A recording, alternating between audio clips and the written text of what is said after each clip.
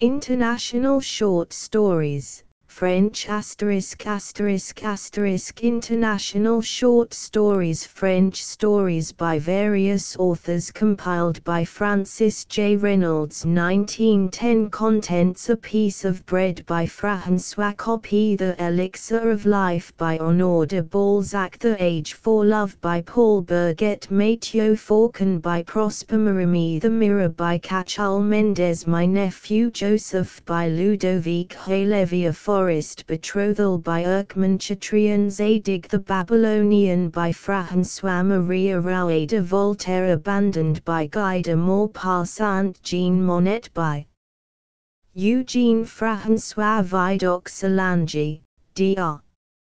Ledru's Story of the Reign of Terror by Alexandre Dumas, The Birds in the Letterbox by René Bazin, Jean Gurdon's 4 Days by Émile Zola, Baron de Trenck by Clemence Robert, The Passage of the Red Sea by Henry Murger, The Woman and the Cat by Marcel Provost, Gil Blas and Dr.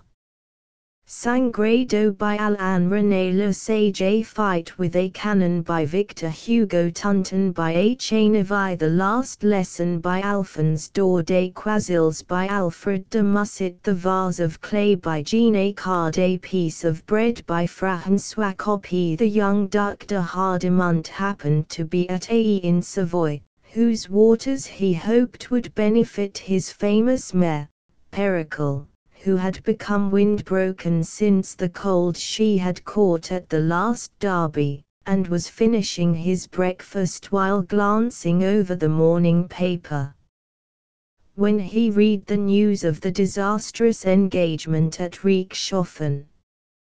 He emptied his glass of Chartreuse, laid his napkin upon the restaurant table, ordered his valet to pack his trunks, and 2 hours later took the express to Paris. Arriving there, he hastened to the recruiting office and enlisted in a regiment of the line.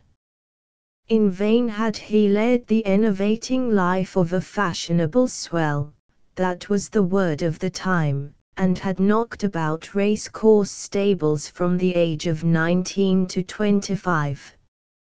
In circumstances like these, he could not forget that Enguerrand de Hardimont died of the plague at Tunis the same day as Saint Louis, that Jean de Hardimont commanded the free companies under Du Guesclin, and that François Henry de Hardimont was killed at Fontenoy with Red Maison. Upon learning that France had lost a battle on French soil, the young Duke felt the blood mount to his face, giving him a horrible feeling of suffocation. And so, early in November, 1870, Henry de Hardimont returned to Paris with his regiment, forming part of Vinoy's corps, and his company being the advance guard before the redoubt of Hautes-Bruyères, a position fortified in haste, and which protected the cannon of Fort Bicêtre. It was a gloomy place, a road planted with clusters of broom, and broken up into muddy ruts. Traversing the leprous fields of the neighborhood, on the border stood an abandoned tavern, a tavern with arbors, where the soldiers had established their post. They had fallen back here a few days before. The grape shot had broken down some of the young trees, and all of them bore upon their bark the white scars of bullet wounds. As for the house, its appearance made one shudder. The roof had been torn by a shell, and the walls seemed whitewashed with blood. The torn and shattered arbors under their network of twigs, the rolling of an upset cask, the high swing whose wet rope groaned in the damp wind, and the inscriptions over the door, furrowed by bullets, Cabinets de Société, Absinthe, Vermouth, Vina 60 cents la litre, encircling a dead rabbit painted over 2 billiard cues tied in a cross by a ribbon. All this recalled with cruel irony the popular entertainment of former days. and over all, a wretched winter sky, across which rolled heavy leaden clouds, an odious sky, angry and hateful. At the door of the tavern stood the young Duke, motionless, with his gun in his shoulder belt, his cap over his eyes, his benumbed hands in the pockets of his red trousers, and shivering in his sheepskin coat. He gave himself up to his somber thoughts, this defeated soldier, and looked with sorrowful eyes toward a line of hills, lost in the fog, where could be seen each moment the flash and smoke of a Krupp gun, followed by a report.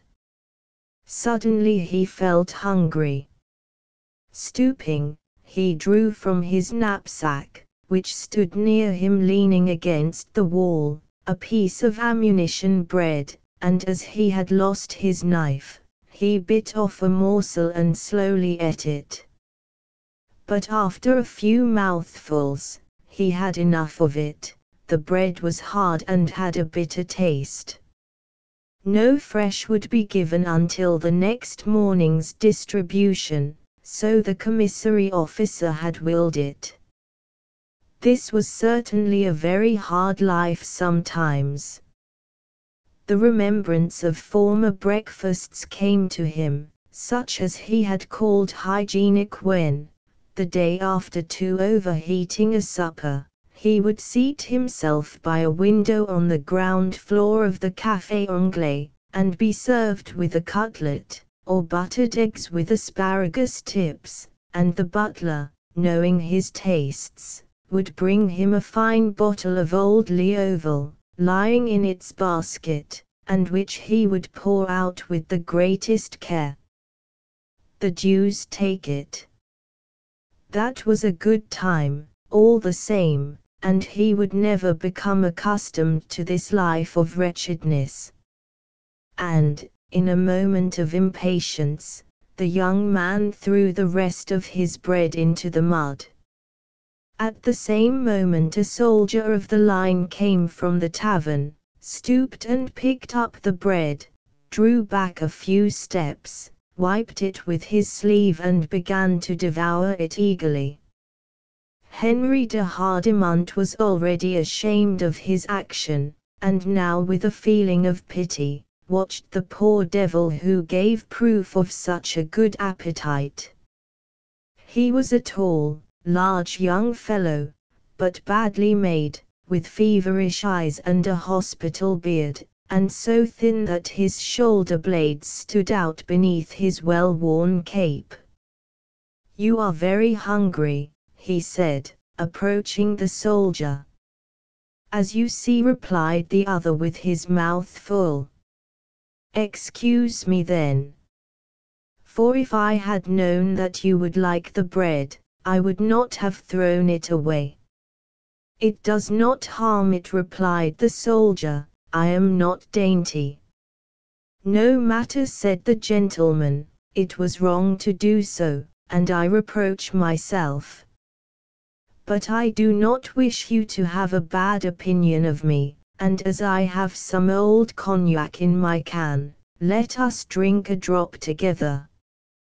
The man had finished eating. The Duke and he drank a mouthful of brandy. The acquaintance was made. "What is your name?" asked the soldier of the line. "Hardimont," replied the Duke, omitting his title. "And yours?" "Jean Victor. I have just entered this company. I am just out of the ambulance. I was wounded at Châtillon. Oh, but it was good in the ambulance, and in the infirmary they gave me horse bouillon. But I had only a scratch, and the major signed my dismissal. So much the worse for me. Now I am going to commence to be devoured by hunger again, for, believe me, if you will, comrade, but, such as you see me, I have been hungry all my life."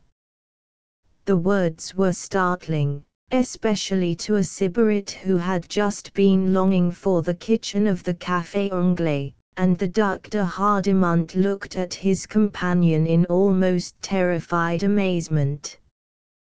The soldier smiled sadly, showing his hungry, wolf-like teeth, as white as his sickly face, and, as if understanding that the other expected something further in the way of explanation or confidence, "Come," said he, suddenly ceasing his familiar way of speaking, doubtless divining that his companion belonged to the rich and happy, "let us walk along the road to warm our feet, and I will tell you things, which probably you have never heard of. I am called Jean Victor, that is all, for I am a foundling, and my only happy remembrance is of my earliest childhood, at the asylum."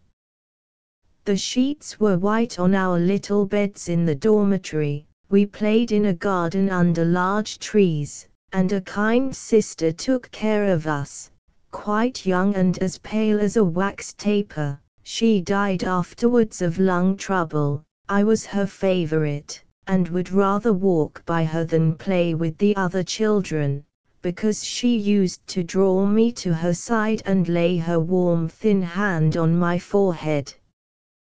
But when I was 12 years old, after my first communion, there was nothing but poverty. The managers put me as apprentice with a chair mender in Faubourg Saint-Jacques.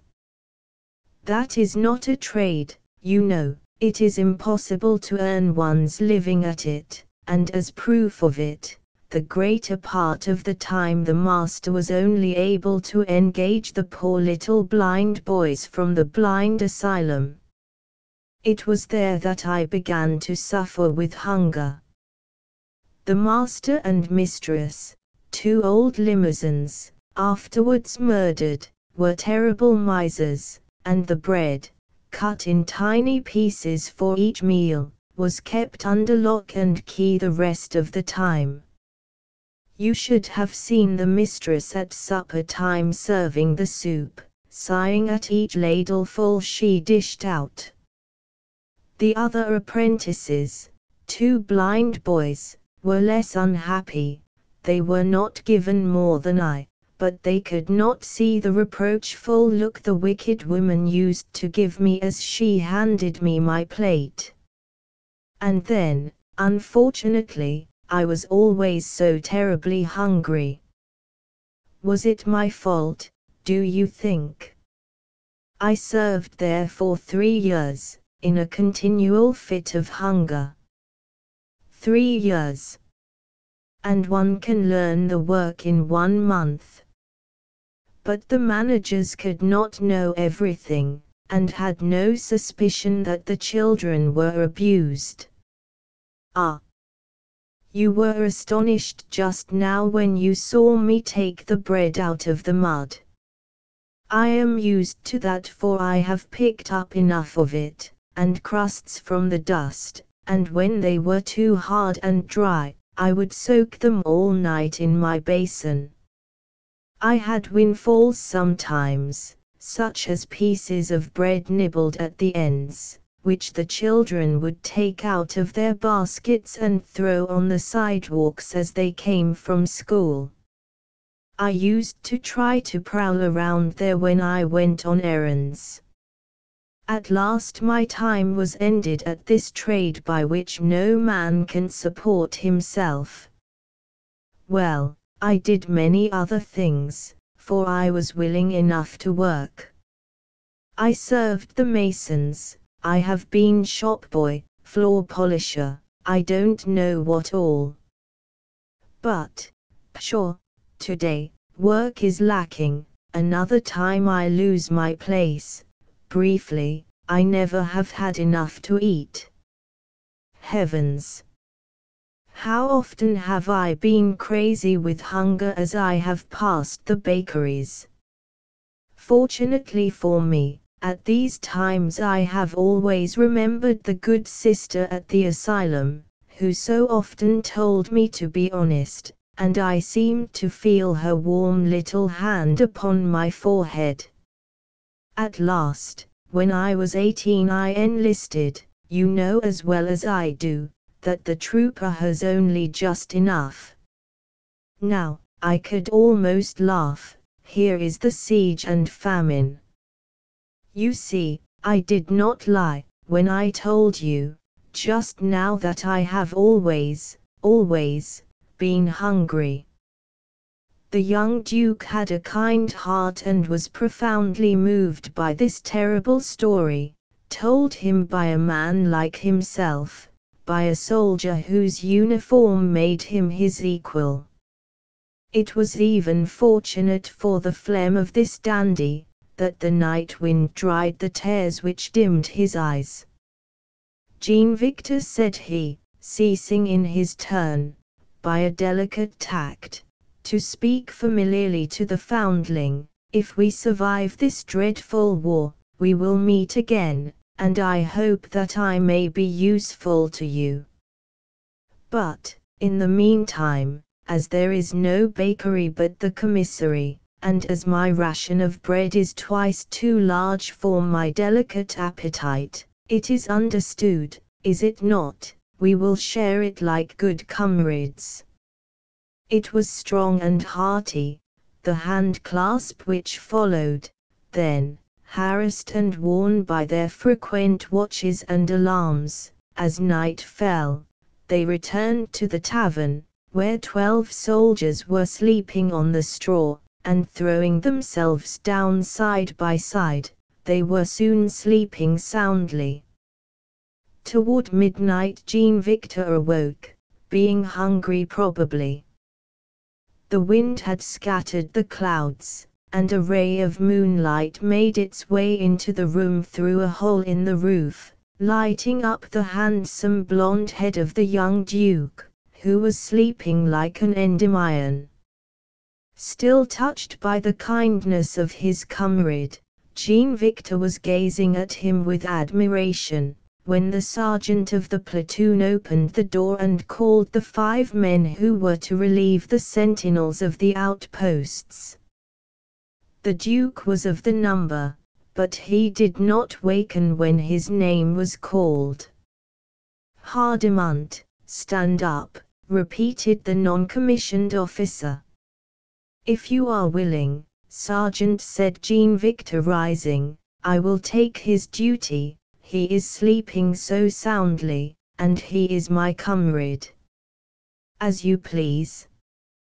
The 5 men left, and the snoring recommenced. But half an hour later the noise of near and rapid firing burst upon the night. In an instant every man was on his feet, and each with his hand on the chamber of his gun, stepped cautiously out, looking earnestly along the road, lying white in the moonlight. What time is it? Asked the Duke. I was to go on duty tonight. Jean Victor went in your place. At that moment a soldier was seen running toward them along the road. What is it? They cried as he stopped, out of breath. The Prussians have attacked us, let us fall back to the redoubt. And your comrades? They are coming, all but poor Jean Victor. Where is he? Cried the Duke. Shot through the head with a bullet, died without a word, off. One night last winter, the Duc de Hardimont left his club about 2 o'clock in the morning, with his neighbor, Count de Solms. The Duke had lost some 100 louis, and had a slight headache. If you are willing, André, he said to his companion, we will go home on foot, I need the air. Just as you please, I am willing, although the walking may be bad. They dismissed their coupés, turned up the collars of their overcoats, and set off toward the Madeleine. Suddenly an object rolled before the Duke which he had struck with the toe of his boot. It was a large piece of bread splattered with mud. Then to his amazement, Monsieur de Saulnes saw the Duc de Hardimont pick up the piece of bread, wipe it carefully with his handkerchief embroidered with his armorial bearings, and place it on a bench, in full view under the gaslight. "What did you do that for?" asked the Count, laughing heartily. "Are you crazy?" "It is in memory of a poor fellow who died for me," replied the Duke in a voice which trembled slightly. "Do not laugh, my friend, it offends me." The Elixir of Life by Honoré de Balzac. In a sumptuous palace of Ferrara, one winter evening, Don Juan Belvidro was entertaining a prince of the House of Este. In those days a banquet was a marvelous affair, which demanded princely riches or the power of a nobleman. 7 pleasure-loving women chatted gaily around a table lighted by perfumed candles, surrounded by admirable works of art whose white marble stood out against the walls of red stucco and contrasted with the rich Turkey carpets. Clad in satin, glittering with gold and laden with gems which sparkled only less brilliantly than their eyes, they all told of passions, intense, but of various styles, like their beauty. They differed neither in their words nor their ideas, but an expression, a look, a motion or an emphasis served as a commentary, unrestrained, licentious, melancholy or bantering, to their words. One seemed to say, "My beauty has power to rekindle the frozen heart of age." Another, "I love to repose on soft cushions and think with rapture of my adorers." A third, a novice at these fetes, was inclined to blush. "At the bottom of my heart I feel compunction," she seemed to say. "I am a Catholic and I fear hell, but I love you so, so dearly, that I would sacrifice eternity to you." The fourth, emptying a cup of Chian wine, cried, "Hurrah, for pleasure! I begin a new existence with each dawn." Forgetful of the past, still intoxicated with the violence of yesterday's pleasures, I embrace a new life of happiness, a life filled with love. The woman sitting next to Belvidro looked at him with flashing eyes. She was silent. "I should have no need to call on a bravo to kill my lover if he abandoned me." Then she had laughed, but a comfit dish of marvelous workmanship was shattered between her nervous fingers. "When are you to be Grand Duke?" asked the sixth of the prince, with an expression of murderous glee on her lips and a look of bacchanalian frenzy in her eyes. "And when is your father going to die?" said the seventh, laughing and throwing her bouquet to Don Juan with maddening coquetry. She was an innocent young girl who was accustomed to play with sacred things. "Oh, don't speak of it," cried the young and handsome Don Juan. "There is only one immortal father in the world, and unfortunately he is mine." The 7 women of Ferrara, the friends of Don Juan, and the prince himself gave an exclamation of horror. 200 years later, under Louis XV, well-bred persons would have laughed at this sally. But perhaps at the beginning of an orgy the mind had still an unusual degree of lucidity. Despite the heat of the candles, the intensity of the emotions, the gold and silver vases, the fumes of wine, despite the vision of ravishing women, perhaps there still lurked in the depths of the heart a little of that respect for things human and divine which struggles until the revel has drowned it in floods of sparkling wine. Nevertheless, the flowers were already crushed, the eyes were steeped with drink, and intoxication, to quote Rabelais, had reached even to the sandals. In the pause that followed a door opened, and, as at the feast of Balthazar, God manifested himself. He seemed to command recognition now in the person of an old, white-haired servant with unsteady gait and drawn brows. He entered with gloomy mien and his look seemed to blight the garlands, the ruby cups, the pyramids of fruits, the brightness of the feast, the glow of the astonished faces and the colors of the cushions dented by the white arms of the women. Then he cast a pall over this folly by saying, in a hollow voice, the solemn words, "Sir, your father is dying." Don Juan rose, making a gesture to his guests, which might be translated, "Excuse me, this does not happen every day." Does not the death of a parent often overtake young people thus in the fullness of life, in the wild enjoyment of an orgy?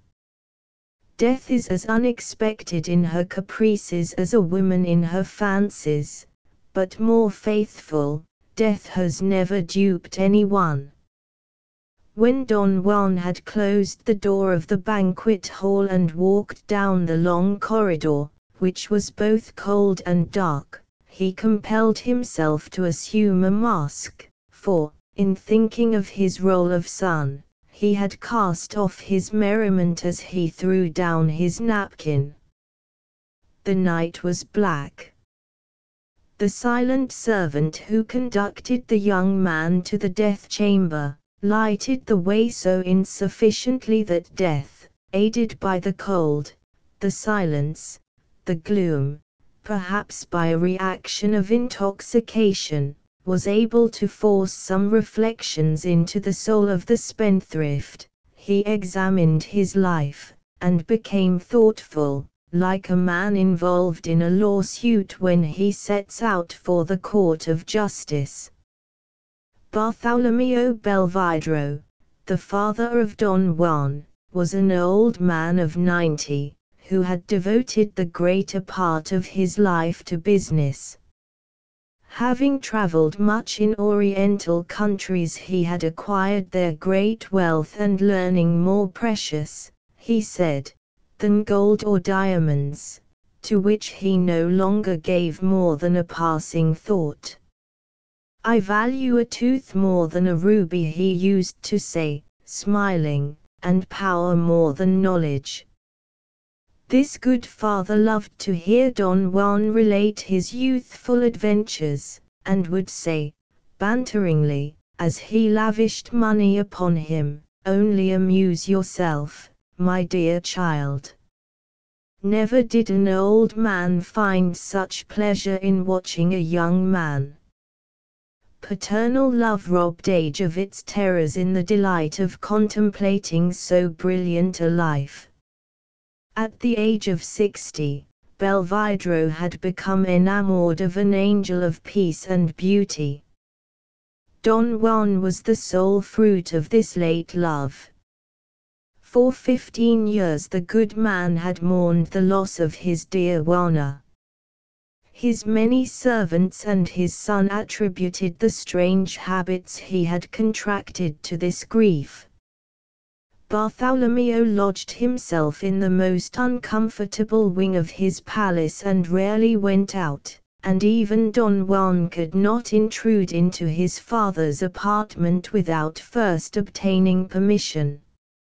If this voluntary recluse came or went in the palace or in the streets of Ferrara, he seemed to be searching for something which he could not find. He walked dreamily, undecidedly, preoccupied like a man battling with an idea or with a memory. while the young man gave magnificent entertainments and the palace re-echoed his mirth, while the horses pawed the ground in the courtyard and the pages quarrelled at their game of dice on the stairs, Bartholomew ate 7 ounces of bread a day and drank water.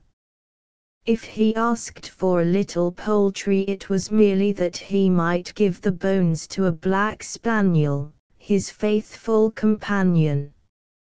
He never complained of the noise. During his illness, if the blast of horns or the barking of dogs interrupted his sleep, he only said, "Ah, Don Juan has come home." Never before was so untroublesome and indulgent a father to be found on this earth. Consequently young Belvidro, accustomed to treat him without ceremony, had all the faults of a spoiled child. His attitude toward Bartholomew was like that of a capricious woman toward an elderly lover, passing off an impertinence with a smile, selling his good humor and submitting to be loved. In calling up the picture of his youth, Don Juan recognized that it would be difficult to find an instance in which his father's goodness had failed him. He felt a newborn remorse while he traversed the corridor, and he very nearly forgave his father for having lived so long. He reverted to feelings of filial piety, as a thief returns to honesty in the prospect of enjoying a well-stolen million. Soon the young man passed into the high, chill rooms of his father's apartment. After feeling a moist atmosphere and breathing the heavy air and the musty odor which is given forth by old tapestries and furniture covered with dust, he found himself in the antique room of the old man, in front of a sick bed and near a dying fire. A lamp standing on a table of Gothic shape shed its streams of uneven light sometimes more, sometimes less strongly upon the bed and showed the form of the old man in ever-varying aspects. The cold air whistled through the insecure windows, and the snow beat with a dull sound against the panes. This scene formed so striking a contrast to the one which Don Juan had just left that he could not help shuddering. He felt cold when, on approaching the bed, a sudden flare of light, caused by a gust of wind, illumined his father's face. The features were distorted, the skin, clinging tightly to the bones, had a greenish tint, which was made the more horrible by the whiteness of the pillows on which the old man rested, drawn with pain. The mouth, gaping and toothless, gave breath to sighs which the howling of the tempest took up and drew out into a dismal wail. In spite of these signs of dissolution, an incredible expression of power shone in the face. The eyes, hallowed by disease, retained a singular steadiness. A superior spirit was fighting there with death. It seemed as if Bartholomew sought to kill with his dying look some enemy seated at the foot of his bed. This gaze, fixed and cold, was made the more appalling by the immobility of the head, which was like a skull standing on a doctor's table. The body, clearly outlined by the coverlet, showed that the dying man's limbs preserved the same rigidity. All was dead, except the eyes. There was something mechanical in the sounds which came from the mouth. Don Juan felt a certain shame at having come to the deathbed of his father with a courtesan's bouquet on his breast, bringing with him the odors of a banquet and the fumes of wine. "You were enjoying yourself," cried the old man, on seeing his son. At the same moment the pure, high voice of a singer who entertained the guests, strengthened by the chords of the viol by which she was accompanied, rose above the roar of the storm and penetrated the chamber of death. Don Juan would gladly have shut out this barbarous confirmation of his father's words. Bartholomew said, "I do not grudge you your pleasure, my child." These words, full of tenderness, pained Don Juan, who could not forgive his father for such goodness. "What sorrow for me, father," he cried. "Poor Juanino," answered the dying man, "I have always been so gentle toward you that you could not wish for my death." "Oh," cried Don Juan, "if it were possible to preserve your life by giving you a part of mine." "One can always say such things," thought the spendthrift. "It is as if I offered the world to my mistress." The thought had scarcely passed through his mind when the old spaniel whined. This intelligent voice made Don Juan tremble. He believed that the dog understood him. "I knew that I could count on you, my son," said the dying man. "There, you shall be satisfied. I shall live, but without depriving you of a single day of your life." "He raves," said Don Juan to himself. Then he said, aloud, "Yes, my dearest father, you will indeed live as long as I do, for your image will be always in my heart."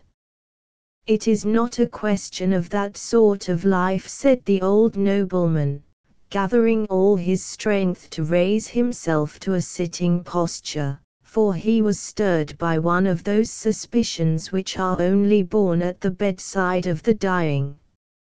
"Listen, my son," he continued in a voice weakened by this last effort. "I have no more desire to die than you have to give up your lady loves, wine, horses, falcons, hounds and money." "I can well believe it," thought his son, kneeling beside the pillow and kissing one of Bartholomew's cadaverous hands. "But, father," he said aloud, "my dear father, we must submit to the will of God." "God?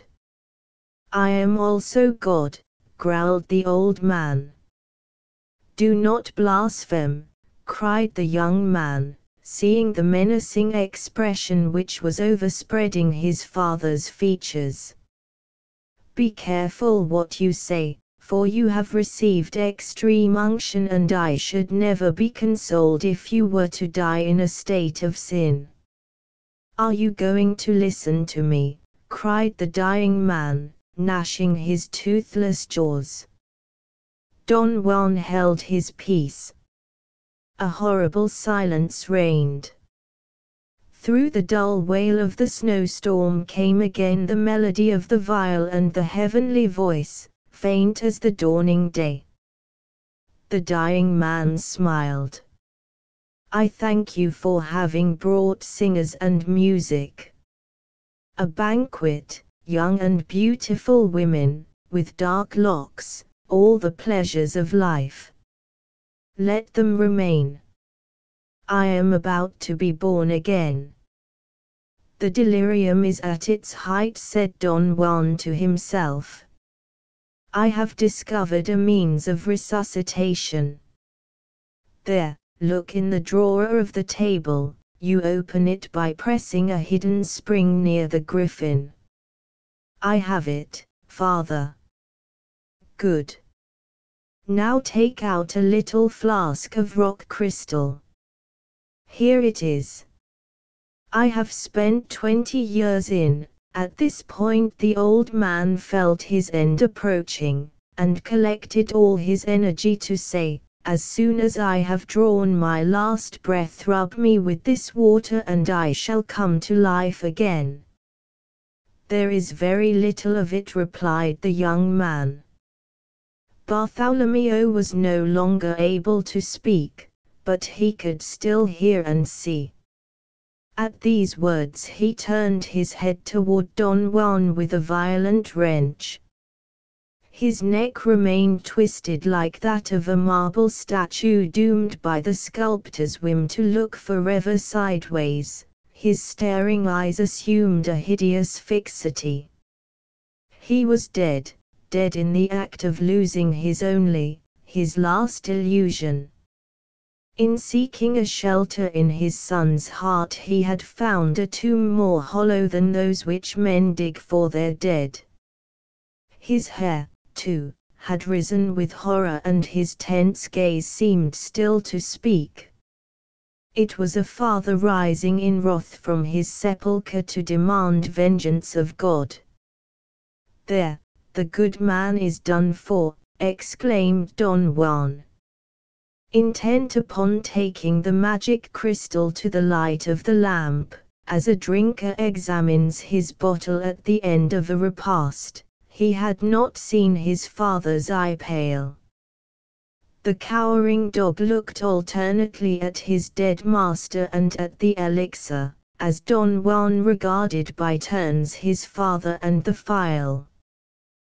The lamp threw out fitful waves of light. The silence was profound, the vial was mute. Belvidro thought he saw his father move, and he trembled. Frightened by the tense expression of the accusing eyes, he closed them, just as he would have pushed down a window blind on an autumn night. He stood motionless, lost in a world of thought. Suddenly a sharp creak, like that of a rusty spring, broke the silence. Don Juan, in his surprise, almost dropped the flask. A perspiration, colder than the steel of a dagger, oozed out from his pores. A cock of painted wood came forth from a clock and crowed 3 times. It was one of those ingenious inventions by which the savants of that time were awakened at the hour fixed for their work. Already the daybreak reddened the casement. The old timepiece was more faithful in its master's service than Don Juan had been in his duty to Bartholomew. This instrument was composed of wood, pulleys, cords and wheels, while he had that mechanism peculiar to man, called a heart.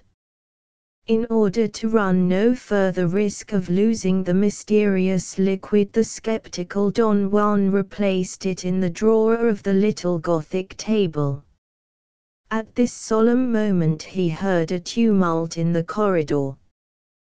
There were confused voices, stifled laughter, light footsteps, the rustle of silk, in short, the noise of a merry troop trying to collect itself in some sort of order. The door opened and the prince, the 7 women, the friends of Don Juan and the singers, appeared, in the fantastic disorder of dancers overtaken by the morning, when the sun disputes the paling light of the candles. They came to offer the young heir the conventional condolences. "Oh, oh, is poor Don Juan really taking this death seriously?" said the prince in La Brambilla's ear. "Well, his father was a very good man," she replied. Nevertheless, Don Juan's nocturnal meditations had printed so striking an expression upon his face that it commanded silence. The men stopped, motionless. The women, whose lips had been parched with wine, threw themselves on their knees and began to pray. Don Juan could not help shuddering as he saw this splendor, this joy, laughter, song, beauty, life personified, doing homage thus to death. But in this adorable Italy religion and revelry were on such good terms that religion was a sort of debauch and debauch religion. The prince pressed Don Juan's hand affectionately, Then all the figures having given expression to the same look, half sympathy, half indifference, the phantasmagoria disappeared, leaving the chamber empty. It was, indeed, a faithful image of life. Going down the stairs, the prince said to La Rivabarella, "Hi-ho, who would have thought Don Juan a mere boaster of impiety? He loved his father, after all." "Did you notice the black dog?" asked La Brambilla. "He is immensely rich now," sighed Bianca Cavatolini. "What is that to me?" cried the proud Veronese, she who had broken the comfit dish. "What is that to you?" exclaimed the Duke. "With his ducats he is as much a prince as I am." At first Don Juan, swayed by 1,000 thoughts, wavered toward many different resolutions. After having ascertained the amount of the wealth amassed by his father, he returned in the evening to the death chamber, his soul puffed up with a horrible egoism. In the apartment he found all the servants of the household busied in collecting the ornaments for the bed of state on which few Monseigneur would lie tomorrow, a curious spectacle which all Ferrara would come to admire. Don Juan made a sign and the servants stopped at once, speechless and trembling. "Leave me alone," he said in an altered voice, "and do not return until I go out again." When the steps of the old servant, who was the last to leave, had died away on the stone flooring, Don Juan locked the door hastily, and, sure that he was alone, exclaimed, "Now, let us try." The body of Bartholomew lay on a long table. To hide the revolting spectacle of a corpse whose extreme decrepitude and thinness made it look like a skeleton, the embalmers had drawn a sheet over the body, which covered all but the head. This mummy-like figure was laid out in the middle of the room, and the linen, naturally clinging, outlined the form vaguely, but showing its stiff, bony thinness. The face already had large purple spots, which showed the urgency of completing the embalming. Despite the skepticism with which Don Juan was armed, he trembled as he uncorked the magic phial of crystal. When he stood close to the head he shook so that he was obliged to pause for a moment. But this young man had allowed himself to be corrupted by the customs of a dissolute court. An idea worthy of the Duke of Urbino came to him, and gave him a courage which was spurred on by lively curiosity. It seemed as if the demon had whispered the words which resounded in his heart, "Bathe an eye." He took a piece of linen and, after having moistened it sparingly with the precious liquid, he passed it gently over the right eyelid of the corpse. The eye opened. "Ah," said Don Juan, gripping the flask in his hand as we clutch in our dreams the branch by which we are suspended over a precipice. He saw an eye full of life, a child's eye in a death's head, the liquid eye of youth, in which the light trembled. Protected by beautiful black lashes, it scintillated like one of those solitary lights which travelers see in lonely places on winter evenings. It seemed as if the glowing eye would pierce Don Juan. It thought, accused, condemned, threatened, judged, spoke, it cried, it snapped at him. There was the most tender supplication, a royal anger, then the love of a young girl imploring mercy of her executioners. Finally, the awful look that a man casts upon his fellow men on his way to the scaffold. So much life shone in this fragment of life that Don Juan recoiled in terror.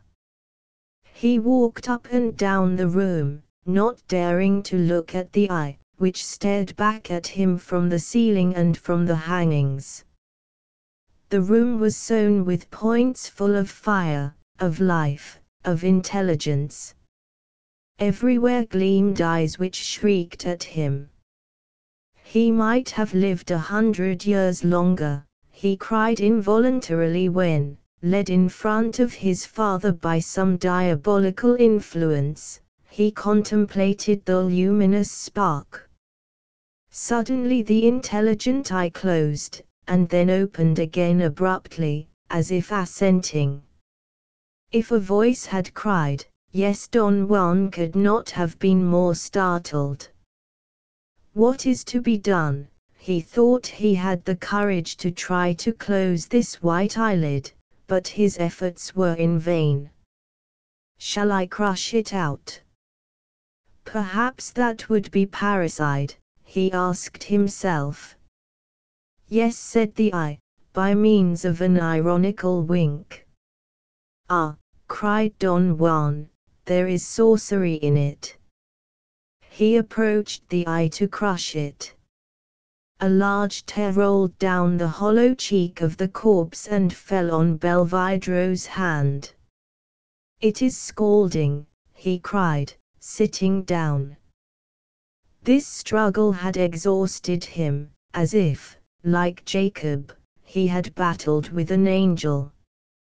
At last he arose, saying, so long as there is no blood, then, collecting all the courage needed for the cowardly act, he crushed out the eye, pressing it in with the linen without looking at it. A deep moan, startling and terrible, was heard. It was the poor spaniel, who died with a howl. Could he have been in the secret? Don Juan wondered, surveying the faithful animal. Don Juan was considered a dutiful son. He raised a monument of white marble over his father's tomb, and employed the most prominent artists of the time to carve the figures. He was not altogether at ease until the statue of his father, kneeling before religion, imposed its enormous weight on the grave, in which he had buried the only regret that had ever touched his heart, and that only in moments of physical depression. On making an inventory of the immense wealth amassed by the old Orientalist, Don Juan became avaricious. Had he not 2 human lives in which he should need money? His deep, searching gaze penetrated the principles of social life, and he understood the world all the better because he viewed it across a tomb. He analyzed men and things that he might have done at once with the past, represented by history, with the present, expressed by the law, and with the future revealed by religion. He took soul and matter, threw them into a crucible, and found nothing there, and from that time forth he became Don Juan. Master of the illusions of life, he threw himself, young and beautiful, into life, despising the world, but seizing the world. His happiness could never be of that bourgeois type which is satisfied by boiled beef, by a welcome warming pan in winter, a lamp at night and new slippers at each quarter. He grasped existence as a monkey seizes a nut, peeling off the coarse shell to enjoy the savory kernel. The poetry and sublime transports of human passion touched no higher than his instep. He never made the mistake of those strong men who, imagining that little souls believe in the great, venture to exchange noble thoughts of the future for the small coin of our ideas of life. He might, like them, have walked with his feet on earth and his head among the clouds, but he preferred to sit at his ease and sear with his kisses the lips of more than one tender, fresh and sweet woman. Like death, wherever he passed, he devoured all without scruple, demanding a passionate, oriental love and easily won pleasure. Loving only women in women, his soul found its natural trend in irony. When his inamoratas mounted to the skies in an ecstasy of bliss, Don Juan followed, serious, unreserved, sincere as a German student. But he said I while his lady love, in her folly, said we. He knew admirably how to yield himself to a woman's influence. He was always clever enough to make her believe that he trembled like a college youth who asks his first partner at a ball, "Do you like dancing?" But he could also be terrible when necessary. He could draw his sword and destroy skilled soldiers. There was banter in his simplicity and laughter in his tears, for he could weep as well as any woman who says to her husband, "Give me a carriage or I shall pine to death."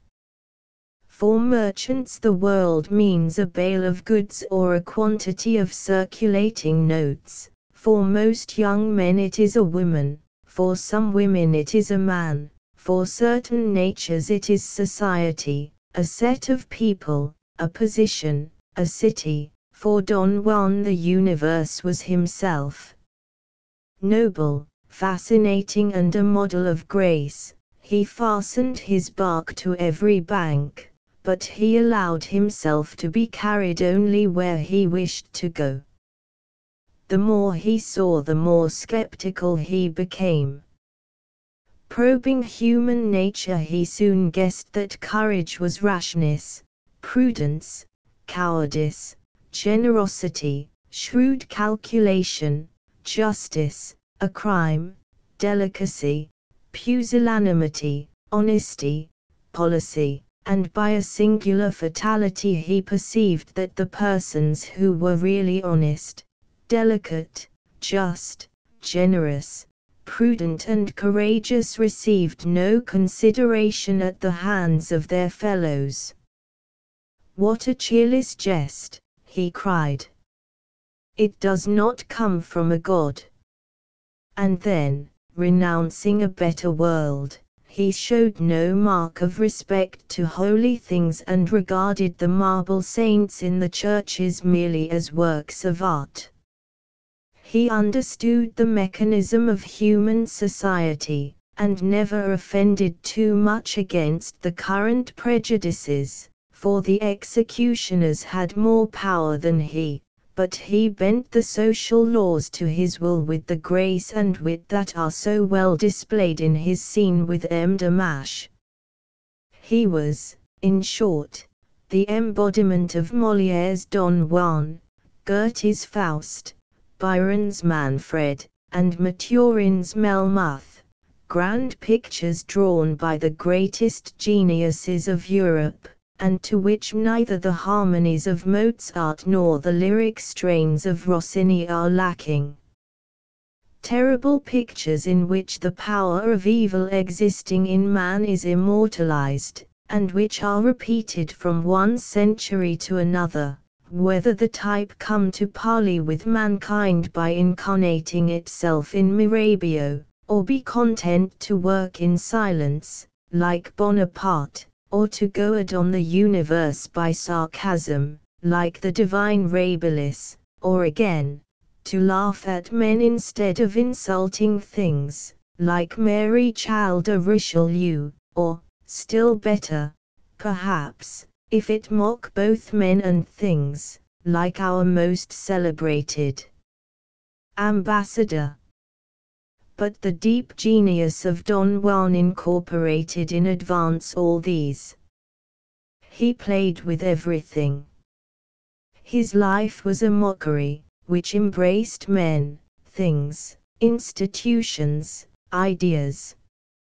As for eternity, he had chatted for half an hour with Pope Julius II, and at the end of the conversation he said, laughing, "If it were absolutely necessary to choose, I should rather believe in God than in the devil.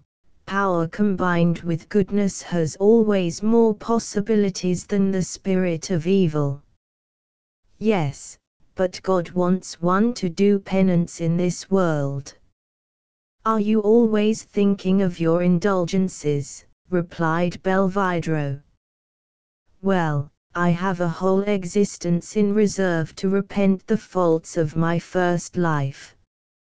"Oh, if that is your idea of old age," cried the Pope, "you are in danger of being canonized.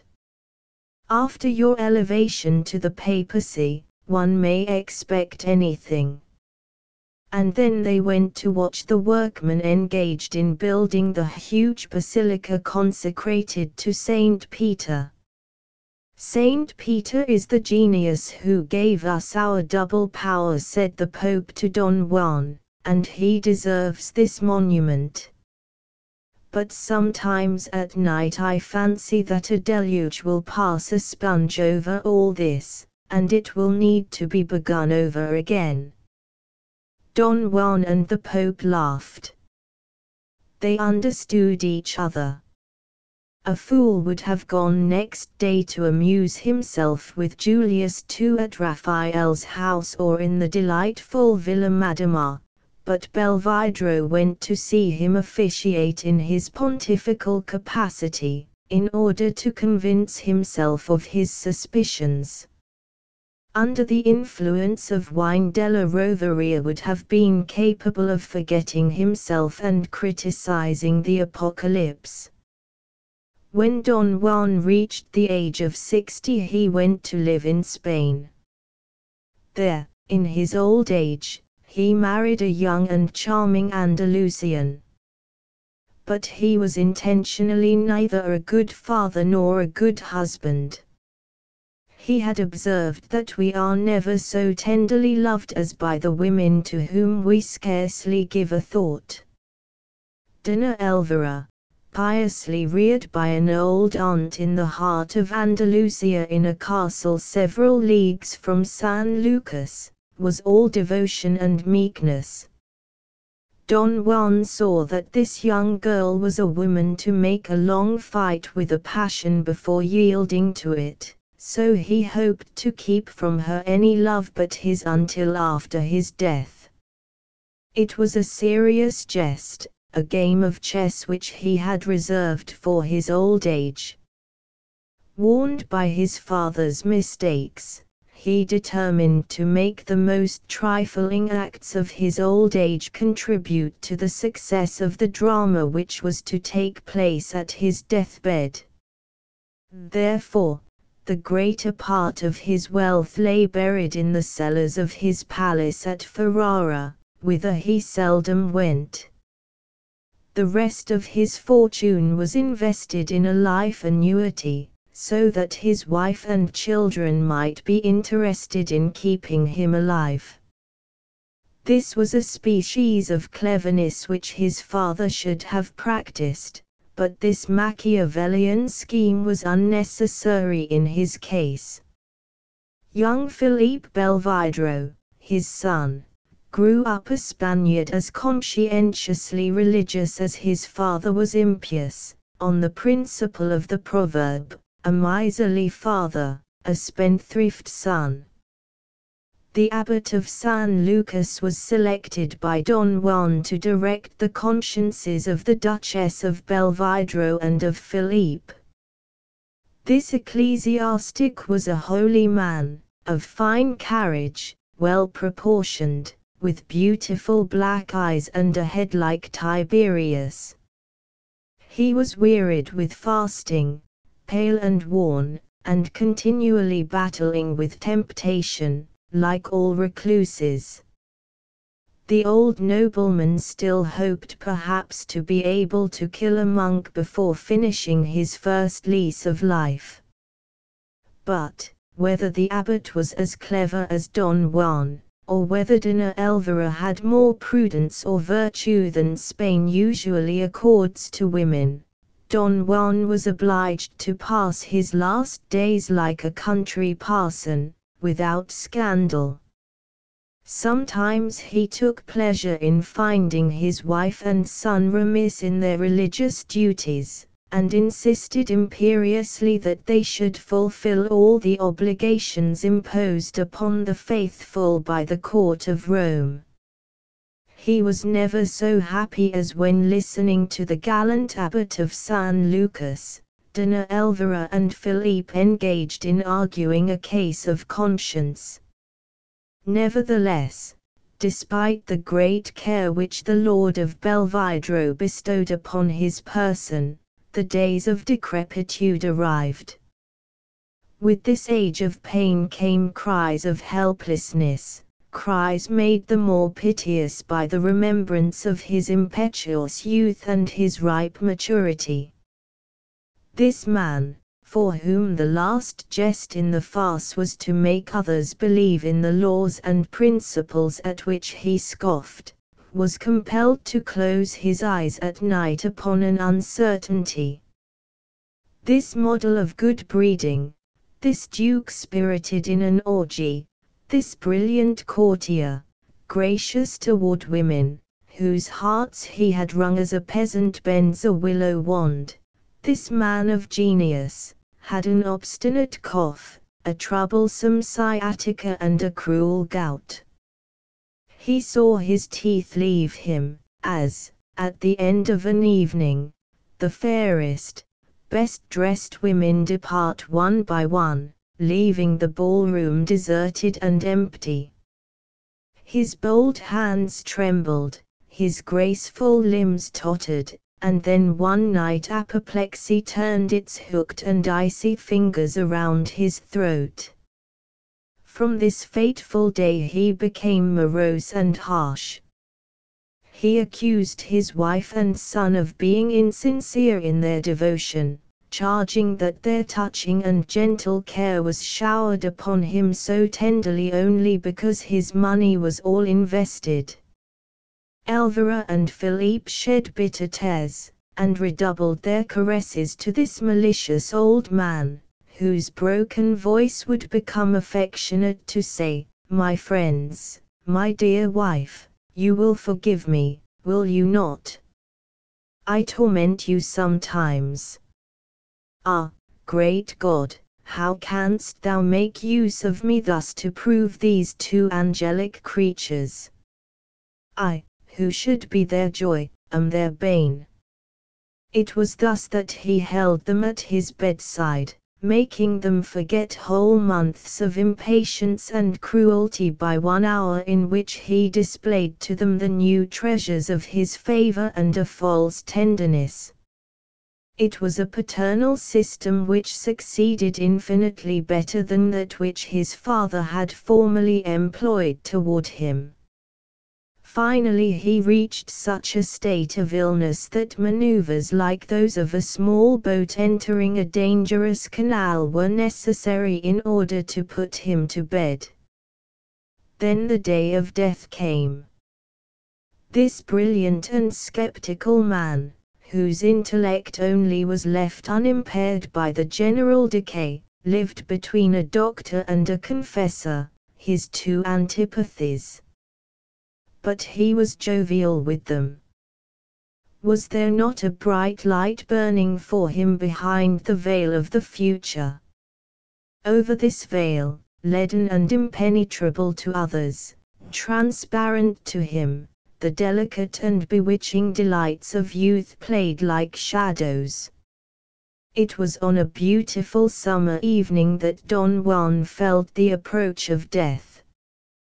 The Spanish sky was gloriously clear, the orange trees perfumed the air and the stars cast a fresh glowing light. Nature seemed to give pledges of his resurrection. a pious and obedient son regarded him with love and respect. About 11 o'clock he signified his wish to be left alone with this sincere being. "Philippe," he began, in a voice so tender and affectionate that the young man trembled and wept with happiness, for his father had never said Philippe like this before.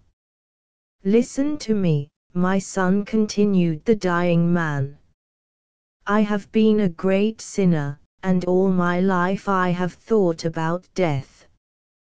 Formerly I was the friend of the great Pope Julius II. This illustrious pontiff feared that the excessive excitability of my feelings would cause me to commit some deadly sin at the moment of my death, after I had received the blessed ointment. He made me a present of a flask of holy water that gushed forth from a rock in the desert.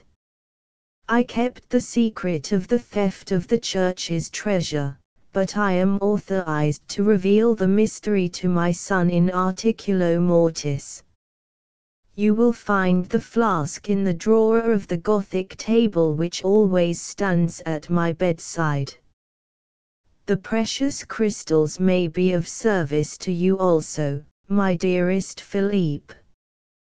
Will you swear to me by your eternal salvation that you will carry out my orders faithfully?" Philippe looked at his father. Don Juan was too well versed in human expression not to know that he could die peacefully in perfect faith in such a look, as his father had died in despair at his own expression. "You deserve a different father," continued Don Juan. "I must acknowledge that when the estimable abbot of San Lucas was administering the viaticum I was thinking of the incompatibility of two so wide-spreading powers as that of the devil and that of God. Oh, Father! And I said to myself that when Satan makes his peace he will be a great idiot if he does not bargain for the pardon of his followers. This thought haunted me. So, my child, I shall go to hell if you do not carry out my wishes. Oh, tell them to me at once, Father." "As soon as I have closed my eyes," replied Don Juan, "and that may be in a few minutes. You must take my body, still warm, and lay it on a table in the middle of the room. Then put out the lamp, the light of the stars will be sufficient. You must take off my clothes, and while you recite Paters and Aves and uplift your soul to God, you must moisten my eyes, my lips, all my head first, and then my body, with this holy water. But, my dear son, the power of God is great. You must not be astonished at anything." At this point Don Juan, feeling the approach of death, added in a terrible voice, "Be careful of the flask." Then he died gently in the arms of his son, whose tears fell upon his ironical and sallow face. It was nearly midnight when Don Felipe Belvidro placed his father's corpse on the table. After kissing the stern forehead and the grey hair he put out the lamp. The soft rays of the moonlight which cast fantastic reflections over the scenery allowed the pious Philippe to discern his father's body dimly, as something white in the midst of the darkness. The young man moistened a cloth in the liquid and then, deep in prayer, he faithfully anointed the revered head. The silence was intense. Then he heard indescribable rustlings, but he attributed them to the wind among the tree-tops.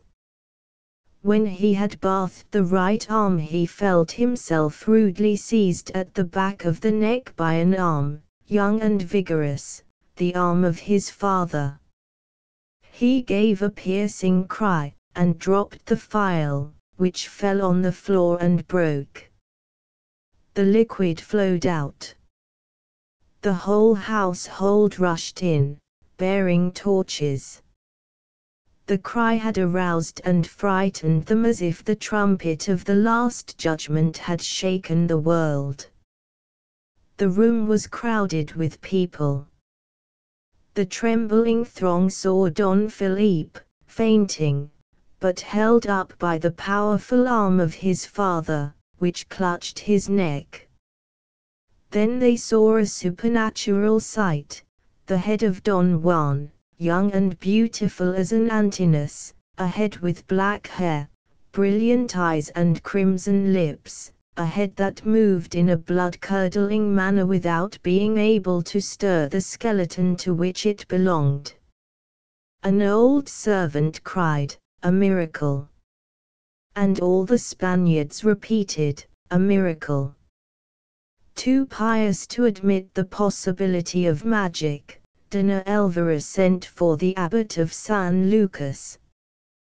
When the priest saw the miracle with his own eyes, he resolved to profit by it, like a man of sense, and like an abbot who asked nothing better than to increase his revenues. Declaring that Don Juan must inevitably be canonized, he appointed his monastery for the ceremony of the apotheosis. The monastery, he said, should henceforth be called San Juan de Lucas. At these words the head made a facetious grimace. The taste of the Spaniards for this sort of solemnities is so well known that it should not be difficult to imagine the religious spectacle with which the Abbey of San Lucas celebrated the translation of the blessed Don Juan Belvidro in its church. A few days after the death of this illustrious nobleman, the miracle of his partial resurrection had been so thoroughly spread from village to village throughout a circle of more than 50 leagues round San Lucas that it was as good as a play to see the curious people on the road. They came from all sides, drawn by the prospect of a Te Deum chanted by the light of burning torches. The ancient mosque of the monastery of San Lucas, a wonderful building, erected by the Moors, which for 300 years had resounded with the name of Jesus Christ instead of Allah, could not hold the crowd which was gathered to view the ceremony. Packed together like ants, the hidalgos in velvet mantles and armed with their good swords stood round the pillars, unable to find room to bend their knees, which they never bent elsewhere. Charming peasant women, whose dresses set off the beautiful lines of their figures, gave their arms to white-haired old men. Youths with glowing eyes found themselves beside old women decked out in gala dress. There were couples trembling with pleasure, curious fiancés, led thither by their sweethearts, newly married couples and frightened children, holding one another by the hand. All this throng was there, rich in colors, brilliant in contrast, laden with flowers, making a soft tumult in the silence of the night. The great doors of the church opened. Those who, having come too late, were obliged to stay outside, saw in the distance, through the 3 open doors, a scene of which the tawdry decorations of our modern operas can give but a faint idea. Devotees and sinners, intent upon winning the favor of a new saint, lighted thousands of candles in his honor inside the vast church, and these scintillating lights gave a magical aspect to the edifice. The black arcades, the columns with their capitals, the recessed chapels glittering with gold and silver, the galleries, the Moorish fretwork, the most delicate features of this delicate carving, were all revealed in the dazzling brightness like the fantastic figures which are formed in a glowing fire. It was a sea of light, surmounted at the end of the church by the gilded choir, where the high altar rose in glory, which rivaled the rising sun. But the magnificence of the golden lamps, the silver candlesticks, the banners, the tassels, the saints and the ex voto paled before the reliquary in which Don Juan lay. The body of the blasphemer was resplendent with gems, flowers, crystals, diamonds, gold, and plumes as white as the wings of a seraphim. It replaced a picture of Christ on the altar. Around him burned wax candles, which threw out waves of light. The good abbot of San Lucas, clad in his pontifical robes, with his jeweled mitre, his surplice and his golden crozier reclined, king of the choir, in a large armchair, amid all his clergy, who were impassive men with silver hair, and who surrounded him like the confessing saints whom the painters group round the Lord. The precentor and the dignitaries of the order, decorated with the glittering insignia of their ecclesiastical vanities, came and went among the clouds of incense like planets revolving in the firmament. When the hour of triumph was come, the chimes awoke the echoes of the countryside, and this immense assembly raised its voice to God in the first cry of praise which begins the Te Deum. Sublime exultation. There were voices pure and high, ecstatic women's voices, blended with the deep sonorous tones of the men. Thousands of voices so powerful that they drowned the organ in spite of the bellowing of its pipes. The shrill notes of the choir boys and the powerful rhythm of the basses inspired pretty thoughts of the combination of childhood and strength in this delightful concert of human voices blended in an outpouring of love. Te Deum Laudamus.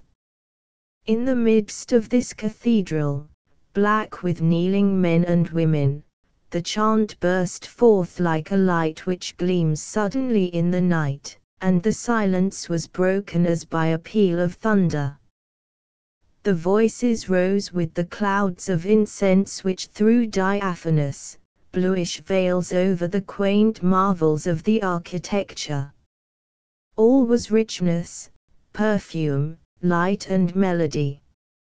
At the moment at which this symphony of love and gratitude rolled toward the altar, Don Juan, too polite not to express his thanks and too witty not to appreciate a jest, responded by a frightful laugh, and straightened up in his reliquary. But, the devil having given him a hint of the danger he ran of being taken for an ordinary man, for a saint, a Boniface or a Pantaleon, he interrupted this harmony of love by a shriek in which the 1,000 voices of hell joined. Earth lauded, heaven condemned. The church trembled on its ancient foundations. Te Deum Laudamus, sang the crowd. Go to the devil, brute beasts that you are. Carajos demonios. Beasts. What idiots you are with your God. And a torrent of curses rolled forth like a stream of burning lava at an eruption of Vesuvius. Deus Sabaoth, Sabaoth, cried the Christians. Then the living arm was thrust out of the reliquary and waved threateningly over the assembly with a gesture full of despair and irony. The saint is blessing us, said the credulous old women, the children and the young maids. It is thus that we are often deceived in our adorations.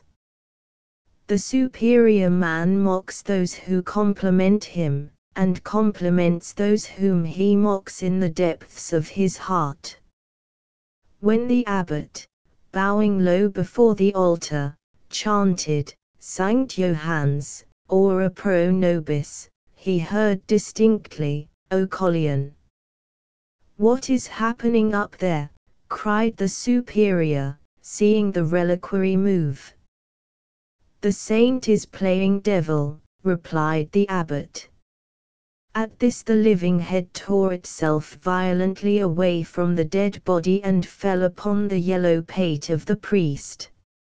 Remember, Dona Elvira, cried the head, fastening its teeth in the head of the abbot. The latter gave a terrible shriek, which threw the crowd into a panic. The priests rushed to the assistance of their chief. Imbecile! Now say that there is a God, cried the voice, just as the abbot expired. The Age for Love by Paul Burget. When I submitted the plan of my inquiry upon the Age for Love to the editor-in-chief of the Boulevard, the highest type of French literary paper, he seemed astonished that an idea so journalistic, that was his word, should have been evolved from the brain of his most recent acquisition. I had been with him 2 weeks and it was my first contribution. Give me some details, my dear Labarthe, he said, in a somewhat less insolent manner than was his wont. After listening to me for a few moments he continued, that is good. You will go and interview certain men and women, first upon the age at which one loves the most, next upon the age when one is most loved. Is that your idea? And now to whom will you go first? I have prepared a list, I replied, and took from my pocket a sheet of paper. I had jotted down the names of a number of celebrities whom I proposed to interview on this all-important question, and I began to read over my list. It contained 2 ex-government officials, a general, a Dominican father, 4 actresses, 2 café concert singers, 4 actors, 2 financiers, 2 lawyers, a surgeon and a lot of literary celebrities.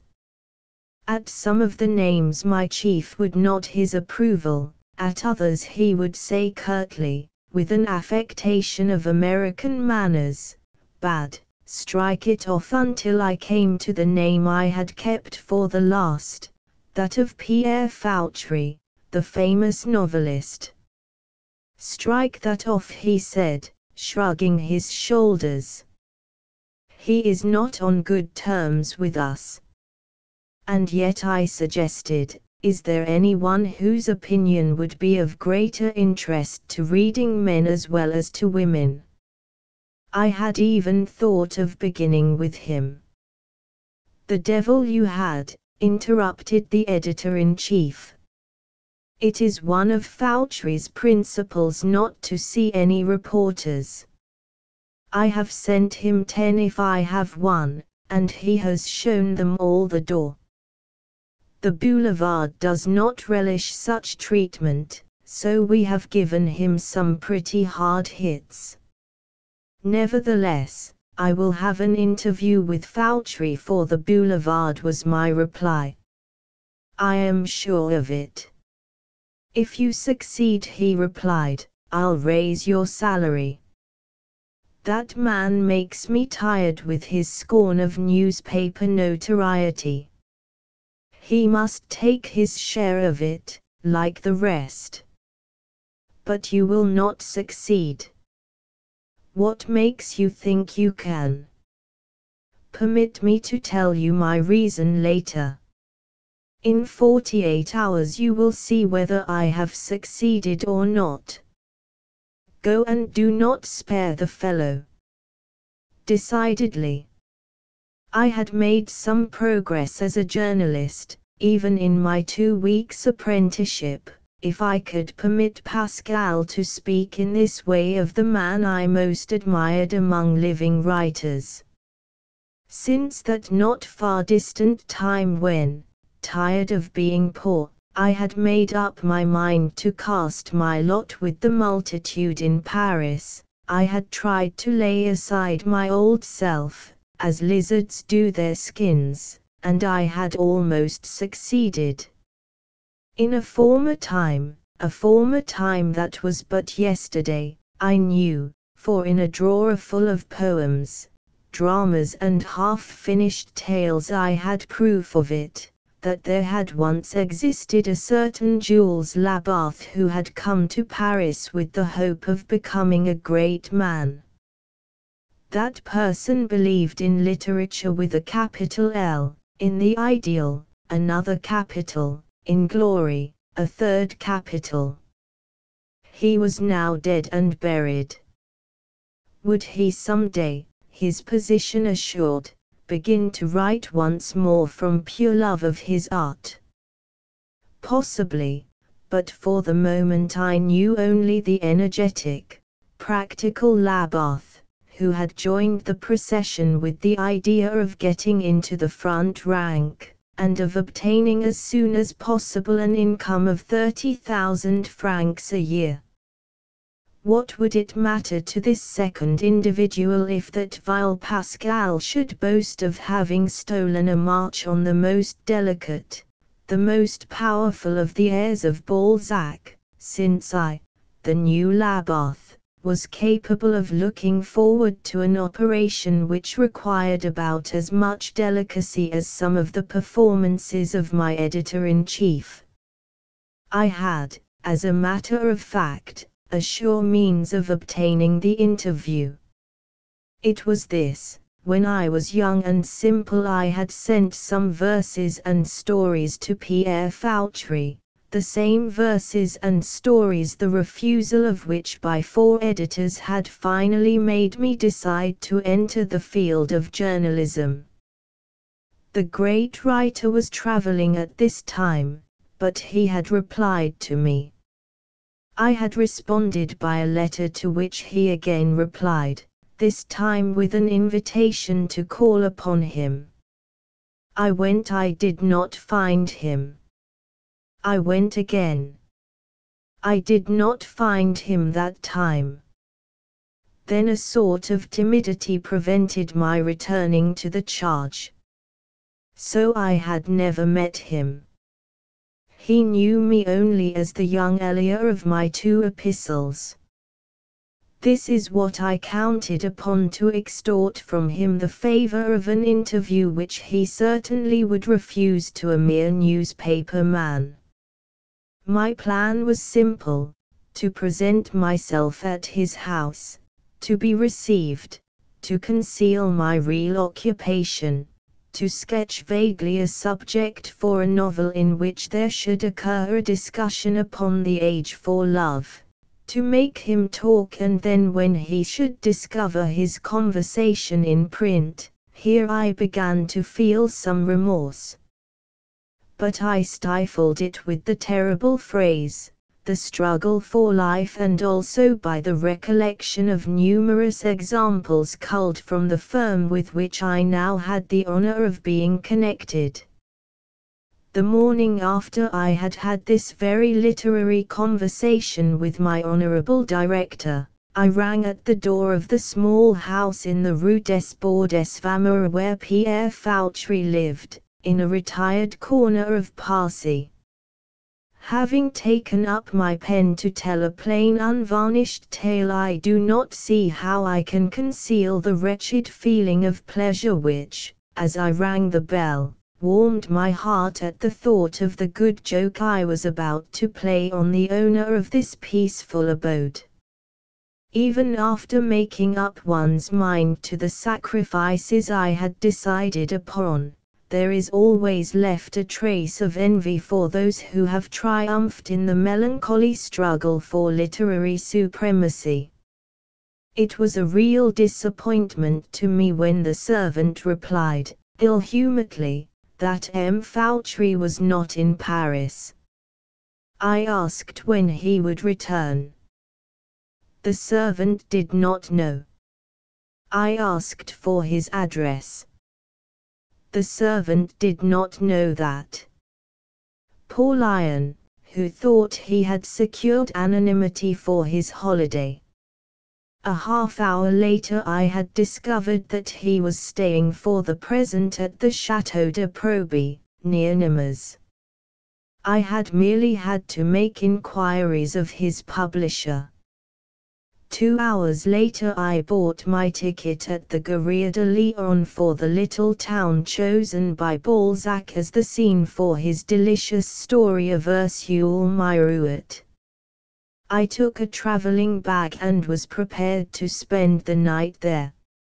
In case I failed to see the master that afternoon, I had decided to make sure of him the next morning. Exactly 7 hours after the servant, faithful to his trust, had declared that he did not know where his master was staying, I was standing in the hall of the chateau waiting for my card to be sent up. I had taken care to write on it a reminder of our conversation of the year before, and this time, after a 10-minute wait in the hall, during which I noticed with singular curiosity and malice 2 very elegant and very pretty young women going out for a walk, I was admitted to his presence. Aha, I said to myself, this then is the secret of his exile. The interview promises well. The novelist received me in a cozy little room, with a window opening onto the park, already beginning to turn yellow with the advancing autumn. A wood fire burned in the fireplace and lighted up the walls, which were hung with flowered cretonne and on which could be distinguished several colored English prints representing cross-country rides and the jumping of hedges. Here was the worldly environment with which Fauchery is so often reproached. But the books and papers that littered the table bore witness that the present occupant of this charming retreat remained a substantial man of letters.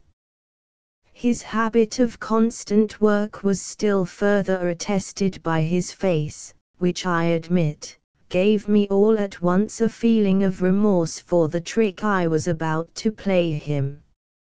If I had found him the snobbish pretender whom the weekly newspapers were in the habit of ridiculing, it would have been a delight to outwit his diplomacy.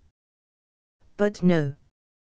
I saw, as he put down his pen to receive me, a man about 57 years old, with a face that bore the marks of reflection, eyes tired from sleeplessness, a brow heavy with thought, who said as he pointed to an easy chair, "You will excuse me, my dear confrère, for keeping you waiting." I, his dear confrère. Ah! If he had known. You see, and he pointed to the page still wet with ink, that man cannot be free from the slavery of furnishing copy. One has less facility at my age than at yours. Now, let us speak of yourself. How do you happen to be at Nemours? What have you been doing since the story and the verses you were kind enough to send me? It is vain to try to sacrifice once for all one's youthful ideals. When a man has loved literature as I loved it at 20, he cannot be satisfied at 26 to give up his early passion, even at the bidding of implacable necessity.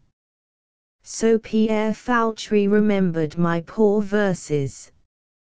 He had actually read my story. His illusion proved it. Could I tell him at such a moment that since the creation of those first works I had despaired of myself, and that I had changed my gun to the other shoulder? The image of the Boulevard office rose suddenly before me. I heard the voice of the editor-in-chief saying, "Interview Fauchery. You will never accomplish that." So, faithful to my self-imposed role, I replied, "I have retired to Nemours to work upon a novel called The Age for Love, and it is on this subject that I wished to consult you, my dear master." It seemed to me, it may possibly have been an illusion, that at the announcement of the so-called title of my so-called novel, a smile and a shadow flitted over Fauchery's eyes and mouth. A vision of the two young women I had met in the hall came back to me. Was the author of so many great masterpieces of analysis about to live a new book before writing it? I had no time to answer this question, for, with a glance at an onyx vase containing some cigarettes of Turkish tobacco, he offered me one, lighted one himself and began first to question, then to reply to me. I listened while he thought aloud and had almost forgotten my Machiavellian combination. So keen was my relish of the joyous intimacy of this communion with a mind I had passionately loved in his works. He was the first of the great writers of our day whom I had thus approached on something like terms of intimacy. As we talked, I observed the strange similarity between his spoken and his written words. I admired the charming simplicity with which he abandoned himself to the pleasures of imagination, his superabundant intelligence, the liveliness of his impressions and his total absence of arrogance and of pose. "There is no such thing as an age for love," he said in substance, "because the man capable of loving, in the complex and modern sense of love as a sort of ideal exaltation, never ceases to love. I will go further, he never ceases to love the same person." You know the experiment that a contemporary physiologist tried with a series of portraits to determine in what the indefinable resemblances called family likeness consisted. He took photographs of 20 persons of the same blood, then he photographed these photographs on the same plate, one over the other. In this way he discovered the common features which determined the type. Well, I am convinced that if we could try a similar experiment and photograph one upon another the pictures of the different women whom the same man has loved or thought he had loved in the course of his life, we should discover that all these women resembled one another. The most inconsistent have cherished one and the same being through 5 or 6 or even 20 different embodiments. The main point is to find out at what age they have met the woman who approaches nearest to the one whose image they have constantly borne within themselves. For them that would be the age for love. The age for being loved, he continued. The deepest of all the passions I have ever known a man to inspire was in the case of one of my masters, a poet, and he was 60 years old at the time. It is true that he still held himself as erect as a young man, he came and went with a step as light as yours, he conversed like Rivarol, he composed verses as beautiful as de Vigny's. He was besides very poor, very lonely and very unhappy, having lost one after another, his wife and his children. You remember the words of Shakespeare's Moor, "She loved me for the dangers I had passed, and I loved her that she did pity them." So it was that this great artist inspired in a beautiful, noble and wealthy young Russian woman, a devotion so passionate that because of him she never married. She found a way to take care of him, day and night, in spite of his family, during his last illness, and at the present time, having bought from his heirs all of the poet's personal belongings, she keeps the apartment where he lived just as it was at the time of his death. That was years ago. In her case, she found in a man 3 times her own age the person who corresponded to a certain ideal which she carried in her heart. Look at Goethe, at Lamartine, and at many others. To depict feelings on this high plane, you must give up the process of minute and insignificant observation which is the bane of the artists of today. In order that a 60-year-old lover should appear neither ridiculous nor odious, you must apply to him what the elder Corneille so proudly said of himself in his lines to the Marquise: Cependant, j'aurais quelques charmes qui sont assez éclatants pour ne voir pas trop d'alarmes de ces ravages du temps. Have the courage to analyze great emotions, to create characters who shall be lofty and true. The whole art of the analytical novel lies there. As he spoke, the master had such a light of intellectual certainty in his eyes that to me he seemed the embodiment of one of those great characters he had been urging me to describe. It made me feel that the theory of this man, himself almost a sexagenarian, that at any age one may inspire love, was not unreasonable. The contrast between the world of ideas in which he moved and the atmosphere of the literary shop in which for the last few months I had been stifling was too strong. The dreams of my youth were realized in this man whose gifts remained unimpaired after the production of 30 volumes and whose face, growing old, was a living illustration of the beautiful saying, "Since we must wear out, let us wear out nobly." His slender figure bespoke the austerity of long hours of work, his firm mouth showed his decision of character. His brow, with its deep furrows, had the paleness of the paper over which he so often bent, and yet, the refinement of his hands, so well cared for, the sober elegance of his dress and an aristocratic air that was natural to him showed that the finer professional virtues had been cultivated in the midst of a life of frivolous temptations. These temptations had been no more of a disturbance to his ethical and spiritual nature than the academic honors, the financial successes, the numerous editions that had been his. Withal he was an awfully good fellow, for, after having talked at great length with me, he ended by saying, "Since you are staying in Nemours I hope to see you often. And today I cannot let you go without presenting you to my hostess." What could I say? This was the way in which a mere reporter on the boulevard found himself installed at a 5 o'clock tea table in the salon of a chateau, where surely no newspaper man had ever before set foot, and was presented as a young poet and novelist of the future to the old Marquise de Proby, whose guest the master was. This amiable white-haired dowager questioned me upon my alleged work, and I replied equivocally, with blushes, which the good lady must have attributed to bashful timidity.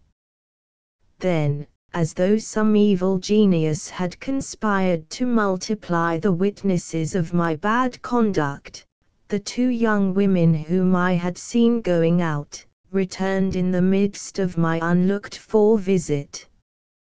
Ah, my interview with this student of femininity upon the age for love was about to have a living commentary. How it would illumine his words to hear him conversing with these new arrivals! One was a young girl of possibly 20, a Russian if I rightly understood the name. She was rather tall, with a long face lighted up by two very gentle black eyes, singular in their fire and intensity. She bore a striking resemblance to the portrait attributed to Francia in the Salon Carré of the Louvre, which goes by the name of the Man in Black because the color of his clothes and his mantle. About her mouth and nostrils was that same subdued nervousness, that same restrained feverishness which gives to the portrait its striking qualities. I had not been there a quarter of an hour before I had guessed from the way she watched and listened to Fauchery what a passionate interest the old master inspired in her. When he spoke she paid rapt attention. When she spoke to him, I felt her voice shiver, if I may use the word, and he, glorious writer, surfeited with triumphs, exhausted by his labors, seemed, as soon as he felt the radiance of her glance of ingenuous idolatry, to recover that vivacity, that elasticity of impression, which is the sovereign grace of youthful lovers. I understand now why he cited Gertie and the young girl of Marienbad, said I to myself with a laugh, as my hired carriage sped on toward Nemours. He was thinking of himself. He is in love with that child, and she is in love with him. We shall hear of his marrying her. There's a wedding that will call forth copy, and when Pascal hears that I witnessed the courtship, but just now I must think of my interview. Won't Fauchery be surprised to read it day after tomorrow in his paper? But does he read the papers? It may not be right, but what harm will it do him?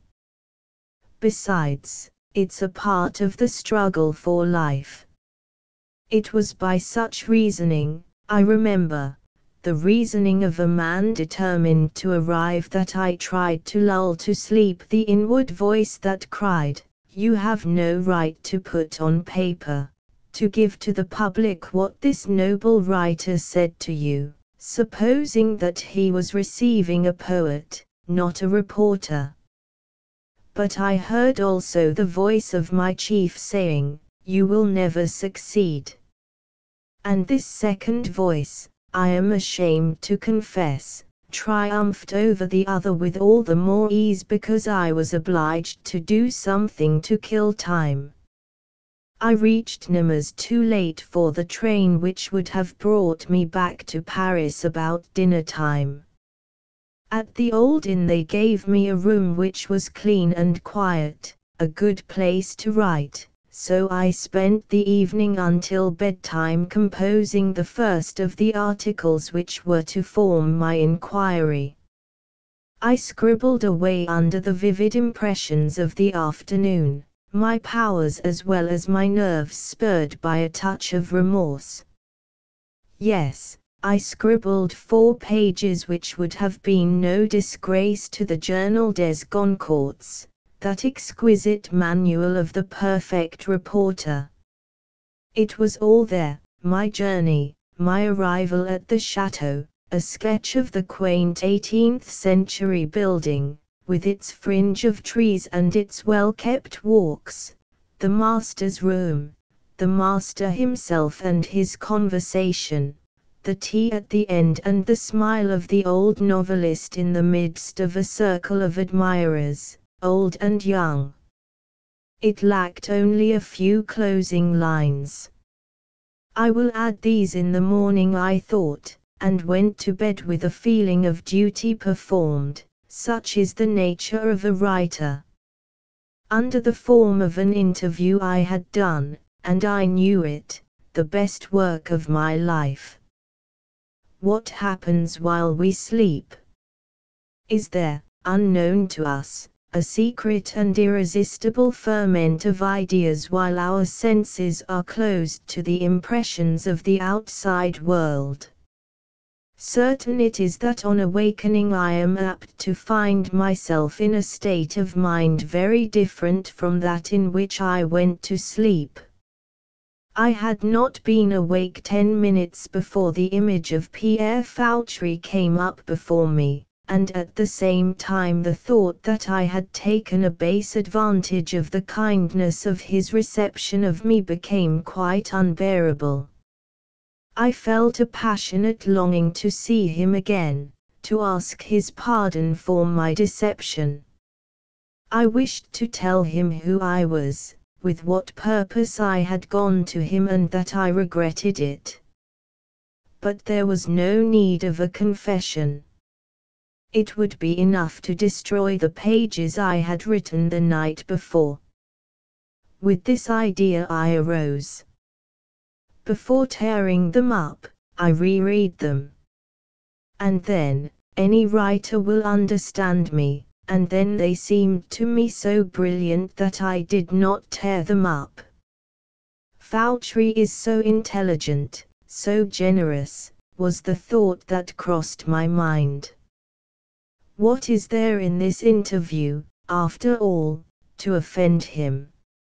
Nothing, absolutely nothing. Even if I should go to him again this very morning, tell him my story, and that upon the success of my little inquiry my whole future as a journalist might depend. When he found that I had had 5 years of poverty and hard work without accomplishing anything, and that I had had to go on to a paper in order to earn the very bread I ate, he would pardon me, he would pity me, and he would say, "Publish your interview." Yes, but what if he should forbid my publishing it? But no, he would not do that. I passed the morning in considering my latest plan. A certain shyness made it very painful to me. But it might at the same time conciliate my delicate scruples, my amour-propre as an ambitious chronicler, and the interests of my pocket-book. I knew that Pascal had the name of being very generous with an interview article if it pleased him. And besides, had he not promised me a reward if I succeeded with Fauchery? In short, I had decided to try my experiment, when, after a hasty breakfast, I saw, on stepping into the carriage I had had the night before, a victoria with coat of arms drive rapidly past, and was stunned at recognizing Fauchery himself, apparently lost in a gloomy reverie that was in singular contrast to his high spirits of the night before. A small trunk on the coachman's seat was a sufficient indication that he was going to the station. The train for Paris left in 12 minutes, time enough for me to pack my things pell-mell into my valise and hurriedly to pay my bill. The same carriage which was to have taken me to the Château de Proby carried me to the station at full speed, and when the train left I was seated in an empty compartment opposite the famous writer, who was saying to me, "You, too, deserting Nemours. Like me, you work best in Paris." The conversation begun in this way might easily have led to the confession I had resolved to make. But in the presence of my unexpected companion I was seized with an unconquerable shyness. Moreover, he inspired me with a curiosity which was quite equal to my shyness. Any number of circumstances, from a telegram from a sick relative to the most commonplace matter of business, might have explained his sudden departure from the chateau where I had left him so comfortably installed the night before. But that the expression of his face should have changed as it had, that in 18 hours he should have become the careworn, discouraged being he now seemed, when I had left him so pleased with life, so happy, so assiduous in his attentions to that pretty girl. Mademoiselle de Russy, who loved him and whom he seemed to love, was a mystery which took complete possession of me, this time without any underlying professional motive. He was to give me the key before we reached Paris. At any rate, I shall always believe that part of his conversation was in an indirect way a confidence. He was still unstrung by the unexpected incident which had caused both his hasty departure and the sudden metamorphosis in what he himself, if he had been writing, would have called his intimate heaven. The story he told me was pas fougasse, as Bayle loved to say. His idea was that I would not discover the real hero. I shall always believe that it was his own story under another name, and I love to believe it because it was so exactly his way of looking at things. It was apropos of the supposed subject of my novel, oh, irony, apropos of the real subject of my interview that he began. I have been thinking about our conversation and about your book, and I am afraid that I expressed myself badly yesterday. When I said that one may love and be loved at any age, I ought to have added that sometimes this love comes too late. It comes when one no longer has the right to prove to the loved one how much she is loved, except by love's sacrifice. I should like to share with you a human document, as they say today, which is in itself a drama with a denouement. But I must ask you not to use it, for the secret is not my own. With the assurance of my discretion he went on, I had a friend, a companion of my own age, who, when he was 20, had loved a young girl. He was poor, she was rich. Her family separated them. The girl married someone else and almost immediately afterward she died. My friend lived. Some day you will know for yourself that it is almost as true to say that one recovers from all things as that there is nothing which does not leave its scar. I had been the confidant of his serious passion, and I became the confidant of the various affairs that followed that first ineffaceable disappointment. He felt, he inspired, other loves. He tasted other joys. He endured other sorrows, and yet when we were alone and when we touched upon those confidences that come from the heart's depths, the girl who was the ideal of his 20th year reappeared in his words. How many times he has said to me, in others I have always looked for her, and as I have never found her, I have never truly loved anyone but her. And had she loved him? I interrupted. He did not think so, replied Fauchery. At least she had never told him so. Well, you must now imagine my friend at my age or almost there. You must picture him growing grey, tired of life and convinced that he had at last discovered the secret of peace. At this time he met, while visiting some relatives in a country house, a mere girl of 20, who was the image, the haunting image of her whom he had hoped to marry 30 years before. It was one of those strange resemblances which extend from the color of the eyes to the timbre of the voice, from the smile to the thought, from the gestures to the finest feelings of the heart. I could not, in a few disjointed phrases, describe to you the strange emotions of my friend.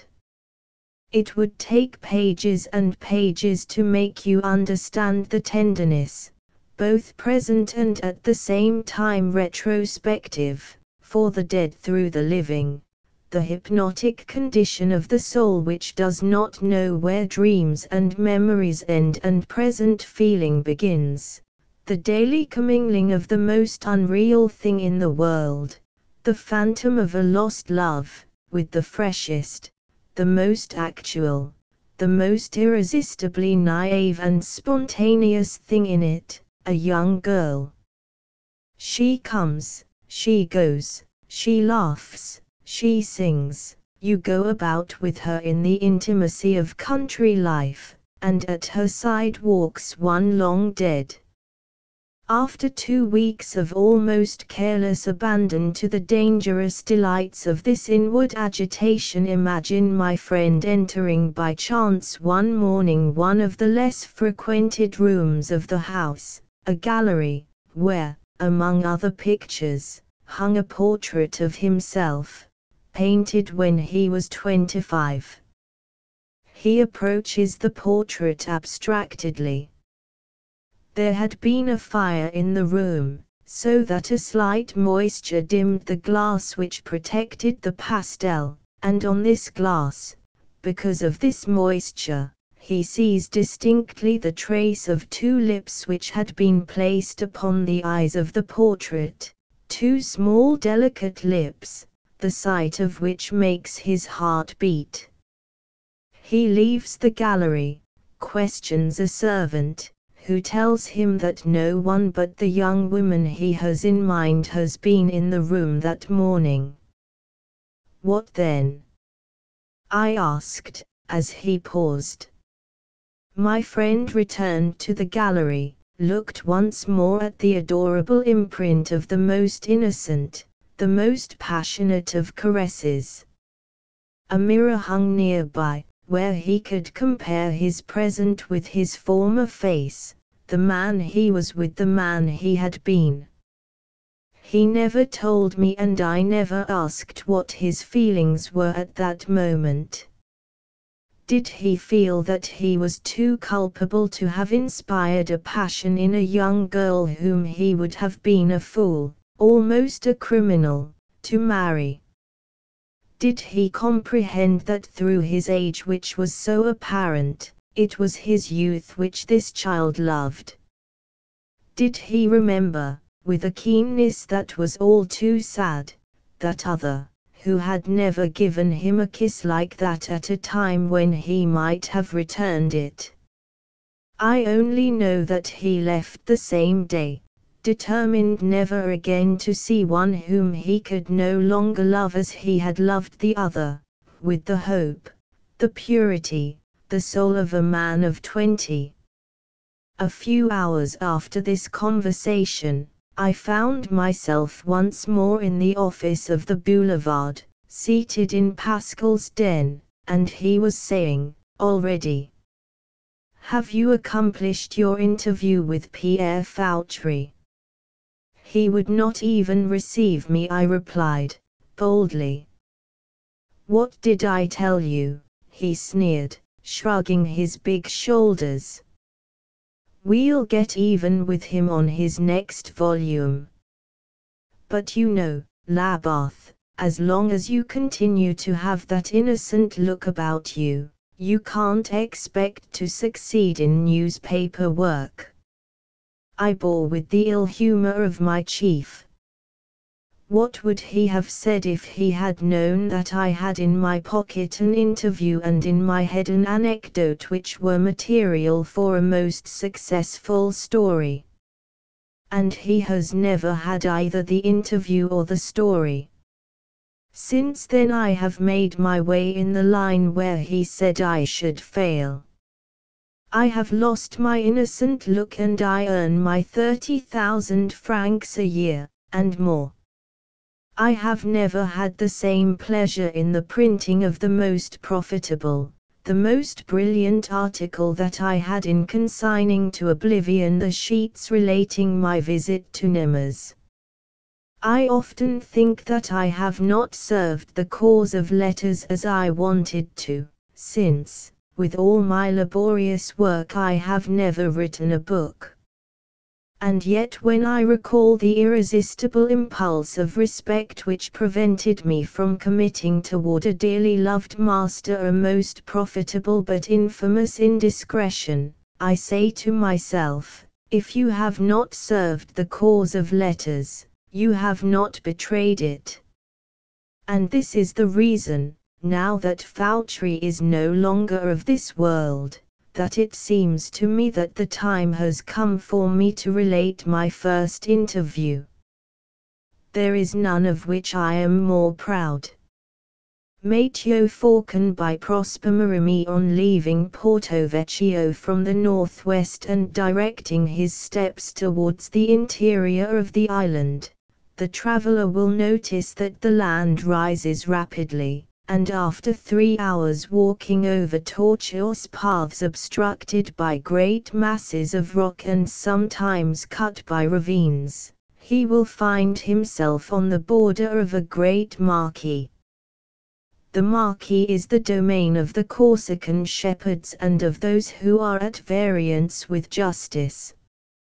It must be known that, in order to save himself the trouble of manuring his field, the Corsican husbandman sets fire to a piece of woodland. If the flame spread farther than is necessary, so much the worse.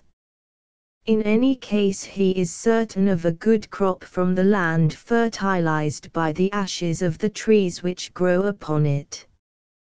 He gathers only the heads of his grain, leaving the straw, which it would be unnecessary labor to cut.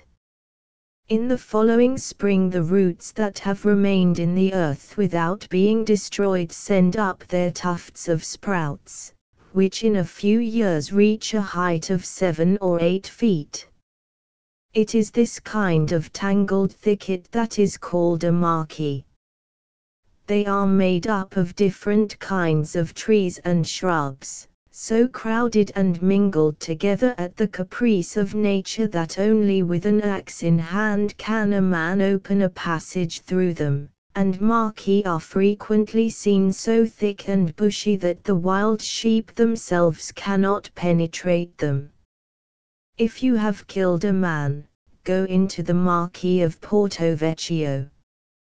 With a good gun and plenty of powder and balls, you can live there in safety. Do not forget a brown cloak furnished with a hood, which will serve you for both cover and mattress.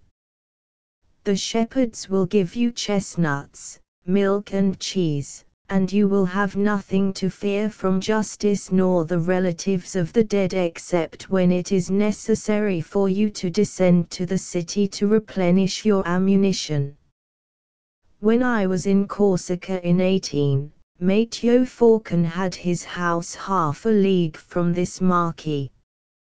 He was rich enough for that country, living in noble style, that is to say, doing nothing, on the income from his flocks, which the shepherds, who are a kind of nomads, lead to pasture here and there on the mountains. When I saw him, 2 years after the event that I am about to relate, he appeared to me to be about 50 years old or more. Picture to yourself a man, small but robust, with curly hair, black as jet, an aquiline nose, thin lips, large, restless eyes, and a complexion the color of tanned leather. His skill as a marksman was considered extraordinary even in his country, where good shots are so common. For example, Matteo would never fire at a sheep with buckshot, but at 120 paces, he would drop it with a ball in the head or shoulder, as he chose. He used his arms as easily at night as during the day. I was told this feat of his skill, which will, perhaps, seem impossible to those who have not traveled in Corsica. A lighted candle was placed at 80 paces, behind a paper transparency about the size of a plate. He would take aim, then the candle would be extinguished, and, at the end of a moment, in the most complete darkness, he would fire and hit the paper 3 times out of 4. With such a transcendent accomplishment, Mateo Falcon had acquired a great reputation. He was said to be as good a friend as he was a dangerous enemy, accommodating and charitable. He lived at peace with all the world in the district of Porto Vecchio. But it is said of him that in court, where he had married his wife, he had disembarrassed himself very vigorously of a rival who was considered as redoubtable in war as in love. At least, a certain gunshot which surprised this rival as he was shaving before a little mirror hung in his window was attributed to Mateo. The affair was smoothed over and Mateo was married. His wife Giuseppa had given him at first 3 daughters, which infuriated him, and finally a son, whom he named Fortunato, and who became the hope of his family, the inheritor of the name. The daughters were well married, their father could count at need on the poignards and carbines of his sons-in-law. The son was only 10 years old, but he already gave promise of fine attributes. On a certain day in autumn, Mateo set out at an early hour with his wife to visit one of his flocks in a clearing of the Marquis. The little Fortunato wanted to go with them, but the clearing was too far away. Moreover, it was necessary someone should stay to watch the house, therefore the father refused. It will be seen whether or not he had reason to repent. He had been gone some hours, and the little Fortunato was tranquilly stretched out in the sun, looking at the blue mountains, and thinking that the next Sunday he was going to dine in the city with his uncle, the caporal, civic official, when he was suddenly interrupted in his meditations by the firing of a musket. He got up and turned to that side of the plain whence the noise came. Other shots followed, fired at irregular intervals, and each time nearer. At last, in the path which led from the plain to Mateo's house, appeared a man wearing the pointed hat of the mountaineers, bearded, covered with rags, and dragging himself along with difficulty by the support of his gun. He had just received a wound in his thigh. This man was an outlaw, who, having gone to the town by night to buy powder, had fallen on the way into an ambuscade of Corsican light infantry. After a vigorous defense he was fortunate in making his retreat, closely followed and firing from rock to rock. But he was only a little in advance of the soldiers, and his wound prevented him from gaining the Marquis before being overtaken. He approached Fortunato and said, "You are the son of Mateo Falcon." "Yes. I am Janetto Sorpiro. I am followed by the yellow collars, slang for gendarmes. Hide me, for I can go no farther. And what will my father say if I hide you without his permission? He will say that you have done well. How do you know? Hide me quickly, they are coming. Wait till my father gets back. How can I wait? Malediction. They will be here in 5 minutes. Come, hide me, or I will kill you." Fortunato answered him with the utmost coolness, "Your gun is empty, and there are no more cartridges in your belt. I have my stiletto. But can you run as fast as I can? He gave a leap and put himself out of reach. You are not the son of Mateo Falcon. Will you then let me be captured before your house? The child appeared moved. What will you give me if I hide you? Said he, coming nearer. The outlaw felt in a leather pocket that hung from his belt, and took out a 5-franc piece, which he had doubtless saved to buy ammunition with. Fortunato smiled at the sight of the silver piece. He snatched it, and said to Janetto, "Fear nothing." Immediately he made a great hole in a pile of hay that was near the house. Janetto crouched down in it and the child covered him in such a way that he could breathe without it being possible to suspect that the hay concealed a man. He bathed out himself further, and, with the subtlety of a tolerably ingenious savage, placed a cat and her kittens on the pile, that it might not appear to have been recently disturbed. Then, noticing the traces of blood on the path near the house, he covered them carefully with dust, and, that done, he again stretched himself out in the sun with the greatest tranquillity. A few moments afterwards, 6 men in brown uniforms with yellow collars, and commanded by an adjutant, were before Mateo's door. This adjutant was a distant relative of Falcon's. In Corsica the degrees of relationship are followed much further than elsewhere. His name was Sciodoro Gamba. He was an active man, much dreaded by the outlaws, several of whom he had already entrapped. "Good day, little cousin," said he, approaching Fortunato. "How tall you have grown! Have you seen a man go past here just now?" "Oh, I am not yet so tall as you, my cousin," replied the child with a simple air. "You soon will be. But haven't you seen a man go by here, tell me?" "If I have seen a man go by?" "Yes, a man with a pointed hat of black velvet, and a vest embroidered with red and yellow." "A man with a pointed hat, and a vest embroidered with red and yellow?" "Yes, answer quickly, and don't repeat my questions." "This morning the cure passed before our door on his horse, Piero.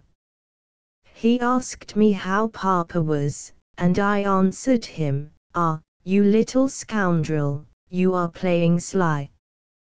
Tell me quickly which way Janetto went.' 'We are looking for him, and I am sure he took this path.' 'Who knows? Who knows? It is I know that you have seen him. Can anyone see who passes when they are asleep?' 'You were not asleep, rascal, the shooting woke you up.' 'Then you believe, cousin, that your guns make so much noise?' 'My father's carbine has the advantage of them.' 'The devil take you, you cursed little scapegrace. I am certain that you have seen Janetto.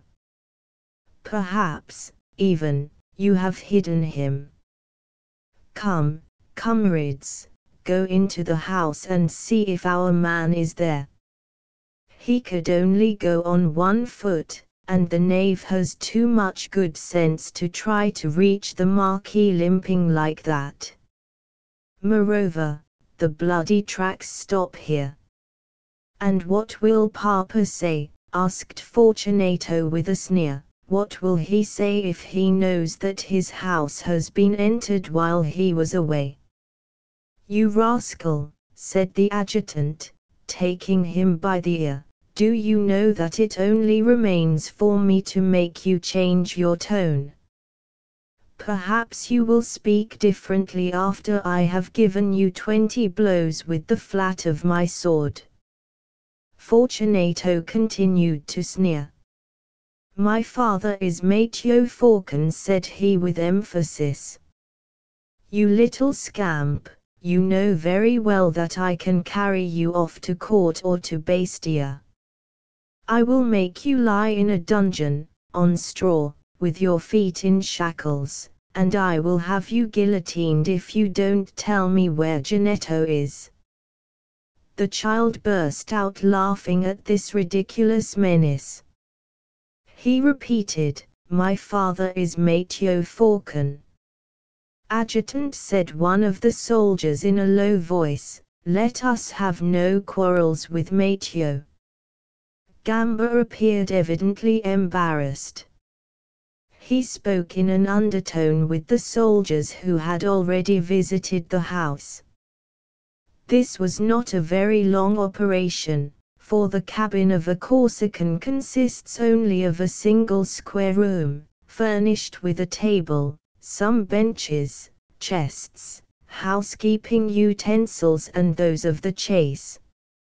In the meantime, little Fortunato petted his cat and seemed to take a wicked enjoyment in the confusion of the soldiers and of his cousin. One of the men approached the pile of hay. He saw the cat, and gave the pile a careless thrust with his bayonet, shrugging his shoulders as if he felt that his precaution was ridiculous. Nothing moved. The boy's face betrayed not the slightest emotion. The adjutant and his troop were cursing their luck. Already they were looking in the direction of the plain, as if disposed to return by the way they had come, when their chief, convinced that menaces would produce no impression on Falcon's son, determined to make a last effort, and try the effect of caresses and presents. My little cousin, said he, you are a very wide-awake little fellow. You will get along.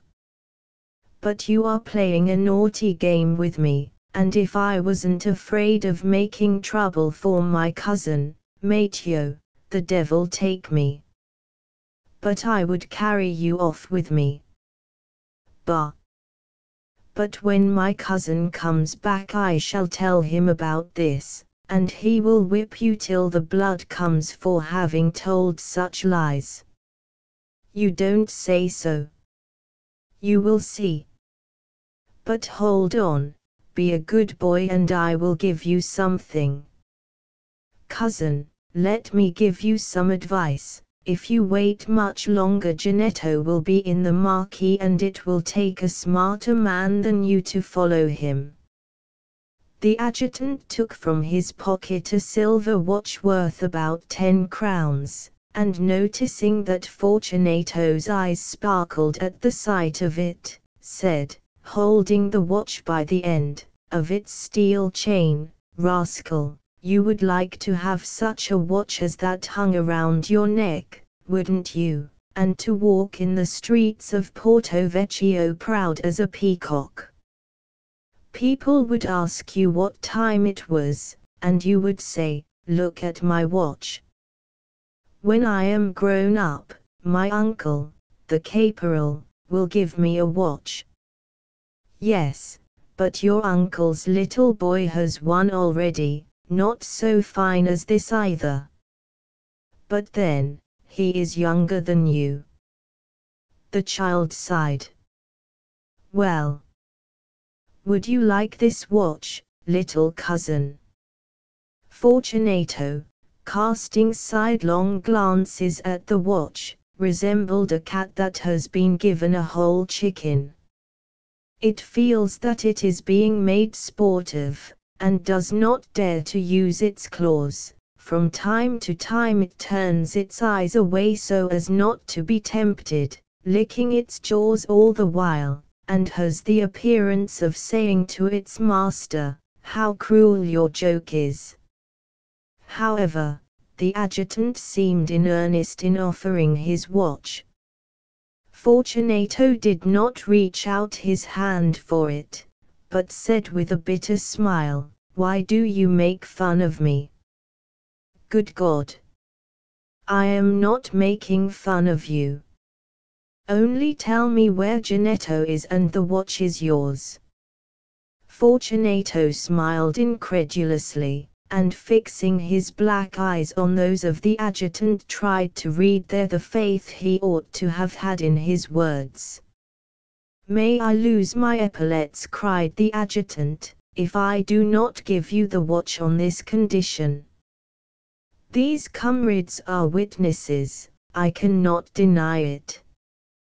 While speaking he gradually held the watch nearer till it almost touched the child's pale face, which plainly showed the struggle that was going on in his soul between covetousness and respect for hospitality. His breast swelled with emotion, he seemed about to suffocate. Meanwhile the watch was slowly swaying and turning, sometimes brushing against his cheek.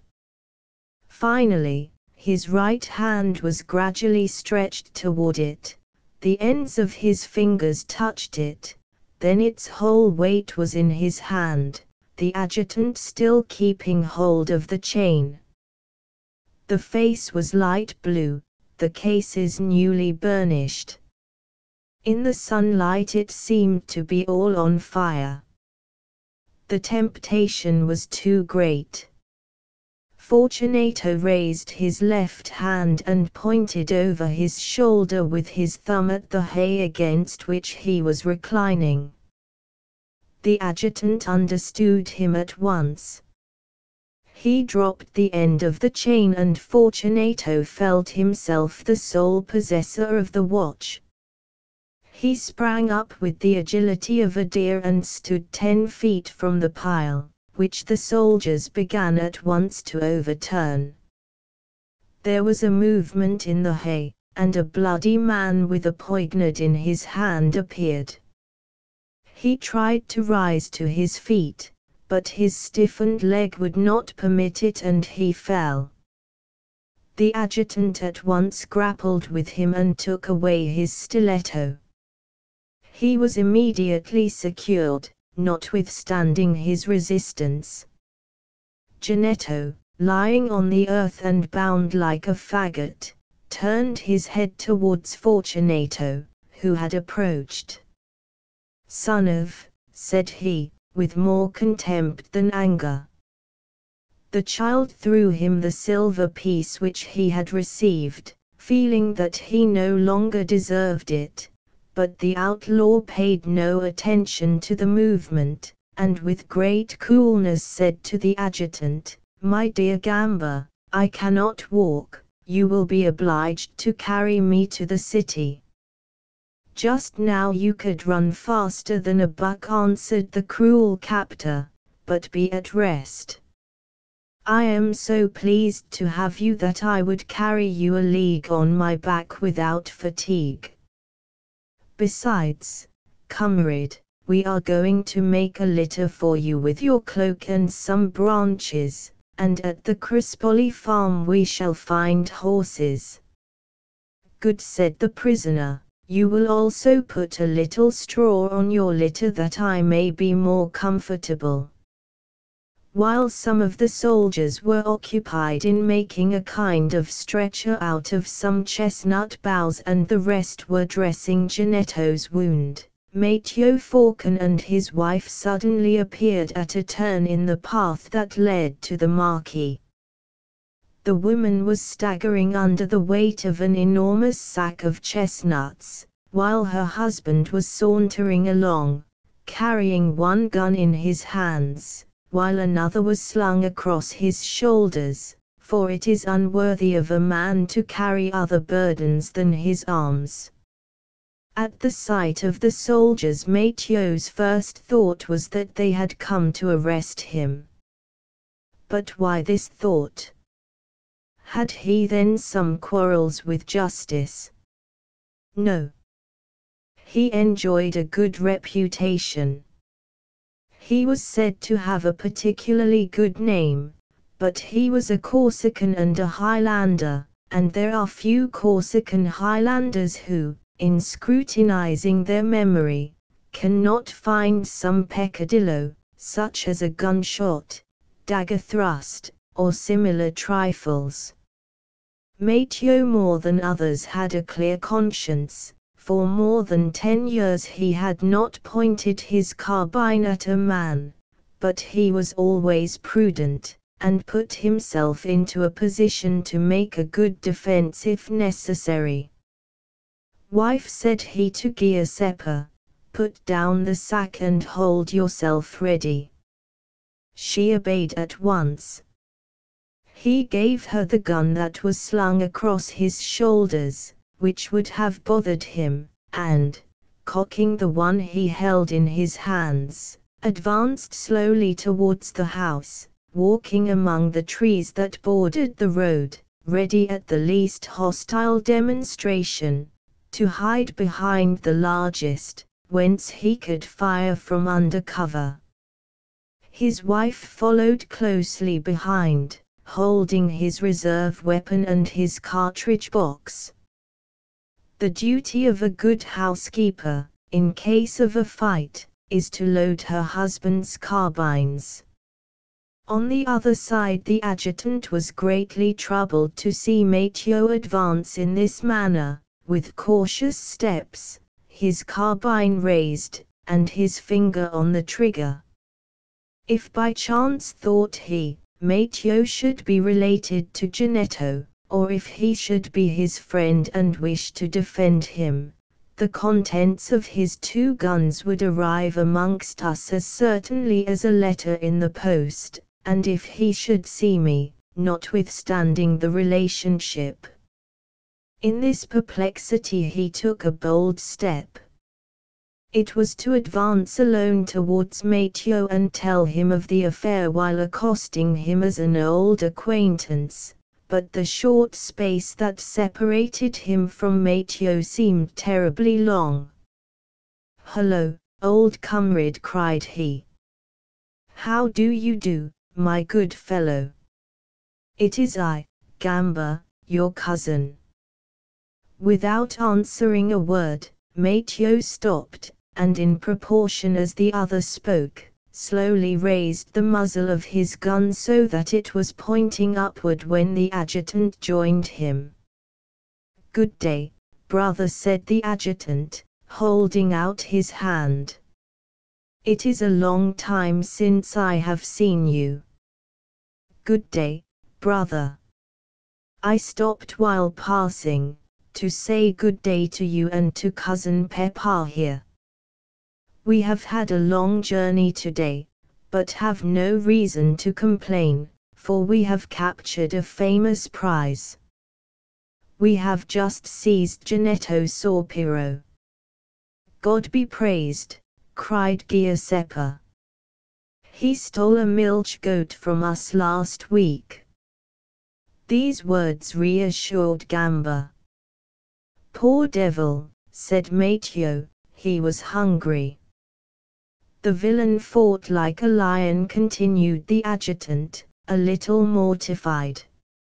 "He killed one of my soldiers, and not content with that, broke Caporal Chardin's arm, but that matters little, he is only a Frenchman. Then, too, he was so well hidden that the devil couldn't have found him. Without my little cousin, Fortunato, I should never have discovered him." "Fortunato," cried Mateo. "Fortunato," repeated Giuseppa. "Yes, Janetto was hidden under the hay pile yonder, but my little cousin showed me the trick. I shall tell his uncle, the caporal, that he may send him a fine present for his trouble. Both his name and yours will be in the report that I shall send to the Attorney General." "Malediction," said Mateo in a low voice.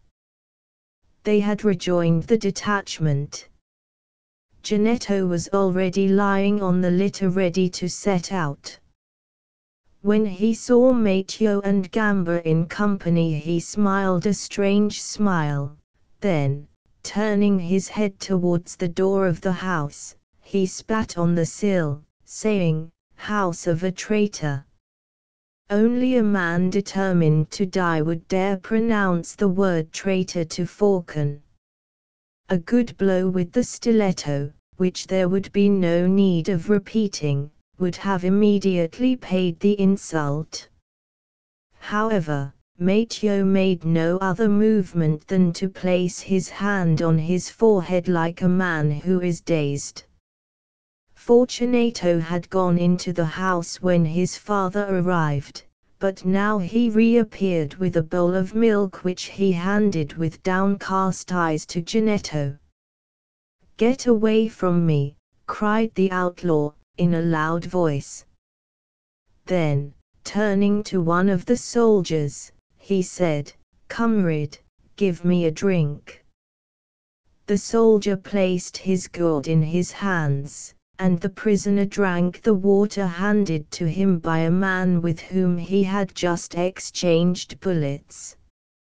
He then asked them to tie his hands across his breast instead of behind his back. "I like," said he, "to lie at my ease." They hastened to satisfy him. Then the adjutant gave the signal to start, said adieu to Matteo, who did not respond, and descended with rapid steps towards the plain. Nearly 10 minutes elapsed before Matteo spoke. The child looked with restless eyes, now at his mother, now at his father, who was leaning on his gun and gazing at him with an expression of concentrated rage. "You begin well," said Matteo at last with a calm voice, but frightful to one who knew the man. "Oh, father!" cried the boy, bursting into tears, and making a forward movement as if to throw himself on his knees. But Matteo cried, "Away from me!" The little fellow stopped and sobbed, immovable, a few feet from his father. Giuseppa drew near. She had just discovered the watch chain, the end of which was hanging out of Fortunato's jacket. "Who gave you that watch?" demanded she in a severe tone. "My cousin, the adjutant." Falcon seized the watch and smashed it in 1,000 pieces against a rock. "Wife," said he, "is this my child?" Giuseppa's cheeks turned a brick red. "What are you saying, Matteo? Do you know to whom you speak?" "Very well, this child is the first of his race to commit treason." Fortunato's sobs and gasps redoubled as Falcon kept his lynx eyes upon him. Then he struck the earth with his gun stock, shouldered the weapon, and turned in the direction of the Marquis, calling to Fortunato to follow. The boy obeyed. Giuseppa hastened after Matteo and seized his arm. "He is your son," said she with a trembling voice, fastening her black eyes on those of her husband to read what was going on in his heart.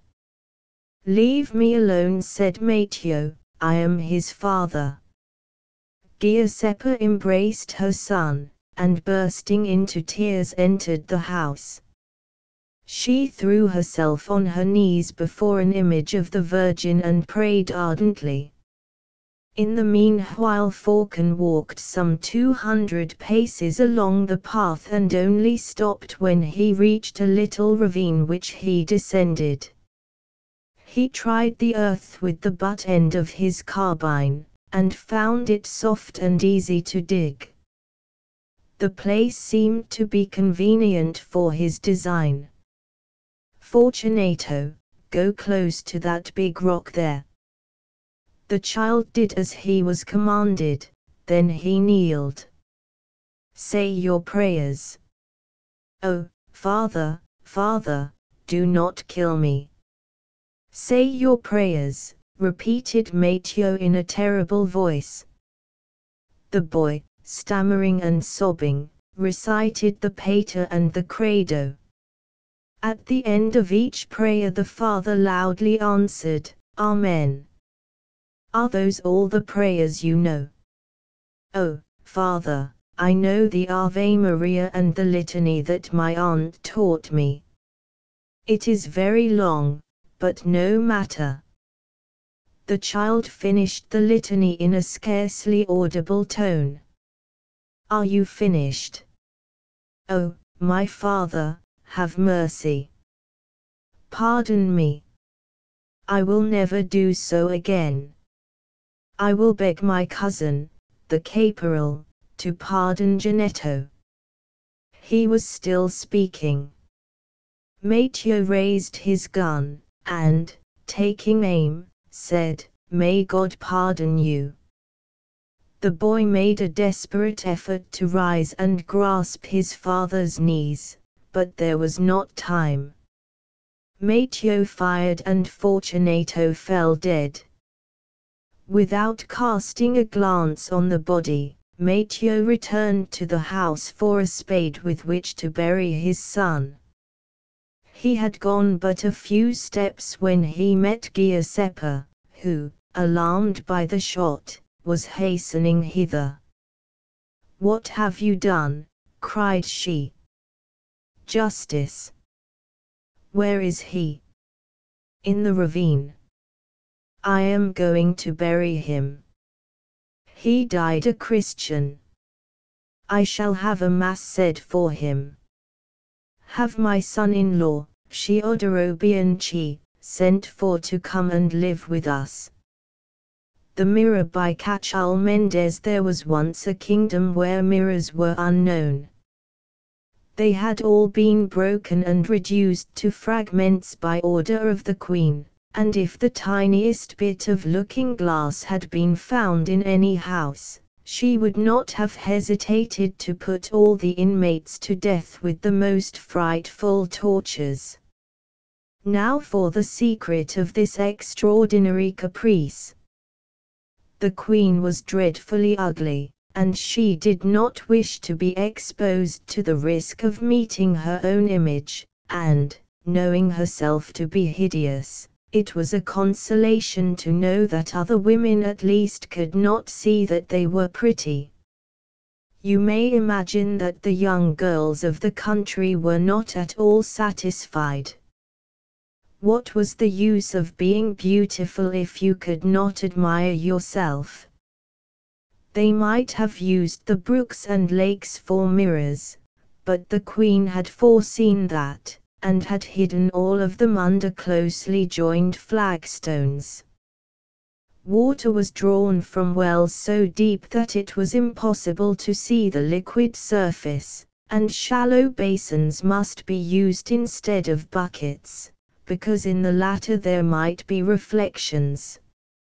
Such a dismal state of affairs, especially for the pretty coquettes, who were no more rare in this country than in others. The queen had no compassion, being well content that her subjects should suffer as much annoyance from the lack of a mirror as she felt at the sight of one. However, in a suburb of the city there lived a young girl called Jacinta, who was a little better off than the rest, thanks to her sweetheart, Valentine. For if someone thinks you are beautiful, and loses no chance to tell you so, he is almost as good as a mirror. "Tell me the truth," she would say, "what is the color of my eyes?" "They are like dewy forget-me-nots. And my skin is not quite black. You know that your forehead is whiter than freshly fallen snow, and your cheeks are like blush roses. How about my lips? Cherries are pale beside them. And my teeth, if you please. Grains of rice are not as white. But my ears, should I be ashamed of them? Yes, if you would be ashamed of 2 little pink shells among your pretty curls. And so on endlessly, she delighted, he still more charmed, for his words came from the depth of his heart and she had the pleasure of hearing herself praised, he the delight of seeing her. So their love grew more deep and tender every hour, and the day that he asked her to marry him she blushed certainly, but it was not with anger. But, unluckily, the news of their happiness reached the wicked queen, whose only pleasure was to torment others, and Jacinta more than anyone else, on account of her beauty. A little while before the marriage Jacinta was walking in the orchard one evening, when an old crone approached, asking for alms, but suddenly jumped back with a shriek as if she had stepped on a toad, crying, "Heavens, what do I see? What is the matter, my good woman? What is it you see? Tell me." "The ugliest creature I ever beheld." "Then you are not looking at me," said Jacinta, with innocent vanity. "Alas, yes, my poor child, it is you. I have been a long time on this earth, but never have I met anyone so hideous as you." "What, am I ugly?" "100 times uglier than I can tell you." "But my eyes, they are a sort of dirty grey, but that would be nothing if you had not such an outrageous squint. My complexion, it looks as if you had rubbed coal dust on your forehead and cheeks. My mouth, it is pale and withered, like a faded flower. My teeth, if the beauty of teeth is to be large and yellow, I never saw any so beautiful as yours. But, at least, my ears, they are so big, so red, and so misshapen, under your coarse elf locks, that they are revolting. I am not pretty myself, but I should die of shame if mine were like them." After this last blow, the old witch, having repeated what the queen had taught her, hobbled off, with a harsh croak of laughter, leaving poor Jacinta dissolved in tears, prone on the ground beneath the apple trees. Nothing could divert her mind from her grief. "I am ugly, she repeated constantly. It was in vain that Valentin assured and reassured her with the most solemn oaths. "Let me alone, you are lying out of pity. I understand it all now, you never loved me, you are only sorry for me. The beggar woman had no interest in deceiving me. It is only too true, I am ugly. I do not see how you can endure the sight of me."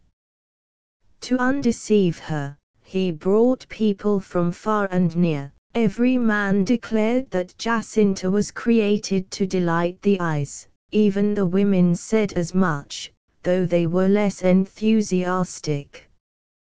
But the poor child persisted in her conviction that she was a repulsive object, and when Valentin pressed her to name their wedding day, "I, your wife," cried she. "Never. I love you too dearly to burden you with a being so hideous as I am." You can fancy the despair of the poor fellow so sincerely in love. He threw himself on his knees, he prayed, he supplicated. She answered still that she was too ugly to marry him. What was he to do? The only way to give the lie to the old woman and prove the truth to Jacinta was to put a mirror before her. But there was no such thing in the kingdom, and so great was the terror inspired by the queen that no workman dared make one. "Well, I shall go to court," said the lover, in despair. "Harsh as our mistress is, she cannot fail to be moved by the tears and the beauty of Jacinta. She will retract, for a few hours at least, this cruel edict which has caused our trouble." It was not without difficulty that he persuaded the young girl to let him take her to the palace. She did not like to show herself, and asked of what use would be a mirror, only to impress her more deeply with her misfortune. But when he wept, her heart was moved, and she consented, to please him. "What is all this?" said the wicked queen. "Who are these people, and what do they want?" "Your Majesty, you have before you the most unfortunate lover on the face of the earth. Do you consider that a good reason for coming here to annoy me? Have pity on me. What have I to do with your love affairs? If you would permit a mirror." The queen rose to her feet, trembling with rage. "Who dares to speak to me of a mirror?" she said, grinding her teeth. "Do not be angry, Your Majesty, I beg of you, and deign to hear me. This young girl whom you see before you, so fresh and pretty, is the victim of a strange delusion. She imagines that she is ugly." "Well," said the queen, with a malicious grin, "she is right. I never saw a more hideous object."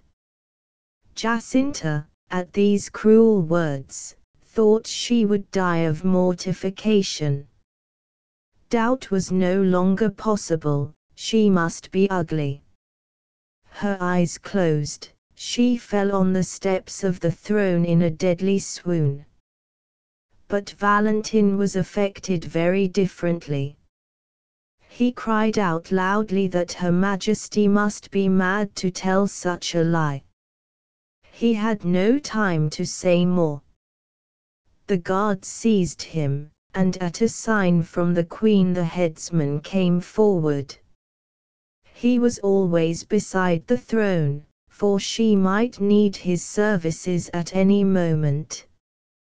"Do your duty," said the queen, pointing out the man who had insulted her. The executioner raised his gleaming axe just as Jacinta came to herself and opened her eyes. Then two shrieks pierced the air. One was a cry of joy, for in the glittering steel Jacinta saw herself, so charmingly pretty, and the other a scream of anguish, as the wicked soul of the queen took flight, unable to bear the sight of her face in the impromptu mirror. My Nephew Joseph by Ludovic Halévy. Scene passes at Versailles. Two old gentlemen are conversing, seated on a bench in the king's garden. Journalism, my dear monsieur, is the evil of the times.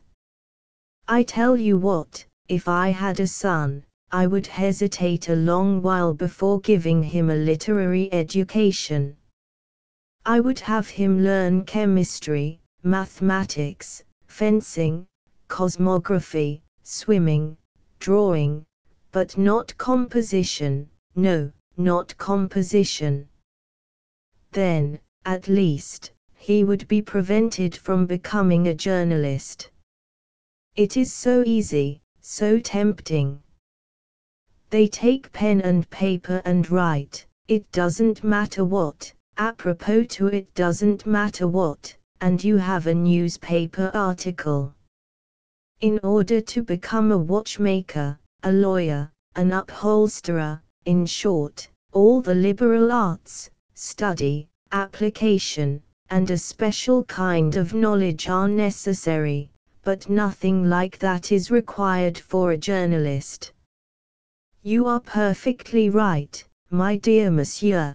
The profession of journalism should be restricted by examinations, the issuing of warrants, the granting of licenses, and they could pay well for their licenses, these gentlemen. Do you know that journalism is become very profitable? There are some young men in it who, all at once, without a fixed salary, and no capital whatever, make from 10, 20 to 30,000 francs a year. Now, that is strange. But how do they become journalists? Ah! It appears they generally commence by being reporters. Reporters slip in everywhere, in official gatherings, and theatres, never missing a first night, nor a fire, nor a great ball, nor a murder. How well acquainted you are with all this. Yes, very well acquainted. Ah! Mon Dieu! You are my friend, you will keep my secret, and if you will not repeat this in Versailles, I will tell you how it is. We have one in the family. One what? A reporter. A reporter in your family, which always seemed so united. How can that be? One can almost say that the devil was at the bottom of it. You know my nephew Joseph, little Joseph. Is he a reporter? Yes. Little Joseph, I can see him in the park now, rolling a hoop, bare-legged, with a broad white collar, not more than 6 or 7 years ago, and now he writes for newspapers. Yes, newspapers. You know my brother keeps a pharmacy in the Rue Montorgueil, an old and reliable firm, and naturally my brother said to himself, after me, my son. Joseph worked hard at chemistry, followed the course of study, and had already passed an examination. The boy was steady and industrious, and had a taste for the business. On Sundays for recreation he made tinctures, prepared prescriptions, pasted the labels and rolled pills. When, as misfortune would have it, a murder was committed about 20 feet from my brother's pharmacy, the murder of the Rue Montorgueil, that clerk who killed his sweetheart, a little brewery maid. The very same. Joseph was attracted by the cries, saw the murderer arrested, and after the police were gone stayed there in the street, talking and jabbering. The Saturday before, Joseph had a game of billiards with the murderer. With the murderer. Oh, accidentally, he knew him by sight, went to the same cafe, that's all. And they had played at pool together, Joseph and the murderer, a man named Nicot. Joseph told this to the crowd, and you may well imagine how important that made him, when suddenly a little blond man seized him. You know the murderer. A little, not much, I played pool with him. And do you know the motive of the crime? It was love, monsieur, love. Nicot had met a girl, named Eugenie, you knew the victim, too. Only by sight, she was there in the cafe the night we played. Very well, but don't tell that to anybody, come, quick. He took possession of Joseph and made him get into a cab, which went rolling off at great speed down the Boulevard des Italiens. 10 minutes after, Joseph found himself in a hall where there was a big table, around which 5 or 6 young men were writing. Here is a fine sensation, said the little blonde on entering. The best kind of a murder for love, in the Rue Montorgueil, and I have here the murderer's most intimate friend. No, not at all, cried Joseph, I scarcely know him. Be still, whispered the little blonde to Joseph.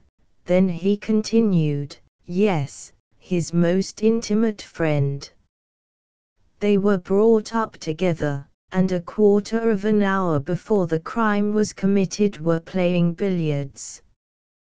The murderer won. He was perfectly calm. That's not it. It was last Saturday that I played with. Be still, will you? A quarter of an hour, it is more to the point. Let's go. Come, come. He took Joseph into a small room where they were alone, and said to him, that affair ought to make about 100 lines. You talk, I'll write. There will be 20 francs for you. 20 francs. Yes, and here they are in advance, but be quick, to business. Joseph told all he knew to the gentleman, how an old and retired colonel, who lived in the house where the murder was committed, was the first to hear the victim's cries, but he was paralyzed in both limbs, this old colonel, and could only ring for the servant, an old cuirassier, who arrested the assassin. In short, with all the information concerning the game of billiards, Eugenie and the paralytic old colonel, the man composed his little article, and sent Joseph away with 20 francs. Do you think it ended there? I don't think anything, I am amazed. Little Joseph, a reporter. Hardly had Joseph stepped outside, when another man seized him, a tall, dark fellow. I've been watching for you, he said to Joseph. You were present when the murder was committed in the Rue Montorgueil. Why, no, I was not present. That will do. I am well informed. Come. Where to? To my newspaper office. What for? To tell me about the murder. But I've already told all I know, there, in that house. Come, you will still remember a few more little incidents, and I will give you 20 francs. 20 francs. Come, come. Another hall, another table, more young men writing, and again Joseph was interrogated. He recommenced the history of the old colonel. Is that what you told them down there? Inquired the tall, dark man of Joseph. Yes, monsieur. That needs some revision, then. And the tall, dark man made up a long story. How this old colonel had been paralyzed for 14 years, but on hearing the victim's heart-rending screams, received such a shock that all at once, as if by a miracle, had recovered the use of his legs, and it was he who had started out in pursuit of the murderer and had him arrested. While dashing this off with one stroke of his pen, the man exclaimed, "Good, this is perfect, 100 times better than the other account." "Yes," said Joseph, "but it is not true." "Not true for you, because you are acquainted with the affair, but for our 100,000 readers, who do not know about it, it will be true enough. They were not there, those 100,000 readers. What do they want? A striking account. Well, they shall have it. And thereupon he discharged Joseph, who went home with his 40 francs, and who naturally did not boast of his escapade. It is only of late that he has acknowledged it. However, from that day Joseph has shown less interest in the pharmacy. He bought a number of penny papers, and shut himself up in his room to write, no one knows what. At last he wore a business-like aspect, which was very funny. About 6 months ago I went to Paris to collect the dividends on my Northern stock. The Northern is doing very well, it went up this week. Oh, it's good stock. Well, I had collected my dividends and had left the Northern railway station. It was beautiful weather, so I walked slowly down the Rue Lafayette. I have a habit of strolling a little in Paris after I have collected my dividends.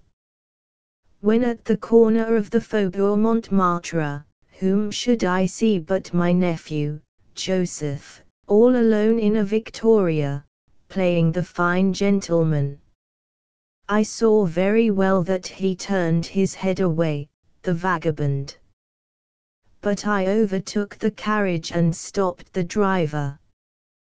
"What are you doing there?" "A little drive, uncle." "Wait, I will go with you," and in I climbed. "Hurry up," said the driver, "or I'll lose the trail." "What trail?" "Why, the 2 cabs we are following." The man drove at a furious rate, and I asked Joseph why he was there in that victoria, following 2 cabs. "Mon Dieu, uncle," he replied, "there was a foreigner, a Spaniard, who came to our place in the Rue Montorgueil and bought a large amount of drugs, and has not paid us, so I am going after him to find out if he has not given us a wrong address. And that Spaniard is in both the cabs." "No, uncle, he is only in one, the first." "And who is in the second?" "I don't know, probably another creditor, like myself, in pursuit of the Spaniard." "Well, I am going to stay with you. I have 2 hours to myself before the train leaves at 5 o'clock and I adore this sort of thing, riding around Paris in an open carriage. Let's follow the Spaniard." And then the chase commenced, down the boulevards, across the squares, through the streets, the 3 drivers cracking their whips and urging their horses on. This manhunt began to get exciting. It recalled to my mind the romances in the petty journal. Finally, in a little street, belonging to the Temple Quarter, the first cab stopped. "The Spaniard?" "Yes." A man got out of it. He had a large hat drawn down over his eyes and a big muffler wrapped about his neck. Presently 3 gentlemen, who had jumped from the second cab, rushed upon that man. I wanted to do the same, but Joseph tried to prevent me. "Don't stir, uncle." "Why not?" "But they are going to deprive us of the Spaniard." And I dashed forward. "Take care, uncle, don't be mixed up in that affair." But I was already gone. When I arrived they were putting the handcuffs on the Spaniard. I broke through the crowd which had collected, and cried, "Wait, messieurs, wait, I also demand a settlement with this man." They made way for me. "You know this man?" asked one of the gentlemen from the second cab, a short, stout fellow. "Perfectly," he is a Spaniard. A Spaniard? Yes, a Spaniard. Good, said the short, stout man, here's the witness, and, addressing himself to one of the men, take monsieur to the prefecture immediately. But I have not the time, I live in Versailles, my wife expects me by the 5 o'clock train, and we have company to dinner, and I must take home a pie. I will come back tomorrow at any hour you wish.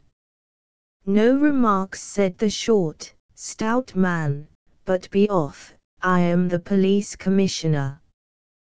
But, monsieur the commissioner, I know nothing about it, it is my nephew Joseph who will tell you, and I called Joseph. Joseph, but no Joseph came. He had decamped with the Victoria. They packed me in one of the 2 cabs with the detective, a charming man and very distinguished. Arriving at the prefecture, they deposited me in a small apartment filled with vagabonds, criminals, and low, ignorant people. An hour after they came for me in order to bring me up for examination. You were brought up for examination? Yes, my dear monsieur, I was. A policeman conducted me through the Palais de Justice, before the magistrate, a lean man, who asked me my name and address. I replied that I lived in Versailles, and that I had company to dinner. He interrupted me, you know the prisoner, pointing to the man with the muffler, speak up. But he questioned me so threateningly that I became disconcerted, for I felt that he was passing judgment upon me. Then in my embarrassment the words did not come quickly. I finished, moreover, by telling him that I knew the man without knowing him. Then he became furious. What's that you say? You know a man without knowing him? At least explain yourself. I was all of a tremble, and said that I knew he was a Spaniard, but the man replied that he was not a Spaniard. Well, well, said the judge. Denial, always denial, it is your way.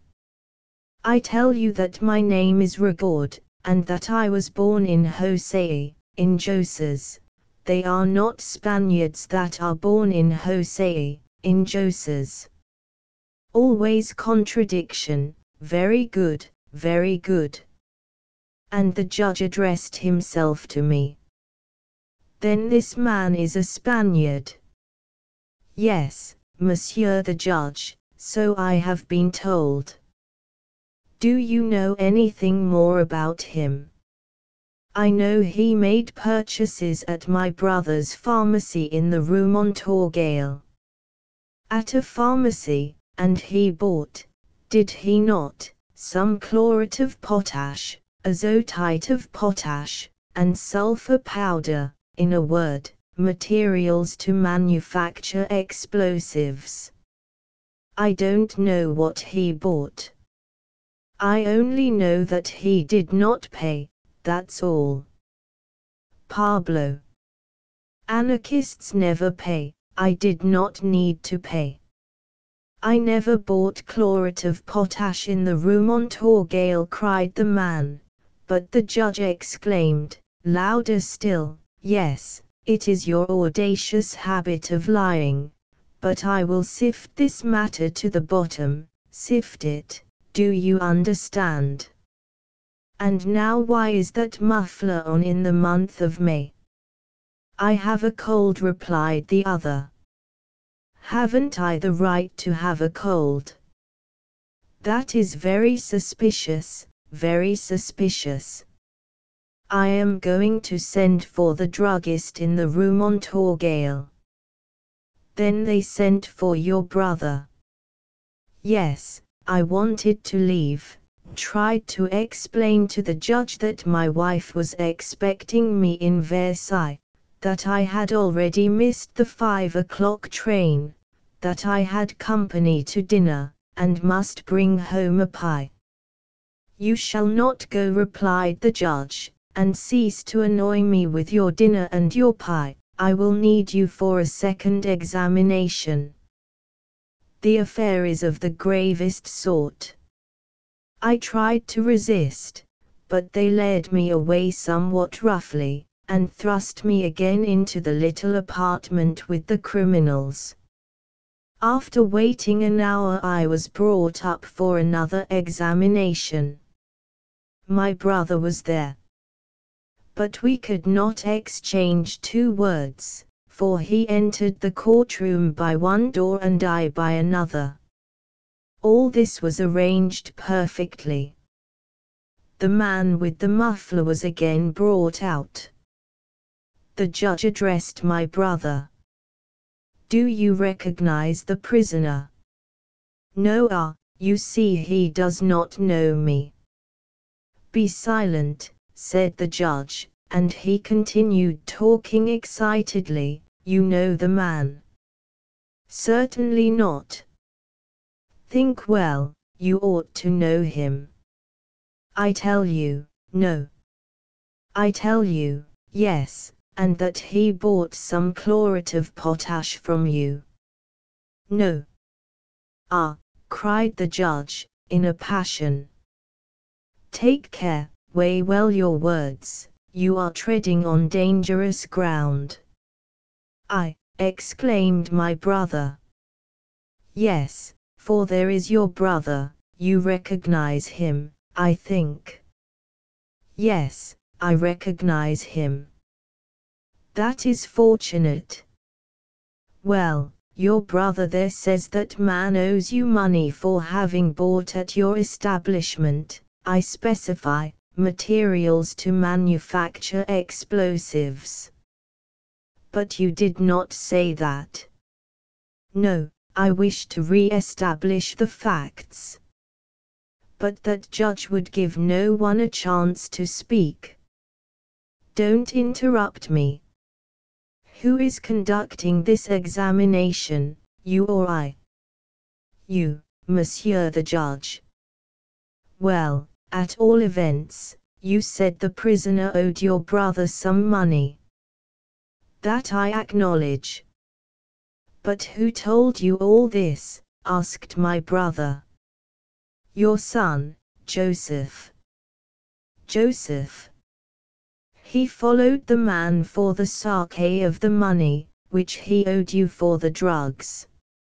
"I understand nothing of all this," said my brother. "Neither do I," said the man with the muffler. "Neither do I repeated in my turn. "Neither do I any more," cried the judge. "Or rather, yes, there is something that I understand very well. We have captured a gang. All these men understand one another, and side with one another.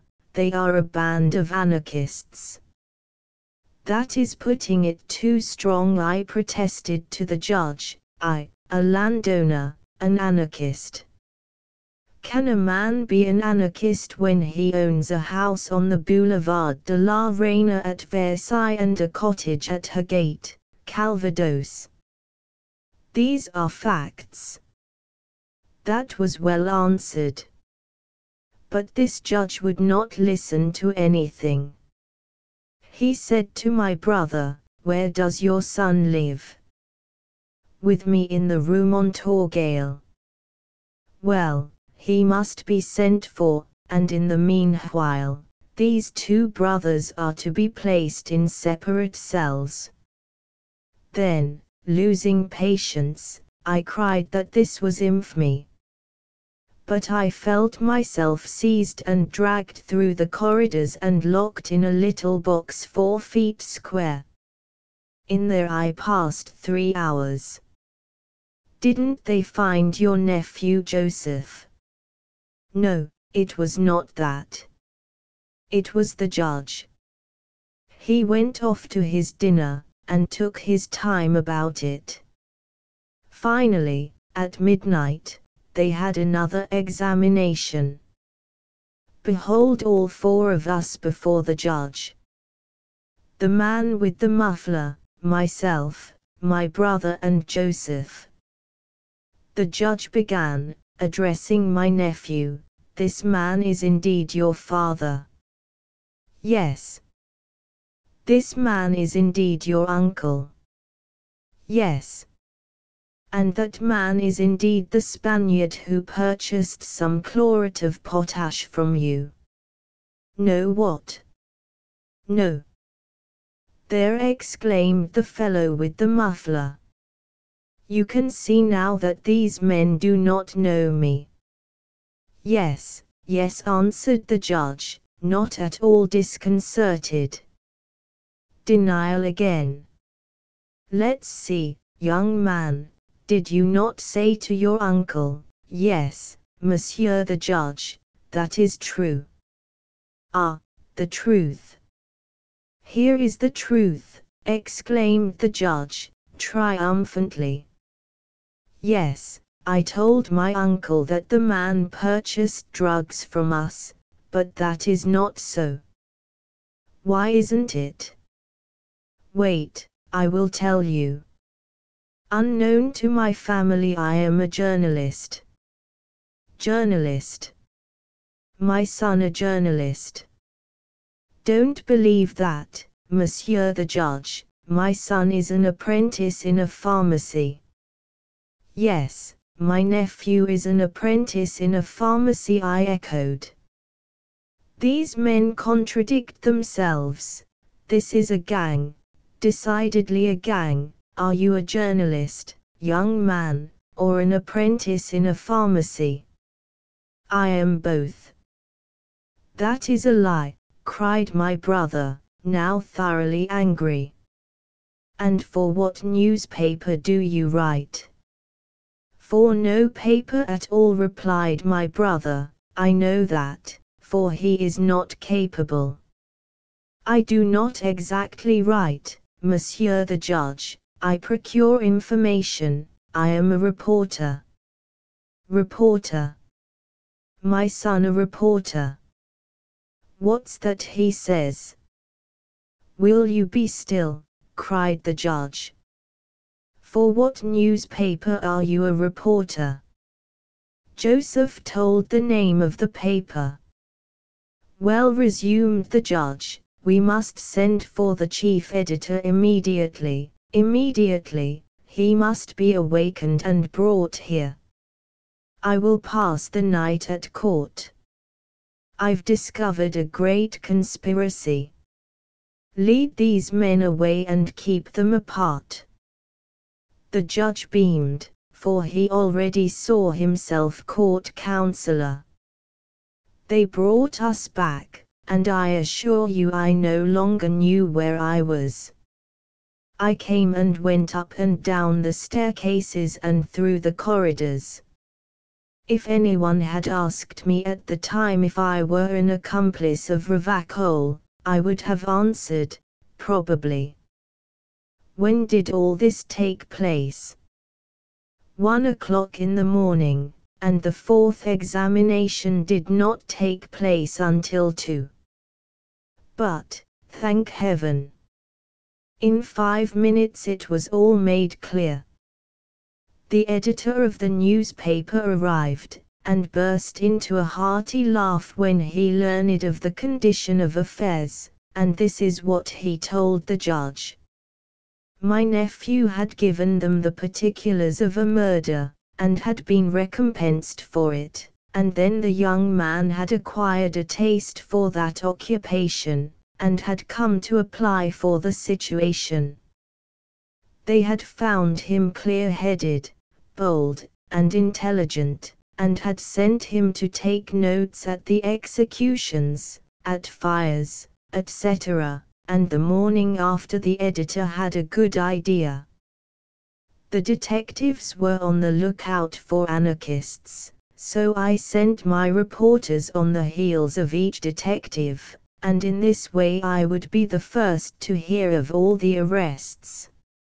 Now, You see, it all explains itself. The detective followed an anarchist. And your nephew Joseph followed the detective. Yes, but he dared not tell the truth, so he told me he was one of Papa's debtors. The man with the muffler was triumphant. Am I still a Spaniard? No, well and good, replied the judge. But an anarchist is another thing. And in truth he was, but he only held one, that judge, and was so vexed because he believed he had caught a whole gang, and was obliged to discharge us at 4 o'clock in the morning. I had to take a carriage to return to Versailles, got one for 30 francs. But found my poor wife in such a state. And your nephew still clings to journalism. Yes, and makes money for nothing but to ride about Paris that way in a cab, and to the country in the railway trains. The newspaper men are satisfied with him. What does your brother say to all this? He began by turning him out of doors. But when he knew that some months he made 200 and 300 francs, he softened, and then Joseph is as cute as a monkey. You know my brother invented a cough lozenge, dervishes' lozenges. Yes, you gave me a box of them. Ah, so I did. Well, Joseph found means to introduce into the account of a murderer's arrest an advertisement of his father's lozenges. How did he do it? He told how the murderer was hidden in a panel, and that he could not be found. But having the influenza, had sneezed, and that had been the means of his capture. And Joseph added that this would not have happened to him had he taken the dervish's lozenges. You see, that pleased my brother so much that he forgave him. Ah! There is my wife coming to look for me. Not a word of all this. It is not necessary to repeat that there is a reporter in the family, and there is another reason for not telling it. When I want to sell off to the people of Versailles, I go and find Joseph and tell him of my little plan. He arranges everything for me as it should be, puts it in the paper quietly, and they don't know how it comes there. A forest betrothal by Erckmann Chatrian one day in the month of June, 1845, Master Zacharias' fishing basket was so full of salmon trout, about 3 o'clock in the afternoon, that the good man was loath to take any more, for, as Pathfinder says, we must leave some for tomorrow. After having washed his in a stream and carefully covered them with field sorrel and rowel, to keep them fresh, after having wound up his line and bathed his hands and face, a sense of drowsiness tempted him to take a nap in the heather. The heat was so excessive that he preferred to wait until the shadows lengthened before reclimbing the steep ascent of Bigelberg. Breaking his crust of bread and wetting his lips with a draught of Reikiva, he climbed down 15 or 20 steps from the path and stretched himself on the moss-covered ground, under the shade of the pine trees, his eyelids heavy with sleep. 1,000 animate creatures had lived their long life of an hour, when the judge was wakened by the whistle of a bird, which sounded strange to him. He sat up to look around, and judge his surprise. The so-called bird was a young girl of 17 or 18 years of age, fresh, with rosy cheeks and vermilion lips, brown hair, which hung in 2 long tresses behind her. A short poppy-colored skirt, with a tightly laced bodice, completed her costume. She was a young peasant, who was rapidly descending the sandy path down the side of Bigelberg, a basket poised on her head, and her arms a little sunburned, but plump, were gracefully resting on her hips. Oh, what a charming bird! But she whistles well, and her pretty chin, round like a peach, is sweet to look upon. Mr. Zacharias was all emotion, a rush of hot blood, which made his heart beat, as it did at 20, coursed through his veins. Blushing, he arose to his feet. "Good day, my pretty one," he said. The young girl stopped short, opened her big eyes and recognized him, for who did not know the dear old Judge Zacharias in that part of the country?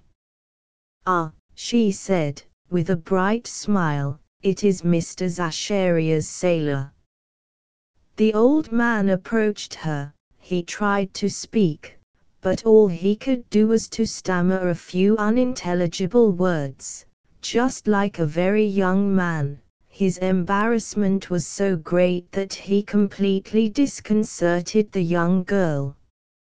At last he managed to say, "Where are you going through the forest at this hour, my dear child?"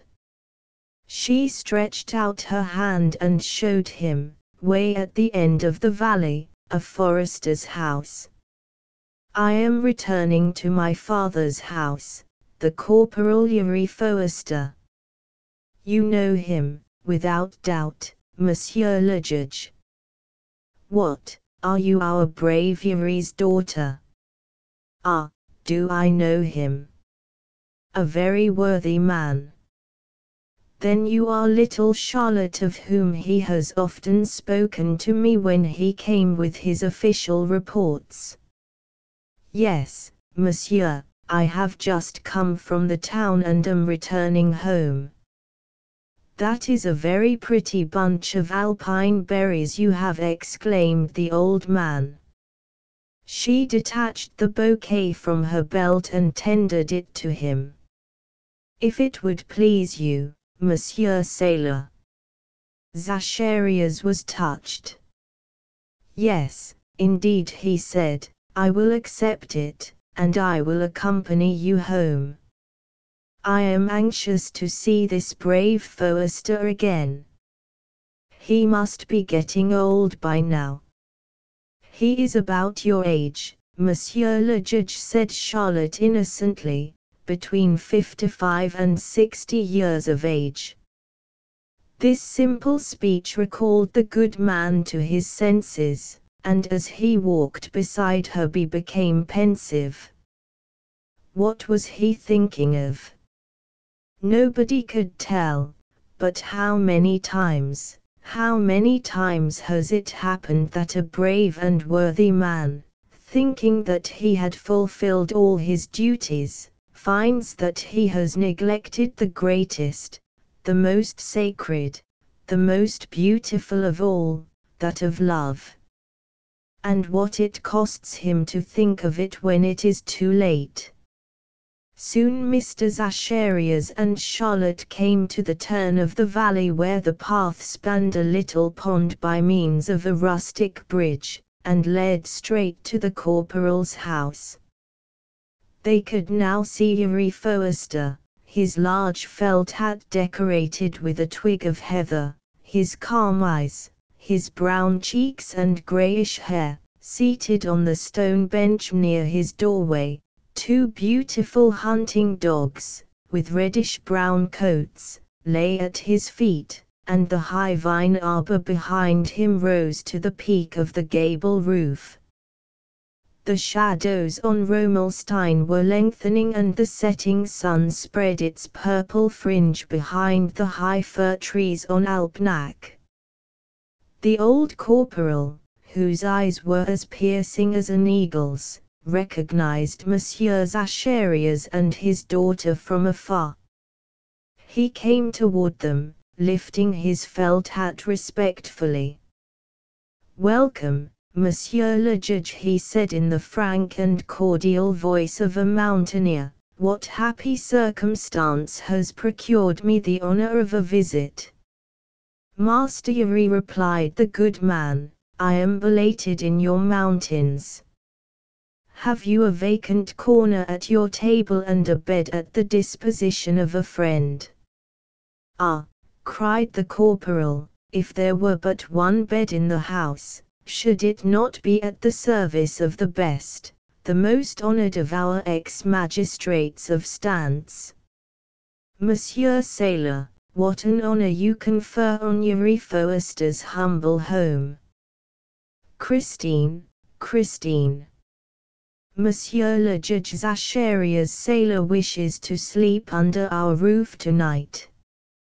Then a little old woman, her face wrinkled like a vine leaf, but still fresh and laughing, her head crowned by a cap with wide black ribbons, appeared on the threshold and disappeared again, murmuring, "What? Is it possible? Monsieur le Juge." "My good people," said Mr. Zacharias, "truly you do me too much honor. I hope, Monsieur le Juge, if you forget the favors you have done to others, they remember them." Charlotte placed her basket on the table, feeling very proud at having been the means of bringing so distinguished a visitor to the house. She took out the sugar, the coffee and all the little odds and ends of household provisions which she had purchased in the town.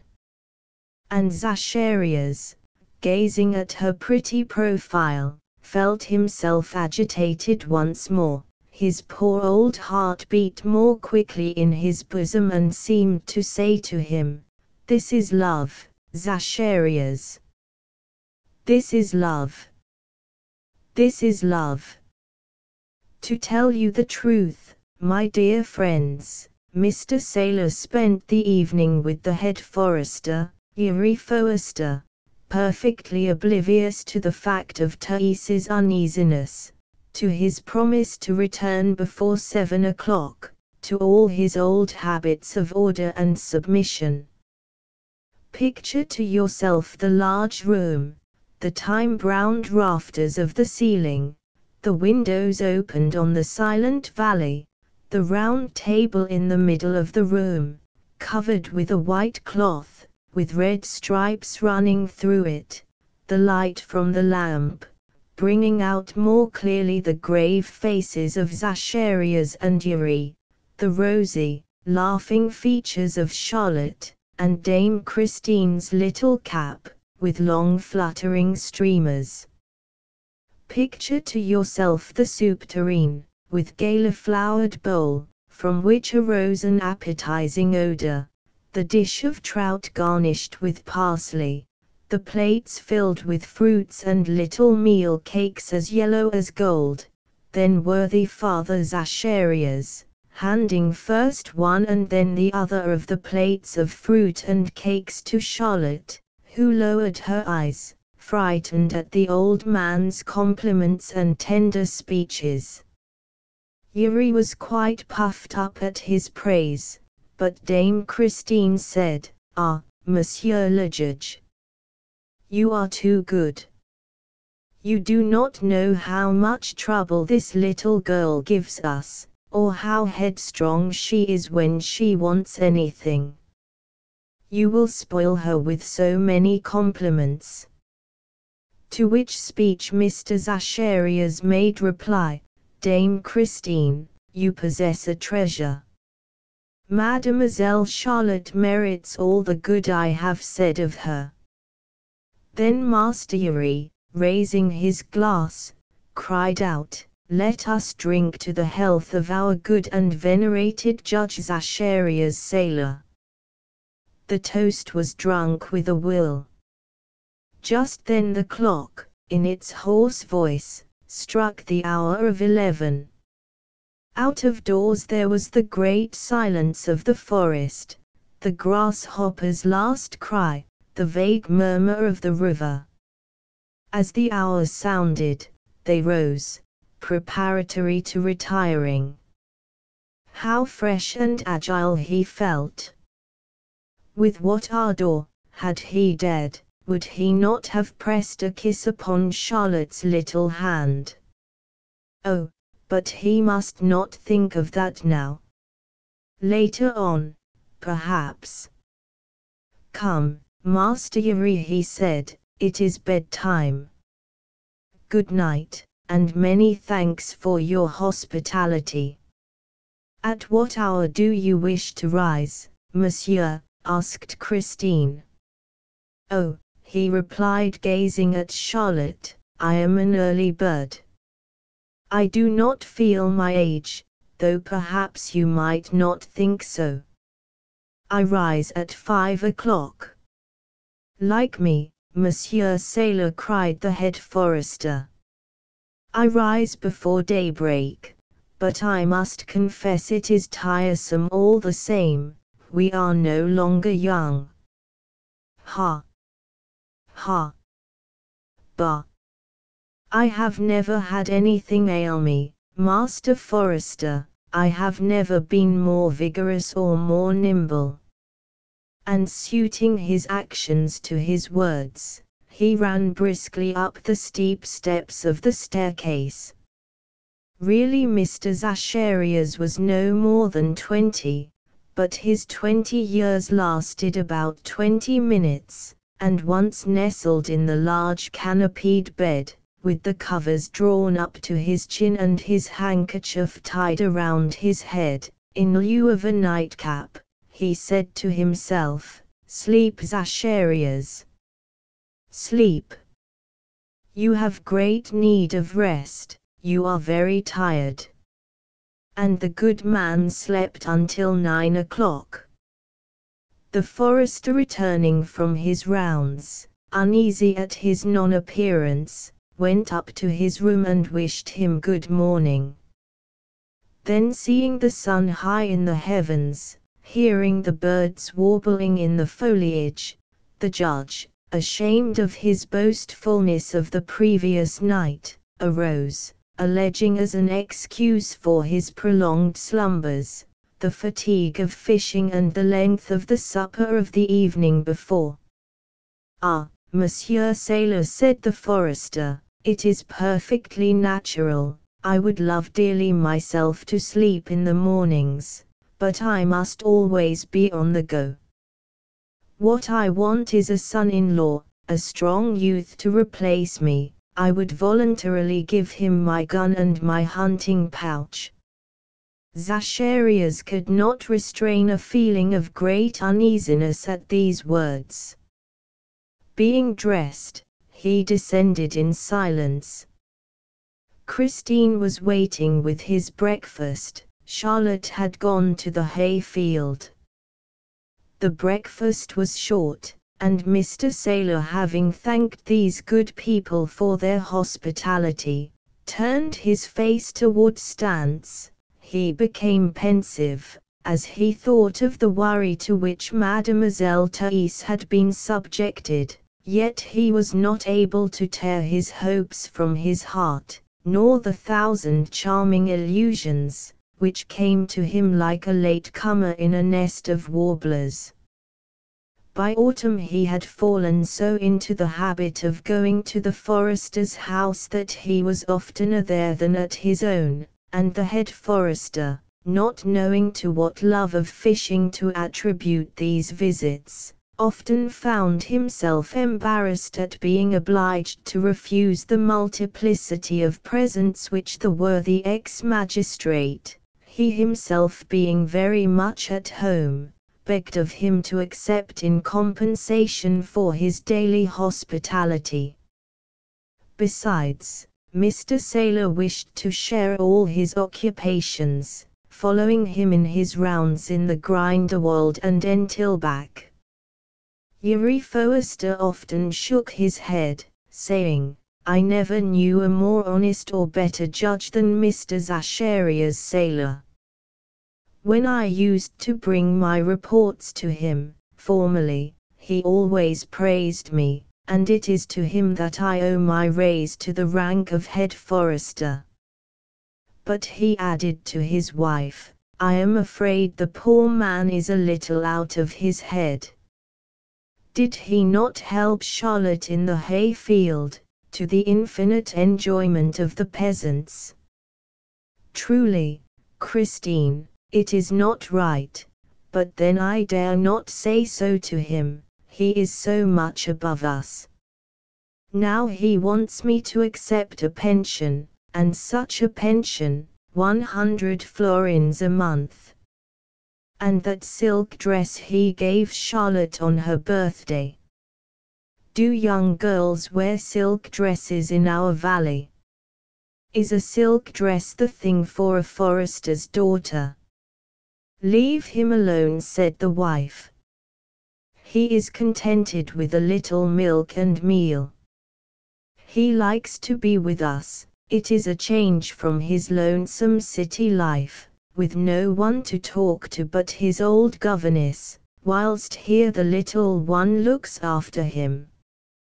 He likes to talk to her. Who knows but he may end by adopting her and leave her something in his will. The head forester, not knowing what to say, shrugged his shoulders. His good judgment told him there was some mystery, but he never dreamed of suspecting the good man's whole folly. One fine morning a wagon slowly wended its way down the sides of Bigelberg loaded with 3 casks of old Reikiva wine. Of all the presents that could be given to him, this was the most acceptable, for Yuri Forster loved, above everything else, a good glass of wine. That warms one up, he would say, laughing. And when he had tasted this wine he could not help saying, Mr. Zacharias is really the best man in the world. Has he not filled my cellar for me? Charlotte, go and gather the prettiest flowers in the garden, cut all the roses and the jasmine, make them into a bouquet, and when he comes you will present them to him yourself. Charlotte! Charlotte!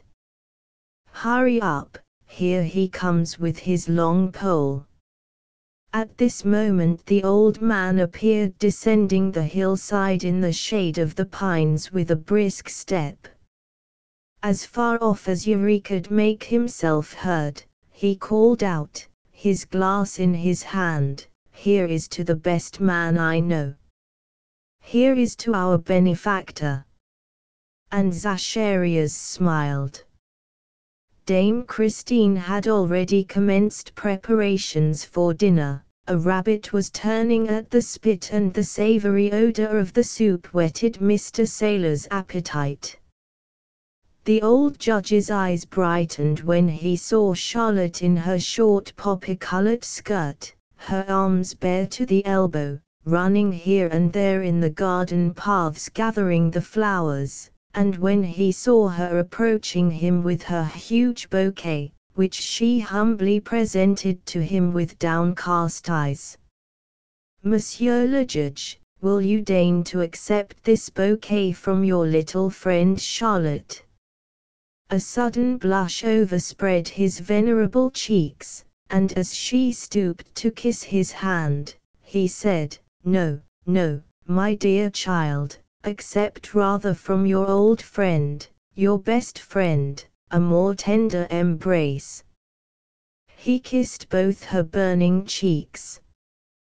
The head forester, laughing heartily, cried out, Monsieur Saylor, come and sit down under the acacia tree and drink some of your own wine. Ah, my wife is right when she calls you our benefactor. Mr. Zacharias seated himself at the little round table, placing his pole behind him. Charlotte sat facing him, Yuri Forster was on his right. Then dinner was served and Mr. Saylor started to speak of his plans for the future. He was wealthy and had inherited a fine fortune from his parents. He wished to buy some few hundred acres of forest land in the valley, and build in the midst a forester's lodge. "We would always be together," he said, turning to Yuri Forster, "sometimes you at my house, sometimes I at yours." Christine gave her advice, and they chatted, planning now one thing, then another. Charlotte seemed perfectly contented, and Zacharias imagined that these simple people understood him. Thus the time passed, and when night had fallen and they had had a surfeit of Rykeva, of rabbit and of Dame Christine's coeton sprinkled with cinnamon, Mr. Saylor, happy and contented, full of joyous hope, ascended to his room, putting off until tomorrow his declaration, not doubting for a moment but that it would be accepted. About this time of the year the mountaineers from Harburg, Kuznacht and the surrounding hamlets descend from their mountains about 1 o'clock in the morning and commence to mow the high grass in the valleys. One can hear their monotonous songs in the middle of the night, keeping time to the circular movement of the scythes, the jingle of the cattle bells, and the young men's and girls' voices laughing afar in the silence of the night. It is a strange harmony, especially when the night is clear and there is a bright moon, and the heavy dew falling makes a pitter-patter on the leaves of the great forest trees. Mr. Zacharias heard nothing of all this, for he was sleeping soundly, but the noise of a handful of peas being thrown against the window waked him suddenly. He listened and heard outside at the bottom of the wall, a sit, so softly whispered that you might almost think it the cry of some bird. Nevertheless, the good man's heart fluttered. "What is that?" he cried. After a few seconds' silence a soft voice replied, "Charlotte, Charlotte, it is I." Zacharias trembled, and as he listened with ears on the alert for each sound, the foliage on the trellis struck against the window and a figure climbed up quietly, oh so quietly, then stopped and stared into the room. The old man, being indignant at this, rose and opened the window, upon which the stranger climbed through noiselessly. "Do not be frightened, Charlotte," he said, "I have come to tell you some good news. My father will be here tomorrow." He received no response, for the reason that Zacharias was trying to light the lamp. "Where are you, Charlotte?" "Here I am," cried the old man, turning with a livid face and gazing fiercely at his rival. The young man who stood before him was tall and slender, with large, frank, black eyes, brown cheeks, rosy lips, just covered with a little moustache, and a large brown, felt hat, tilted a little to one side. The apparition of Zacharias stunned him to immovability. But as the judge was about to cry out, he exclaimed, "In the name of heaven, do not call. I am no robber, I love Charlotte." "And, she, stammered Zacharias. "She loves me also." "Oh, you need have no fear if you are one of her relations. We were betrothed at the Kuznacht feast. The fiancés of the Grindelwald and the Entilbach have the right to visit in the night. It is a custom of Unterwald. All the Swiss know that." Yuri Forster, Yuri, Charlotte's father, never told me. "No," he does not know of our betrothal yet, said the other, in a lower tone of voice. When I asked his permission last year he told me to wait, that his daughter was too young yet. We were betrothed secretly. Only as I had not the forester's consent, I did not come in the night time. This is the first time. I saw Charlotte in the town, but the time seemed so long to us both that I ended by confessing all to my father, and he has promised to see you tomorrow. Ah, monsieur, I knew it would give such pleasure to Charlotte that I could not help coming to announce my good news. The poor old man fell back in his chair and covered his face with his hands. Oh, how he suffered! What bitter thoughts passed through his brain, what a sad awakening after so many sweet and joyous dreams! And the young mountaineer was not a whit more comfortable, as he stood leaning against a corner of the wall, his arms crossed over his breast, and the following thoughts running through his head: if old Forester, who does not know of our betrothal, finds me here, he will kill me without listening to one word of explanation. That is certain. And he gazed anxiously at the door, his ear on the alert for the least sound. A few moments afterward, Zacharias, lifting his head, as though awakening from a dream, asked him, "What is your name?"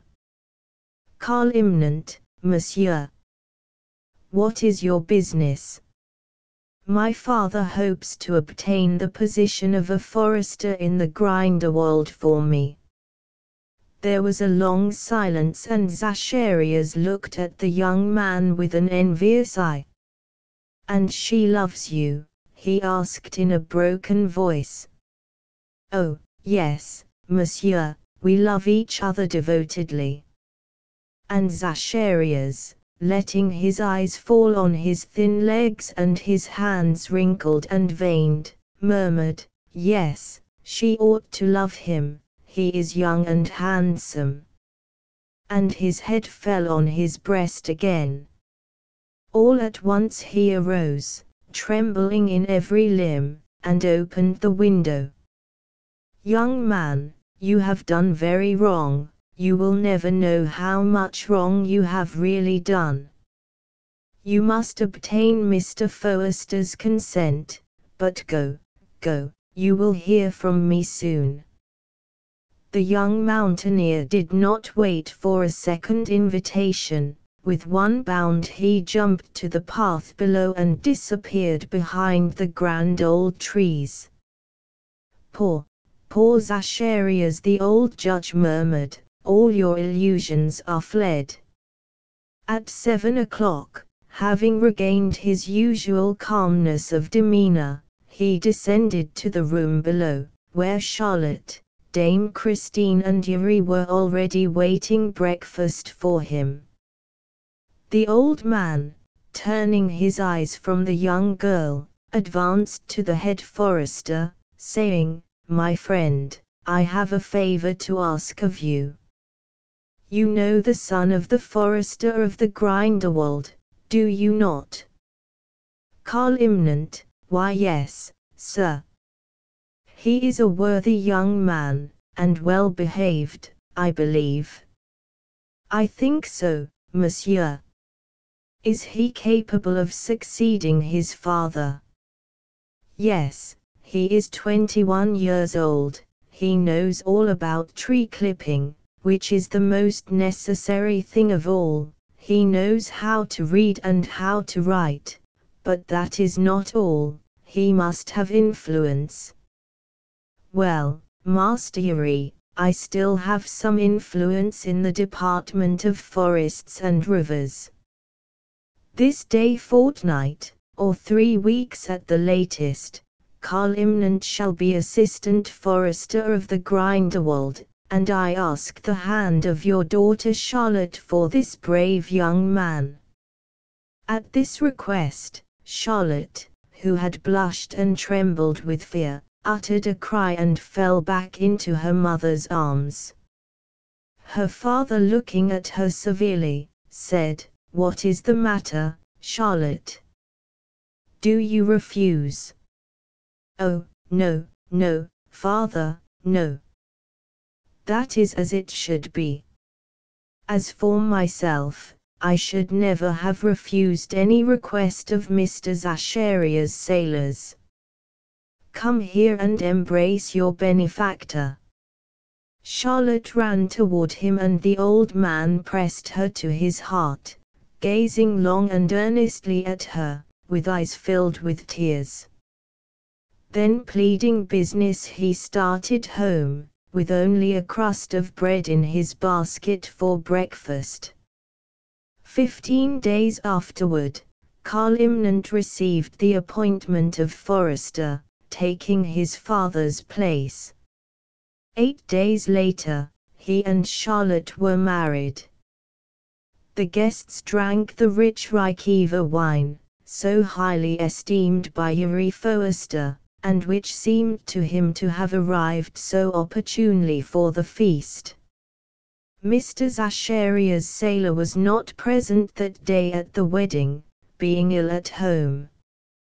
Since then he rarely goes fishing, and then, always to the Brunnen, toward the lake, on the other side of the mountain. Zadig the Babylonian by François Maria Rouet de Voltaire. The blind of one eye. There lived at Babylon, in the reign of King Mobda, a young man named Zadig, of a good natural disposition, strengthened and improved by education. The rich and young, he had learned to moderate his passions, he had nothing stiff or affected in his behavior. He did not pretend to examine every action by the strict rules of reason, but was always ready to make proper allowances for the weakness of mankind. It was matter of surprise that, notwithstanding his sprightly wit, he never exposed by his raillery those vague, incoherent, and noisy discourses, those rash censures, ignorant decisions, coarse jests, and all that empty jingle of words which at Babylon went by the name of conversation. He had learned, in the first book of Zoroaster, that self-love is a football swelled with wind, from which, when pierced, the most terrible tempests issue forth. Above all, Zadig never boasted of his conquests among the women, nor affected to entertain a contemptible opinion of the fair sex. He was generous, and was never afraid of obliging the ungrateful, remembering the grand precept of Zoroaster, "When thou eatest, give to the dogs, should they even bite thee." He was as wise as it is possible for man to be, for he sought to live with the wise. Instructed in the sciences of the ancient Chaldeans, he understood the principles of natural philosophy, such as they were then supposed to be, and knew as much of metaphysics as hath ever been known in any age, that is, little or nothing at all. He was firmly persuaded, notwithstanding the new philosophy of the times, that the year consisted of 365 days and 6 hours, and that the sun was in the center of the world. But when the principal Magi told him, with a haughty and contemptuous air, that his sentiments were of a dangerous tendency, and that it was to be an enemy to the state to believe that the sun revolved round its own axis, and that the year had 12 months, he held his tongue with great modesty and meekness. Possessed as he was of great riches, and consequently of many friends, blessed with a good constitution, a handsome figure, a mind just and moderate, and a heart noble and sincere, he fondly imagined that he might easily be happy. He was going to be married to Semira, who, in point of beauty, birth, and fortune, was the first match in Babylon. He had a real and virtuous affection for this lady, and she loved him with the most passionate fondness. The happy moment was almost arrived that was to unite them forever in the bands of wedlock, when happening to take a walk together toward one of the gates of Babylon, under the palm trees that adorn the banks of the Euphrates, they saw some men approaching, armed with sabers and arrows. These were the attendants of young Orcan, the minister's nephew, whom his uncle's creatures had flattered into an opinion that he might do everything with impunity. He had none of the graces nor virtues of Zadig, but thinking himself a much more accomplished man, he was enraged to find that the other was preferred before him.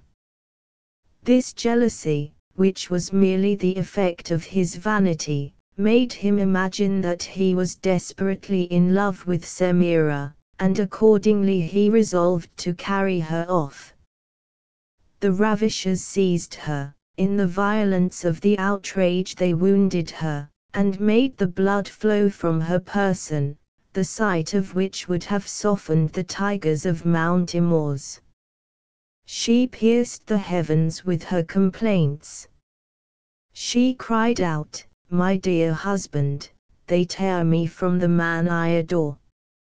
Regardless of her own danger, she was only concerned for the fate of her dear Zadig, who, in the meantime, defended himself with all the strength that courage and love could inspire.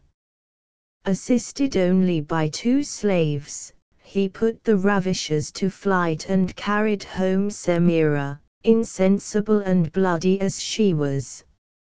On opening her eyes and beholding her deliverer, "O Zadig," said she, "I loved thee formerly as my intended husband, I now love thee as the preserver of my honor and my life." Never was heart more deeply affected than that of Semira. Never did a more charming mouth express more moving sentiments, in those glowing words inspired by a sense of the greatest of all favors, and by the most tender transports of a lawful passion. Her wound was slight and was soon cured. Zadig was more dangerously wounded. An arrow had pierced him near his eye, and penetrated to a considerable depth. Semira wearied heaven with her prayers for the recovery of her lover. Her eyes were constantly bathed in tears. She anxiously awaited the happy moment when those of Zadig should be able to meet hers, but an abscess growing on the wounded eye gave everything to fear. A messenger was immediately dispatched to Memphis for the great physician Hermes, who came with a numerous retinue. He visited the patient and declared that he would lose his eye. He even foretold the day and hour when this fatal event would happen. "Had it been the right eye," said he, "I could easily have cured it, but the wounds of the left eye are incurable."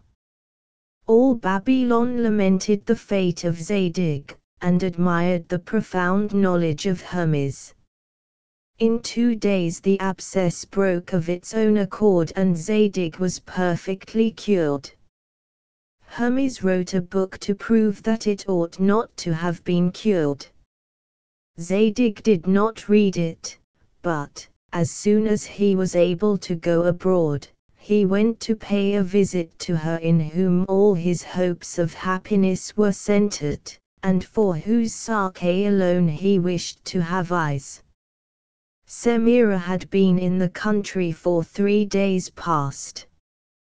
He learned on the road that that fine lady, having openly declared that she had an unconquerable aversion to one-eyed men, had the night before given her hand to Orkun.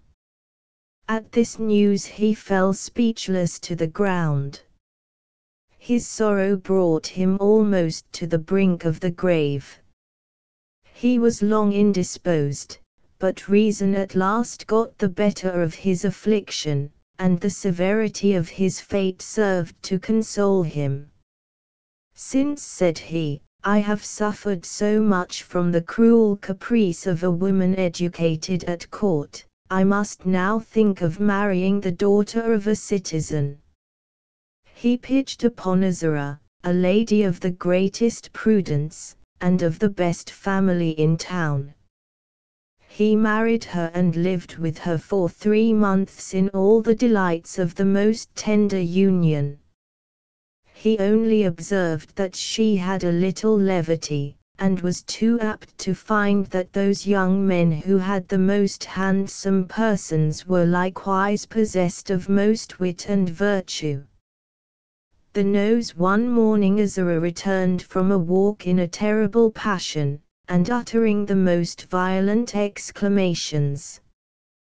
"What aileth thee?" said he, "my dear spouse? What is it that can thus have discomposed thee?" "Alas," said she, "thou wouldst be as much enraged as I am hadst thou seen what I have just beheld. I have been to comfort the young widow Khosroo, who, within these 2 days, hath raised a tomb to her young husband, near the rivulet that washes the skirts of this meadow. She vowed to heaven, in the bitterness of her grief, to remain at this tomb while the water of the rivulet should continue to run near it." "Well," said Zadig, "she is an excellent woman, and loved her husband with the most sincere affection." "Ah," replied Azura, "didst thou but know in what she was employed when I went to wait upon her." "In what, pray, beautiful Azura?" "Was she turning the course of the rivulet?" Azura broke out into such long invectives and loaded the young widow with such bitter reproaches, that Zadig was far from being pleased with this ostentation of virtue. Zadig had a friend named Cador, one of those young men in whom his wife discovered more probity and merit than in others. He made him his confidant, and secured his fidelity as much as possible by a considerable present. Azura, having passed 2 days with a friend in the country, returned home on the 3rd. The servants told her, with tears in their eyes, that her husband died suddenly the night before, that they were afraid to send her an account of this mournful event, and that they had just been depositing his corpse in the tomb of his ancestors, at the end of the garden. She wept, she tore her hair, and swore she would follow him to the grave. In the evening Cador begged leave to wait upon her, and joined his tears with hers. Next day they wept less, and dined together. Cador told her that his friend had left him the greatest part of his estate, and that he should think himself extremely happy in sharing his fortune with her. The lady wept, fell into a passion, and at last became more mild and gentle. They sat longer at supper than at dinner. They now talked with greater confidence. Azura praised the deceased, but owned that he had many failings from which Cador was free. During supper Cador complained of a violent pain in his side. The lady, greatly concerned, and eager to serve him, caused all kinds of essences to be brought, with which she anointed him, to try if some of them might not possibly ease him of his pain. She lamented that the great Hermes was not still in Babylon. She even condescended to touch the side in which Cador felt such exquisite pain. "Art thou subject to this cruel disorder?" said she to him with a compassionate air. "It sometimes brings me," replied Cador, "to the brink of the grave, and there is but one remedy that can give me relief, and that is to apply to my side the nose of a man who is lately dead." "A strange remedy, indeed," said Azura. "Not more strange," replied he, "than the satchels of Unan against the apoplexy." This reason, added to the great merit of the young man, at last determined the lady. "After all," says she, "when my husband shall cross the bridge Chineva, in his journey to the other world, the angel Israel will not refuse him a passage because his nose is a little shorter in the second life than it was in the first." She then took a razor, went to her husband's tomb, bedewed it with her tears, and drew near to cut off the nose of Zadig, whom she found extended at full length in the tomb.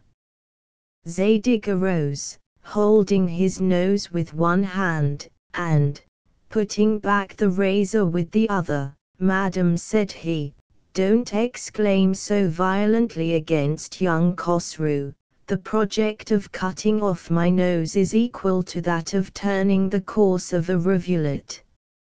Zadig found by experience that the first month of marriage, as it is written in the book of Zend, is the moon of honey, and that the second is the moon of wormwood. He was some time after obliged to repudiate Azura, who became too difficult to be pleased, and he then sought for happiness in the study of nature. "No man," said he, "can be happier than a philosopher who reads in this great book which God hath placed before our eyes. The truths he discovers are his own, he nourishes and exalts his soul, he lives in peace, he fears nothing from men, and his tender spouse will not come to cut off his nose." Possessed of these ideas, he retired to a country house on the banks of the Euphrates. There he did not employ himself in calculating how many inches of water flow in a second of time under the arches of a bridge, or whether there fell a cube line of rain in the month of the mouse more than in the month of the sheep. He never dreamed of making silk of cobwebs, or porcelain of broken bottles, but he chiefly studied the properties of plants and animals, and soon acquired a sagacity that made him discover 1,000 differences where other men see nothing but uniformity. One day, as he was walking near a little wood, he saw one of the queen's eunuchs running toward him, followed by several officers, who appeared to be in great perplexity, and who ran to and fro like men distracted, eagerly searching for something they had lost of great value. "Young man," said the first eunuch, "hast thou seen the queen's dog?" "It is a female," replied Zadig. "Thou art in the right," returned the first eunuch. "It is a very small she-spaniel," added Zadig, "she has lately whelped, she limps on the left forefoot, and has very long ears." "Thou hast seen her," said the first eunuch, quite out of breath. "No," replied Zadig, "I have not seen her, nor did I so much as know that the queen had a dog." Exactly at the same time, by one of the common freaks of fortune, the finest horse in the king's stable had escaped from the jockey in the plains of Babylon. The principal huntsman and all the other officers ran after him with as much eagerness and anxiety as the first eunuch had done after the spaniel. The principal huntsman addressed himself to Zadig, and asked him if he had not seen the king's horse passing by. "He is the fleetest horse in the king's stable," replied Zadig. "He is 5 feet high, with very small hoofs, and a tail 3 feet and a half in length. The studs on his bit are gold of 23 carats, and his shoes are silver of 11 pennyweights." "What way did he take? Where is he?" demanded the chief huntsman. "I have not seen him," replied Zadig, "and never heard talk of him before." The principal huntsman and the first eunuch never doubted but that Zadig had stolen the king's horse and the queen's spaniel. They therefore had him conducted before the assembly of the Grand Desterham, who condemned him to the knout, and to spend the rest of his days in Siberia. Hardly was the sentence passed when the horse and the spaniel were both found. The judges were reduced to the disagreeable necessity of reversing their sentence, but they condemned Zadig to pay 400 ounces of gold for having said that he had not seen what he had seen. This fine he was obliged to pay, after which he was permitted to plead his cause before the council of the Grand Desterham, when he spoke to the following effect: "Ye stars of justice, abyss of sciences, mirrors of truth, who have the weight of lead, the hardness of iron, the splendor of the diamond, and many properties of gold, since I am permitted to speak before this august assembly, I swear to you by our maids that I have never seen the Queen's respectable spaniel, nor the sacred horse of the King of Kings."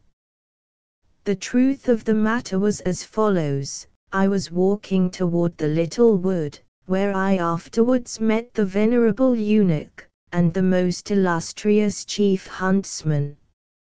I observed on the sand the traces of an animal, and could easily perceive them to be those of a little dog. The light and long furrows impressed on little eminences of sand between the marks of the paws plainly discovered that it was a female, whose dugs were hanging down, and that therefore she must have whelped a few days before. Other traces of a different kind, that always appeared to have gently brushed the surface of the sand near the marks of the 4 feet, showed me that she had very long ears, and as I remarked that there was always a slighter impression made on the sand by 1 foot than the other 3, I found that the spaniel of our august queen was a little lame, if I may be allowed the expression. With regard to the horse of the King of Kings, you will be pleased to know that, walking in the lanes of this wood, I observed the marks of a horse's shoes, all at equal distances. "This must be a horse," said I to myself, "that gallops excellently." The dust on the trees in the road that was but 7 feet wide was a little brushed off, at the distance of 3 feet and a half from the middle of the road.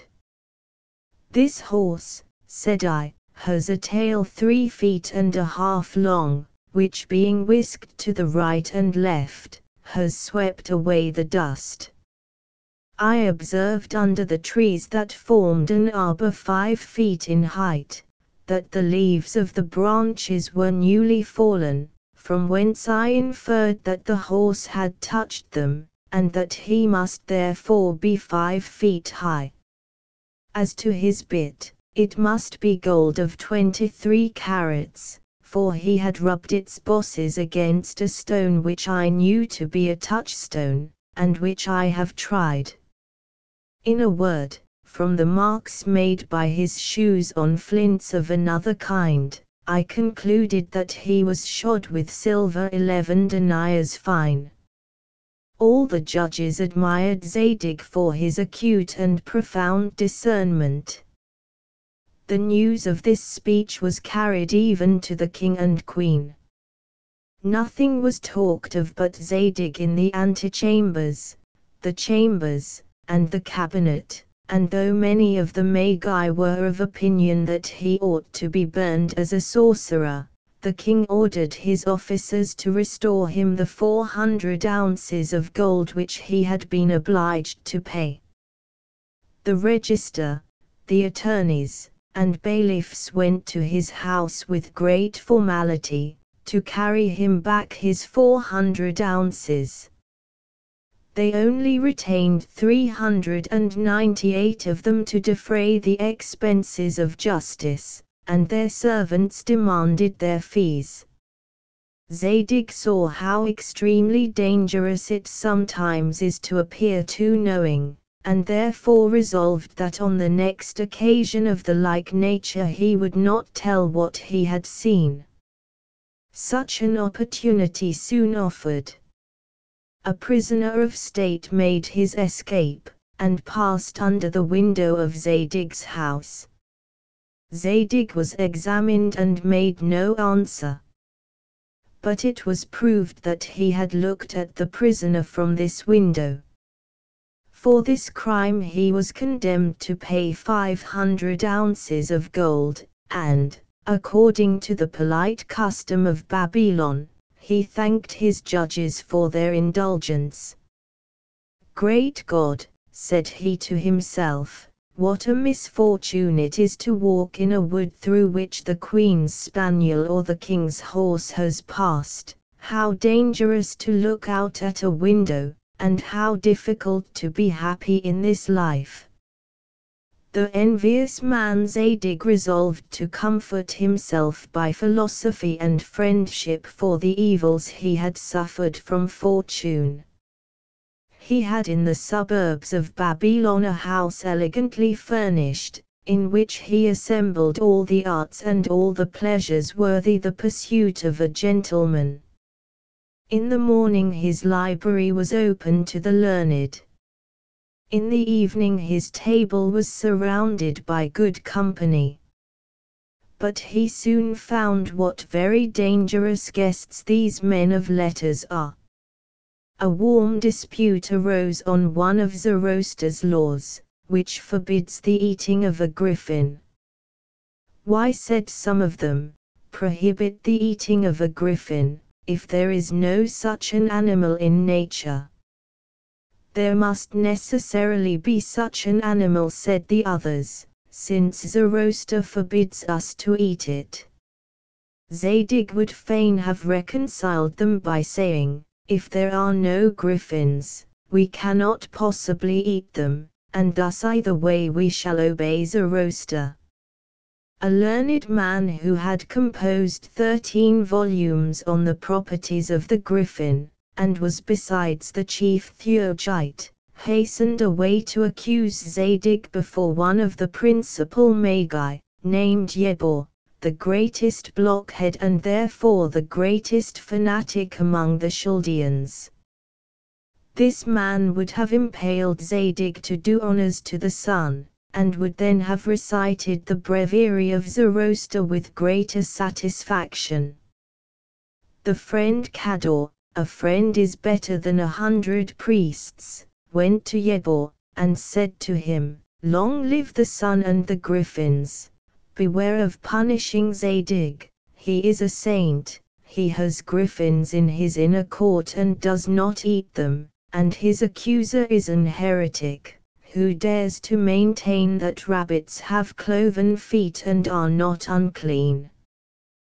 "Well," said Yebor, shaking his bald pate, "we must impale Zadig for having thought contemptuously of griffins, and the other for having spoken disrespectfully of rabbits." Cador hushed up the affair by means of a maid of honor with whom he had a love affair, and who had great interest in the college of the Magi. Nobody was impaled. This levity occasioned a great murmuring among some of the doctors, who from thence predicted the fall of Babylon. "Upon what does happiness depend?" said Zadig. "I am persecuted by everything in the world, even on account of beings that have no existence." He cursed those men of learning, and resolved for the future to live with none but good company. He assembled at his house the most worthy men and the most beautiful ladies of Babylon. He gave them delicious suppers, often preceded by concerts of music, and always animated by polite conversation, from which he knew how to banish that affectation of wit which is the surest method of preventing it entirely, and of spoiling the pleasure of the most agreeable society. Neither the choice of his friends nor that of the dishes was made by vanity, for in everything he preferred the substance to the shadow, and by these means he procured that real respect to which he did not aspire. Opposite to his house lived one Arimazes, a man whose deformed countenance was but a faint picture of his still more deformed mind. His heart was a mixture of malice, pride, and envy. Having never been able to succeed in any of his undertakings, he revenged himself on all around him by loading them with the blackest calumnies. Rich as he was, he found it difficult to procure a set of flatterers. The rattling of the chariots that entered Zadig's court in the evening filled him with uneasiness, the sound of his praises enraged him still more. He sometimes went to Zadig's house, and sat down at table without being desired, where he spoiled all the pleasure of the company, as the harpies are said to infect the viands they touch. It happened that one day he took it in his head to give an entertainment to a lady, who, instead of accepting it, went to sup with Zadig. At another time, as he was talking with Zadig at court, a minister of state came up to them, and invited Zadig to supper without inviting Arimazes. The most implacable hatred has seldom a more solid foundation. This man, who in Babylon was called the Envious, resolved to ruin Zadig because he was called the Happy. The opportunity of doing mischief occurs 100 times in a day, and that of doing good but once a year, as saith the wise Zoroaster. The envious man went to see Zadig, who was walking in his garden with two friends and a lady, to whom he said many gallant things, without any other intention than that of saying them. The conversation turned upon a war which the king had just brought to a happy conclusion against the prince of Hyrcania, his vassal. Zadig, who had signalized his courage in this short war, bestowed great praises on the king, but greater still on the lady. He took out his pocket-book, and wrote 4 lines extempore, which he gave to this amiable person to read. His friends begged they might see them, but modesty, or rather a well-regulated self-love, would not allow him to grant their request. He knew that extempore verses are never approved of by any but by the person in whose honor they are written. He therefore tore in two the leaf on which he had wrote them, and threw both the pieces into a thicket of rose bushes, where the rest of the company sought for them in vain. A slight shower falling soon after obliged them to return to the house. The envious man, who stayed in the garden, continued the search till at last he found a piece of the leaf. It had been torn in such a manner that each half of a line formed a complete sentence, and even a verse of a shorter measure, but what was still more surprising, These short verses were found to contain the most injurious reflections on the king. They ran thus: to flagrant crimes his crown he owes, to peaceful times the worst of foes.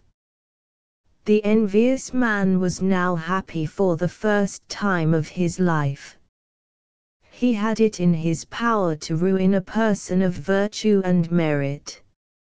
Filled with this fiend-like joy, he found means to convey to the king the satire written by the hand of Zadig, who, together with the lady and his 2 friends, was thrown into prison. His trial was soon finished, without his being permitted to speak for himself. As he was going to receive his sentence, the envious man threw himself in his way and told him with a loud voice that his verses were good for nothing.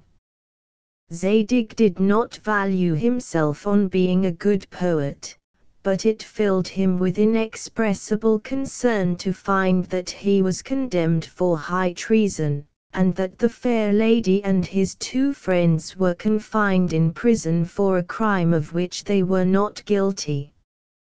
He was not allowed to speak because his writing spoke for him. Such was the law of Babylon. Accordingly he was conducted to the place of execution, through an immense crowd of spectators, who durst not venture to express their pity for him, but who carefully examined his countenance to see if he died with a good grace. His relations alone were inconsolable, for they could not succeed to his estate. 3/4 of his wealth were confiscated into the king's treasury, and the other 1/4 was given to the envious man. Just as he was preparing for death, the king's parrot flew from its cage and alighted on a rose bush in Zadig's garden. A peach had been driven thither by the wind from a neighboring tree, and had fallen on a piece of the written leaf of the pocket book to which it stuck. The bird carried off the peach and the paper and laid them on the king's knee. The king took up the paper with great eagerness and read the words, which formed no sense, and seemed to be the endings of verses. He loved poetry, and there is always some mercy to be expected from a prince of that disposition. The adventure of the parrot set him a-thinking. The queen, who remembered what had been written on the piece of Zadig's pocket book, caused it to be brought. They compared the 2 pieces together and found them to tally exactly. They then read the verses as Zadig had wrote them. Tyrants are prone to flagrant crimes. To clemency his crown he owes. To concord and to peaceful times. Love only is the worst of foes. The king gave immediate orders that Zadig should be brought before him, and that his 2 friends and the lady should be set at liberty. Zadig fell prostrate on the ground before the king and queen, humbly begged their pardon for having made such bad verses and spoke with so much propriety, wit, and good sense, that their majesties desired they might see him again. He did himself that honor, and insinuated himself still farther into their good graces. They gave him all the wealth of the envious man, but Zadig restored him back the whole of it. And this instance of generosity gave no other pleasure to the envious man than that of having preserved his estate. The king's esteem for Zadig increased every day. He admitted him into all his parties of pleasure, and consulted him in all affairs of state. From that time the queen began to regard him with an eye of tenderness that might one day prove dangerous to herself, to the king, her august comfort, to Zadig, and to the kingdom in general. Zadig now began to think that happiness was not so unattainable as he had formerly imagined. The time now arrived for celebrating a grand festival, which returned every 5 years. It was a custom in Babylon solemnly to declare at the end of every 5 years which of the citizens had performed the most generous action. The grandees and the magi were the judges. The first satrap, who was charged with the government of the city, published the most noble actions that had passed under his administration. The competition was decided by votes, and the king pronounced the sentence. People came to this solemnity from the extremities of the earth. The conqueror received from the monarch's hand a golden cup adorned with precious stones, His Majesty at the same time making him this compliment: "Receive this reward of thy generosity, and may the gods grant me many subjects like to thee." This memorable day being come, the king appeared on his throne, surrounded by the grandees, the magi, and the deputies of all nations that came to these games, where glory was acquired not by the swiftness of horses, nor by strength of body, but by virtue. The first satrap recited, with an audible voice, such actions as might entitle the authors of them to this invaluable prize. He did not mention the greatness of soul with which Zadig had restored the envious man his fortune, because it was not judged to be an action worthy of disputing the prize. He first presented a judge who, having made a citizen lose a considerable cause by a mistake, for which, after all, he was not accountable, had given him the whole of his own estate, which was just equal to what the other had lost. He next produced a young man who, being desperately in love with a lady whom he was going to marry, had yielded her up to his friend, whose passion for her had almost brought him to the brink of the grave, and at the same time had given him the lady's fortune. He afterwards produced a soldier who, in the wars of Hyrcania, had given a still more noble instance of generosity. A party of the enemy having seized his mistress, he fought in her defense with great intrepidity. At that very instant he was informed that another party, at the distance of a few paces, were carrying off his mother. He therefore left his mistress with tears in his eyes and flew to the assistance of his mother. At last he returned to the dear object of his love and found her expiring.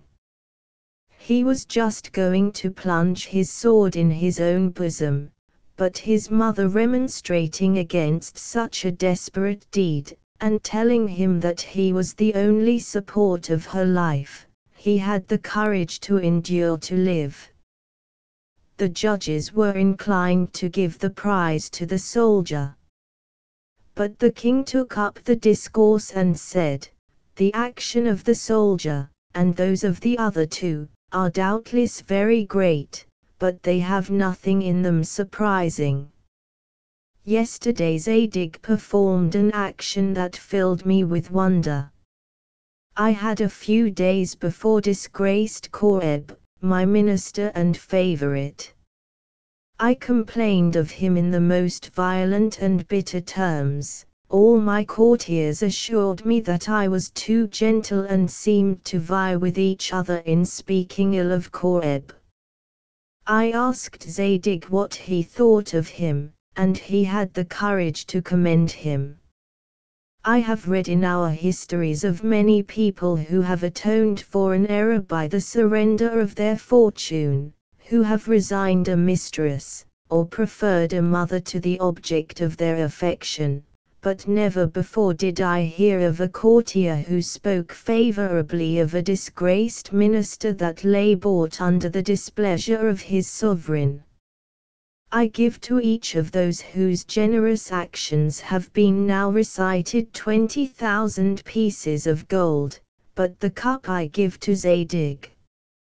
May it please your majesty, said Zadig, thyself alone deservest the cup.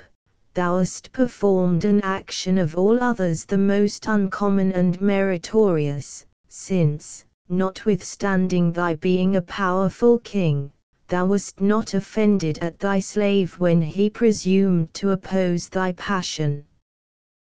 The king and Zadig were equally the object of admiration. The judge, who had given his estate to his client, the lover, who had resigned his mistress to a friend, and the soldier, who had preferred the safety of his mother to that of his mistress, received the king's presents and saw their names enrolled in the catalogue of generous men. Zadig had the cup, and the king acquired the reputation of a good prince, which he did not long enjoy. The day was celebrated by feasts that lasted longer than the law enjoined, and the memory of it is still preserved in Asia. Zadig said, "Now I am happy at last," but he found himself fatally deceived. The minister the king had lost his first minister and chose Zadig to supply his place. All the ladies in Babylon applauded the choice, for since the foundation of the empire there had never been such a young minister. But all the courtiers were filled with jealousy and vexation. The envious man in particular was troubled with a spitting of blood and a prodigious inflammation in his nose. Zadig, having thanked the king and queen for their goodness, went likewise to thank the parrot. "Beautiful bird," said he, "'tis thou that hast saved my life and made me first minister. The queen's spaniel and the king's horse did me a great deal of mischief, but thou hast done me much good. Upon such slender threads as these do the fates of mortals hang." But added he, "This happiness perhaps will vanish very soon." "Soon," replied the parrot. Zadig was somewhat startled at this word. But as he was a good natural philosopher and did not believe parrots to be prophets, he quickly recovered his spirits and resolved to execute his duty to the best of his power. He made everyone feel the sacred authority of the laws, but no one felt the weight of his dignity. He never checked the deliberation of the divan, and every vizier might give his opinion without the fear of incurring the minister's displeasure. When he gave judgment, it was not he that gave it, it was the law, the rigor of which, however, whenever it was too severe, he always took care to soften, and when laws were wanting, the equity of his decisions was such as might easily have made them pass for those of Zoroaster. It is to him that the nations are indebted for this grand principle, to wit, that it is better to run the risk of sparing the guilty than to condemn the innocent. He imagined that laws were made as well to secure the people from the suffering of injuries as to restrain them from the commission of crimes. His chief talent consisted in discovering the truth, which all men seek to obscure. This great talent he put in practice from the very beginning of his administration. A famous merchant of Babylon, who died in the Indies, divided his estate equally between his two sons, after having disposed of their sister in marriage, and left a present of 30,000 pieces of gold to that son who should be found to have loved him best. The eldest raised a tomb to his memory, the youngest increased his sister's portion, by giving her part of his inheritance. Everyone said that the eldest son loved his father best, and the youngest his sister, and that the 30,000 pieces belonged to the eldest. Zadig sent for both of them, the one after the other. To the eldest he said, "Thy father is not dead, he is recovered of his last illness, and is returning to Babylon." "God be praised," replied the young man, "but his tomb cost me a considerable sum." Zadig afterwards said the same to the youngest. "God be praised," said he, "I will go and restore to my father all that I have, but I could wish that he would leave my sister what I have given her." "Thou shalt restore nothing," replied Zadig, "and thou shalt have the 30,000 pieces, for thou art the son who loves his father best." The disputes and the audiences in this manner he daily discovered the subtlety of his genius and the goodness of his heart. The people at once admired and loved him. He passed for the happiest man in the world. The whole empire resounded with his name. All the ladies ogled him. All the men praised him for his justice. The learned regarded him as an oracle, and even the priests confessed that he knew more than the old archmage Yebor. They were now so far from prosecuting him on account of the griffin, that they believed nothing but what he thought credible. There had reigned in Babylon, for the space of 1500 years, a violent contest that had divided the empire into two sects. The one pretended that they ought to enter the temple of Mitra with the left foot foremost, the other held this custom in detestation and always entered with the right foot first.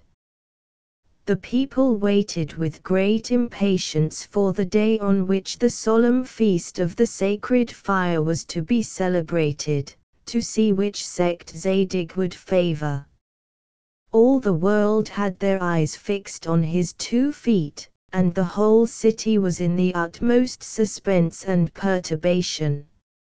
Zadig jumped into the temple with his feet joined together, and afterwards proved, in an eloquent discourse, that the sovereign of heaven and earth, who accepted not the persons of men, makes no distinction between the right and left foot. The envious man and his wife alleged that his discourse was not figurative enough, and that he did not make the rocks and mountains to dance with sufficient agility. "He is dry," said they, "and void of genius. He does not make the flea to fly, and stars to fall, nor the sun to melt wax. He has not the true Oriental style." Zadig contented himself with having the style of reason. All the world favored him, not because he was in the right road or followed the dictates of reason, or was a man of real merit, but because he was prime vizier. He terminated with the same happy address the grand difference between the white and the black magi. The former maintained that it was the height of impiety to pray to God with the face turned toward the east in winter. The latter asserted that God abhorred the prayers of those who turned toward the west in summer. Zadig decreed that every man should be allowed to turn as he pleased. Thus he found out the happy secret of finishing all affairs, whether of a private or a public nature, in the morning. The rest of the day he employed in superintending and promoting the embellishments of Babylon.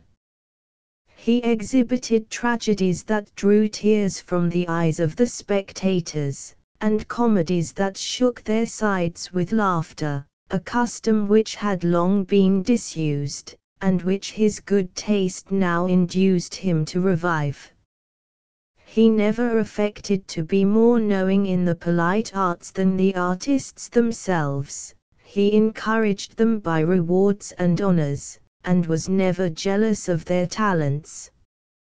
In the evening the king was highly entertained with his conversation, and the queen still more. "Great minister," said the king.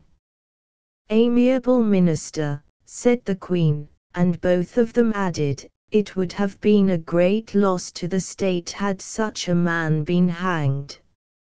Never was a man in power obliged to give so many audiences to the ladies. Most of them came to consult him about no business at all, that so they might have some business with him. But none of them won his attention." Meanwhile Zadig perceived that his thoughts were always distracted, as well when he gave audience as when he sat in judgment. He did not know to what to attribute this absence of mind, and that was his only sorrow. He had a dream in which he imagined that he laid himself down upon a heap of dry herbs, among which there were many prickly ones that gave him great uneasiness, and that he afterwards reposed himself on a soft bed of roses from which there sprung a serpent that wounded him to the heart with its sharp and venomed tongue. "Alas," said he, "I have long lain on these dry and prickly herbs, I am now on the bed of roses, but what shall be the serpent?" Jealousy. Zadig's calamities sprung even from his happiness and especially from his merit. He every day conversed with the king and Astarte, his august comfort. The charms of his conversation were greatly heightened by that desire of pleasing, which is to the mind what dress is to beauty. His youth and graceful appearance insensibly made an impression on Astarte, which she did not at first perceive. Her passion grew and flourished in the bosom of innocence. Without fear or scruple, she indulged the pleasing satisfaction of seeing and hearing a man who was so dear to her husband and to the empire in general. She was continually praising him to the king. She talked of him to her women, who were always sure to improve on her praises. And thus everything contributed to pierce her heart with a dart, of which she did not seem to be sensible. She made several presents to Zadig, which discovered a greater spirit of gallantry than she imagined. She intended to speak to him only as a queen satisfied with his services, and her expressions were sometimes those of a woman in love. Astarte was much more beautiful than that Semira who had such a strong aversion to one-eyed men, or that other woman who had resolved to cut off her husband's nose.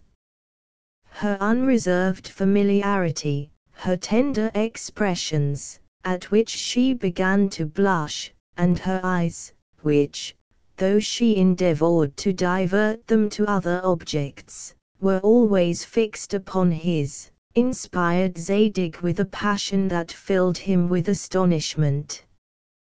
He struggled hard to get the better of it.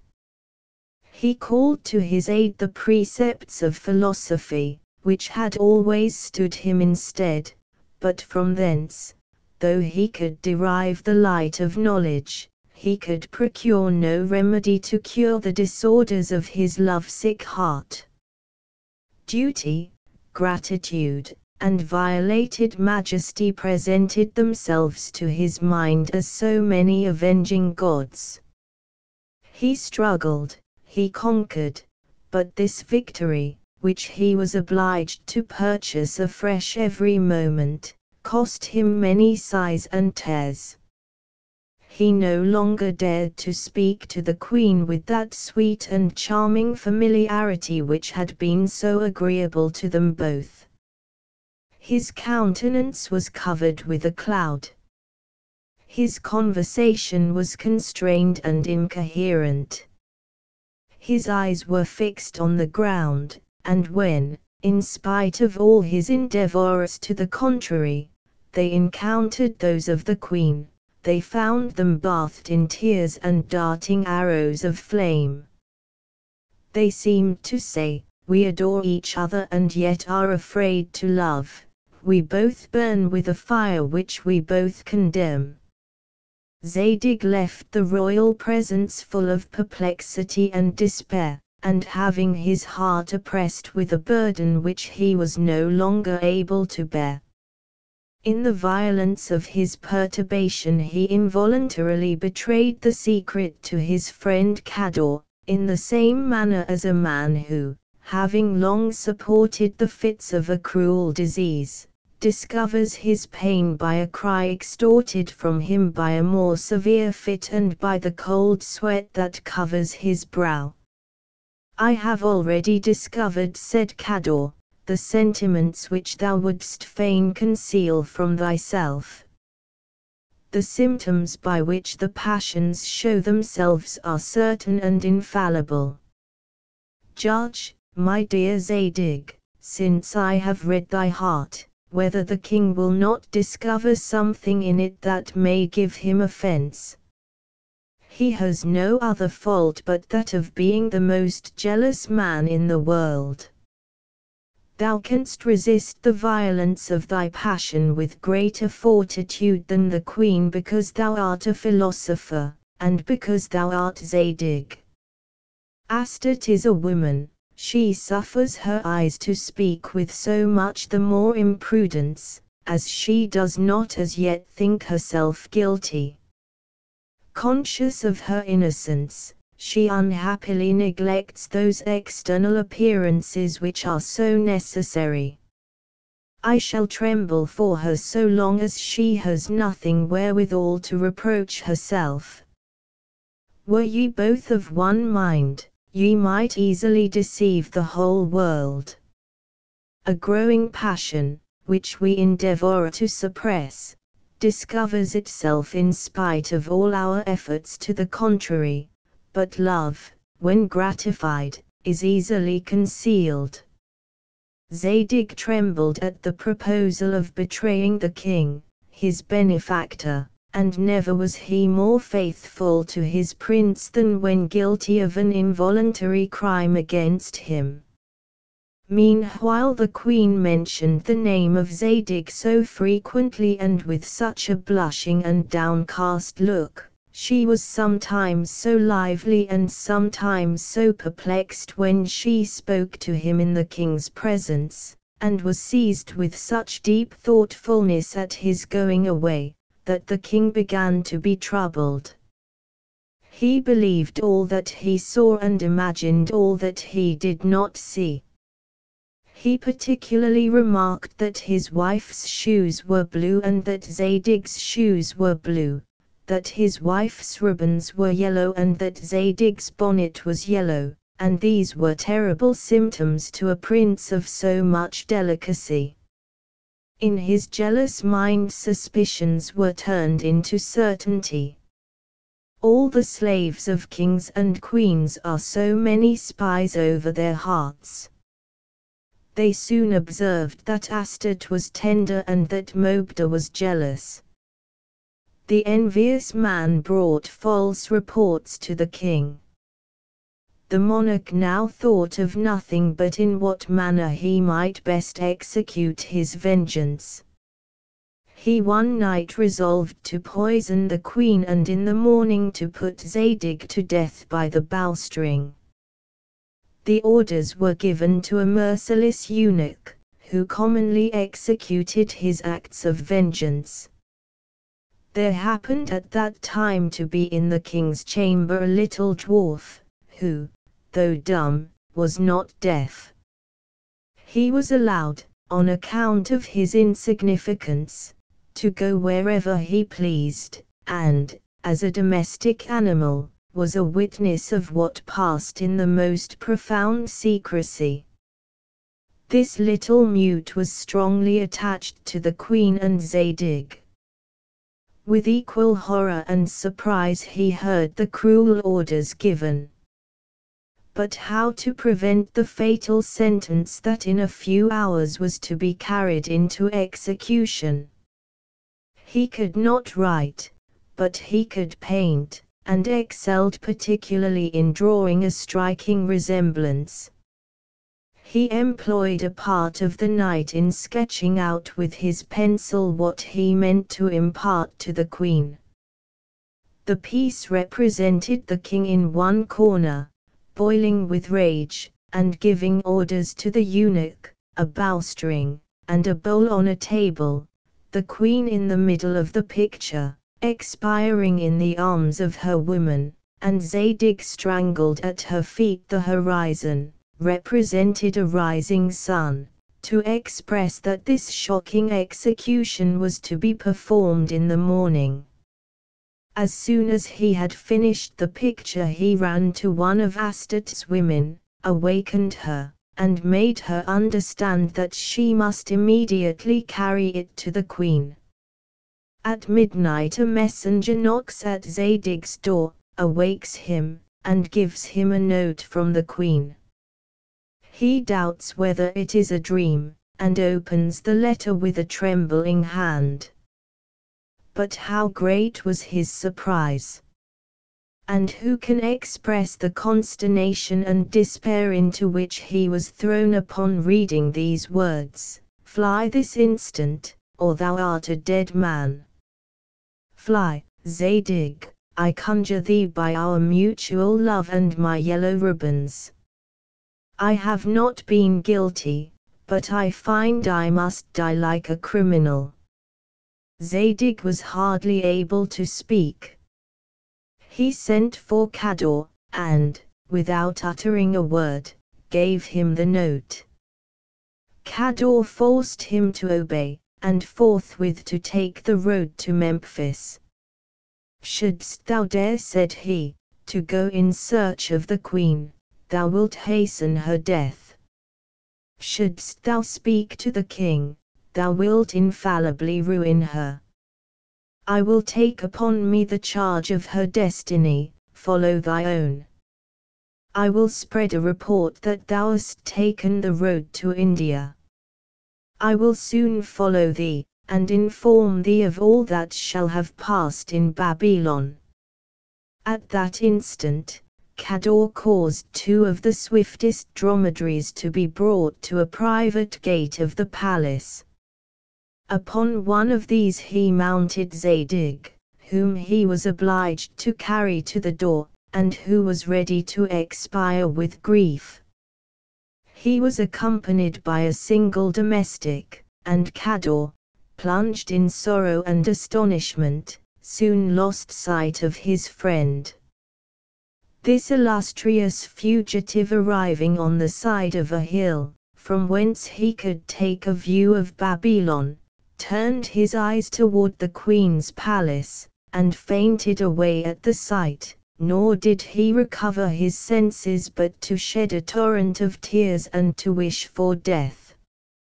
At length, after his thoughts had been long engrossed in lamenting the unhappy fate of the loveliest woman and the greatest queen in the world, he for a moment turned his views on himself and cried, "What then is human life?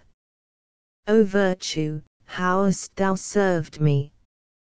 2 women have basely deceived me, and now a third, who is innocent, and more beautiful than both the others, is going to be put to death.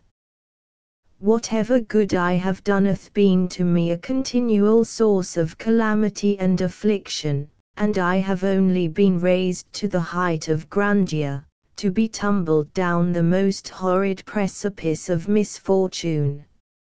Filled with these gloomy reflections, his eyes overspread with the veil of grief, his countenance covered with the paleness of death, and his soul plunged in an abyss of the blackest despair, he continued his journey toward Egypt. The woman-beaten Zadig directed his course by the stars.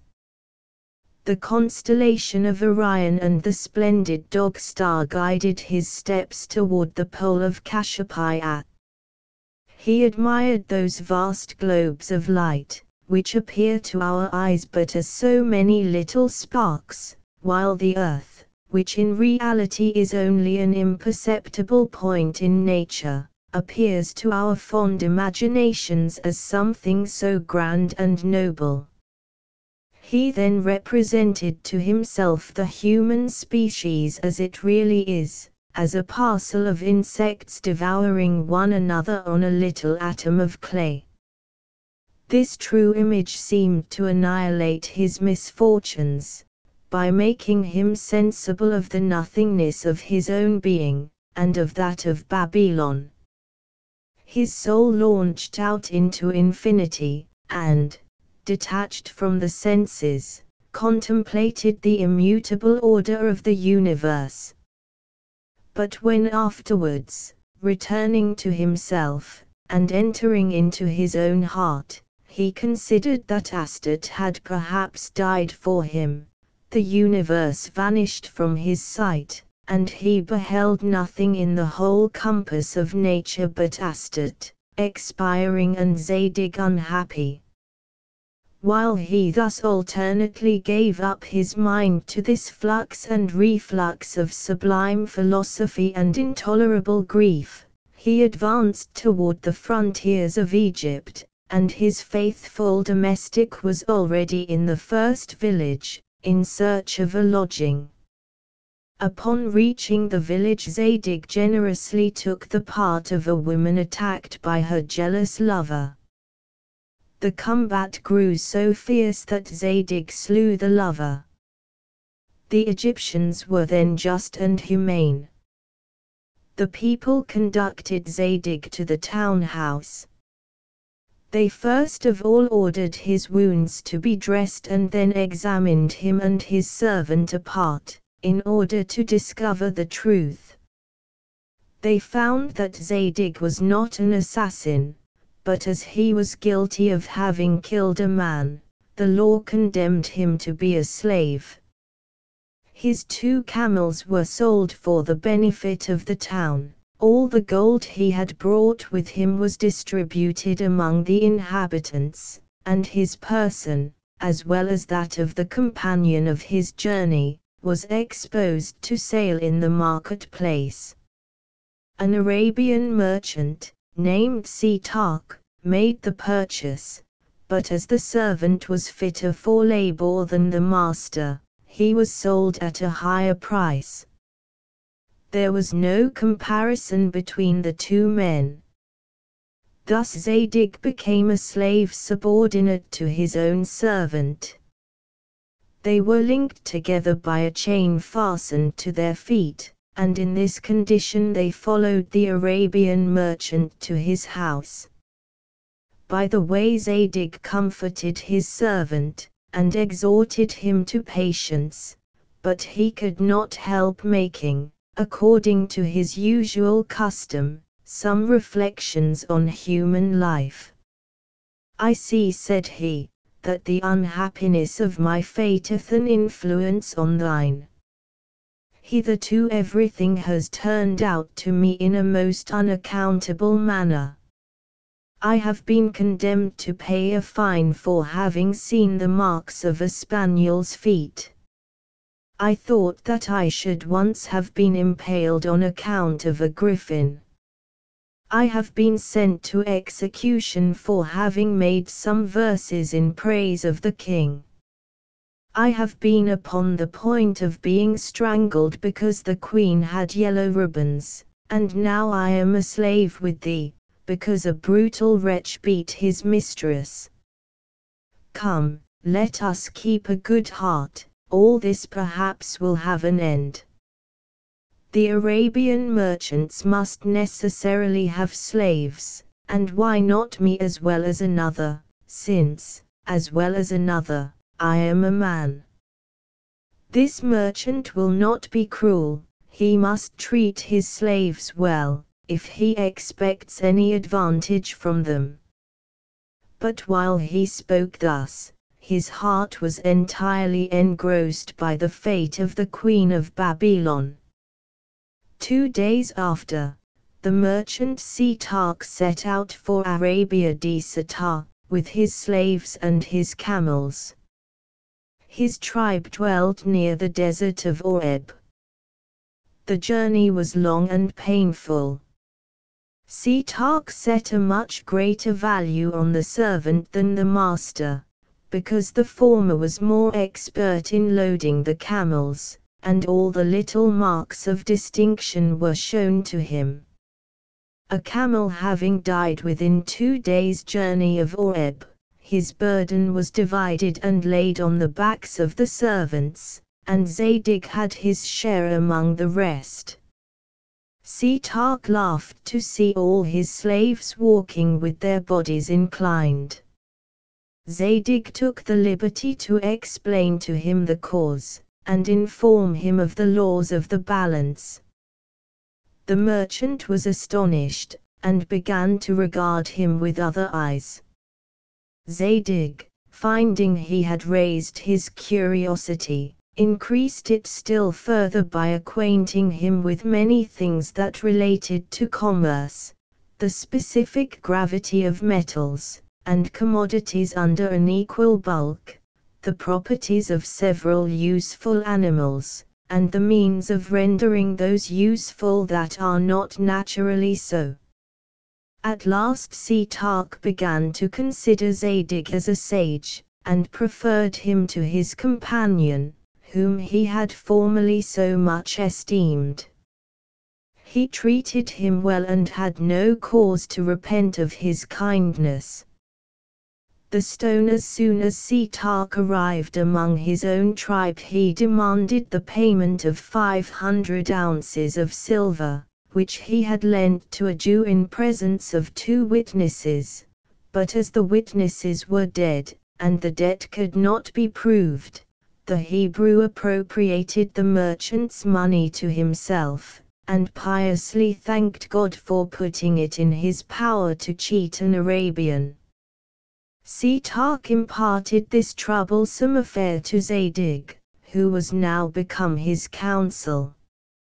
In what place, said Zadig, didst thou lend the 500 ounces to this infidel? Upon a large stone, replied the merchant, that lies near Mount Oreb. What is the character of thy debtor? Said Zadig. That of a knave, returned Sitarch.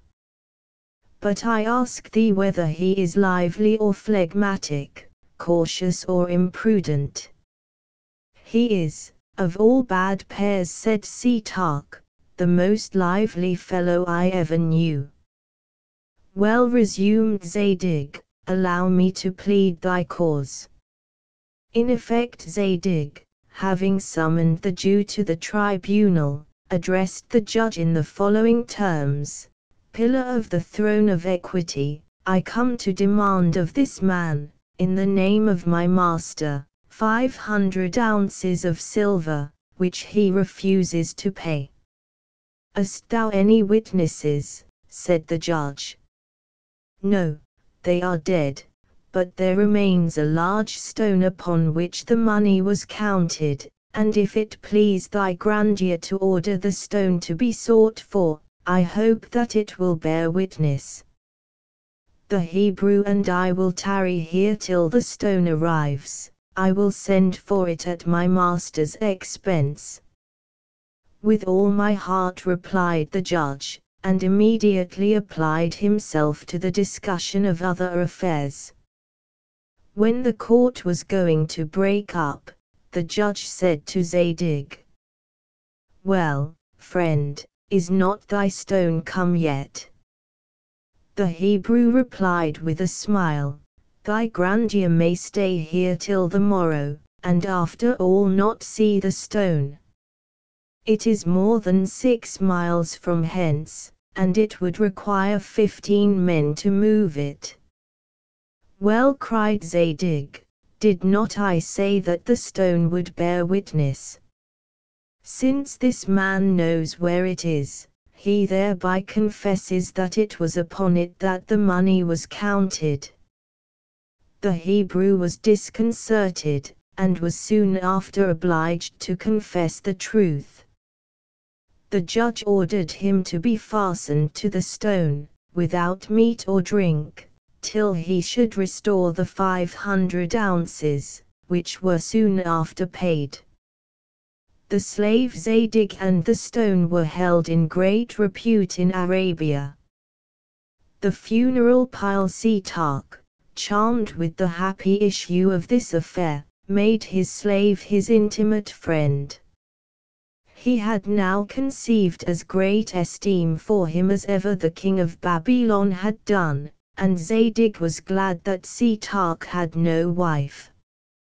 He discovered in his master a good natural disposition, much property of heart, and a great share of good sense, but he was sorry to see that, according to the ancient custom of Arabia, he adored the host of heaven, that is, the sun, moon, and stars. He sometimes spoke to him on this subject with great prudence and discretion.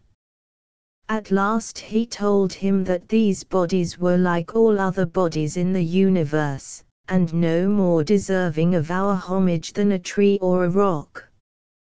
But said Setoc, they are eternal beings, and it is from them we derive all we enjoy. They animate nature, they regulate the seasons, and, besides, are removed at such an immense distance from us that we cannot help revering them. Thou receivest more advantage, replied Zadig, from the waters of the Red Sea, which carry thy merchandise to the Indies. Why may not it be as ancient as the stars? And if thou adorest what is placed at a distance from thee, thou oughtest to adore the land of the Gangarides, which lies at the extremity of the earth. No, said Setoc, the brightness of the stars commands my adoration. At night Zadig lighted up a great number of candles in the tent where he was to sup with Setoc, and the moment his patron appeared, he fell on his knees before these lighted tapers, and said, Eternal and shining luminaries, be ye always propitious to me. Having thus said, he sat down at table, without taking the least notice of Setoc.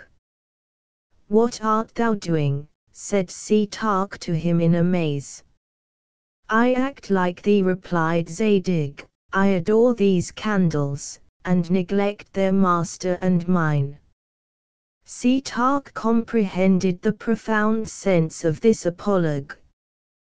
The wisdom of his slave sunk deep into his soul, he no longer offered incense to the creatures, but adored the eternal being who made them. There prevailed at that time in Arabia a shocking custom, sprung originally from Lithia, and which, being established in the Indies by the credit of the Brahmins, threatened to overrun all the East. When a married man died, and his beloved wife aspired to the character of a saint, she burned herself publicly on the body of her husband. This was a solemn feast and was called the funeral pile of widowhood, and that tribe in which most women had been burned was the most respected.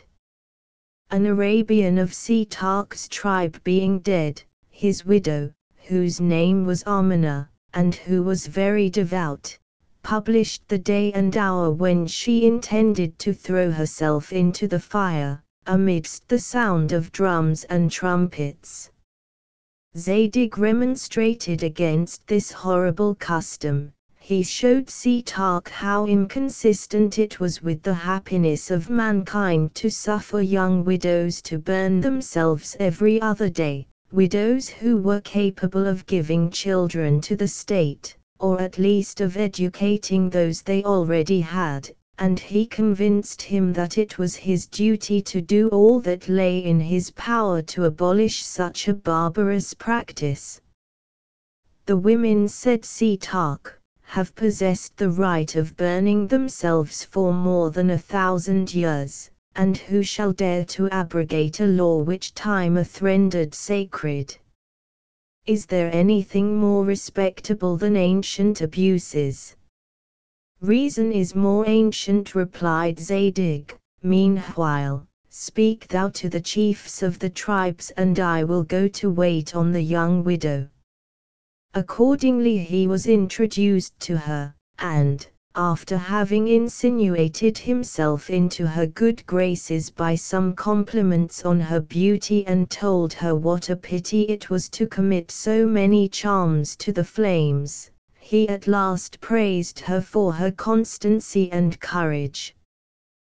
Thou must surely have loved thy husband, said he to her, with the most passionate fondness. Who, I, replied the lady. I loved him not at all. He was a brutal, jealous, insupportable wretch, but I am firmly resolved to throw myself on his funeral pile. It would appear then, said Zadig, that there must be a very delicious pleasure in being burned alive. Oh, it makes nature shudder, replied the lady, but that must be overlooked. I am a devotee, and I should lose my reputation, and all the world would despise me if I did not burn myself. Zadig, having made her acknowledge that she burned herself to gain the good opinion of others and to gratify her own vanity, entertained her with a long discourse, calculated to make her a little in love with life, and even went so far as to inspire her with some degree of goodwill for the person who spoke to her. Alas, said the lady, I believe I should desire thee to marry me. Zadig's mind was too much engrossed with the idea of Astarte not to elude this declaration, but he instantly went to the chiefs of the tribes, told them what had passed, and advised them to make a law, by which a widow should not be permitted to burn herself till she had conversed privately with a young man for the space of an hour. Since that time not a single woman hath burned herself in Arabia. They were indebted to Zadig alone for destroying in one day a cruel custom that had lasted for so many ages, and thus he became the benefactor of Arabia. The Suppositach, who could not separate himself from this man, in whom dwelt wisdom, carried him to the great fair of Balsora, whither the richest merchants in the earth resorted. Zadig was highly pleased to see so many men of different countries united in the same place. He considered the whole universe as one large family assembled at Balsora. Sita, after having sold his commodities at a very high price, returned to his own tribe with his friend Zadig, who learned upon his arrival that he had been tried in his absence and was now going to be burned by a slow fire. Only the friendship of Amina saved his life. Like so many pretty women, she possessed great influence with the priesthood. Zadig thought it best to leave Arabia. Sita was so charmed with the ingenuity and address of Amina that he made her his wife.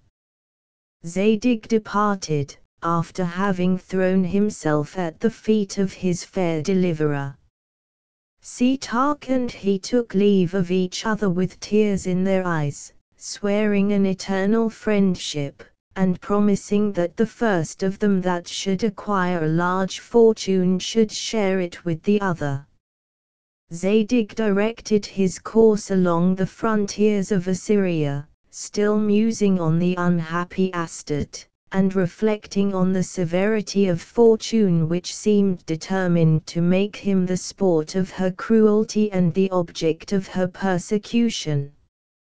What said he to himself? 400 ounces of gold for having seen a spaniel, condemned to lose my head for 4 bad verses in praise of the king, ready to be strangled because the queen had shoes of the color of my bonnet, reduced to slavery for having succored a woman who was beat, and on the point of being burned for having saved the lives of all the young widows of Arabia. The robber arriving on the frontiers which divide Arabia Petraea from Syria, he passed by a pretty strong castle, from which a party of armed Arabians sallied forth. They instantly surrounded him and cried, "All thou hast belongs to us, and thy person is the property of our master." Zadig replied by drawing his sword. His servant, who was a man of courage, did the same. They killed the first Arabians that presumed to lay hands on them, and, though the number was redoubled, they were not dismayed, but resolved to perish in the conflict. 2 men defended themselves against a multitude, and such a combat could not last long. The master of the castle, whose name was Arbogad, having observed from a window the prodigies of valor performed by Zadig, conceived a high esteem for this heroic stranger. He descended in haste and went in person to call off his men and deliver the 2 travelers.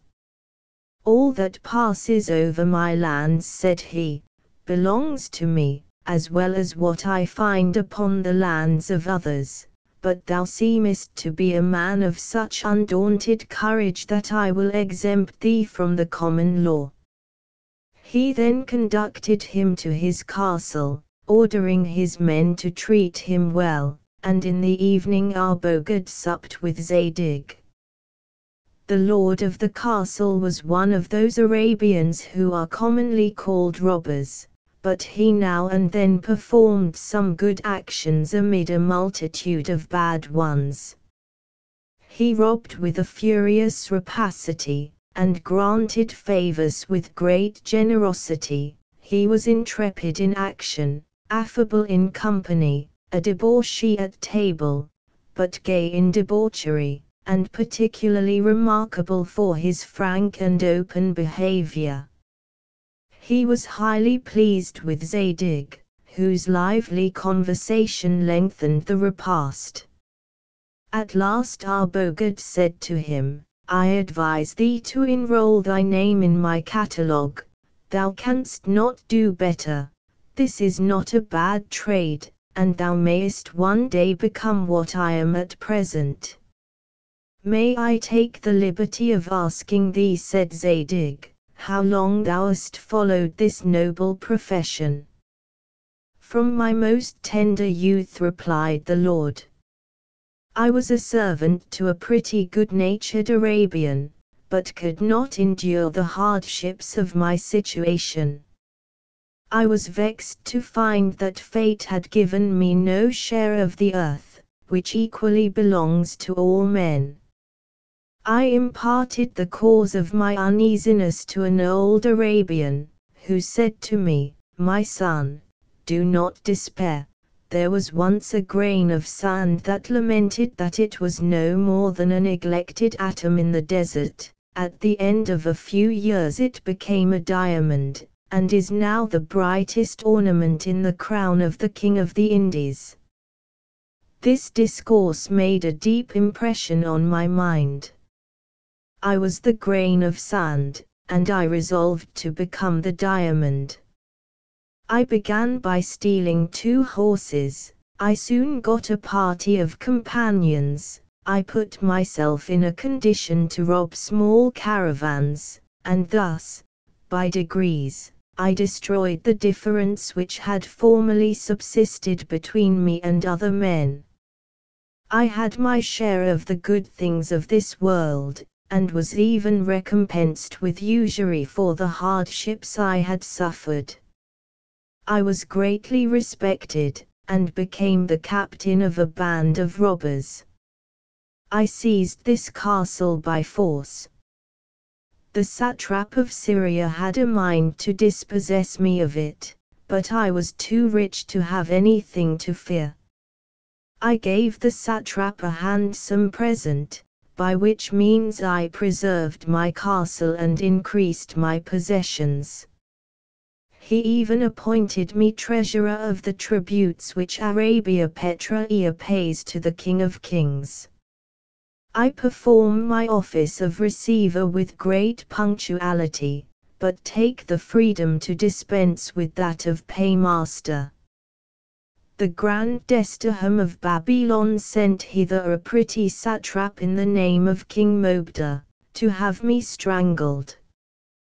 This man arrived with his orders. I was apprised of all. I caused to be strangled in his presence the 4 persons he had brought with him to draw the noose, after which I asked him how much his commission of strangling me might be worth. He replied, that his fees would amount to about 300 pieces of gold. I then convinced him that he might gain more by staying with me. I made him an inferior robber, and he is now one of my best and richest officers. If thou wilt take my advice, thy success may be equal to his. Never was there a better season for plunder, since King Mobda is killed, and all Babylon thrown into confusion. Mobda killed, said Zadig, and what is become of Queen Astarte? I know not, replied Arbogad. All I know is, that Mobda lost his senses and was killed, that Babylon is a scene of disorder and bloodshed, that all the empire is desolate, that there are some fine strokes to be struck yet, and that, for my own part, I have struck some that are admirable. But the queen, said Zadig, for heaven's sake, knowest thou nothing of the queen's fate? Yes, replied he, I have heard something of a prince of Hyrcania. If she was not killed in the tumult, she is probably one of his concubines, but I am much fonder of booty than news. I have taken several women in my excursions, but I keep none of them. I sell them at a high price, when they are beautiful, without inquiring who they are. In commodities of this kind rank makes no difference, and a queen that is ugly will never find a merchant. Perhaps I may have sold Queen Astarte, perhaps she is dead, but, be it as it will, it is of little consequence to me, and I should imagine of as little to thee. So saying, he drank a large draught, which threw all his ideas into such confusion that Zadig could obtain no further information. Zadig remained for some time without speech, sense, or motion. Arbogad continued drinking, told stories, constantly repeated that he was the happiest man in the world, and exhorted Zadig to put himself in the same condition. At last the soporiferous fumes of the wine lulled him into a gentle repose. Zadig passed the night in the most violent perturbation. What, said he, did the king lose his senses, and is he killed?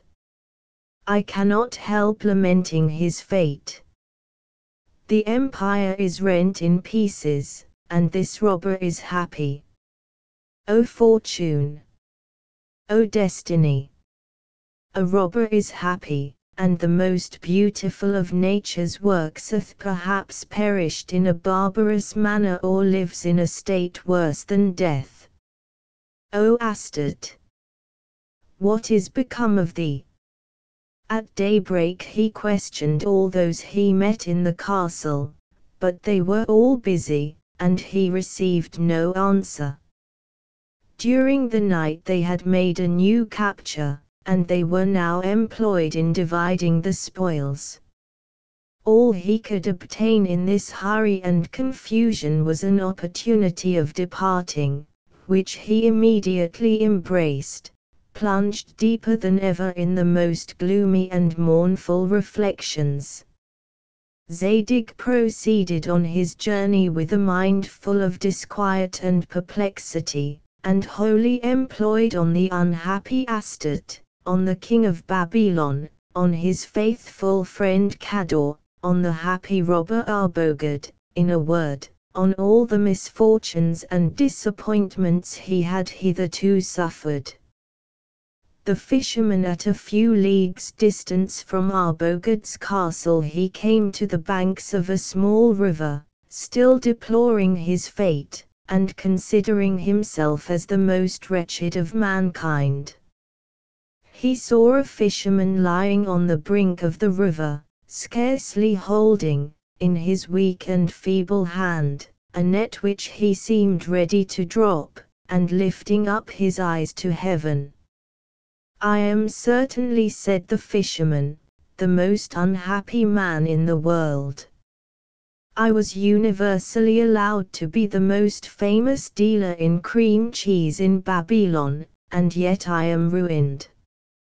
I had the most handsome wife that any man in my station could have, and by her I have been betrayed. I had still left a paltry house, and that I have seen pillaged and destroyed. At last I took refuge in this cottage, where I have no other resource than fishing, and yet I cannot catch a single fish. Oh, my net! No more will I throw thee into the water, I will throw myself in thy place." So saying, he arose and advanced forward, in the attitude of a man ready to throw himself into the river, and thus to finish his life. "What," said Zadig to himself, "are there men as wretched as I?" His eagerness to save the fisherman's life was as this reflection. He ran to him, stopped him, and spoke to him with a tender and compassionate air. It is commonly supposed that we are less miserable when we have companions in our misery. This, according to Zoroaster, does not proceed from malice, but necessity. We feel ourselves insensibly drawn to an unhappy person as to one like ourselves. The joy of the happy would be an insult, but two men in distress are like two slender trees, which, mutually supporting each other, fortify themselves against the storm. "Why," said Zadig to the fisherman, "dost thou sink under thy misfortunes?" "Because," replied he, "I see no means of relief. I was the most considerable man in the village of Delbach, near Babylon, and with the assistance of my wife I made the best cream cheese in the empire. Queen Astarte and the famous minister Zadig were extremely fond of them." Zadig, transported, said, "What, knowest thou nothing of the queen's fate?" "No, my lord," replied the fisherman, "but I know that neither the queen nor Zadig has paid me for my cream cheeses, that I have lost my wife, and am now reduced to despair." "I flatter myself," said Zadig, "that thou wilt not lose all thy money." "I have heard of this Zadig, he is an honest man, and if he returns to Babylon, as he expects, he will give thee more than he owes thee. Believe me, go to Babylon. I shall be there before thee, because I am on horseback, and thou art on foot. Apply to the illustrious Cador, tell him thou hast met his friend, wait for me at his house, go, perhaps thou wilt not always be unhappy. O powerful Oromazes, continued he, thou employest me to comfort this man, whom wilt thou employ to give me consolation? So saying, he gave the fisherman half the money he had brought from Arabia. The fisherman, struck with surprise and ravished with joy, kissed the feet of the friend of Cador, and said, Thou art surely an angel sent from heaven to save me. Meanwhile, Zadig continued to make fresh inquiries, and to shed tears. What, my lord, cried the fisherman, art thou then so unhappy, thou who bestowest favors? 100 times more unhappy than thou art, replied Zadig. But how is it possible, said the good man, that the giver can be more wretched than the receiver? Because, replied Zadig, thy greatest misery arose from poverty, and mine is seated in the heart. Did Orcan take thy wife from thee? Said the fisherman. This word recalled to Zadig's mind the whole of his adventures. He repeated the catalogue of his misfortunes, beginning with the Queen's spaniel, and ending with his arrival at the castle of the robber Arbogad. Ah, said he to the fisherman, Orcan deserves to be punished, but it is commonly such men as those that are the favourites of fortune. However, go thou to the house of Lord Cador, and there wait my arrival. They then parted. The fisherman walked, thanking heaven for the happiness of his condition, and Zadig rode, accusing fortune for the hardness of his lot. The basilisk arriving in a beautiful meadow, he there saw several women, who were searching for something with great application. He took the liberty to approach one of them, and to ask if he might have the honor to assist them in their search. Take care that thou dost not, replied the Syrian, what we are searching for can be touched only by women. Strange, said Zadig, may I presume to ask thee what it is that women only are permitted to touch? It is a basilisk, said she. A basilisk, madam, and for what purpose, pray, dost thou seek for a basilisk? It is for our lord and master Oghul, whose cattle thou seest on the bank of that river at the end of the meadow. We are his most humble slaves. The Lord Oghul is sick. His physician hath ordered him to eat a basilisk, stewed in rose water, and as it is a very rare animal, and can only be taken by women, the Lord Oghul hath promised to choose for his well-beloved wife the woman that shall bring him a basilisk. Let me go on in my search, for thou seest what I shall lose if I am prevented by my companions. Zadig left her and the other Assyrians to search for their basilisk, and continued to walk in the meadow. When coming to the brink of a small rivulet, he found another lady lying on the grass, and who was not searching for anything. Her person worried to be majestic, but her face was covered with a veil. She was inclined toward the rivulet, and profound sighs proceeded from her mouth.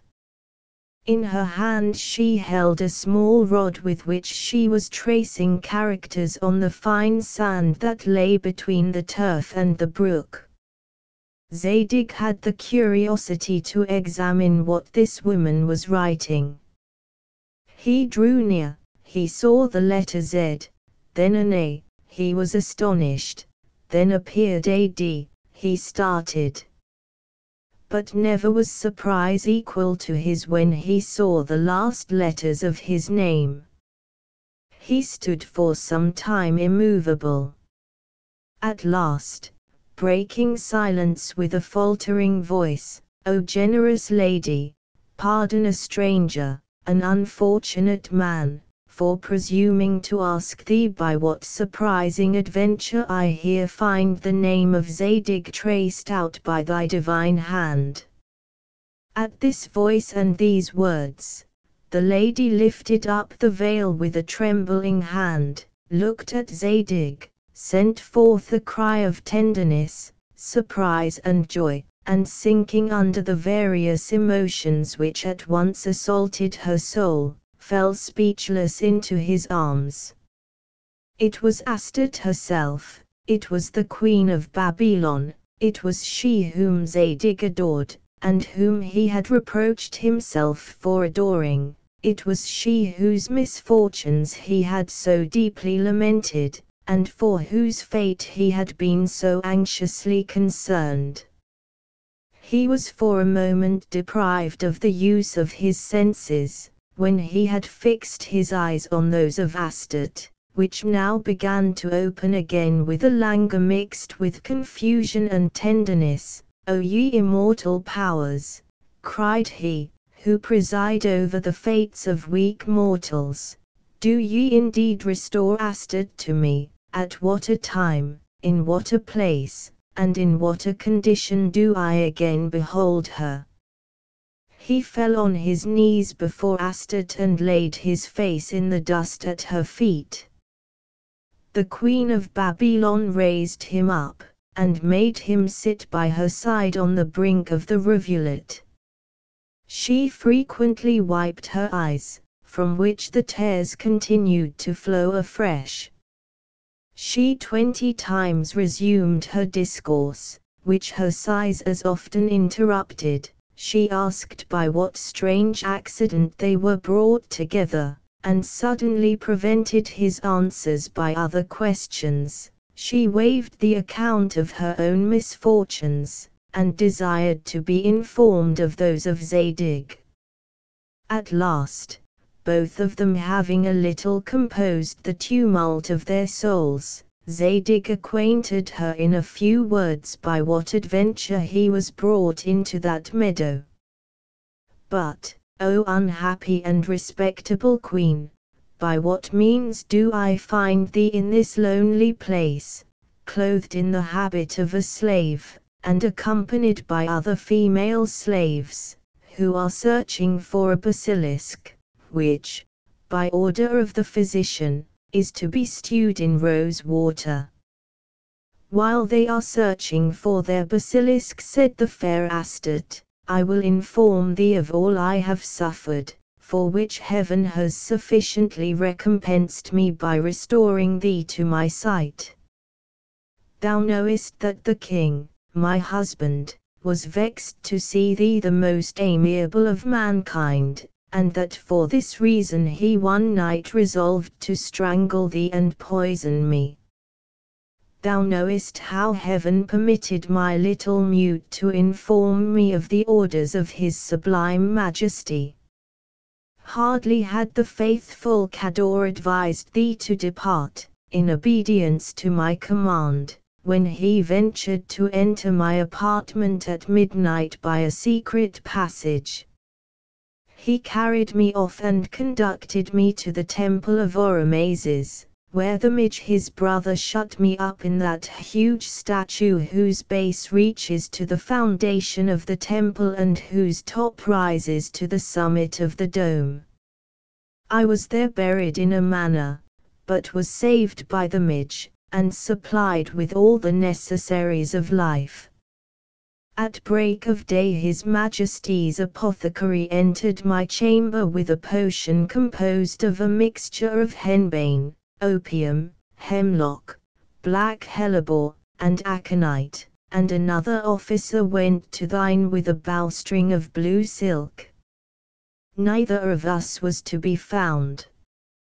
Cador, the better to deceive the king, pretended to come and accuse us both. He said that thou hadst taken the road to the Indies, and I that to Memphis, on which the king's guards were immediately dispatched in pursuit of us both. The couriers who pursued me did not know me. I had hardly ever shown my face to any but thee, and to thee only in the presence and by the order of my husband. They conducted themselves in the pursuit by the description that had been given them of my person. On the frontiers of Egypt they met with a woman of the same stature with me, and possessed perhaps of greater charms. She was weeping and wandering. They made no doubt but that this woman was the queen of Babylon, and accordingly brought her to Mobda. Their mistake at first threw the king into a violent passion, but having viewed this woman more attentively, he found her extremely handsome and was comforted. She was called Mizuf. I have since been informed that this name in the Egyptian language signifies the capricious fair one. She was so in reality, but she had as much cunning as caprice. She pleased Mobda and gained such an ascendancy over him as to make him choose her for his wife. Her character then began to appear in its true colors. She gave herself up, without scruple, to all the freaks of a wanton imagination. She would have obliged the chief of the Magi, who was old and gouty, to dance before her, and on his refusal, she persecuted him with the most unrelenting cruelty. She ordered her master of the horse to make her a pie of sweetmeats. In vain did he represent that he was not a pastry cook, he was obliged to make it, and lost his place, because it was baked a little too hard. The post of master of the horse she gave to her dwarf, and that of chancellor to her page. In this manner did she govern Babylon. Everybody regretted the loss of me. The king, who till the moment of his resolving to poison me and strangle thee had been a tolerably good kind of man, seemed now to have drowned all his virtues in his immoderate fondness for this capricious fair one. He came to the temple on the great day of the feast held in honor of the sacred fire. I saw him implore the gods in behalf of Mizuf, at the feet of the statue in which I was enclosed. I raised my voice, I cried out, "The gods reject the prayers of a king who is now become a tyrant, and who attempted to murder a reasonable wife, in order to marry a woman remarkable for nothing but her folly and extravagance." At these words Mobda was confounded and his head became disordered. The oracle I had pronounced, and the tyranny of Mizuf, conspired to deprive him of his judgment, and in a few days his reason entirely forsook him. Mobda's madness, which seemed to be the judgment of heaven, was the signal to a revolt. The people rose and ran to arms, and Babylon, which had been so long immersed in idleness and effeminacy, became the theatre of a bloody civil war. I was taken from the heart of my statue and placed at the head of a party. Kador flew to Memphis to bring thee back to Babylon.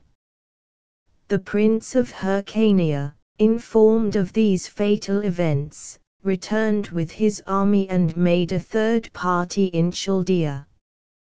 He attacked the king, who fled before him with his capricious Egyptian. Mobda died pierced with wounds.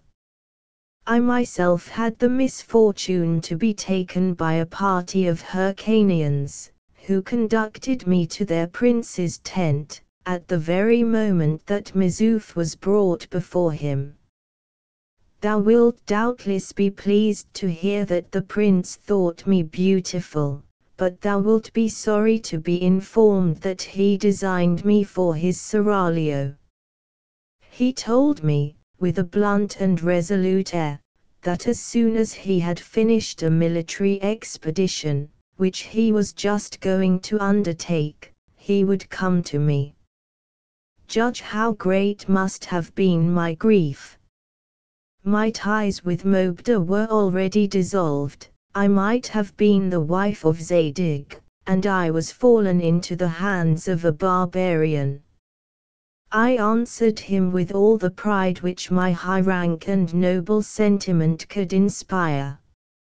I had always heard it affirmed that heaven stamped on persons of my condition a mark of grandeur, which, with a single word or glance, could reduce to the lowliness of the most profound respect those rash and forward persons who presume to deviate from the rules of politeness.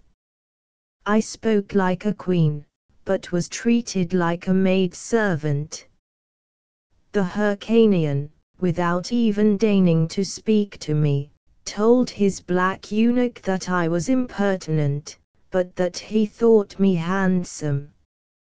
He ordered him to take care of me, and to put me under the regimen of favorites, that so my complexion being improved, I might be the more worthy of his favors when he should be at leisure to honor me with them. I told him that rather than submit to his desires I would put an end to my life. He replied, with a smile, that women, he believed, were not so bloodthirsty, and that he was accustomed to such violent expressions, and then left me with the air of a man who had just put another parrot into his aviary. What a state for the first queen of the universe, and, what is more, for a heart devoted to Zadig. At these words Zadig threw himself at her feet and bathed them with his tears. Astarte raised him with great tenderness and thus continued her story. I now saw myself in the power of a barbarian and rival to the foolish woman with whom I was confined. She gave me an account of her adventures in Egypt.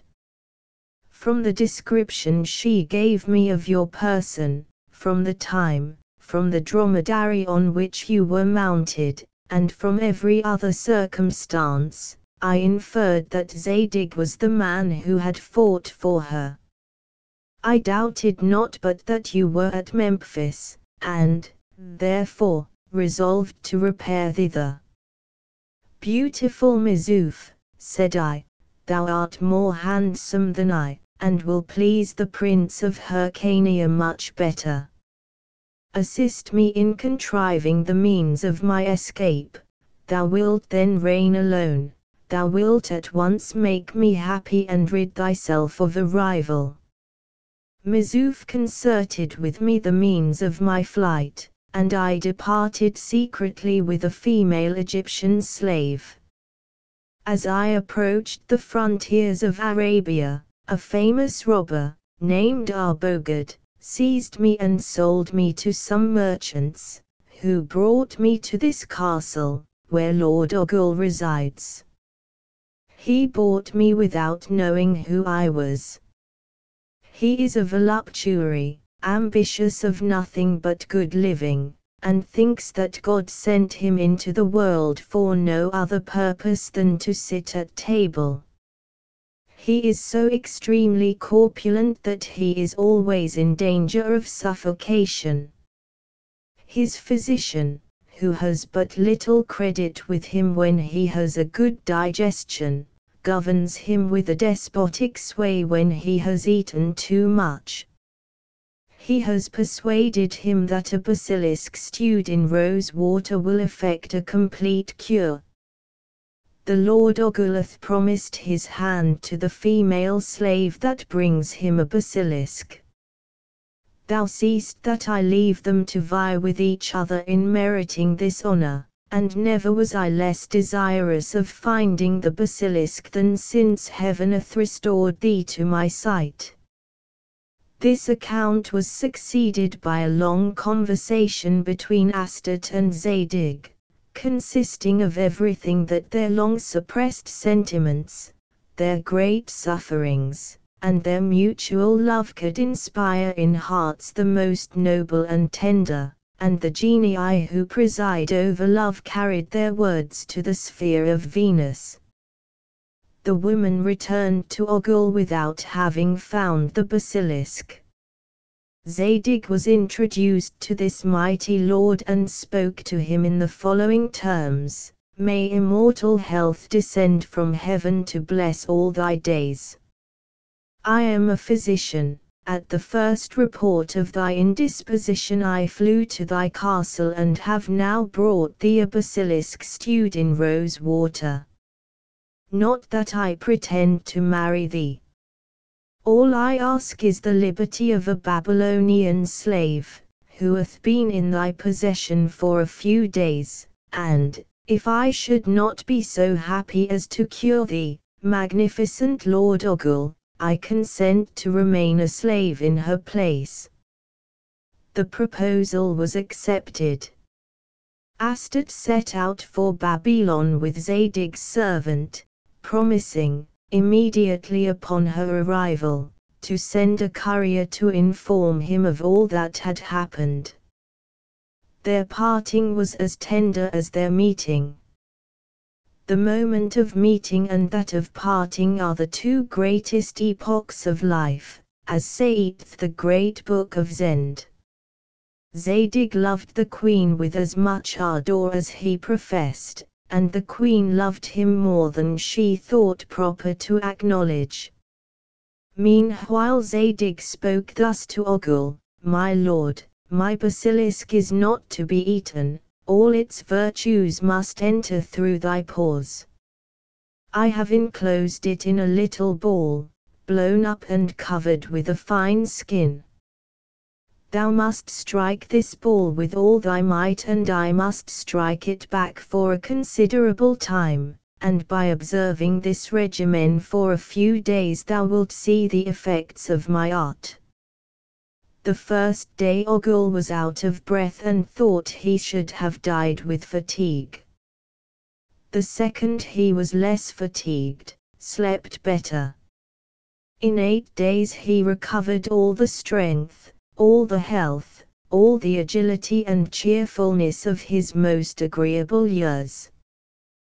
"Thou hast played at ball, and thou hast been temperate," said Zadig. "Know that there is no such thing in nature as a basilisk, that temperance and exercise are the two great preservatives of health, and that the art of reconciling intemperance and health is as chimerical as the philosopher's stone, judicial astrology, or the theology of the Magi."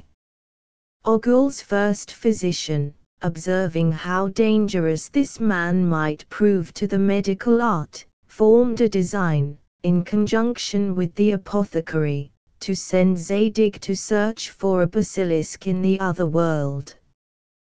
Thus, having suffered such a long train of calamities on account of his good actions, he was now upon the point of losing his life for curing a gluttonous lord.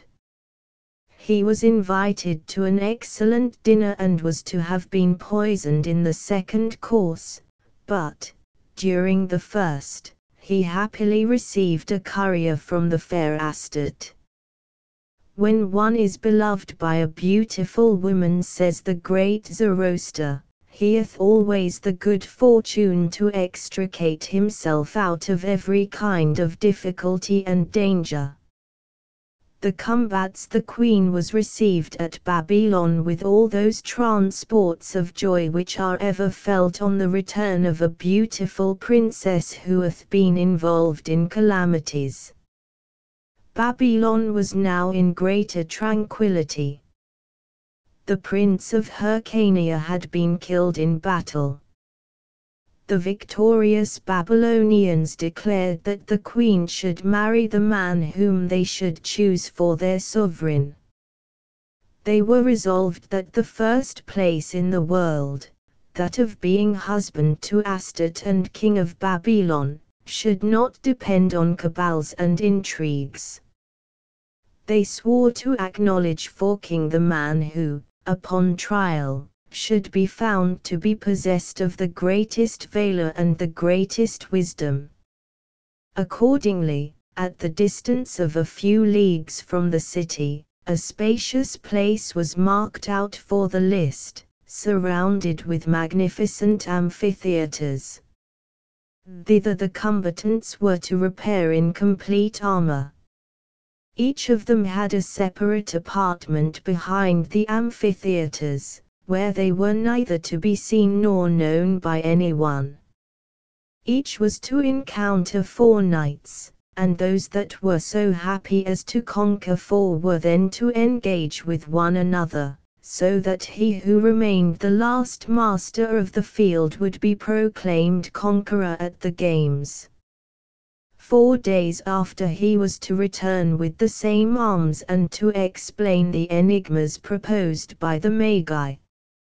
If he did not explain the enigmas he was not king, and the running at the lances was to be begun afresh till a man would be found who was conqueror in both these combats, for they were absolutely determined to have a king possessed of the greatest wisdom and the most invincible courage. The queen was all the while to be strictly guarded. She was only allowed to be present at the games, and even there she was to be covered with a veil, but was not permitted to speak to any of the competitors, that so they might neither receive favor, nor suffer injustice. These particulars Astarte communicated to her lover, hoping that in order to obtain her he would show himself possessed of greater courage and wisdom than any other person. Zadig set out on his journey, beseeching Venus to fortify his courage and enlighten his understanding. He arrived on the banks of the Euphrates on the eve of this great day. He caused his device to be inscribed among those of the combatants, concealing his face and his name, as the law ordained, and then went to repose himself in the apartment that fell to him by lot. His friend Cador, who, after the fruitless search he had made for him in Egypt, was now returned to Babylon, sent to his tent a complete suit of armor, which was a present from the queen, as also, from himself, one of the finest horses in Persia.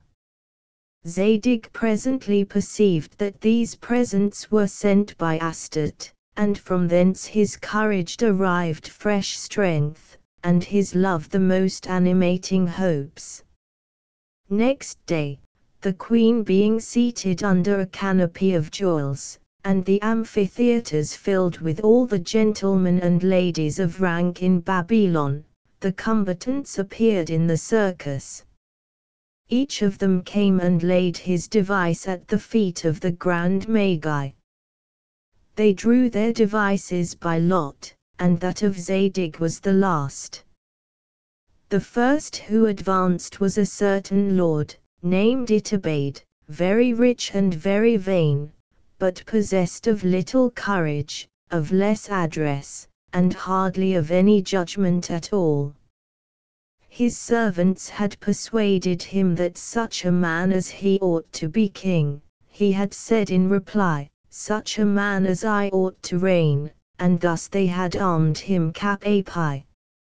He wore an armor of gold enameled with green, a plume of green feathers, and a lance adorned with green ribbons. It was instantly perceived by the manner in which Itobad managed his horse, that it was not for such a man as he that heaven reserved the scepter of Babylon. The first knight that ran against him threw him out of his saddle, the second laid him flat on his horse's buttocks, with his legs in the air, and his arms extended. Itobad recovered himself, but with so bad a grace that the whole amphitheatre burst out a-laughing. The third knight disdained to make use of his lance, but, making a pass at him, took him by the right leg and, wheeling him half round, laid him prostrate on the sand. The squires of the game ran to him laughing, and replaced him in his saddle. The fourth combatant took him by the left leg, and tumbled him down on the other side. He was conducted back with scornful shouts to his tent, where, according to the law, he was to pass the night, and as he climbed along with great difficulty he said, "What an adventure for such a man as I!" The other knights acquitted themselves with greater ability and success. Some of them conquered 2 combatants, a few of them vanquished 3, but none but Prince Atamas conquered 4. At last Zadig fought him in his turn. He successively threw 4 knights off their saddles with all the grace imaginable. It then remained to be seen who should be conqueror, Atamas or Zadig. The arms of the first were gold and blue, with a plume of the same color, those of the last were white. The wishes of all the spectators were divided between the knight in blue and the knight in white. The queen, whose heart was in a violent palpitation, offered prayers to heaven for the success of the white color. The 2 champions made their passes and vaults with so much agility, they mutually gave and received such dexterous blows with their lances, and sat so firmly in their saddles, that everybody but the queen wished there might be 2 kings in Babylon. At length, their horses being tired and their lances broken, Zadig had recourse to this stratagem. He passes behind the blue prince, springs upon the buttocks of his horse, seizes him by the middle, throws him on the earth, places himself in the saddle, and wheels around Atamas as he lay extended on the ground. All the amphitheater cried out, "Victory to the White Knight!" Atamas rises in a violent passion, and draws his sword. Zadig leaps from his horse with his saber in his hand. Both of them are now on the ground, engaged in a new combat, where strength and agility triumph by turns. The plumes of their helmets, the studs of their bracelets, the rings of their armor, are driven to a great distance by the violence of 1,000 furious blows. They strike with the point and the edge, to the right, to the left, on the head, on the breast, they retreat, they advance, they measure swords, they close, they seize each other, they bend like serpents, they attack like lions, and the fire every moment flashes from their blows. At last Zadig, having recovered his spirits, stops, makes a feint, leaps upon Atamas, throws him on the ground and disarms him, and Atamas cries out, "It is thou alone, O White Knight, that oughtest to reign over Babylon." The queen was now at the height of her joy. The knight in blue armor and the knight in white were conducted each to his own apartment, as well as all the others, according to the intention of the law. Mutes came to wait upon them and to serve them at table. It may be easily supposed that the queen's little mute waited upon Zadig. They were then left to themselves to enjoy the sweets of repose till next morning, at which time the conqueror was to bring his device to the Grand Magi, to compare it with that which he had left, and make himself known. Zadig, though deeply in love, was so much fatigued that he could not help sleeping. Itabaid, who lay near him, never closed his eyes. He arose in the night, entered his apartment, took the white arms and the device of Zadig, and put his green armor in their place. At break of day he went boldly to the Grand Magi to declare that so great a man as he was conqueror. This was little expected, however. He was proclaimed while Zadig was still asleep. Astarte, surprised and filled with despair, returned to Babylon.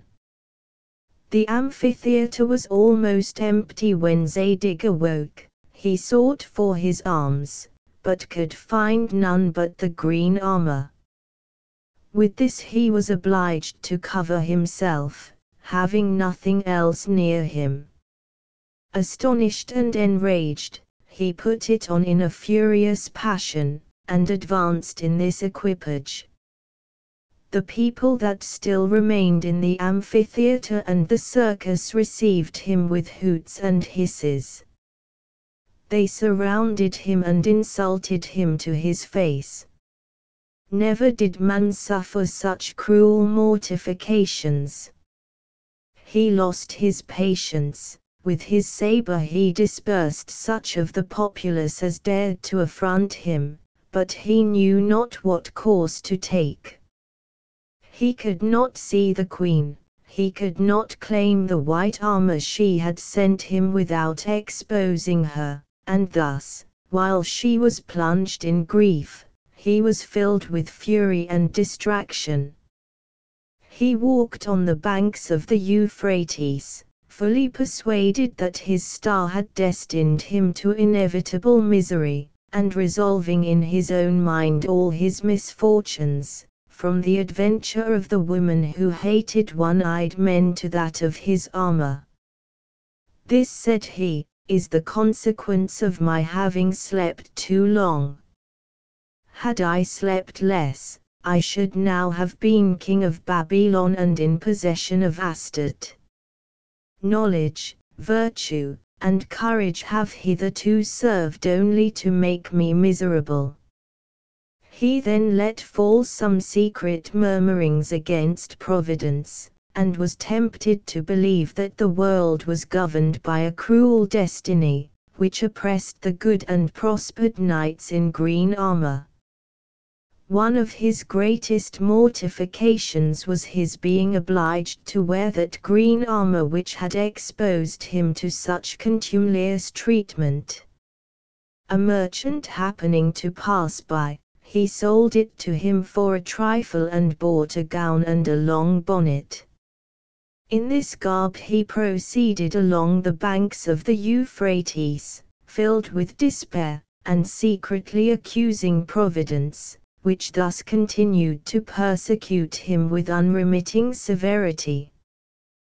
The hermit, while he was thus sauntering, he met a hermit, whose white and venerable beard hung down to his girdle. He held a book in his hand, which he read with great attention.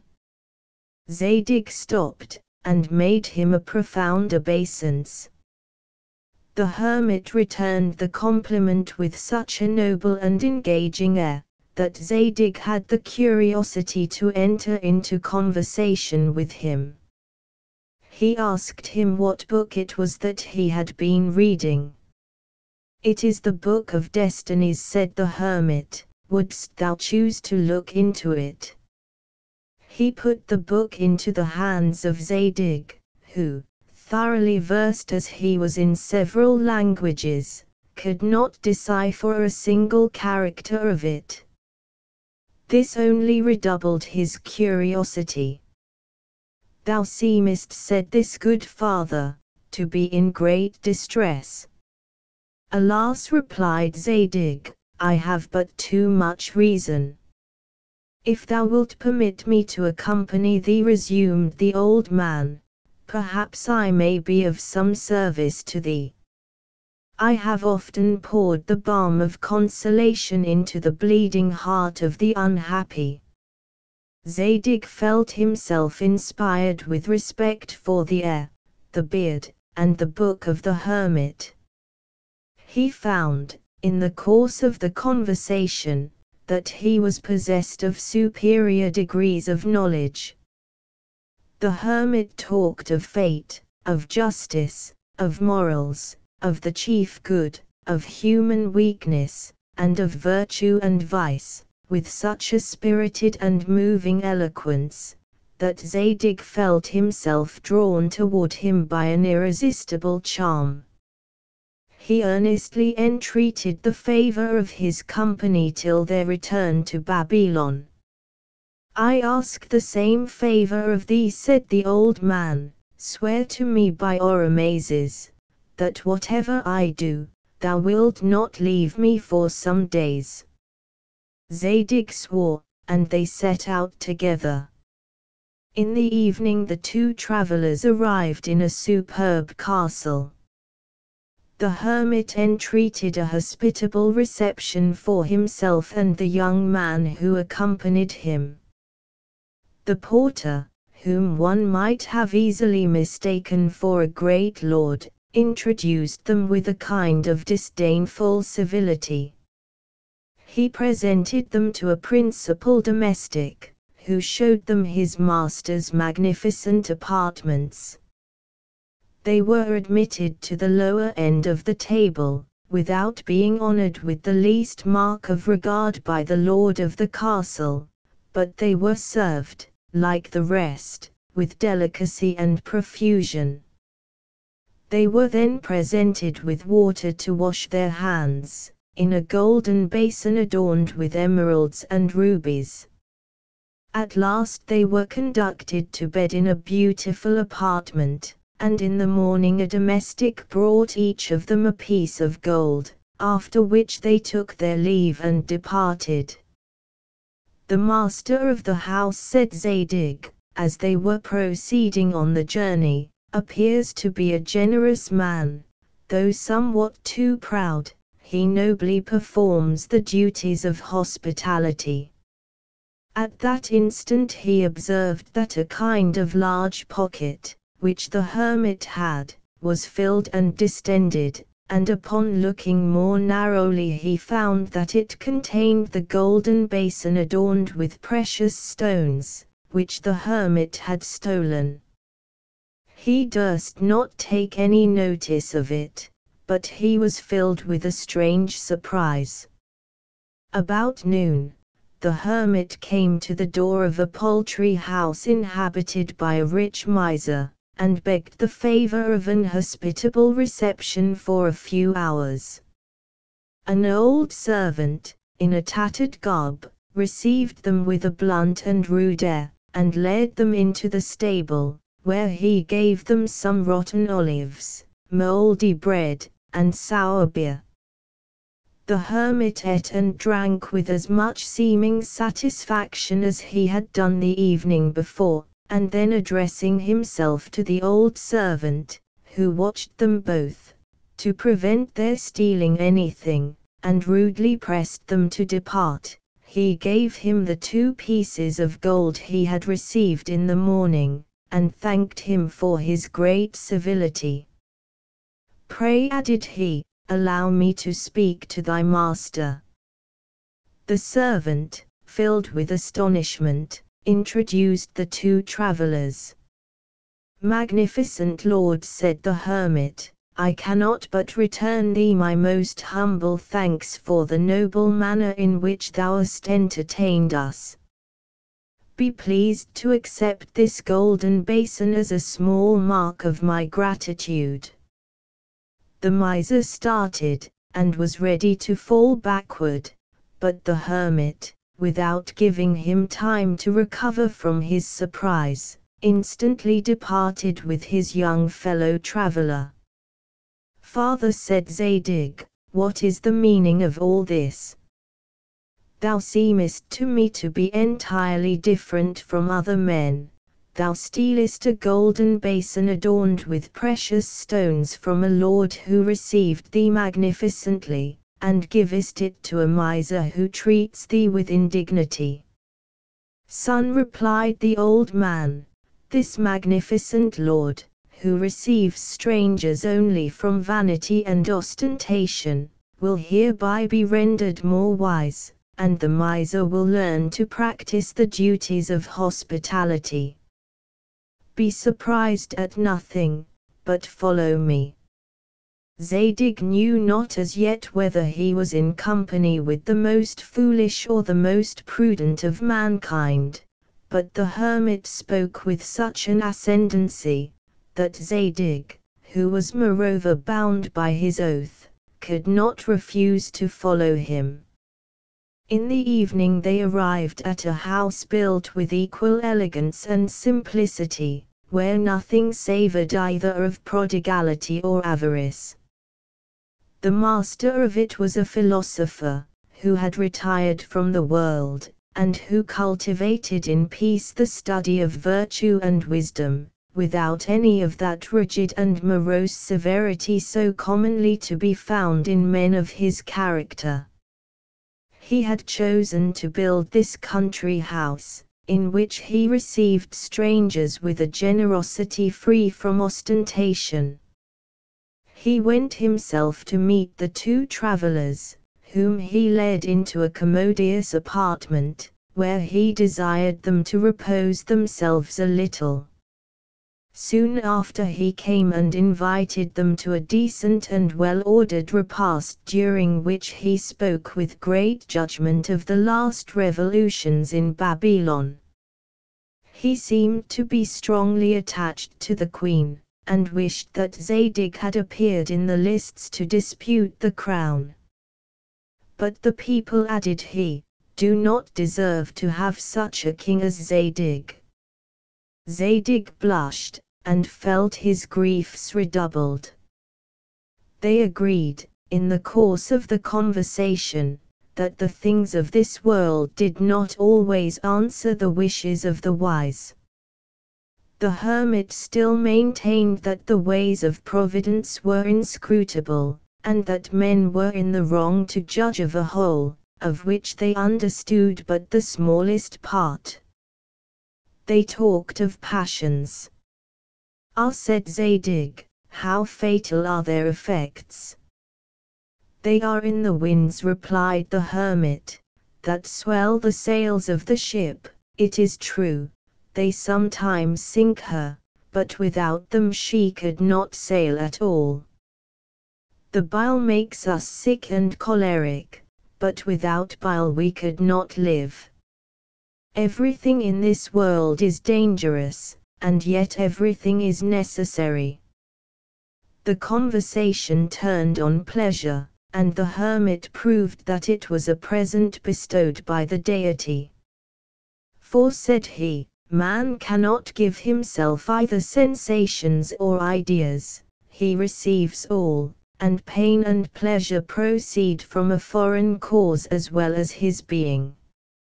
Zadig was surprised to see a man, who had been guilty of such extravagant actions, capable of reasoning with so much judgment and propriety.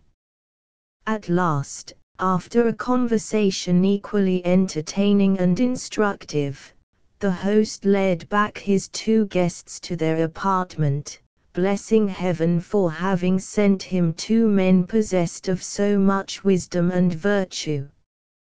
He offered them money with such an easy and noble air as could not possibly give any offense. The hermit refused it, and said that he must now take his leave of him, as he set out for Babylon before it was light. Their parting was tender. Zadig especially felt himself filled with esteem and affection for a man of such an amiable character. When he and the hermit were alone in their apartment, they spent a long time praising their host.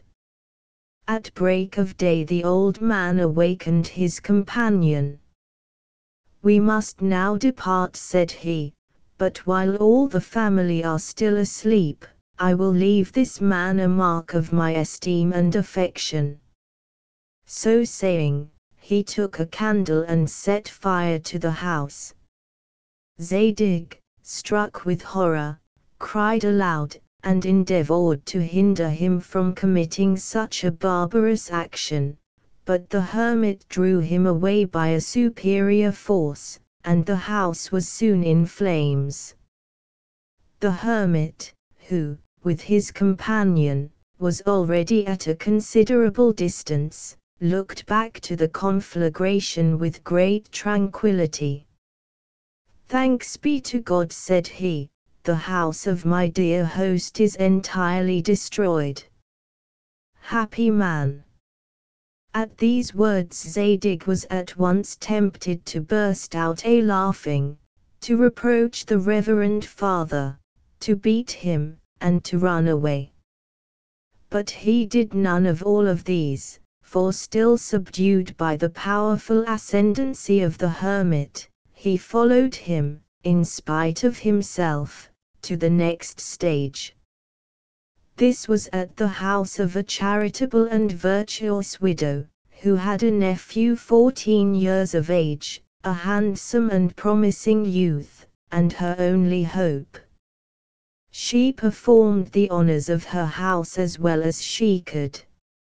Next day, she ordered her nephew to accompany the strangers to a bridge, which being lately broken down, was become extremely dangerous in passing.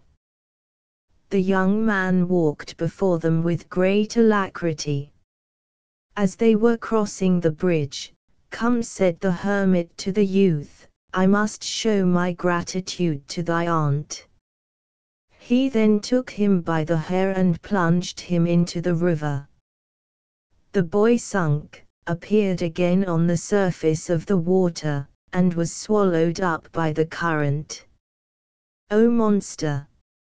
O thou most wicked of mankind!" cried Zadig. "Thou proceedest to behave with greater patience," said the hermit, interrupting him. "Know that under the ruins of that house which Providence hath set on fire the master hath found an immense treasure.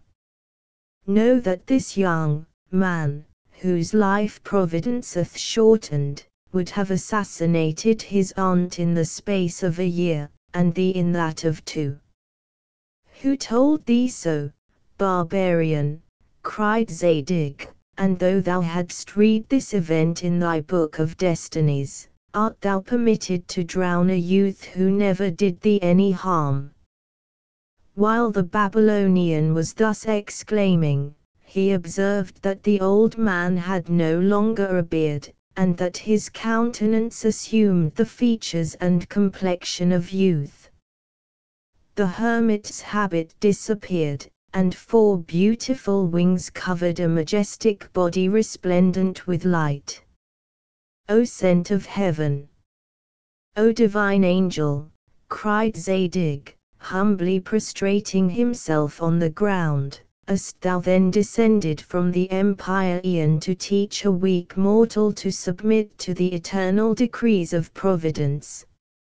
"Men," said the angel Jizrad, "judge of all without knowing anything, and, of all men, thou best deservest to be enlightened."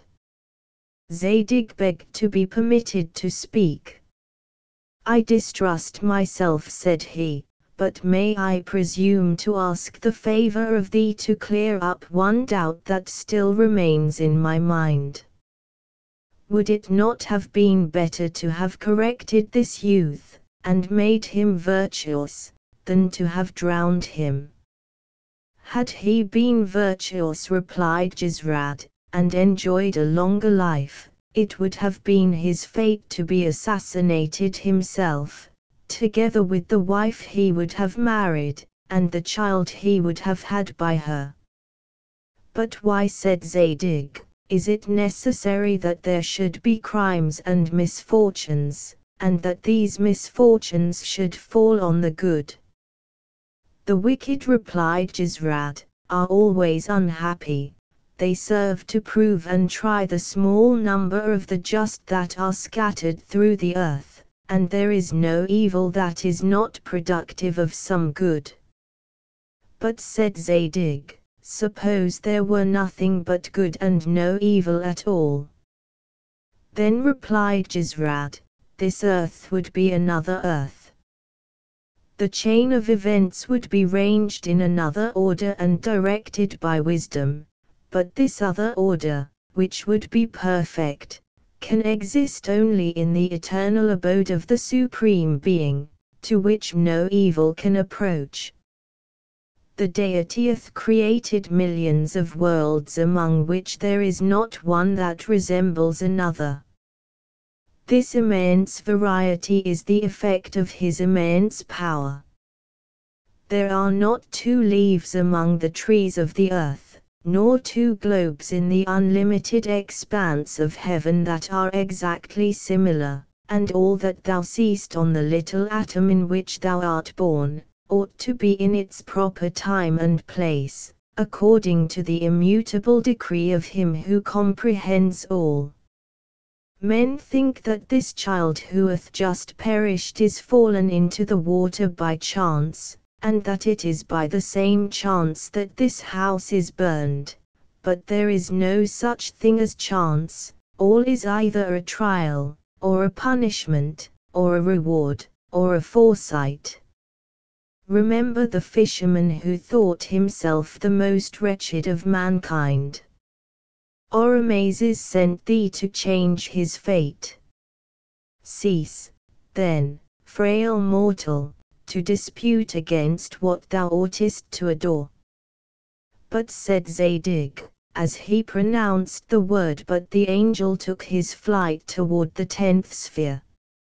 Zadig on his knees adored Providence, and submitted. The angel cried to him from on high, direct thy course toward Babylon. The enigmas Zadig, entranced, as it were, and like a man about whose head the thunder had burst, walked at random. He entered Babylon on the very day when those who had fought at the tournaments were assembled in the grand vestibule of the palace to explain the enigmas and to answer the questions of the Grand Magi. All the knights were already arrived, except the knight in green armor. As soon as Zadig appeared in the city, the people crowded round him, every eye was fixed on him, every mouth blessed him, and every heart wished him the empire. The envious man saw him pass, he frowned and turned aside. The people conducted him to the place where the assembly was held. The queen, who was informed of his arrival, became a prey to the most violent agitations of hope and fear. She was filled with anxiety and apprehension. She could not comprehend why Zadig was without arms, nor why Itabaid wore the white armor. A confused murmur arose at the sight of Zadig. They were equally surprised and charmed to see him, but none but the knights who had fought were permitted to appear in the assembly. I have fought as well as the other knights, said Zadig, but another here wears my arms, and while I wait for the honor of proving the truth of my assertion, I demand the liberty of presenting myself to explain the enigmas. The question was put to the vote, and his reputation for probity was still so deeply impressed in their minds, that they admitted him without scruple. The first question proposed by the Grand Magi was, what, of all things in the world, is the longest and the shortest, the swiftest and the slowest, the most divisible and the most extended, the most neglected and the most regretted, without which nothing can be done, which devours all that is little, and enlivens all that is great? Itabaid was to speak. He replied that so great a man as he did not understand enigmas, and that it was sufficient for him to have conquered by his strength and valor. Some said that the meaning of the enigma was fortune, some, the earth, and others the light. Zadig said that it was time. Nothing, added he, is longer, since it is the measure of eternity, nothing is shorter, since it is insufficient for the accomplishment of our projects, nothing more slow to him that expects, nothing more rapid to him that enjoys. In greatness, it extends to infinity, in smallness, it is infinitely divisible, all men neglect it, all regret the loss of it, nothing can be done without it, it consigns to oblivion whatever is unworthy of being transmitted to posterity, and it immortalizes such actions as are truly great. The assembly acknowledged that Zadig was in the right. The next question was, what is the thing which we receive without thanks, which we enjoy without knowing how, which we give to others when we know not where we are, and which we lose without perceiving it? Everyone gave his own explanation. Zadig alone guessed that it was life, and explained all the other enigmas with the same facility. Iturbide always said that nothing was more easy, and that he could have answered them with the same readiness had he chosen to have given himself the trouble. Questions were then proposed on justice, on the sovereign good, and on the art of government.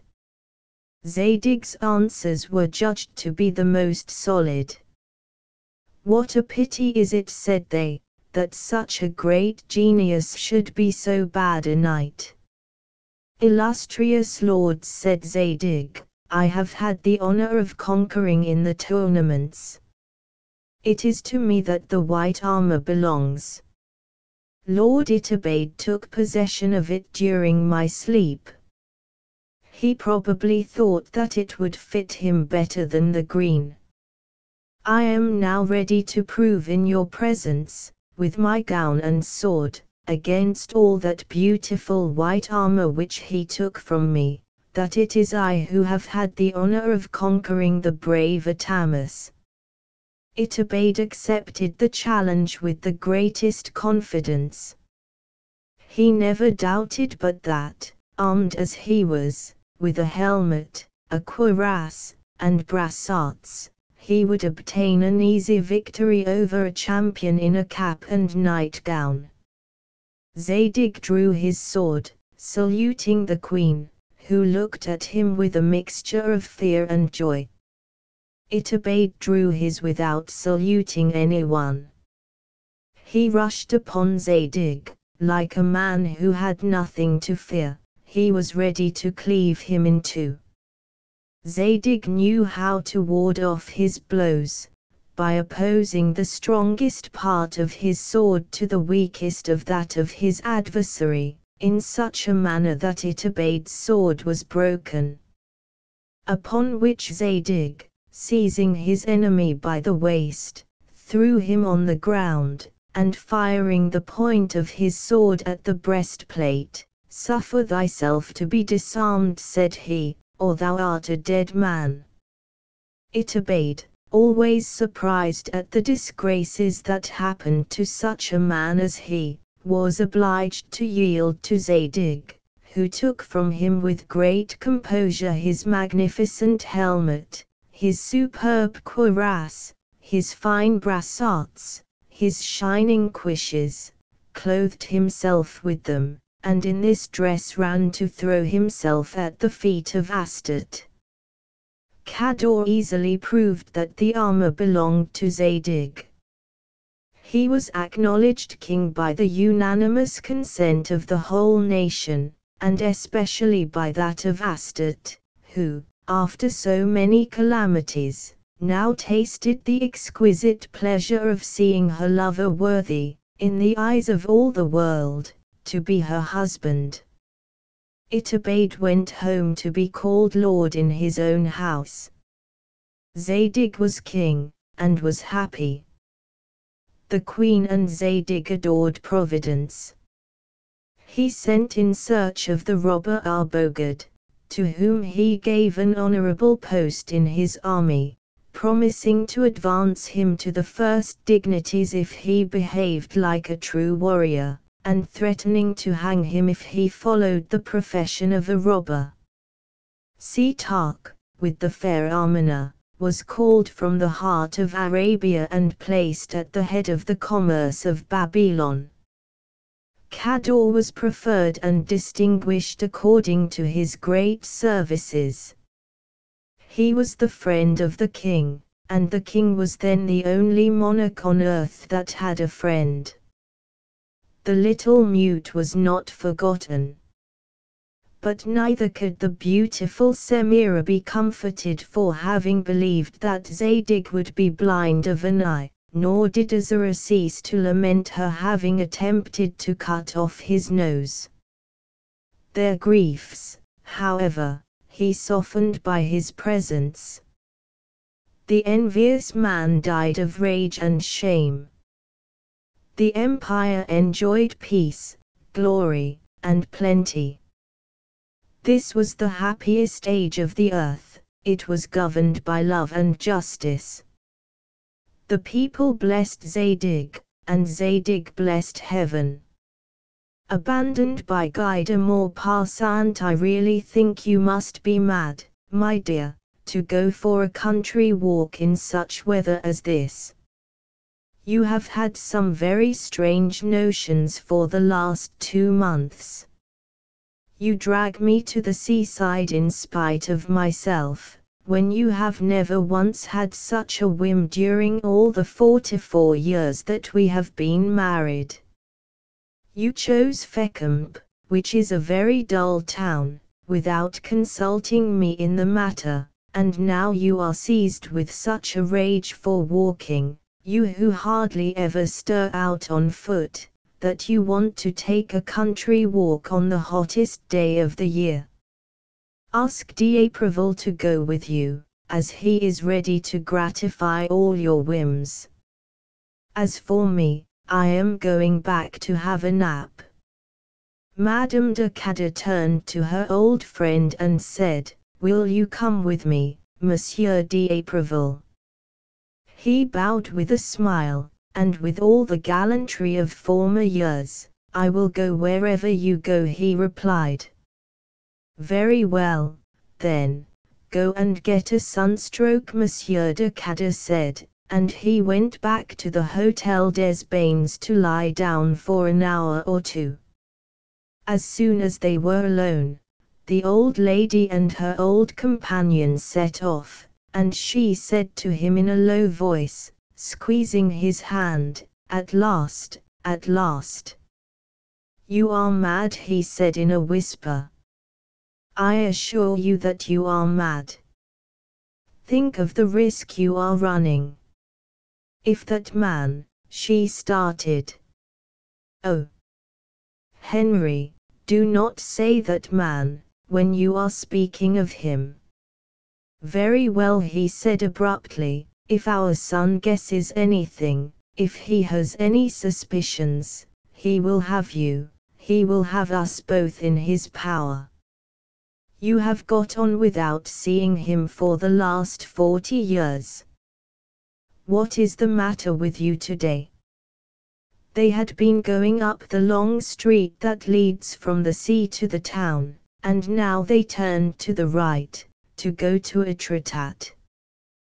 The white road stretched in front of them under a blaze of brilliant sunshine, so they went on slowly in the burning heat. She had taken her old friend's arm, and was looking straight in front of her, with a fixed and haunted gaze, and at last she said, "And so you have not seen him again, either?" "No, never." "Is it possible?" "My dear friend, do not let us begin that discussion again. I have a wife and children and you have a husband, so we both of us have much to fear from other people's opinion." She did not reply. She was thinking of her long past youth and of many sad things that had occurred. How well she recalled all the details of their early friendship, his smiles, the way he used to linger, in order to watch her until she was indoors.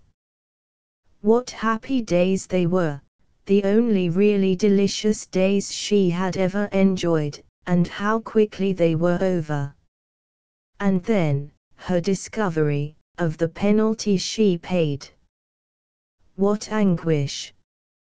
Of that journey to the south, that long journey, her sufferings, her constant terror, that secluded life in the small, solitary house on the shores of the Mediterranean, at the bottom of a garden, which she did not venture to leave.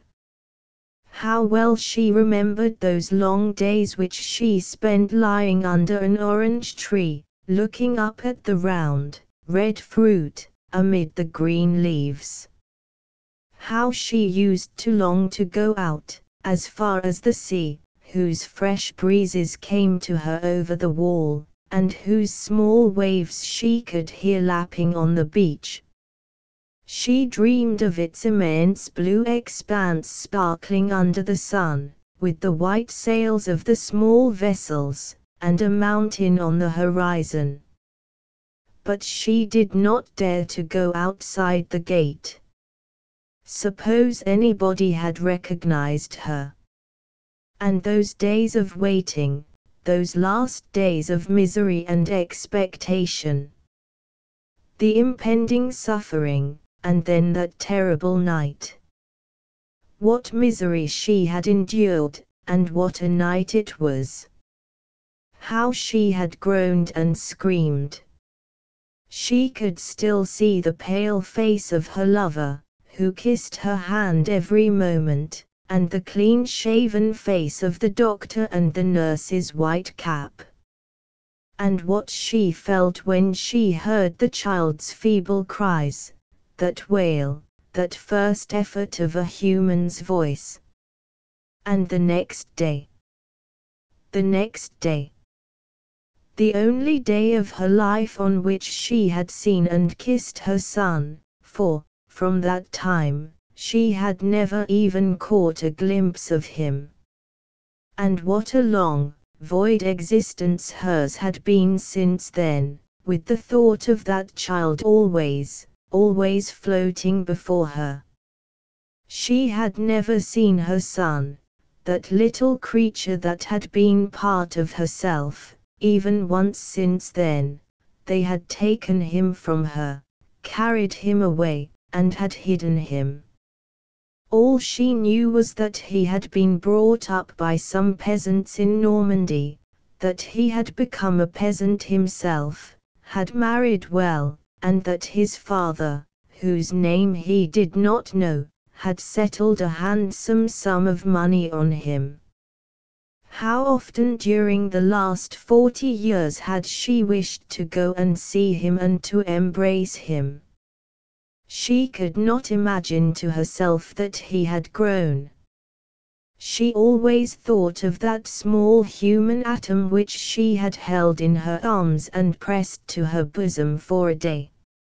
How often she had said to M.D.April, "I cannot bear it any longer, I must go and see him."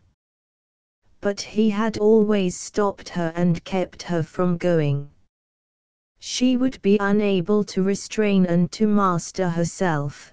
Their son would guess it and take advantage of her, blackmail her, she would be lost. "What is he like?" she said. "I do not know. I have not seen him again, either. Is it possible? To have a son and not to know him, to be afraid of him and to reject him as if he were a disgrace. It is horrible."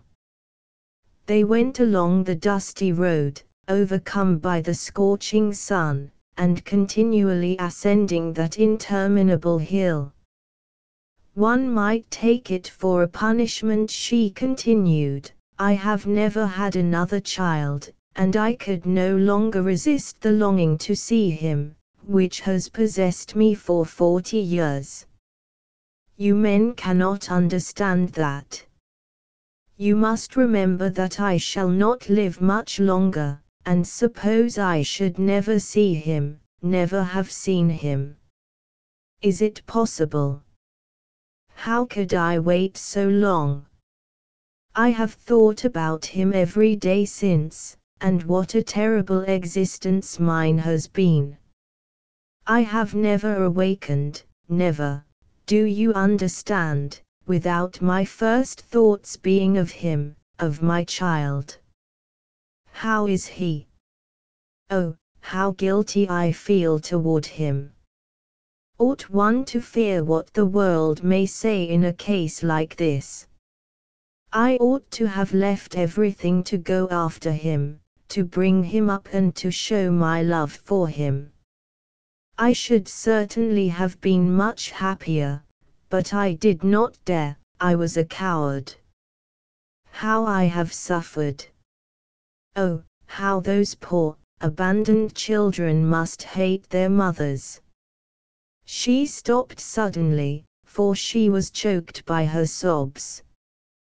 The whole valley was deserted and silent in the dazzling light and the overwhelming heat, and only the grasshoppers uttered their shrill, continuous chirp among the sparse yellow grass on both sides of the road.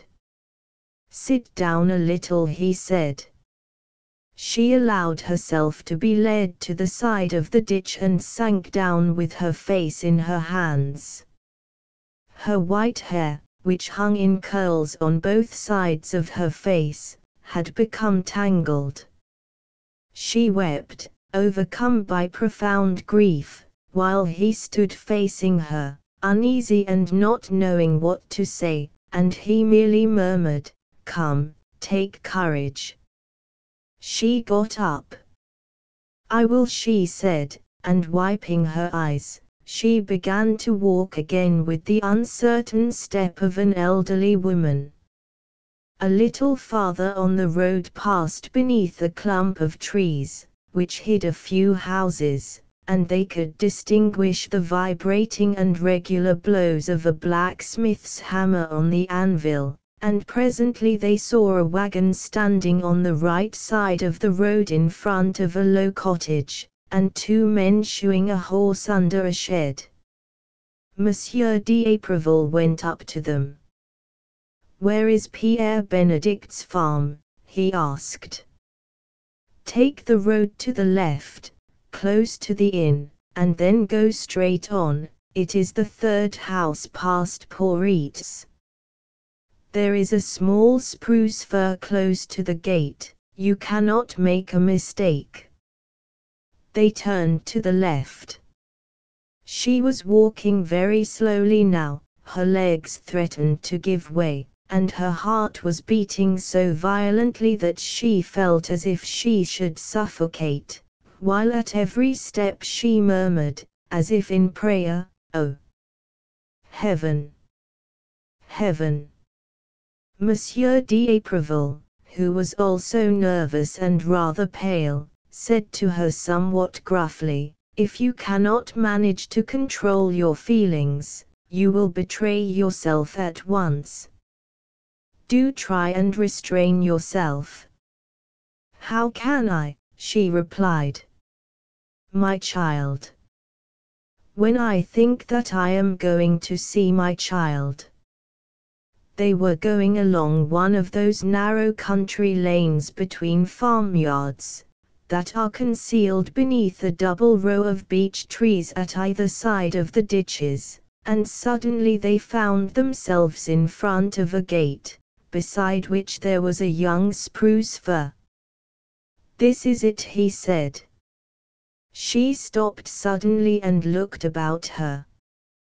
The courtyard, which was planted with apple trees, was large and extended as far as the small thatched dwelling house.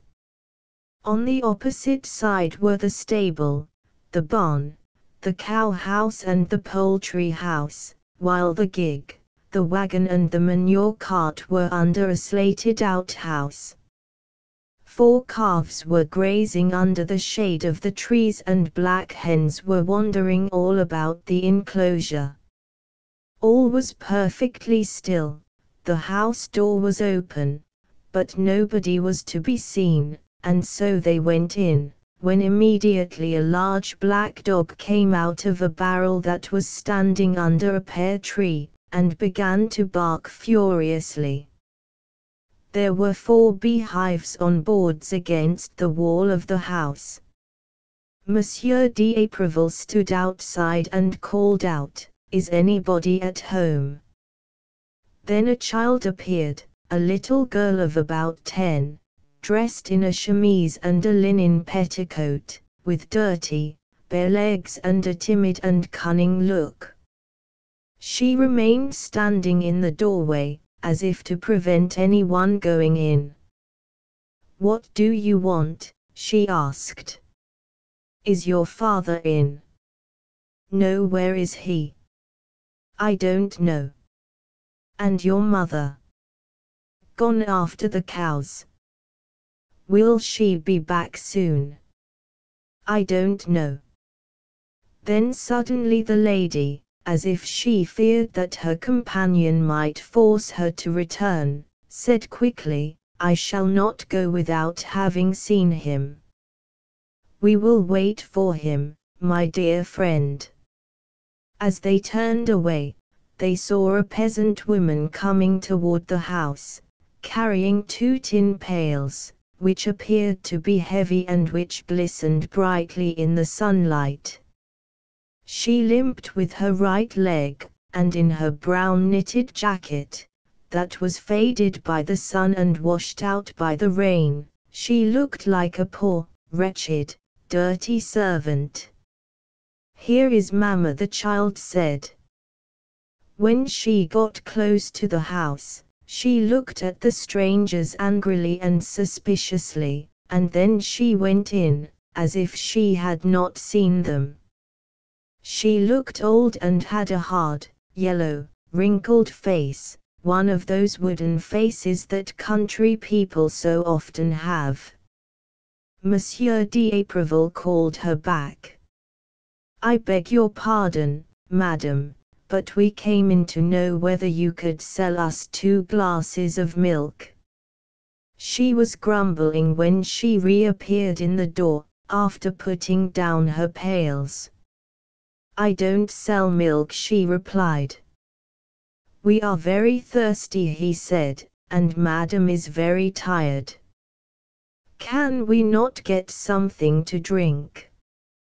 The peasant woman gave them an uneasy and cunning glance, and then she made up her mind. "As you are here, I will give you some," she said, going into the house, and almost immediately the child came out and brought 2 chairs, which she placed under an apple tree, and then the mother, in turn, brought out 2 bowls of foaming milk, which she gave to the visitors. She did not return to the house, however, but remained standing near them, as if to watch them and to find out for what purpose they had come there. "You have come from Fécamp," she said. "Yes," Monsieur d'Apreville replied, "we are staying at Fécamp for the summer." And then, after a short silence, he continued, "Have you any fowls you could sell us every week?" The woman hesitated for a moment and then replied, "Yes, I think I have." "I suppose you want young ones?" "Yes, of course." "What do you pay for them in the market?" D'Apreville, who had not the least idea, turned to his companion. "What are you paying for poultry in Fécamp, my dear lady?" 4 francs and 4 francs 50 centimes, she said, her eyes full of tears, while the farmer's wife, who was looking at her askance, asked in much surprise, "Is the lady ill, as she is crying?" He did not know what to say, and replied with some hesitation, "No, no, but she lost her watch as we came along, a very handsome watch, and that troubles her." If anybody should find it, please let us know. Mother Benedict did not reply, as she thought it a very equivocal sort of answer, but suddenly she exclaimed, "Oh, here is my husband." She was the only one who had seen him, as she was facing the gate. D'Apreville started and Madame de Cadder nearly fell as she turned round suddenly on her chair. A man bent nearly double, and out of breath, stood there, 10 yards from them, dragging a cow at the end of a rope. Without taking any notice of the visitors, he said, "Confound it! What a brute!" And he went past them and disappeared in the cow-house. Her tears had dried quickly as she sat there startled, without a word and with the one thought in her mind, that this was her son, and D'Apreville, whom the same thought had struck very unpleasantly, said in an agitated voice, "Is this Monsieur Benedict?" "Who told you his name?" the wife asked, still rather suspiciously. "The blacksmith at the corner of the high road," he replied, and then they were all silent, with their eyes fixed on the door of the cow-house, which formed a sort of black hole in the wall of the building. Nothing could be seen inside, but they heard a vague noise, movements and footsteps and the sound of hoofs, which were deadened by the straw on the floor, and soon the man reappeared in the door, wiping his forehead, and came toward the house with long, slow strides. He passed the strangers without seeming to notice them and said to his wife, "Go and draw me a jug of cider, I am very thirsty." Then he went back into the house, while his wife went into the cellar and left the two Parisians alone. "Let us go, Henry," Madame de Cadder said, nearly distracted with grief, and so D'Apreville took her by the arm, helped her to rise, and sustaining her with all his strength, for he felt that she was nearly fainting, he led her out, after throwing 5 francs on one of the chairs. As soon as they were outside the gate, she began to sob and said, shaking with grief, "Oh, oh, is that what you have made of him?" He was very pale and replied coldly, "I did what I could. His farm is worth 80,000 francs, and that is more than most of the sons of the middle classes have." They returned slowly, without speaking a word. She was still crying. The tears ran down her cheeks continually for a time, but by degrees they stopped, and they went back to Fécamp, where they found Monsieur de Cadder waiting dinner for them. As soon as he saw them, he began to laugh and exclaimed, "So my wife has had a sunstroke, and I am very glad of it. I really think she has lost her head for some time past." Neither of them replied, and when the husband asked them, rubbing his hands, "Well, I hope that, at least, you have had a pleasant walk." Monsieur D'Apreville replied, "A delightful walk, I assure you, perfectly delightful." The Guilty Secret by Paul de Kock. Nathalie de Hauteville was 22 years old, and had been a widow for 3 years. She was one of the prettiest women in Paris, her large dark eyes shone with remarkable brilliancy, and she united the sparkling vivacity of an Italian and the depth of feeling of a Spaniard to the grace which always distinguishes a Parisian born and bred. Considering herself too young to be entirely alone, she had long ago invited M. d'Ablincourt, an old uncle of hers, to come and live with her. M.D. Blinkert was an old bachelor. He had never loved anything in this world but himself. He was an egotist, too lazy to do anyone an ill turn, but at the same time too selfish to do anyone a kindness, unless it would tend directly to his own advantage. And yet, with an air of complaisance, as if he desired nothing so much as the comfort of those around him, he consented to his niece's proposal, in the hope that she would do many little kind offices for him, which would add materially to his comfort. M.D. Blinkert accompanied his niece when she resumed her place in society, but sometimes, when he felt inclined to stay at home, he would say to her, "My dear Natalie, I am afraid you will not be much amused this evening. They will only play cards. Besides, I don't think any of your friends will be there. Of course, I am ready to take you, if you wish to go." And Natalie, who had great confidence in all her uncle said, would stay at home. In the same manner, M.D. Blinkert, who was a great gourmand, said to his niece, "My dear, you know that I am not at all fond of eating, and am satisfied with the simplest fare, but I must tell you that your cook puts too much salt in everything. It is very unwholesome." So they changed the cook. Again, the garden was out of order. The trees before the old gentleman's window must be cut down, because their shade would doubtless cause a dampness in the house prejudicial to Natalie's health, or the surrey was to be changed for a landau. Natalie was a coquette. Accustomed to charm, she listened with smiles to the numerous protestations of admiration which she received.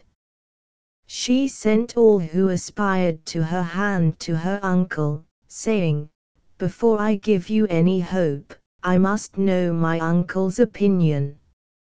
It is likely that Natalie would have answered differently if she had ever felt a real preference for anyone, but heretofore she seemed to have preferred her liberty.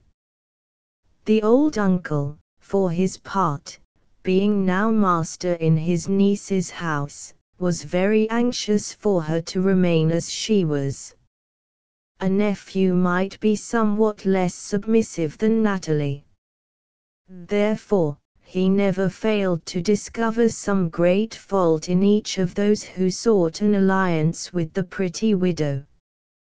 Besides his egotism and his Epicureanism, the dear uncle had another passion, to play backgammon. The game amused him very much, but the difficulty was to find anyone to play with. If, by accident, any of Natalie's visitors understood it, there was no escape from a long siege with the old gentleman, but most people preferred cards. In order to please her uncle, Natalie tried to learn this game, but it was almost impossible. She could not give her attention to one thing for so long a time. Her uncle scolded. Natalie gave up in despair. "It was only for your own amusement that I wished to teach it to you," said the good M.D. Blinkert. Things were at this crisis when, at a ball one evening, Natalie was introduced to a M.D. Prement, a captain in the navy. Natalie raised her eyes, expecting to see a great sailor, with a wooden leg and a bandage over one eye, when to her great surprise, she beheld a man of about 30, tall and finely formed, with 2 sound legs and 2 good eyes. Armand de Prement had entered the navy at a very early age, and had arrived, although very young, to the dignity of a captain. He had amassed a large fortune, in addition to his patrimonial estates, and he had now come home to rest after his labors. As yet, however, he was a single man, and, moreover, had always laughed at love. But when he saw Natalie, his opinions underwent a change. For the first time in his life he regretted that he had never learned to dance, and he kept his eyes fixed on her constantly. His attentions to the young widow soon became a subject of general conversation, and, at last, the report reached the ears of M. d'Ablincourt. When Natalie mentioned, one evening, that she expected the captain to spend the evening with her, the old man grew almost angry. Natalie, said he, you act entirely without consulting me. I have heard that the captain is very rude and unpolished in his manners. To be sure, I have only seen him standing behind your chair, but he has never even asked after my health. I only speak for your interest, as you are so giddy. Natalie begged her uncle's pardon, and even offered not to receive the captain's visit, but this he forbore to require, secretly resolving not to allow these visits to become too frequent. But how frail are all human resolutions, overturned by the merest trifle. In this case, the game of backgammon was the unconscious cause of Natalie's becoming Mme d'Apremont. The captain was an excellent hand at backgammon. When the uncle heard this, he proposed a game, and the captain, who understood that it was important to gain the uncle's favor, readily acceded. This did not please Natalie. She preferred that he should be occupied with herself. When all the company were gone, she turned to her uncle, saying, "You were right, uncle, after all. I do not admire the captain's manners. I see now that I should not have invited him. On the contrary, niece, he is a very well-behaved man. I have invited him to come here very often, and play backgammon with me, that is, to pay his addresses to you." Natalie saw that the captain had gained her uncle's heart, and she forgave him for having been less attentive to her. He soon came again, and, thanks to the backgammon, increased in favor with the uncle. He soon captivated the heart of the pretty widow, also. One morning, Natalie came blushing to her uncle. "The captain has asked me to marry him. What do you advise me to do?" He reflected for a few moments. "If she refuses him, d'Apremont will come here no longer, and then no more backgammon. But if she marries him, he will be here always, and I shall have my games." And the answer was, "You had better marry him." Natalie loved Armand, but she would not yield too easily. She sent for the captain. "If you really love me, can you doubt it?" "Hush, do not interrupt me. If you really love me, you will give me one proof of it. Anything you ask." "I swear." "No, you must never swear any more, and, one thing more, you must never smoke. I detest the smell of tobacco, and I will not have a husband who smokes." Armand sighed, and promised. The first months of their marriage passed smoothly, but sometimes Armand became thoughtful, restless, and grave. After some time, These fits of sadness became more frequent. "What is the matter?" asked Natalie one day, on seeing him stamp with impatience. "Why are you so irritable?" "Nothing, nothing at all," replied the captain, as if ashamed of his ill humor. "Tell me," Natalie insisted, "have I displeased you in anything?" The captain assured her that he had no reason to be anything but delighted with her conduct on all occasions, and for a time he was all right. Then soon he was worse than before. Natalie was distressed beyond measure. She imparted her anxiety to her uncle, who replied, "Yes, my dear, I know what you mean. I have often remarked it myself, at backgammon. He is very inattentive, and often passes his hand over his forehead, and starts up as if something agitated him. And one day, when his old habits of impatience and irritability reappeared, more marked than ever, the captain said to his wife, 'My dear, an evening walk will do me a world of good. An old sailor like myself cannot bear to sit around the house after dinner. Nevertheless, if you have any objection—' "Oh, no. What objection can I have?" He went out, and continued to do so, day after day, at the same hour. Invariably he returned in the best of good humor. Natalie was now unhappy indeed. He loves some other woman, perhaps she thought, and he must see her every day. Oh, how wretched I am!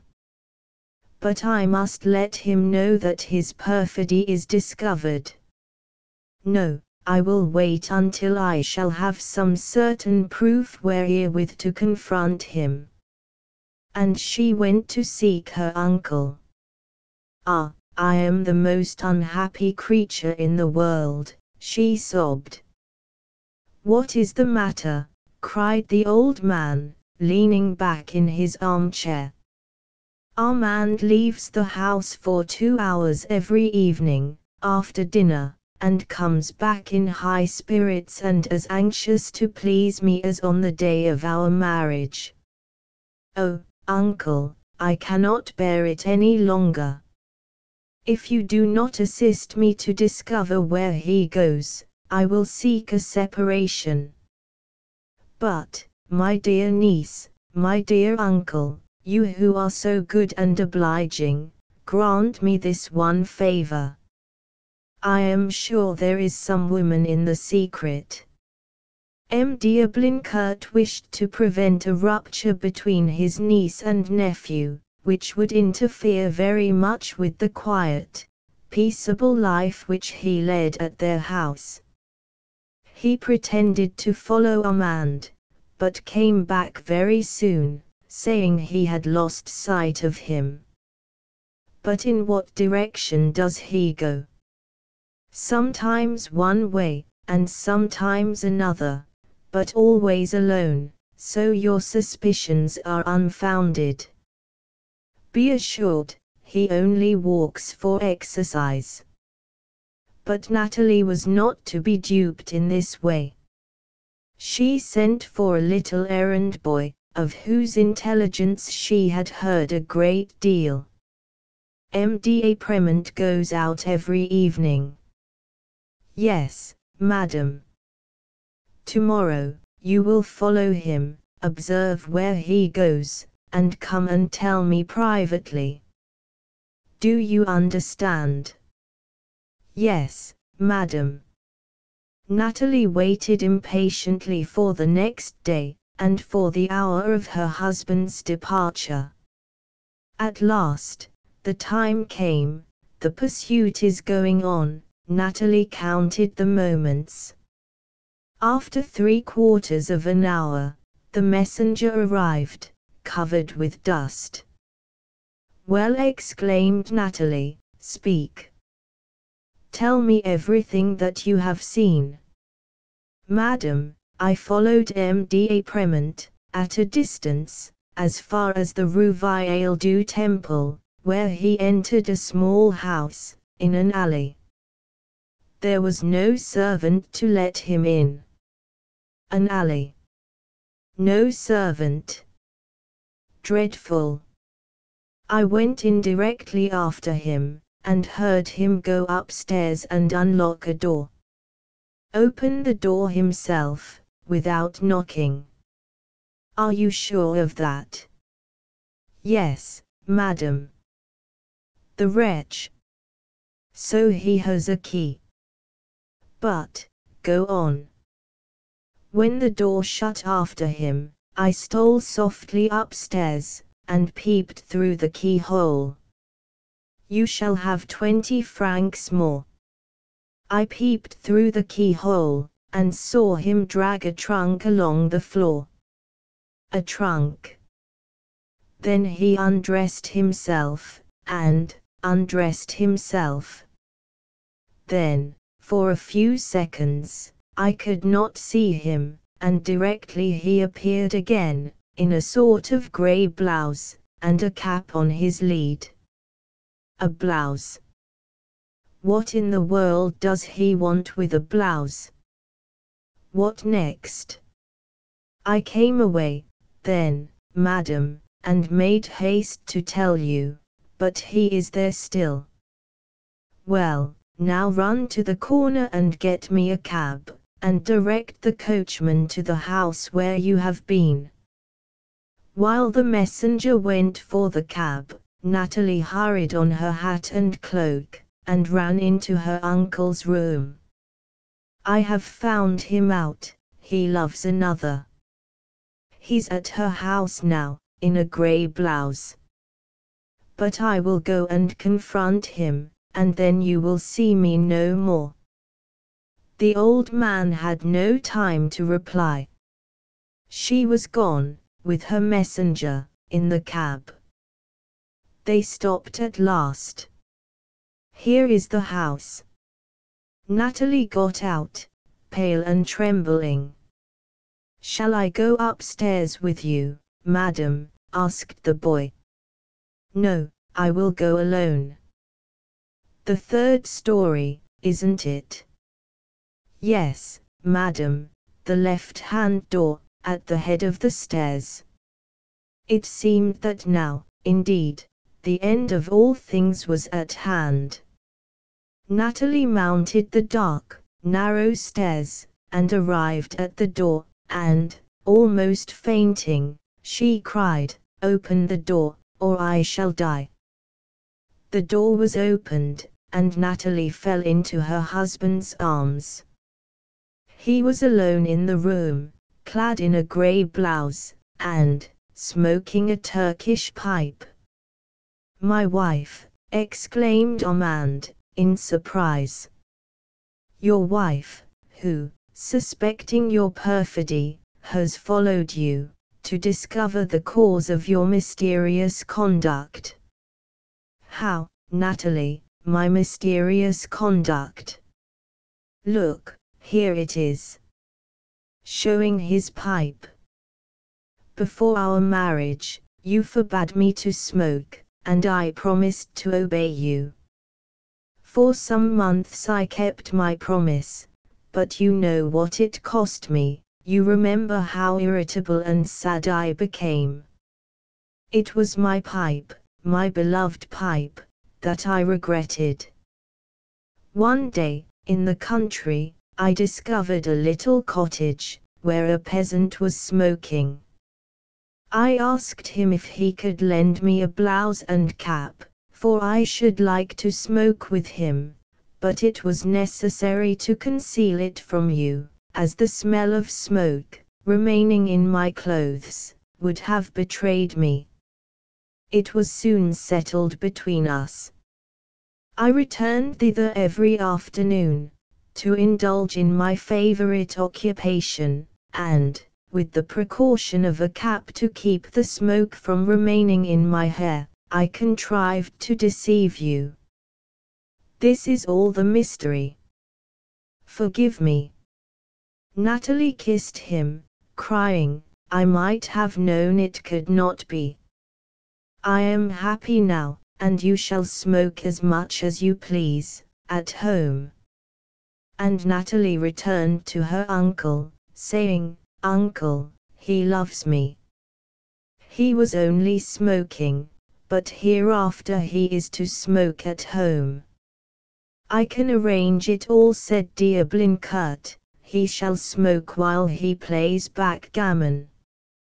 In that way, thought the old man, I shall be sure of my game. Jean Monnet by Eugene François Vidocq. At the time when I first became commissary of police, my arrondissement was in that part of Paris which includes the Rue Saint-Antoine, a street which has a great number of courts, alleys, and cul-de-sac issuing from it in all directions. The houses in these alleys and courts are, for the most part, inhabited by wretches wavering betwixt the last shade of poverty and actual starvation, ready to take part in any disturbance, or assist in any act of rapine or violence. In one of these alleys, there lived at that time a man named Jean Monnet, who was tolerably well stricken in years, but still a hearty man. He was a widower, and, with an only daughter, occupied a floor, or quatrium, in one of the courts. People said he had been in business and grown rich, but that he had not the heart to spend his money, which year after year accumulated, and would make a splendid fortune for his daughter at his death.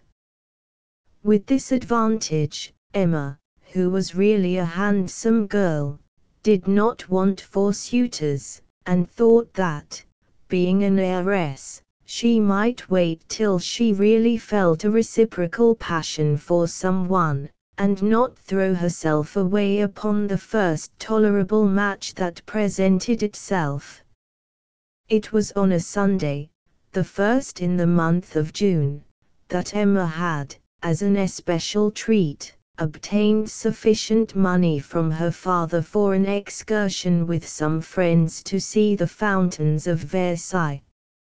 It was a beautiful day, and the basin was thronged around with thousands and thousands of persons, looking, from the variety of their dresses, more like the colors of a splendid rainbow than aught besides, and when, at 4 o'clock, Triton and his satellites threw up their immense volumes of water, all was wonder, astonishment, and delight, but none were more delighted than Emma, to whom the scene was quite new.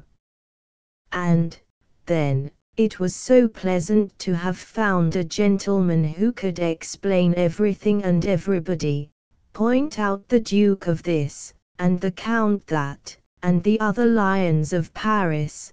Besides, such an agreeable and well-dressed man, it was really quite condescending in him to notice them.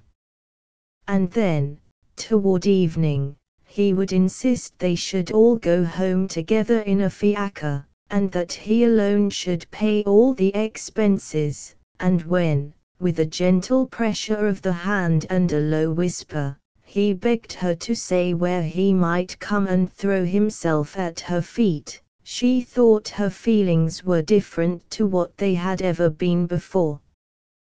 But how could she give her address, tell so dashing a man that she lived in such a place?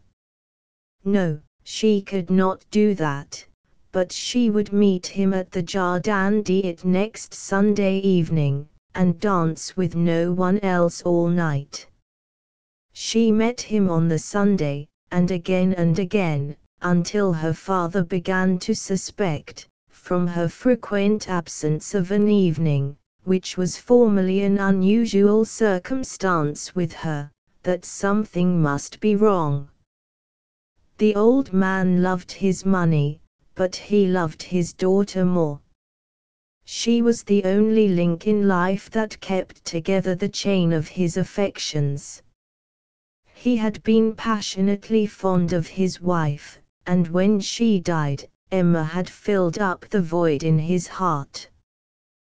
They were all, save his money, that he had ever loved. The world had cried out against him as a hard-hearted, rapacious man, and he, in return, despised the world. He was, therefore, much grieved at her conduct, and questioned Emma as to where her frequent visits led her, but could only obtain for answer that she was not aware she had been absent so much as to give him uneasiness. This was unsatisfactory, and so confirmed the old man in his suspicions that he determined to have his daughter watched. This he effected through the means of annoncing Amy, then in the profession of what he called an inspector, though his enemies, and all men have such, called him a mouchard, or spy.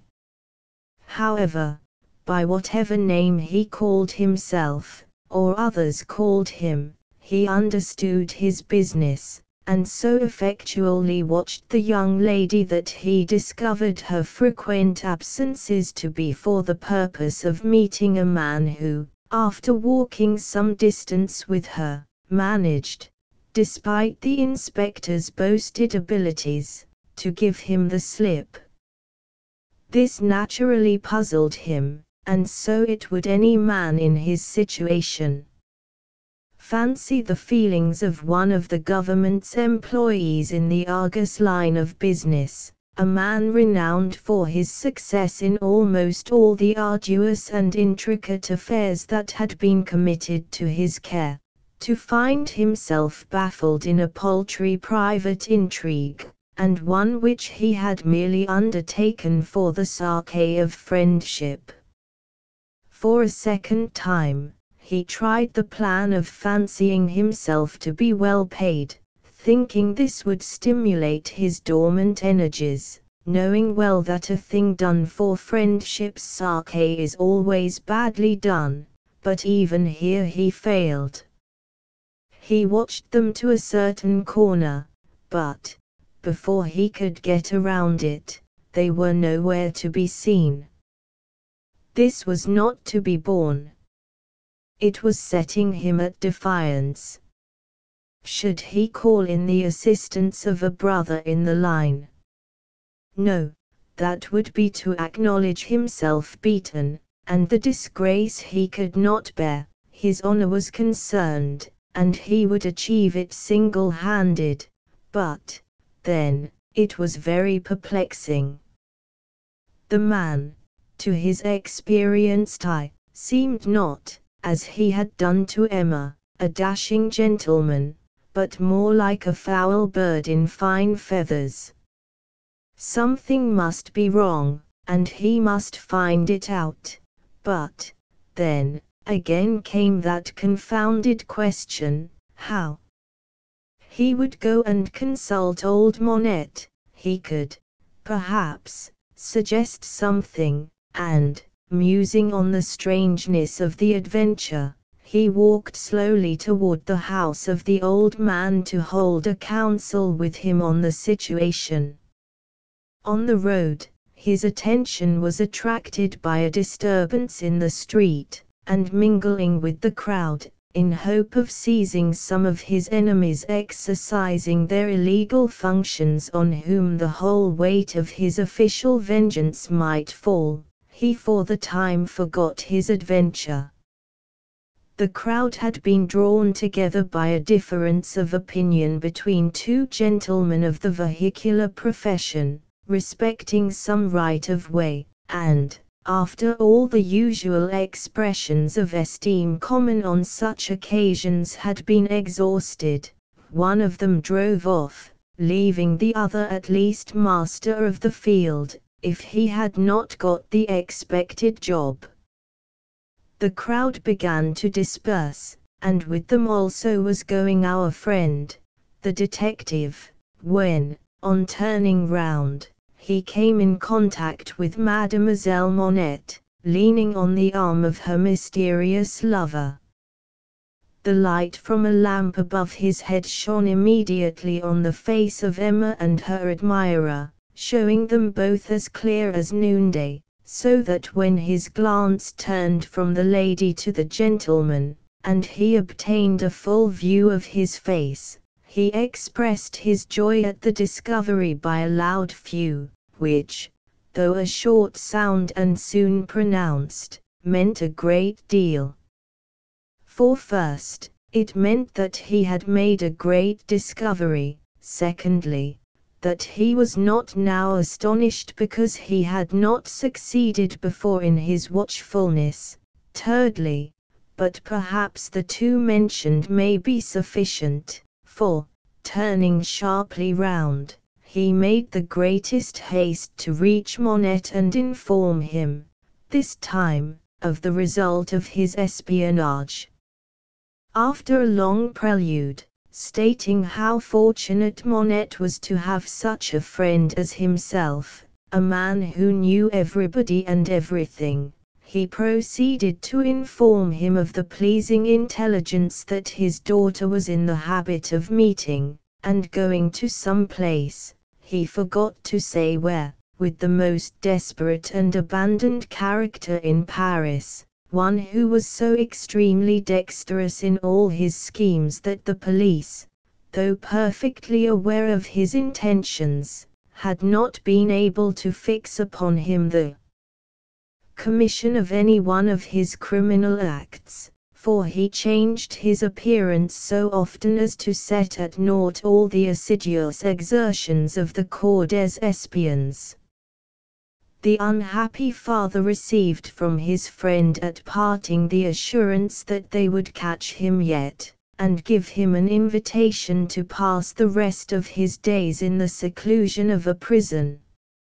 On Emma's return, he told her the information he had received, wisely withholding the means from which his knowledge came, saying that he knew she had that moment parted from a man who would lead her to the brink of destruction, and then cast her off like a child's broken plaything.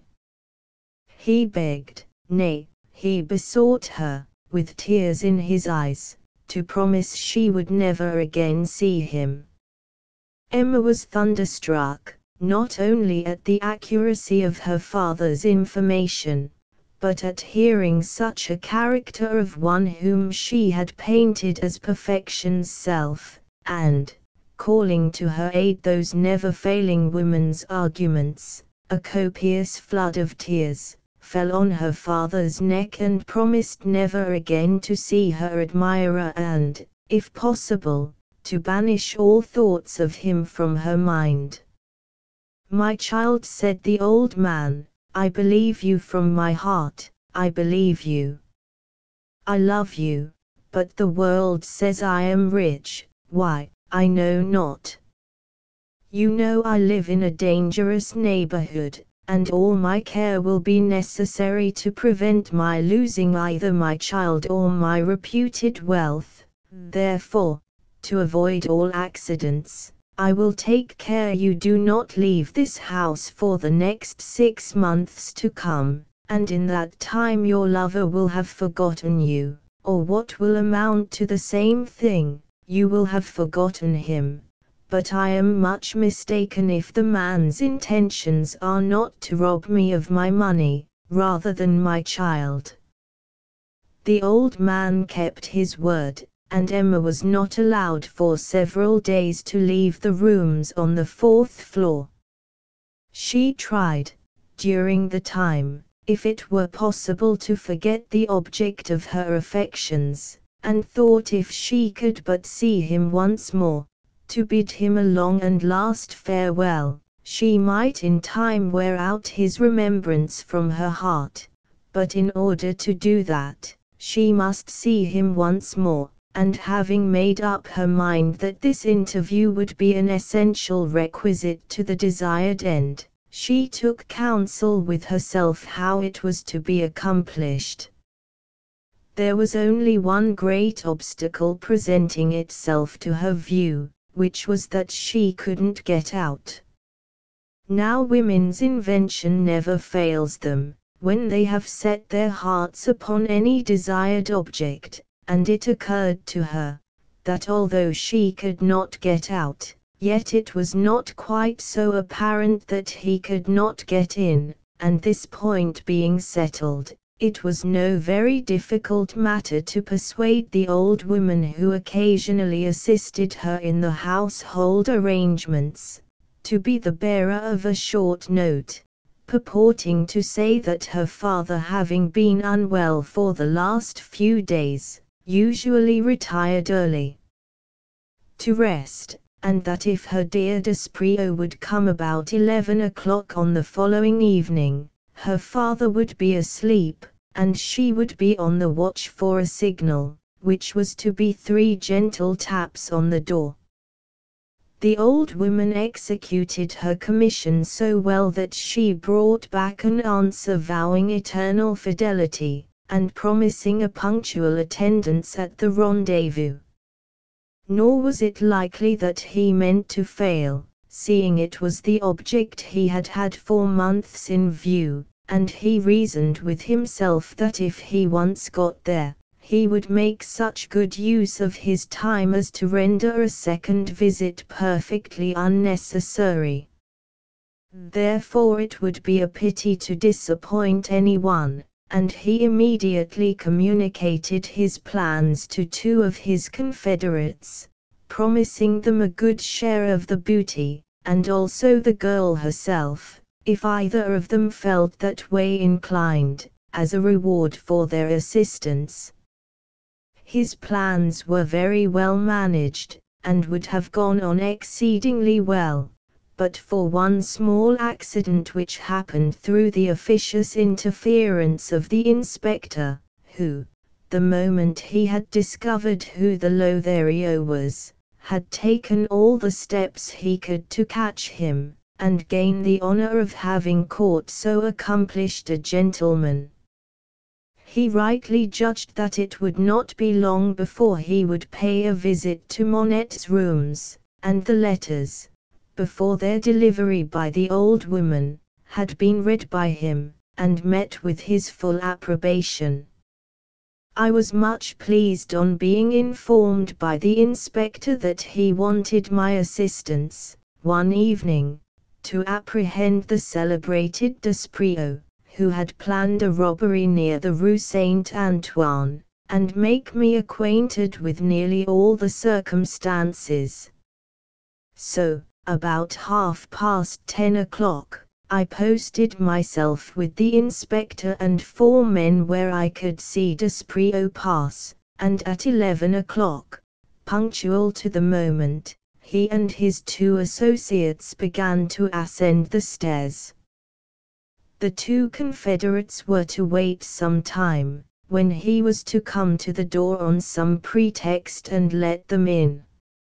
After the lapse of half an hour they were let in, when we ascended after them, and the inspector, having a duplicate key, we let ourselves gently in, standing in the passage, so as to prevent our being seen. In a few minutes we heard a loud shriek from Emma, and old Monette's voice most vociferously crying murder, and thieves. On entering the rooms, we perceived that the poor girl was lying on the ground, while one of the men was endeavoring to stifle her cries by either gagging or suffocating her, though in the way he was doing it, the latter would have soon been the case. The old man had been dragged from his bed, and Desprio stood over him with a knife, swearing that unless he showed him the place where his money and valuables were deposited, it should be the last hour of his existence. Desprio, on seeing us, seemed inclined to make a most desperate resistance, but not being seconded by his associates, submitted to be pinioned, expressing his regret that we had not come half an hour later, when we might have been saved the trouble. Desprio was shortly after tried for the offence, which was too clearly proved to admit of any doubt. He was sentenced to the galleys for life, and is now at Brest, undergoing his sentence. Emma, soon afterward, married a respectable man, and old Monet behaved on the occasion much more liberally than was expected. Solange, Dr. Ledru's Story of the Reign of Terror by Alexandre Dumas. Leaving l'Abbaye, I walked straight across the Place Tuileries to the Rue Tournon, where I had lodgings, when I heard a woman scream for help. It could not be an assault to commit robbery, for it was hardly 10 o'clock in the evening. I ran to the corner of the place whence the sounds proceeded, and by the light of the moon, just then breaking through the clouds, I beheld a woman in the midst of a patrol of sans-culottes. The lady observed me at the same instant, and seeing, by the character of my dress, that I did not belong to the common order of people, she ran toward me, exclaiming, "There is M. Albert. He knows me. He will tell you that I am the daughter of Mme. Ledoux, the laundress." With these words the poor creature, pale and trembling with excitement, seized my arm and clung to me as a shipwrecked sailor to a spar. "No matter whether you are the daughter of Mme. Ledoux or someone else, as you have no pass, you must go with us to the guard-house." The young girl pressed my arm. I perceived in this pressure the expression of her great distress of mind. I understood it. "So it is you, my poor Solange," I said. "What are you doing here?" "There, messieurs," she exclaimed in tones of deep anxiety, "do you believe me now? You might at least say citizens. Ah, sergeant, do not blame me for speaking that way," said the pretty young girl. "My mother has many customers among the great people, and taught me to be polite. That's how I acquired this bad habit, the habit of the aristocrats, and, you know, sergeant, it's so hard to shake off old habits." This answer, delivered in trembling accents, concealed a delicate irony that was lost on all save me. I asked myself, who is this young woman? The mystery seemed complete. This alone was clear: she was not the daughter of a laundress. "How did I come here, Citizen Albert?" she asked. "Well, I will tell you. I went to deliver some washing. The lady was not at home, and so I waited, for in these hard times everyone needs what little money is coming to him. In that way it grew dark, and so I fell among these gentlemen, beg pardon, I would say citizens. They asked for my pass. As I did not have it with me, they were going to take me to the guard-house. I cried out in terror, which brought you to the scene, and as luck would have it, you are a friend. I said to myself, as M. Albert knows my name to be Solange Ledoux, he will vouch for me, and that you will you not, M. Albert? Certainly, I will vouch for you. Very well, said the leader of the patrol, and who, pray, will vouch for you, my friend? Danton. Do you know him? Is he a good patriot? Oh, if Danton will vouch for you, I have nothing to say. Well, there is a session of the Cordeliers today. Let us go there. Good, said the leader. Citizens, let us go to the Cordeliers. The club of the Cordeliers met at the old Cordelier monastery in the Rue l'Observance. We arrived there after scarce a minute's walk. At the door I tore a page from my notebook, wrote a few words upon it with a lead pencil, gave it to the sergeant, and requested him to hand it to Danton, while I waited outside with the men. The sergeant entered the clubhouse and returned with Danton. What, said he to me, they have arrested you, my friend. You, the friend of Camille's, you, one of the most loyal Republicans. Citizens, he continued, addressing the sergeant, I vouch for him. Is that sufficient? You vouch for him. Do you also vouch for her? Asked the stubborn sergeant. For her? To whom do you refer? This girl. For everything, for everybody who may be in his company. Does that satisfy you? Yes, said the man, especially since I have had the privilege of seeing you. With a cheer for Danton, the patrol marched away. I was about to thank Danton, when his name was called repeatedly within. Pardon me, my friend, he said, you hear? There is my hand, I must leave you, the left. I gave my right to the sergeant. Who knows, the good patriot may have scrofula. I'm coming, he exclaimed, addressing those within in his mighty voice with which he could pacify or arouse the masses. He hastened into the house. I remained standing at the door, alone with my unknown. And now, my lady, I said, whither would you have me escort you? I am at your disposal. Why, to Mme. Ledoux, she said with a laugh. I told you she was my mother. And where does Mme. Ledoux reside? Rue Ferrat, 24. Then, let us proceed to Rue Ferrat, 24.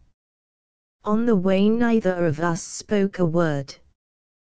But by the light of the moon, enthroned in serene glory in the sky, I was able to observe her at my leisure.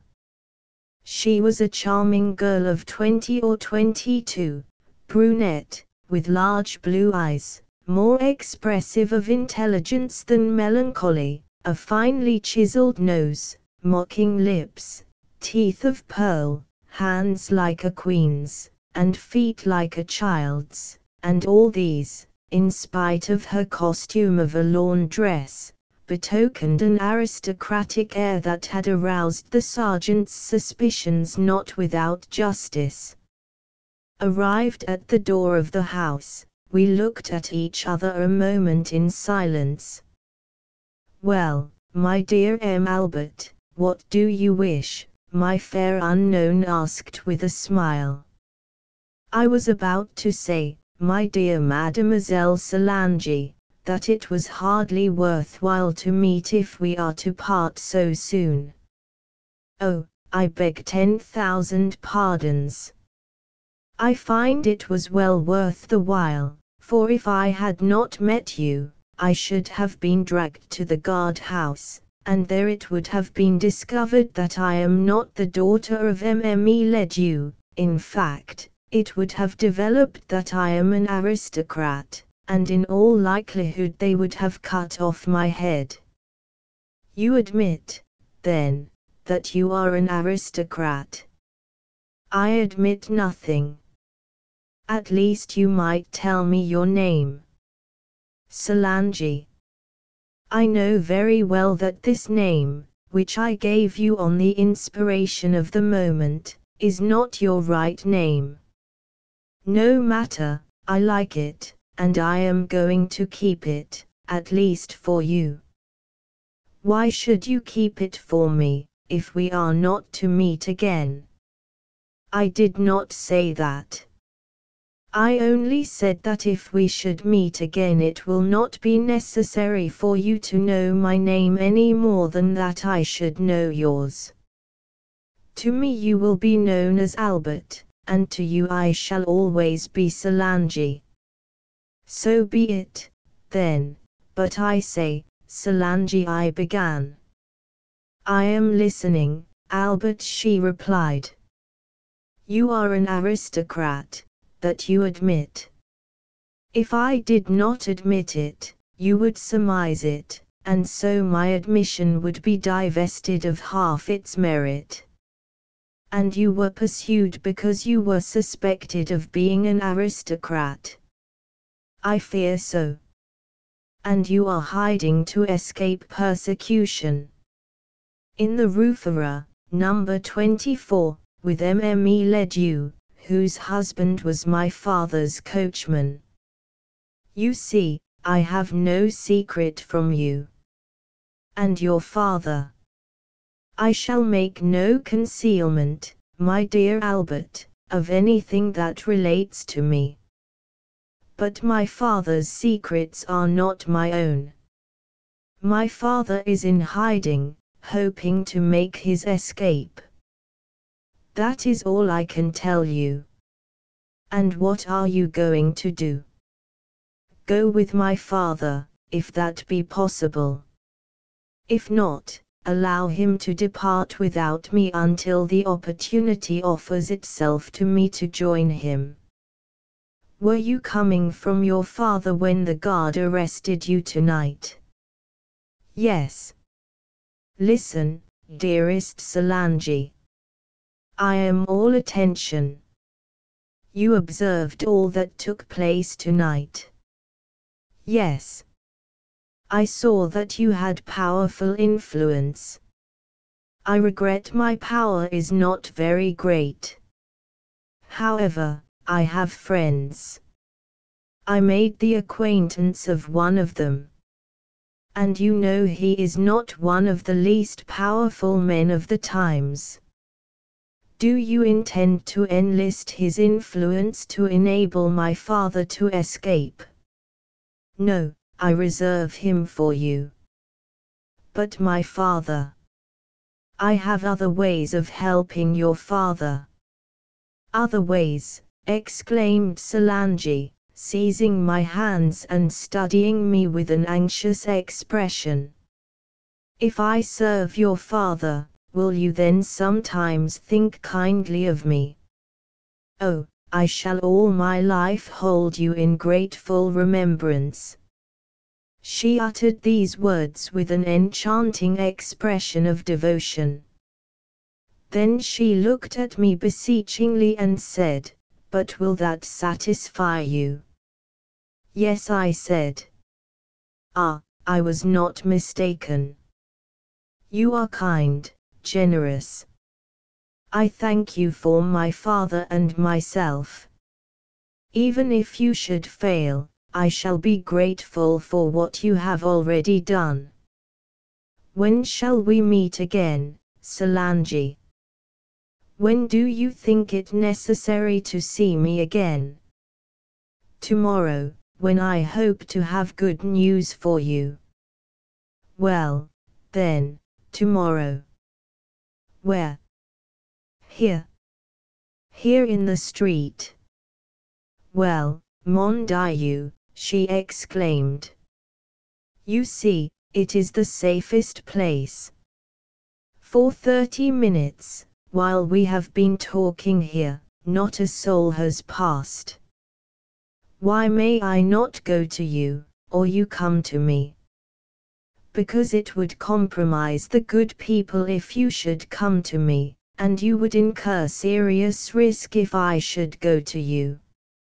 Oh, I would give you the pass of one of my relatives. And send your relative to the guillotine if I should be accidentally arrested. True. I will bring you a pass made out in the name of Solange. Charming. You observe Solange is my real name. And the hour? The same at which we met tonight, 10 o'clock, if you please. All right, 10 o'clock. And how shall we meet? That is very simple. Be at the door at 5 minutes of 10, and at 10 I will come down. Then, at 10 tomorrow, dear Solange. Tomorrow at 10, dear Albert. I wanted to kiss her hand, she offered me her brow. The next day I was in the street at 9:30. At 9:45 Solange opened the door. We were both ahead of time. With one leap I was by her side. I see you have good news, she said. Excellent. First, here is a pass for you. First my father. She repelled my hand. Your father is saved, if he wishes. Wishes, you say? What is required of him? He must trust me. That is assured. Have you seen him? Yes. You have discussed the situation with him. It was unavoidable. Heaven will help us. Did you tell your father all? I told him you had saved my life yesterday, and that you would perhaps save his tomorrow. Tomorrow? Yes, quite right, tomorrow I shall save his life, if it is his will. How? What? Speak. Speak. If that were possible, how fortunately all things have come to pass. However, I began hesitatingly. Well, it will be impossible for you to accompany him. I told you I was resolute. I am quite confident, however, that I shall be able later to procure a passport for you. First tell me about my father, my own distress is less important. Well, I told you I had friends, did I not? Yes. Today I sought out one of them. Proceed. A man whose name is familiar to you, whose name is a guarantee of courage and honor. And this man is Marceau. General Marceau. Yes. True, he will keep a promise. Well, he has promised. Mon Dieu. How happy you make me. What has he promised? Tell me all. He has promised to help us. In what manner? In a very simple manner. Kleber has just had him promoted to the command of the Western Army. He departs tomorrow night. Tomorrow night. We shall have no time to make the smallest preparation. There are no preparations to make. I do not understand. He will take your father with him. My father? Yes, as his secretary. Arrived in the Vendée, your father will pledge his word to the general to undertake nothing against France. From there he will escape to Brittany, and from Brittany to England. When he arrives in London, he will inform you, I shall obtain a passport for you, and you will join him in London. Tomorrow, exclaimed Solange, my father departs tomorrow. There is no time to waste. My father has not been informed. Inform him. Tonight. Tonight. But how, at this hour? You have a pass and my arm. True. My pass. I gave it to her. She thrust it into her bosom. Now, your arm. I gave her my arm, and we walked away. When we arrived at the place Turin, that is, the spot where we had met the night before, she said, "Await me here." I bowed and waited. She disappeared around the corner of what was formerly the Hotel Malignon. After a lapse of 15 minutes she returned. "Come," she said, "my father wishes to receive and thank you." She took my arm and led me up to the Rue Saint-Guillaume, opposite the Hotel Mortemart. Arrived here, she took a bunch of keys from her pocket, opened a small, concealed door, took me by the hand, conducted me up 2 flights of steps, and knocked in a peculiar manner. A man of 48 or 50 years opened the door. He was dressed as a working man and appeared to be a bookbinder. But at the first utterance that burst from his lips, the evidence of the seigneur was unmistakable. "Monsieur," he said, "Providence has sent you to us. I regard you an emissary of fate. Is it true that you can save me, or, what is more, that you wish to save me?" I admitted him completely to my confidence.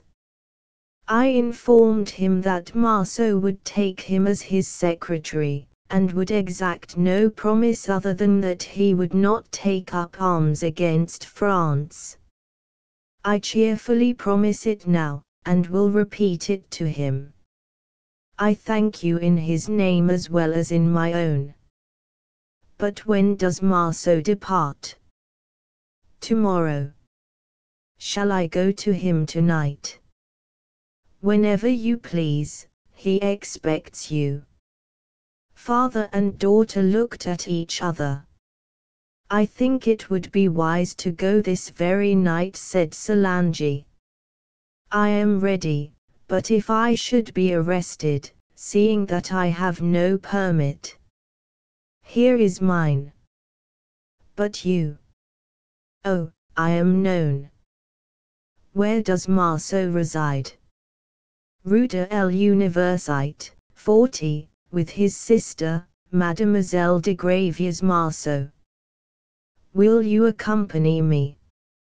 "I shall follow you at a distance, to accompany Mademoiselle home when you are gone." "How will Marceau know that I am the man of whom you spoke to him?" "You will hand him this tricolored cockade, that is the sign of identification." "And how shall I reward my liberator?" "By allowing him to save your daughter also." "Very well." He put on his hat and extinguished the lights, and we descended by the gleam of the moon which penetrated the stair windows. At the foot of the steps he took his daughter's arm, and by way of the Rue des Saints-Pères we reached Rue de l'Université. I followed them at a distance of 10 paces. We arrived at number 40 without having met anyone. I rejoined them there. "That is a good omen," I said.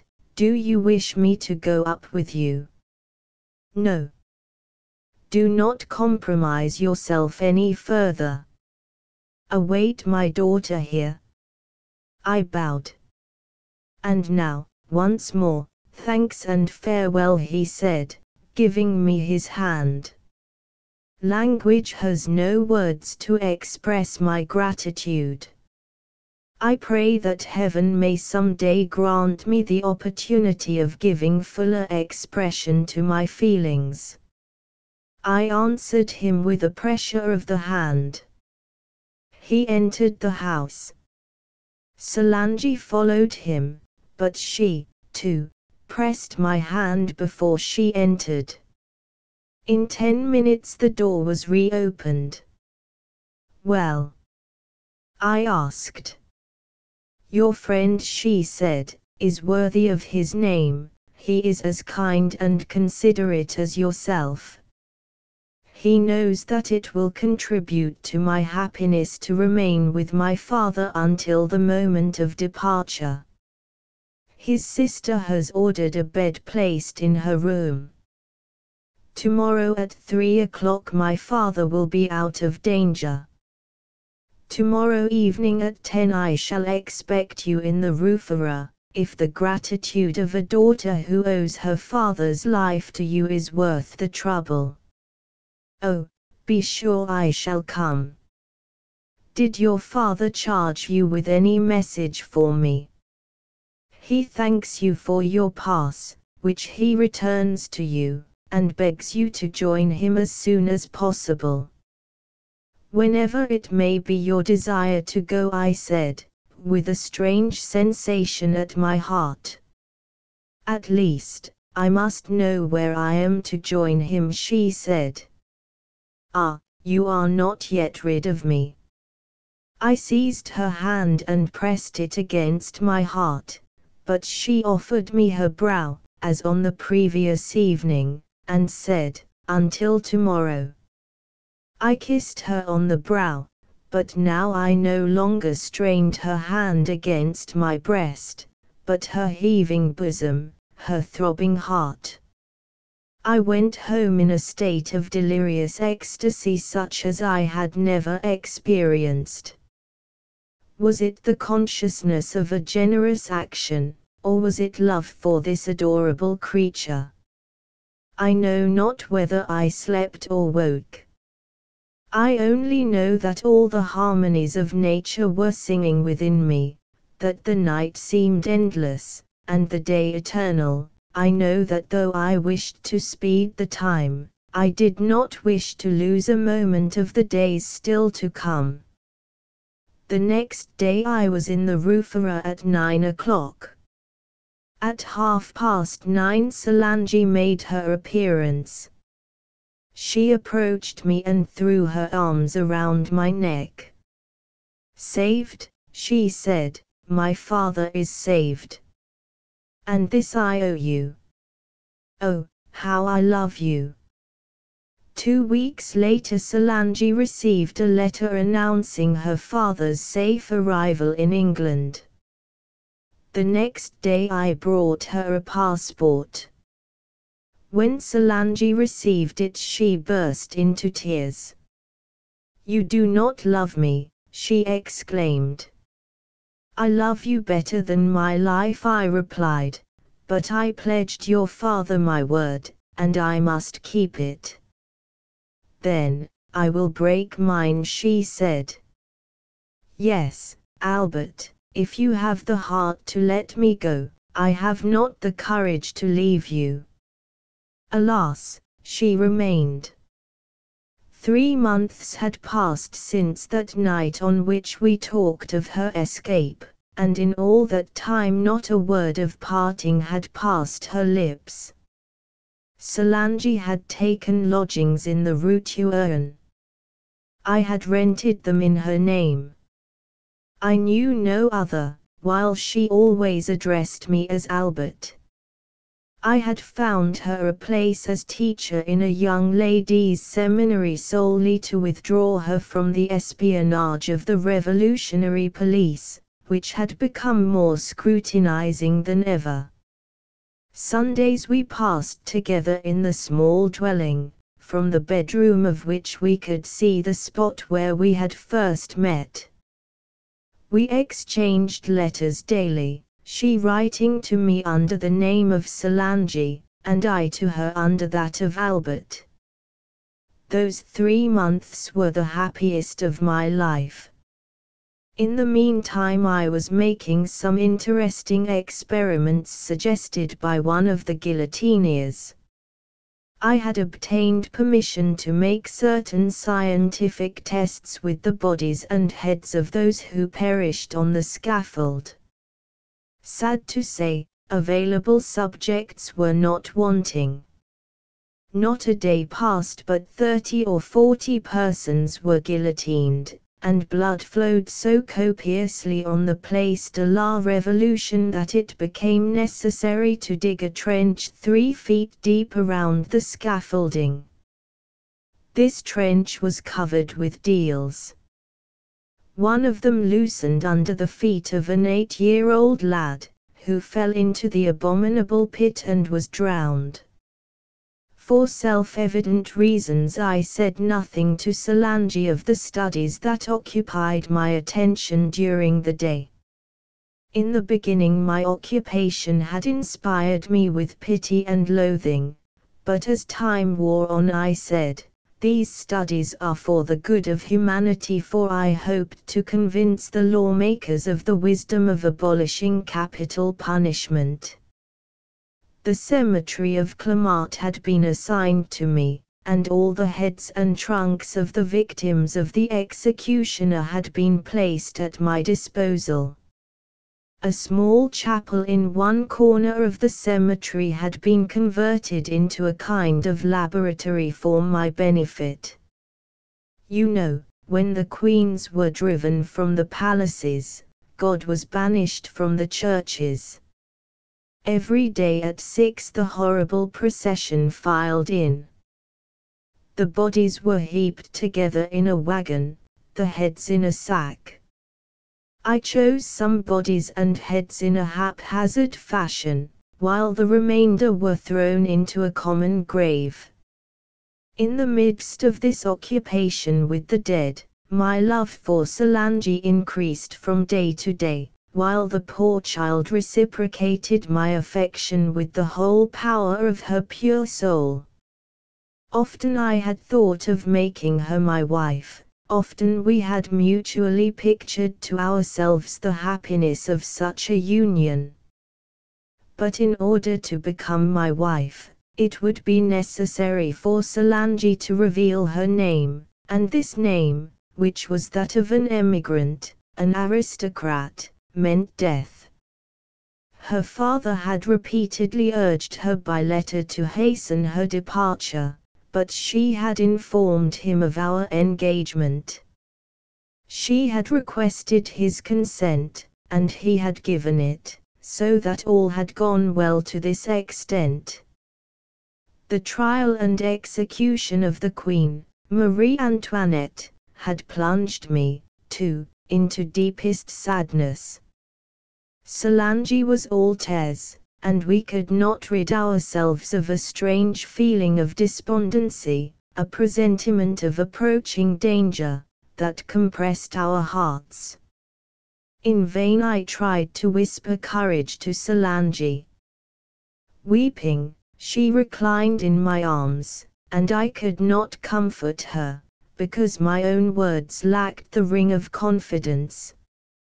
We passed the night together as usual, but the night was even more depressing than the day. I recall now that a dog, locked up in a room below us, howled till 2 o'clock in the morning. The next day we were told that the dog's master had gone away with the key in his pocket, had been arrested on the way, tried at 3, and executed at 4. The time had come for us to part. Solange's duties at the school began at 9 o'clock in the morning. Her school was in the vicinity of the Botanic Gardens. I hesitated long to let her go, she, too, was loath to part from me. But it must be. Solange was prone to be an object of unpleasant inquiries. I called a conveyance and accompanied her as far as the Rue des Fosses Saint Bernard, where I got out and left her to pursue her way alone. All the way we lay mutely wrapped in each other's arms, mingling tears with our kisses. After leaving the carriage, I stood as if rooted to the ground. I heard Solange call me, but I dared not go to her, because her face, moist with tears, and her hysterical manner were calculated to attract attention. Utterly wretched, I returned home, passing the entire day in writing to Solange. In the evening I sent her an entire volume of love pledges. My letter had hardly gone to the post when I received one from her. She had been sharply reprimanded for coming late, had been subjected to a severe cross-examination, and threatened with forfeiture of her next holiday. But she vowed to join me even at the cost of her place. I thought I should go mad at the prospect of being parted from her a whole week. I was more depressed because a letter which had arrived from her father appeared to have been tampered with. I passed a wretched night and a still more miserable day. The next day the weather was appalling. Nature seemed to be dissolving in a cold, ceaseless rain, a rain like that which announces the approach of winter. All the way to the laboratory my ears were tortured with the criers announcing the names of the condemned, a large number of men, women, and children. The bloody harvest was over-rich. I should not lack subjects for my investigations that day. The day ended early. At 4 o'clock I arrived at Clamart. It was almost night. The view of the cemetery, with its large, new-made graves, the sparse, leafless trees that swayed in the wind, was desolate, almost appalling. A large, open pit yawned before me. It was to receive today's harvest from the Place de la Révolution. An exceedingly large number of victims was expected, for the pit was deeper than usual. Mechanically I approached the grave. At the bottom the water had gathered in a pool, my feet slipped, I came within an inch of falling in. My hair stood on end. The rain had drenched me to the skin. I shuddered and hastened into the laboratory. It was, as I have said, an abandoned chapel. My eyes searched, I know not why, to discover if some traces of the holy purpose to which the edifice had once been devoted did not still adhere to the walls or to the altar, but the walls were bare, the altar empty. I struck a light and deposited the candle on the operating table on which lay scattered a miscellaneous assortment of the strange instruments I employed. I sat down and fell into a reverie. I thought of the poor queen, whom I had seen in her beauty, glory, and happiness, yesterday carted to the scaffold, pursued by the execrations of a people, today lying headless on the common sinner's bier, she who had slept beneath the gilded canopy of the throne of the Tuileries and Saint Cloud. As I sat thus, absorbed in gloomy meditation, wind and rain without redoubled in fury. The raindrops dashed against the window panes, the storm swept with melancholy moaning through the branches of the trees. Anon there mingled with the violence of the elements the sound of wheels. It was the executioner's red hearse with its ghastly freight from the Place de la Révolution. The door of the little chapel was pushed ajar, and two men, drenched with rain, entered, carrying a sack between them. "There, M. Ledru," said the guillotinier, "there is what your heart longs for. Be in no hurry this night. We'll leave you to enjoy their society alone. Orders are not to cover them up till tomorrow, and so they'll not take cold. With a horrible laugh, the two executioners deposited the sack in a corner, near the former altar, right in front of me. Thereupon they sauntered out, leaving open the door, which swung furiously on its hinges till my candle flashed and flared in the fierce draught. I heard them unharness the horse, lock the cemetery, and go away. I was strangely impelled to go with them, but an indefinable power fettered me in my place. I could not repress a shudder.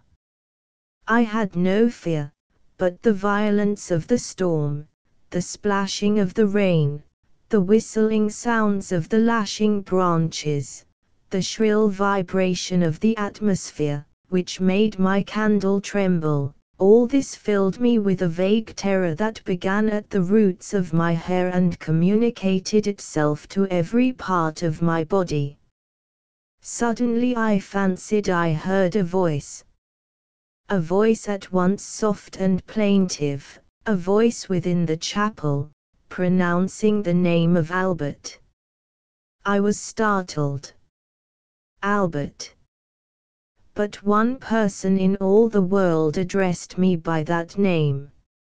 Slowly I directed my weeping eyes around the chapel, which, though small, was not completely lighted by the feeble rays of the candle, leaving the nooks and angles in darkness, and my look remained fixed on the blood-soaked sack near the altar with its hideous contents.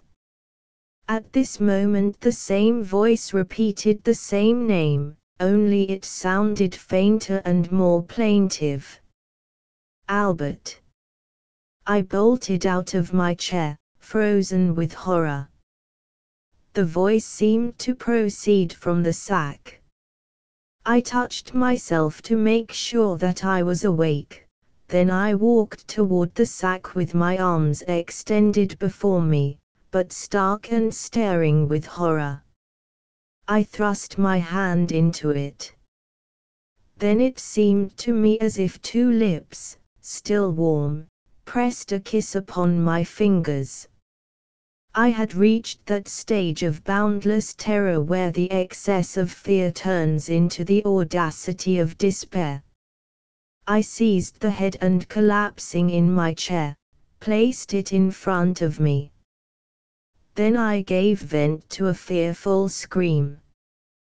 This head, with its lips still warm, with the eyes half closed, was the head of Solange. I thought I should go mad. 3 times I called, Solange. Solange. Solange. At the 3rd time she opened her eyes and looked at me. Tears trickled down her cheeks, then a moist glow darted from her eyes, as if the soul were passing, and the eyes closed, never to open again. I sprang to my feet a raving maniac. I wanted to fly. I knocked against the table, it fell. The candle was extinguished, the head rolled upon the floor, and I fell prostrate, as if a terrible fever had stricken me down. An icy shudder convulsed me, and, with a deep sigh, I swooned. The following morning at 6 the grave diggers found me, cold as the flagstones on which I lay. Solange, betrayed by her father's letter, had been arrested the same day, condemned, and executed.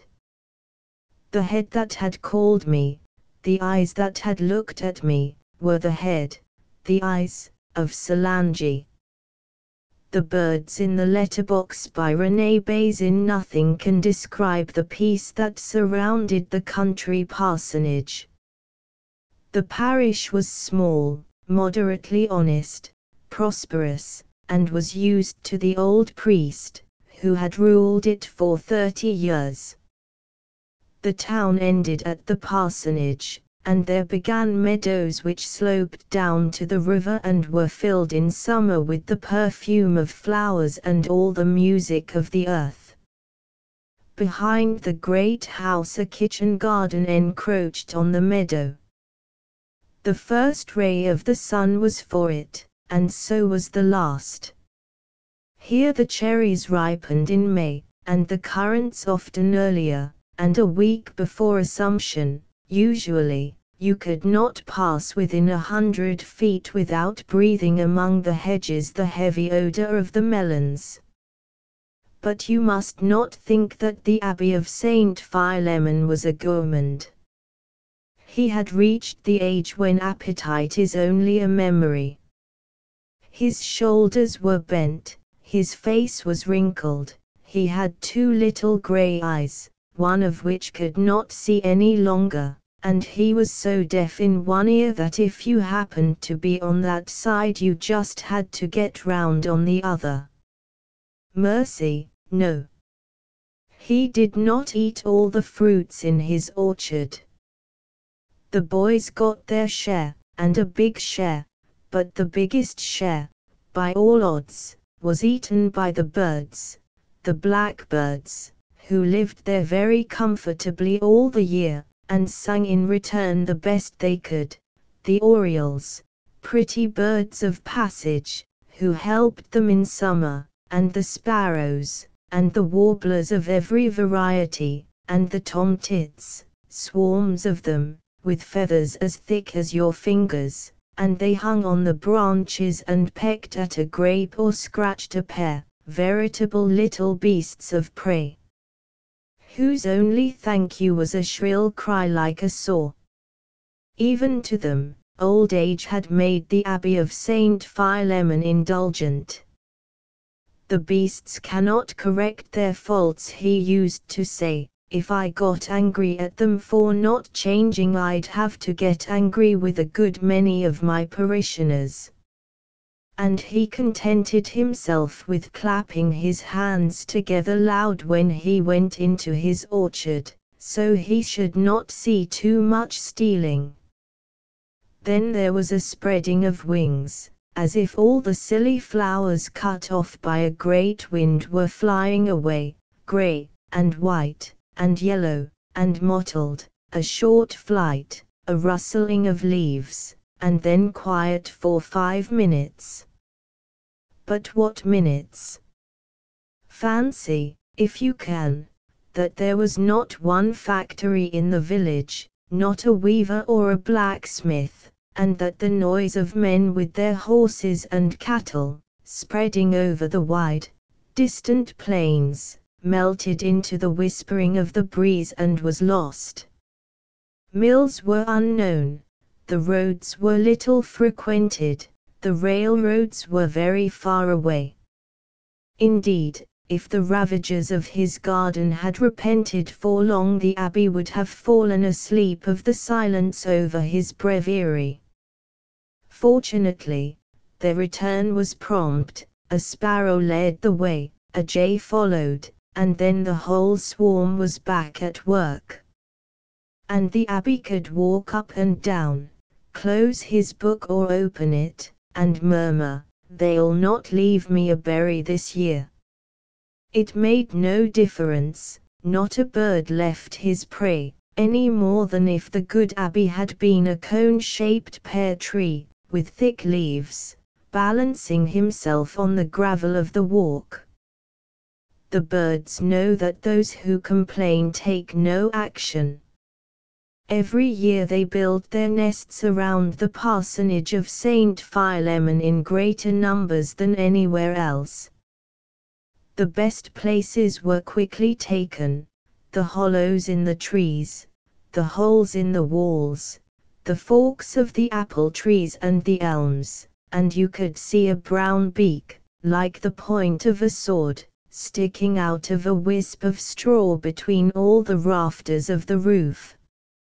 One year, when all the places were taken, I suppose, a tomtit, in her embarrassment, spied the slit of the letterbox protected by its little roof, at the right of the parsonage gate.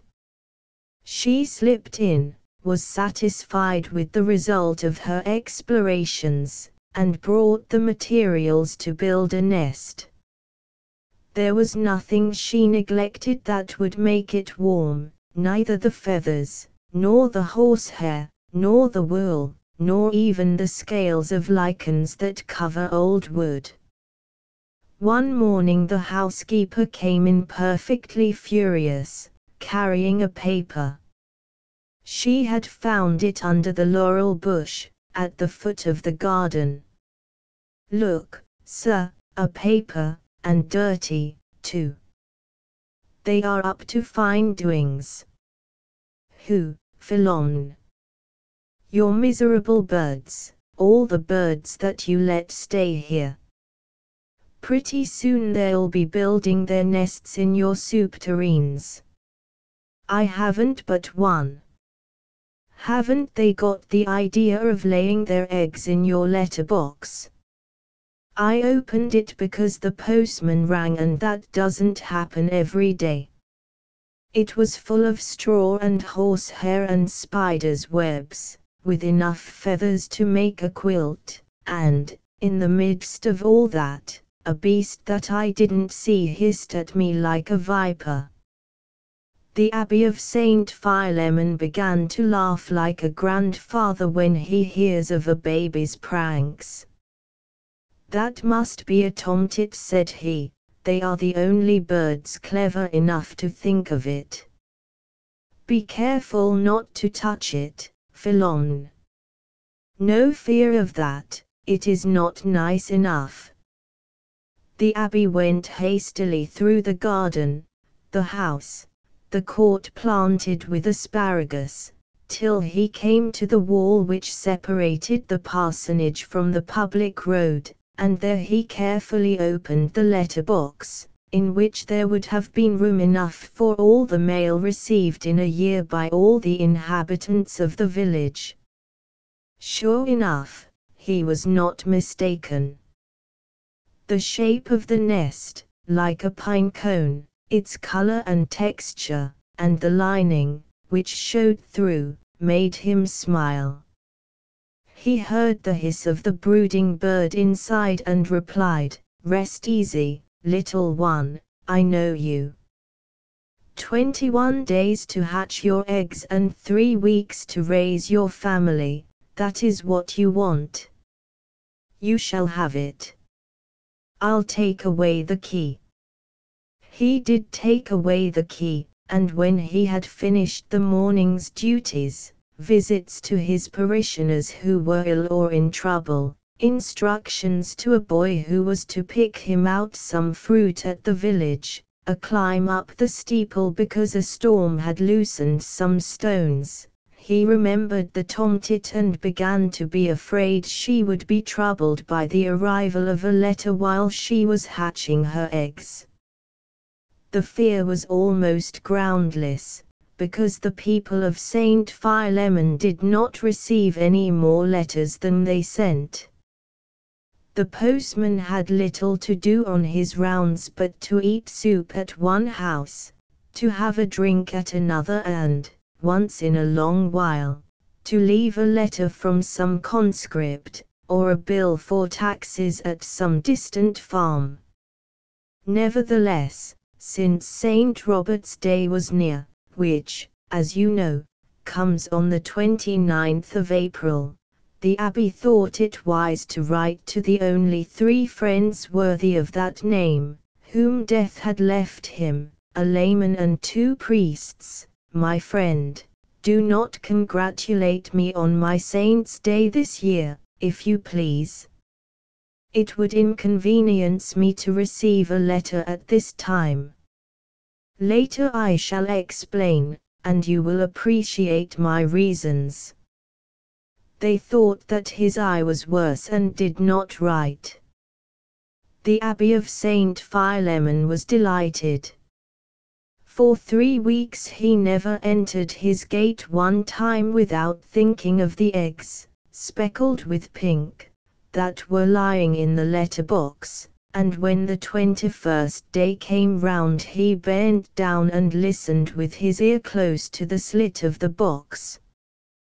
Then he stood up beaming. "I hear them chirp, Philon, I hear them chirp.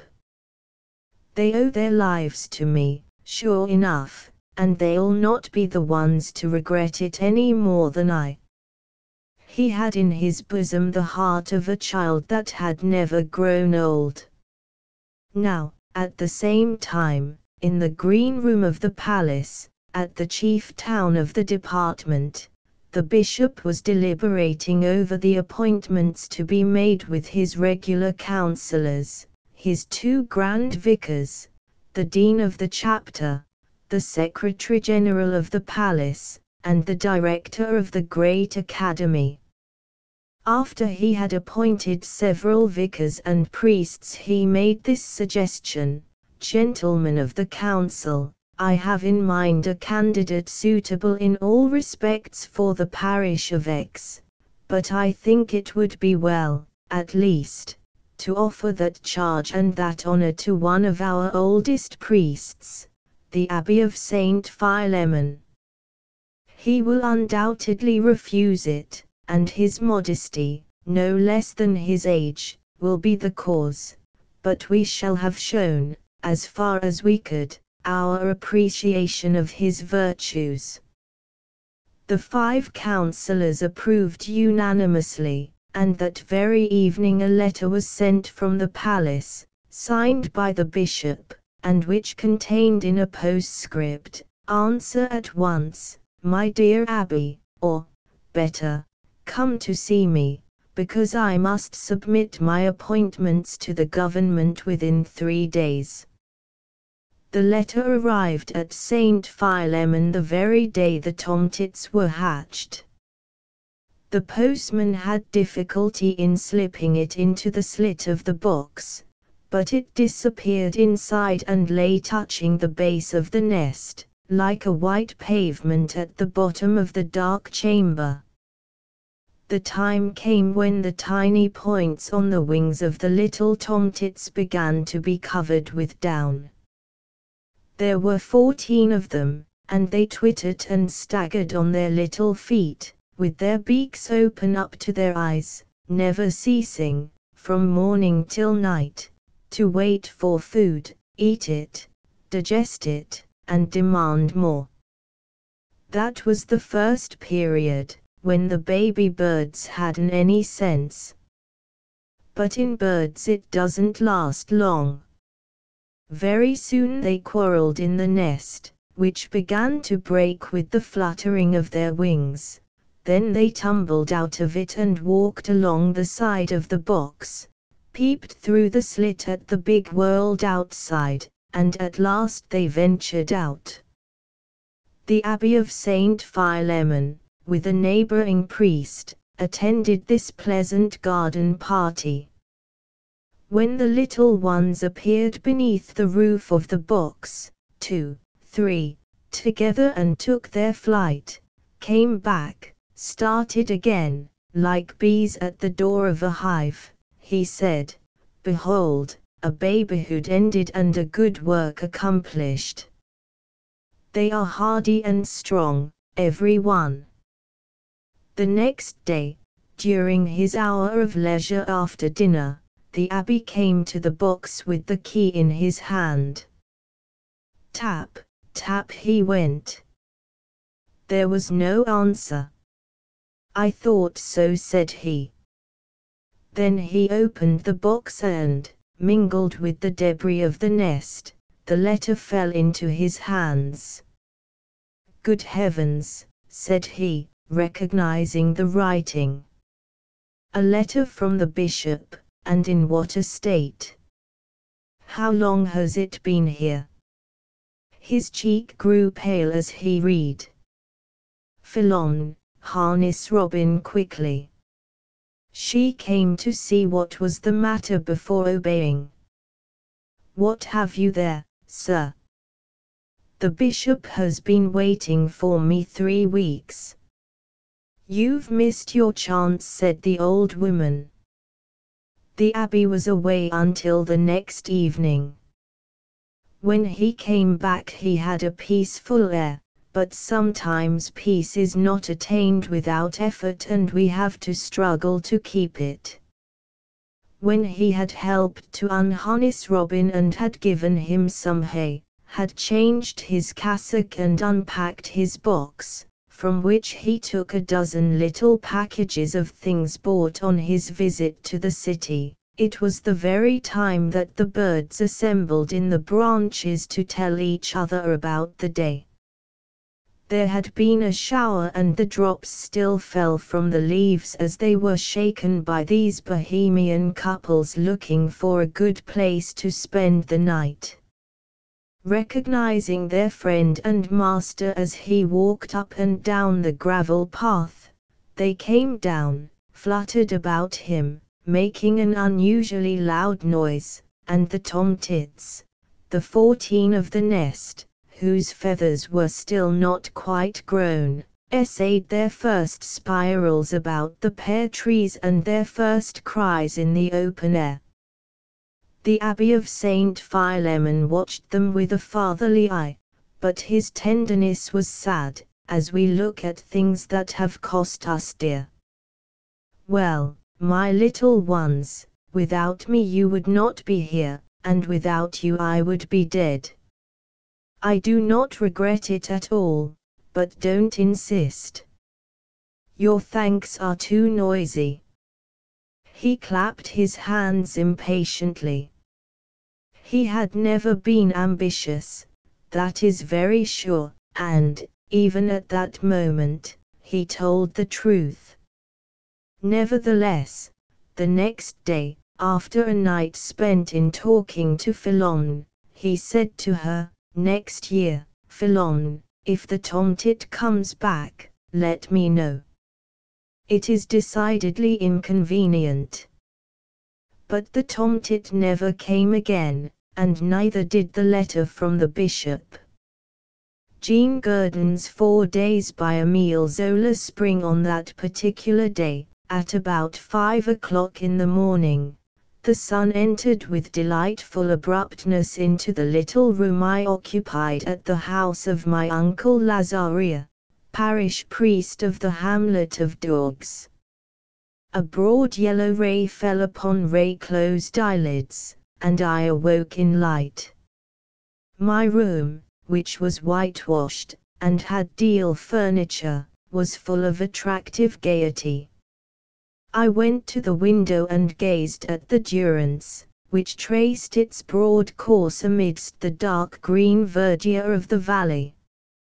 Fresh puffs of wind caressed my face, and the murmur of the trees and river seemed to call me to them. I gently opened my door. To get out I had to pass through my uncle's room. I proceeded on tiptoe, fearing the creaking of my thick boots might awaken the worthy man, who was still slumbering with a smiling countenance. And I trembled at the sound of the church bell tolling the Angelus.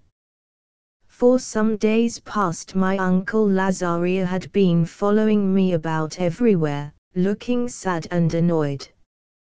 He would perhaps have prevented me going over there to the edge of the river, and hiding myself among the willows on the bank, so as to watch for Babette passing, that tall dark girl who had come with the spring.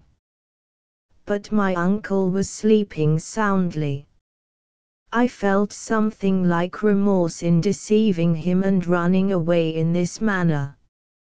I stayed for an instant and gazed on his calm countenance, with its gentle expression enhanced by rest, and I recalled to mind with feeling the day when he had come to fetch me in the chilly and deserted home which my mother's funeral was leaving. Since that day, what tenderness, what devotedness, what good advice he had bestowed on me. He had given me his knowledge and his kindness, all his intelligence and all his heart.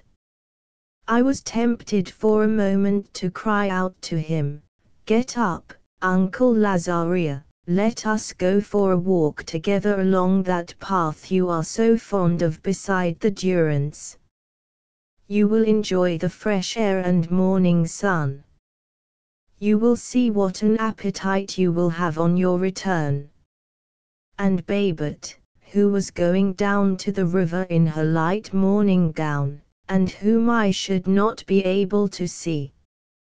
My uncle would be there, and I would have to lower my eyes.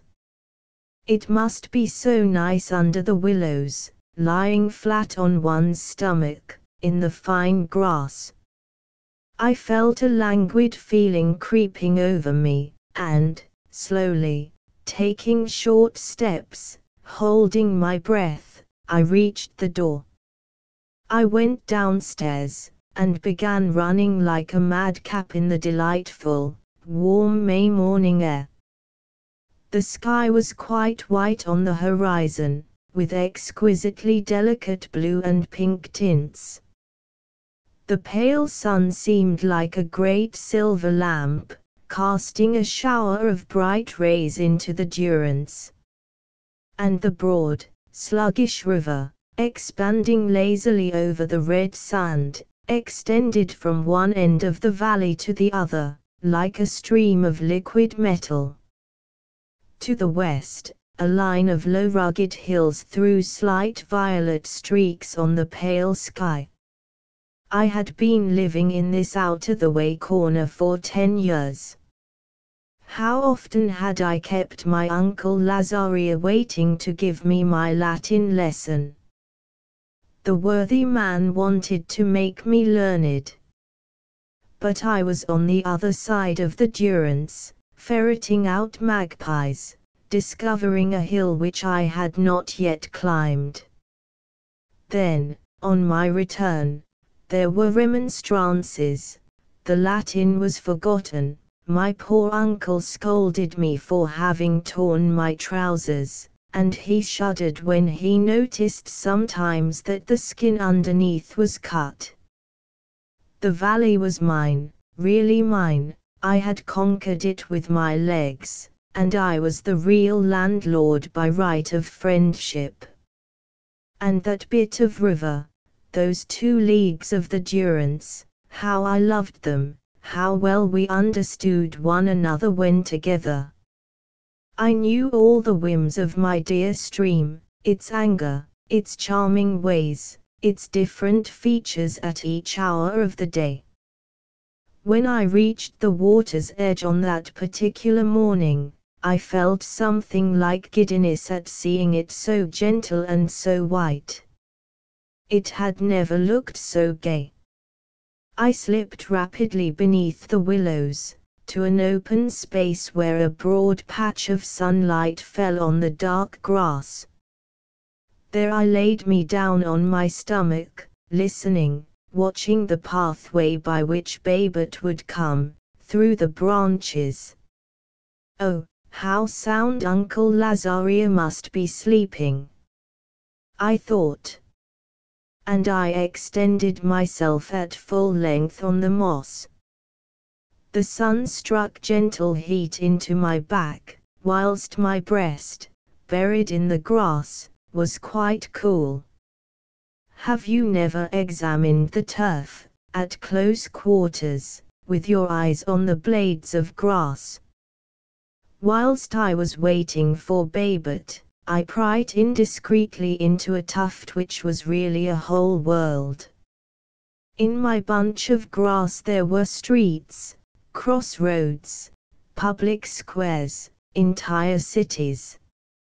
At the bottom of it, I distinguished a great dark patch where the shoots of the previous spring were decaying sadly, then slender stalks were growing up, stretching out, bending into a multitude of elegant forms, and producing frail colonnades, churches, virgin forests. I saw 2 lean insects wandering in the midst of this immensity. The poor children were certainly lost, for they went from colonnade to colonnade, from street to street, in an affrighted, anxious way. It was just at this moment that, on raising my eyes, I saw Babette's white skirts standing out against the dark ground at the top of the pathway. I recognized her printed calico gown, which was grey, with small blue flowers. I sunk down deeper in the grass. I heard my heart thumping against the earth and almost raising me with slight jerks. My breast was burning now. I no longer felt the freshness of the dew. The young girl came nimbly down the pathway, her skirts skimming the ground with a swinging motion that charmed me. I saw her at full length, quite erect, in her proud and happy gracefulness. She had no idea I was there behind the willows. She walked with a light step. She ran without giving a thought to the wind, which slightly raised her gown. I could distinguish her feet, trotting along quickly, and a piece of her white stockings, which was perhaps as large as one's hand, and which made me blush in a manner that was alike sweet and painful. Oh! Then, I saw nothing else, neither the Durance, nor the willows, nor the whiteness of the sky. What cared I for the valley? It was no longer my sweetheart. I was quite indifferent to its joy and its sadness. What cared I for my friends, the stories, and the trees on the hills? The river could run away all at once if it liked. I would not have regretted it. And the spring, I did not care a bit about the spring. Had it borne away the sun that warmed my back, its leaves, its rays, all its May morning, I should have remained there, in ecstasy, gazing at Babette, running along the pathway, and swinging her skirts deliciously.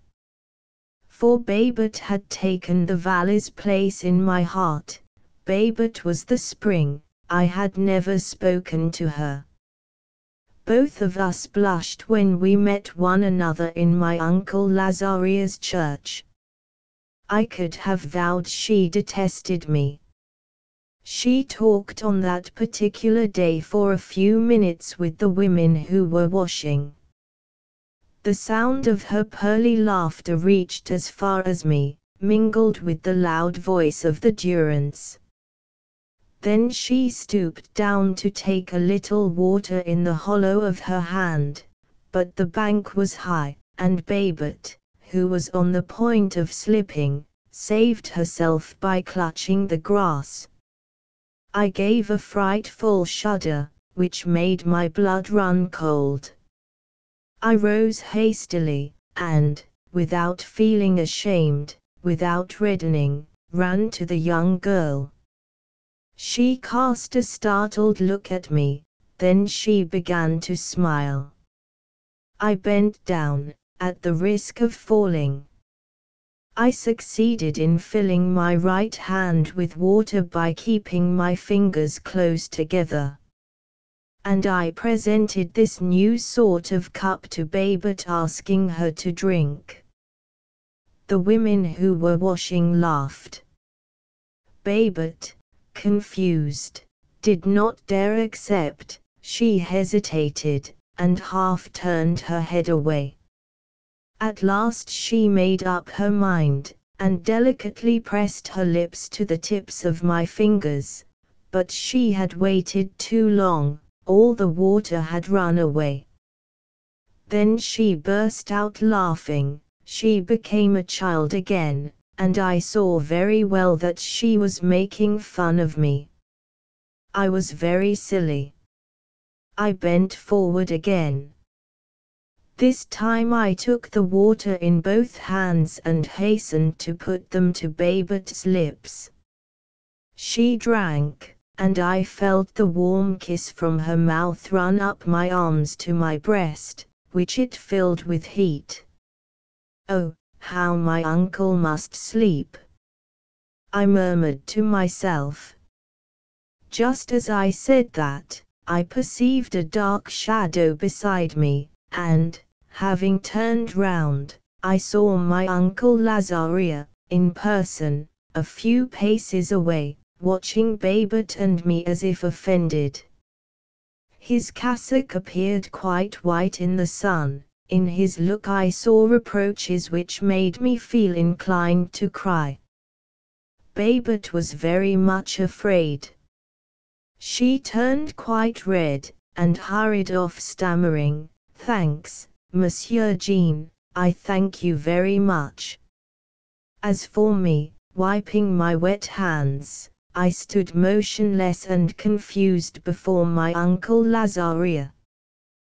The worthy man, with folded arms, and bringing back a corner of his cassock, watched Babet, who was running up the pathway without turning her head. Then, when she had disappeared behind the hedges, he lowered his eyes to me, and I saw his pleasant countenance smile sadly. "Jean," he said to me, "come into the broad walk. Breakfast is not ready. We have half an hour to spare." He set out with his rather heavy tread, avoiding the tufts of grass wet with dew. A part of the bottom of his cassock that was dragging along the ground made a dull crackling sound. He held his breviary under his arm, but he had forgotten his morning lecture, and he advanced dreamily, with bowed head, and without uttering a word. His silence tormented me. He was generally so talkative. My anxiety increased at each step. He had certainly seen me giving Babet water to drink. What a sight, O Lord! The young girl, laughing and blushing, kissed the tips of my fingers, whilst I, standing on tiptoe, stretching out my arms, was leaning forward as if to kiss her. My action now seemed to me frightfully audacious, and all my timidity returned. I inquired of myself how I could have dared to have my fingers kissed so sweetly. And my uncle Lazaria, who said nothing, who continued walking with short steps in front of me, without giving a single glance at the old trees he loved. He was assuredly preparing a sermon. He was only taking me into the broad walk to scold me at his ease. It would occupy at least an hour, breakfast would get cold, and I would be unable to return to the water's edge and dream of the warm burns that Babet's lips had left on my hands. We were in the broad walk. This walk, which was wide and short, ran beside the river. It was shaded by enormous oak trees, with trunks lacerated by seams, stretching out their great, tall branches. The fine grass spread like a carpet beneath the trees, and the sun, riddling the foliage, embroidered this carpet with a rosaceous pattern in gold. In the distance, all around, extended raw green meadows.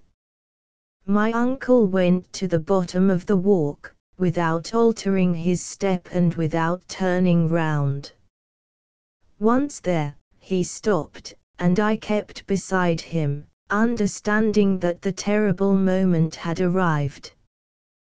The river made a sharp curve, a low parapet at the end of the walk formed a sort of terrace. This vault of shade opened on a valley of light. The country expanded wide before us, for several leagues. The sun was rising in the heavens, where the silvery rays of morning had become transformed into a stream of gold. Blinding floods of light ran from the horizon, along the hills, and spread out into the plain with the glare of fire. After a moment's silence, my uncle Lazaria turned towards me. Good heavens, the sermon! I thought, and I bowed my head. My uncle pointed out the valley to me, with an expansive gesture, then, drawing himself up, he said, slowly, "Look, Jean, there is the spring. The earth is full of joy, my boy, and I have brought you here, opposite this plain of light, to show you the first smiles of the young season. Observe what brilliancy and sweetness. Warm perfumes rise from the country and pass across our faces like puffs of life." He was silent and seemed dreaming. I had raised my head, astonished, breathing at ease. My uncle was not preaching. "It is a beautiful morning," he continued, "a morning of youth. Your 18 summers find full enjoyment amidst this verdure which is at most 18 days old. All is great brightness and perfume, is it not? The broad valley seems to you a delightful place, the river is there to give you its freshness, the trees to lend you their shade, the whole country to speak to you of tenderness, the heavens themselves to kiss those horizons that you are searching with hope and desire.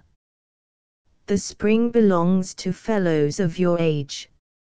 It is it that teaches the boys how to give young girls to drink." I hung my head again. My uncle Lazaria had certainly seen me. "An old fellow like me," he continued, "unfortunately knows what trust to place in the charms of spring. My poor Jean, I love the Durance because it waters these meadows and gives life to all the valley. I love this young foliage because it proclaims to me the coming of the fruits of summer and autumn. I love this sky because it is good to us, because its warmth hastens the fecundity of the earth. I should have had to tell you this one day or other. I prefer telling it you now, at this early hour. It is spring itself that is giving you the lesson. The earth is a vast workshop wherein there is never a slack season. Observe this flower at our feet. To you it is perfume, to me it is labor. It accomplishes its task by producing its share of life, a little black seed which will work in its turn, next spring. And, now, search the vast horizon. All this joy is but the act of generation. If the country be smiling, it is because it is beginning the everlasting task again. Do you hear it now, breathing hard, full of activity and haste?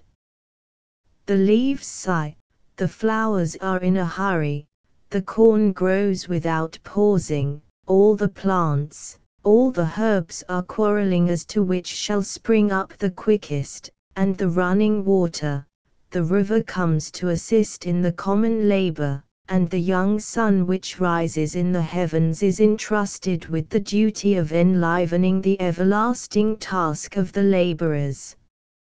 At this point my uncle made me look him straight in the face. He concluded in these terms, "Jean, you hear what your friend the spring says to you. He is youth, but he is preparing ripe age, his bright smile is but the gaiety of labor. Summer will be powerful, autumn bountiful, for the spring is singing at this moment, while courageously performing its work." I looked very stupid. I understood my uncle Lazaria. He was positively preaching me a sermon, in which he told me I was an idle fellow and that the time had come to work. My uncle appeared as much embarrassed as myself. After having hesitated for some instants he said, slightly stammering, "Jean, you were wrong not to have come and told me all, as you love Babette and Babette loves you, Babette loves me." I exclaimed. My uncle made me an ill-humored gesture. Allow me to speak. I don't want another avowal. She owned it to me herself. She owned that to you, she owned that to you. And I suddenly threw my arms round my uncle Lazaria's neck. "Oh, how nice that is," I added. I had never spoken to her, truly. "She told you that at the confessional, didn't she?" I would never have dared ask her if she loved me, and I would never have known anything. "Oh, how I thank you." My uncle Lazaria was quite red. He felt that he had just committed a blunder. He had imagined that this was not my first meeting with the young girl, and here he gave me a certainty, when as yet I only dared dream of a hope. He held his tongue now. It was I who spoke with volubility. "I understand all," I continued. "You are right, I must work to win Babette. But you will see how courageous I shall be." "Ah! How good you are, my uncle Lazaria, and how well you speak. I understand what the spring says. I, also, will have a powerful summer and an autumn of abundance. One is well placed here, one sees all the valley, I am young like it, I feel youth within me demanding to accomplish its task." My uncle calmed me. "Very good, Jean," he said to me. "I had long hoped to make a priest of you, and I imparted to you my knowledge with that sole aim. But what I saw this morning at the waterside compels me to definitely give up my fondest hope. It is heaven that disposes of us. You will love the Almighty in another way. You cannot now remain in this village, and I only wish you to return when ripened by age and work. I have chosen the trade of printer for you, your education will serve you. One of my friends, who is a printer at Grenoble, is expecting you next Monday." I felt anxious. "And I shall come back and marry Babette?" I inquired. My uncle smiled imperceptibly, and, without answering in a direct manner, said, "The remainder is the will of heaven. You are heaven, and I have faith in your kindness." "Oh, uncle, see that Babette does not forget me. I will work for her." Then my uncle Lazaria again pointed out to me the valley which the warm golden light was overspreading more and more. "There is hope," he said to me. "Do not be as old as I am, Jean. Forget my sermon, be as ignorant as this land. It does not trouble about the autumn, it is all engrossed with the joy of its smile, it labors, courageously and without a care. It hopes." And we returned to the parsonage, strolling along slowly in the grass, which was scorched by the sun, and chatting with concern of our approaching separation. Breakfast was cold, as I had foreseen, but that did not trouble me much. I had tears in my eyes each time I looked at my uncle Lazaria. And, at the thought of Babette, my heart beat fit to choke me. I do not remember what I did during the remainder of the day. I think I went and lay down under the willows at the riverside. My uncle was right, the earth was at work. On placing my ear to the grass I seemed to hear continual sounds. Then I dreamed of what my life would be. Buried in the grass until nightfall, I arranged an existence full of labor divided between Babet and my uncle Lazaria. The energetic youthfulness of the soil had penetrated my breast, which I pressed with force against the common mother, and at times I imagined myself to be one of the strong willows that lived around me. In the evening I could not dine. My uncle, no doubt, understood the thoughts that were choking me, for he feigned not to notice my want of appetite. As soon as I was able to rise from table, I hastened to return and breathe the open air outside. A fresh breeze rose from the river, the dull splashing of which I heard in the distance. A soft light fell from the sky. The valley expanded, peaceful and transparent, like a dark shoreless ocean. There were vague sounds in the air, a sort of impassioned tremor, like a great flapping of wings passing above my head. Penetrating perfumes rose with the cool air from the grass. I had gone out to see Babet. I knew she came to the parsonage every night, and I went and placed myself in ambush behind a hedge. I had got rid of my timidness of the morning. I considered it quite natural to be waiting for her there, because she loved me and I had to tell her of my departure. When I perceived her skirts in the limpid night, I advanced noiselessly. Then I murmured in a low voice, "Babet, Babet, I am here." She did not recognize me, at first, and started with fright. When she discovered who it was, she seemed still more frightened, which very much surprised me. "It's you, Monsieur Jean," she said to me. "What are you doing there? What do you want?" I was beside her and took her hand. "You love me fondly, do you not?" Who told you that?" "My uncle Lazaria." She stood there in confusion. Her hand began to tremble in mine. As she was on the point of running away, I took her other hand.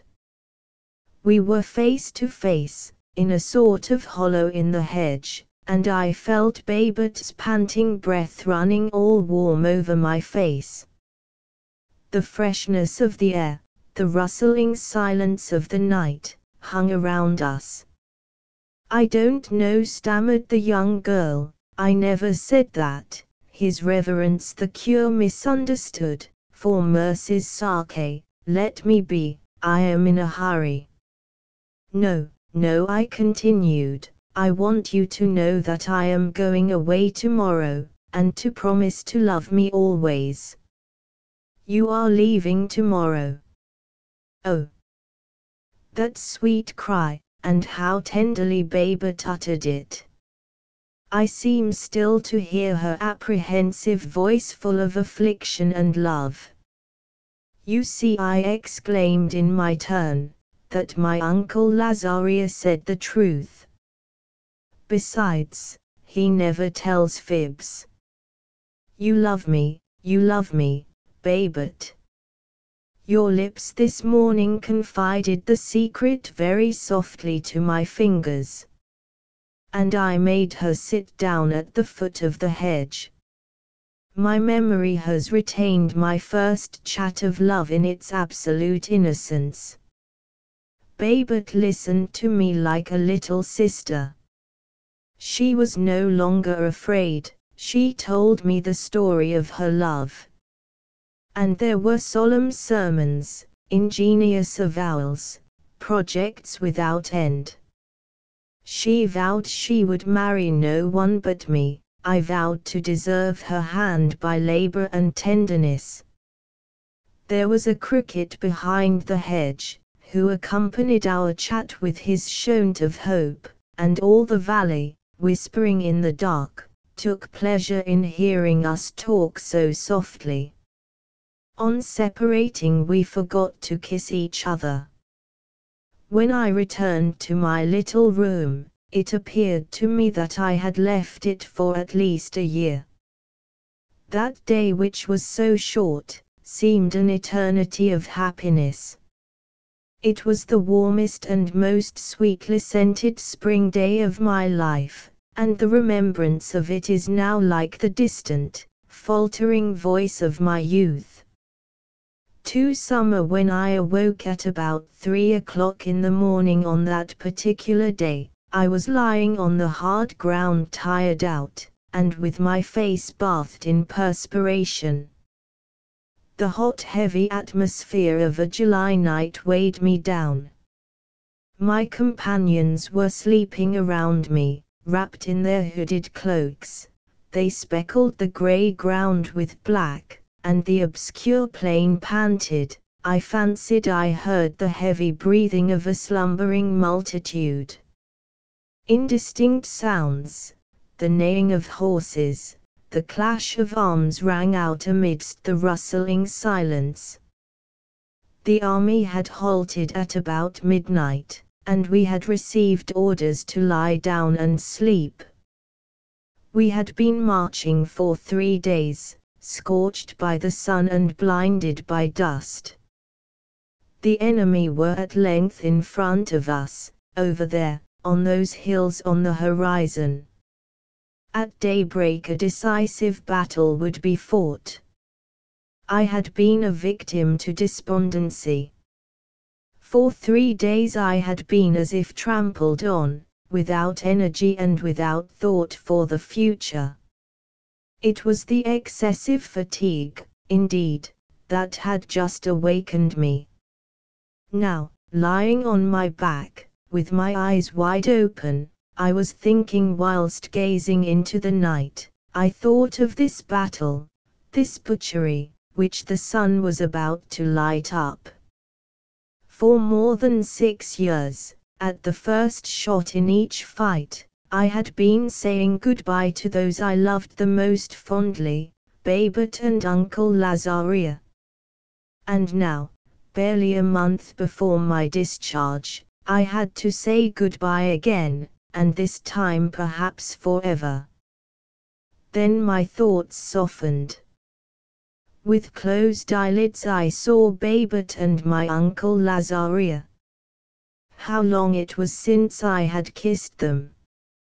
I remembered the day of our separation, my uncle weeping because he was poor, and allowing me to leave like that, and Babet, in the evening, had vowed she would wait for me, and that she would never love another. I had had to quit all, my master at Grenoble, my friends at Dourgues. A few letters had come from time to time to tell me they always loved me, and that happiness was awaiting me in my well-beloved valley. And I was going to fight, I was going to get killed. I began dreaming of my return. I saw my poor old uncle on the threshold of the parsonage extending his trembling arms, and behind him was Babet, quite red, smiling through her tears. I fell into their arms and kissed them, seeking for expressions. Suddenly the beating of drums recalled me to stern reality. Daybreak had come, the grey plain expanded in the morning mist. The ground became full of life, indistinct forms appeared on all sides, a sound that became louder and louder filled the air. It was the call of bugles, the galloping of horses, the rumble of artillery, the shouting out of orders. War came threatening, amidst my dream of tenderness. I rose with difficulty. It seemed to me that my bones were broken, and that my head was about to split. I hastily got my men together, for I must tell you that I had won the rank of sergeant. We soon received orders to bear to the left and occupy a hillock above the plain. As we were about to move, the sergeant major came running along and shouting, "A letter for Sergeant Gurdon." And he handed me a dirty crumpled letter, which had been lying perhaps for a week in the leather bags of the post office. I had only just time to recognize the writing of my uncle Lazaria. "Forward, march," shouted the major. I had to march.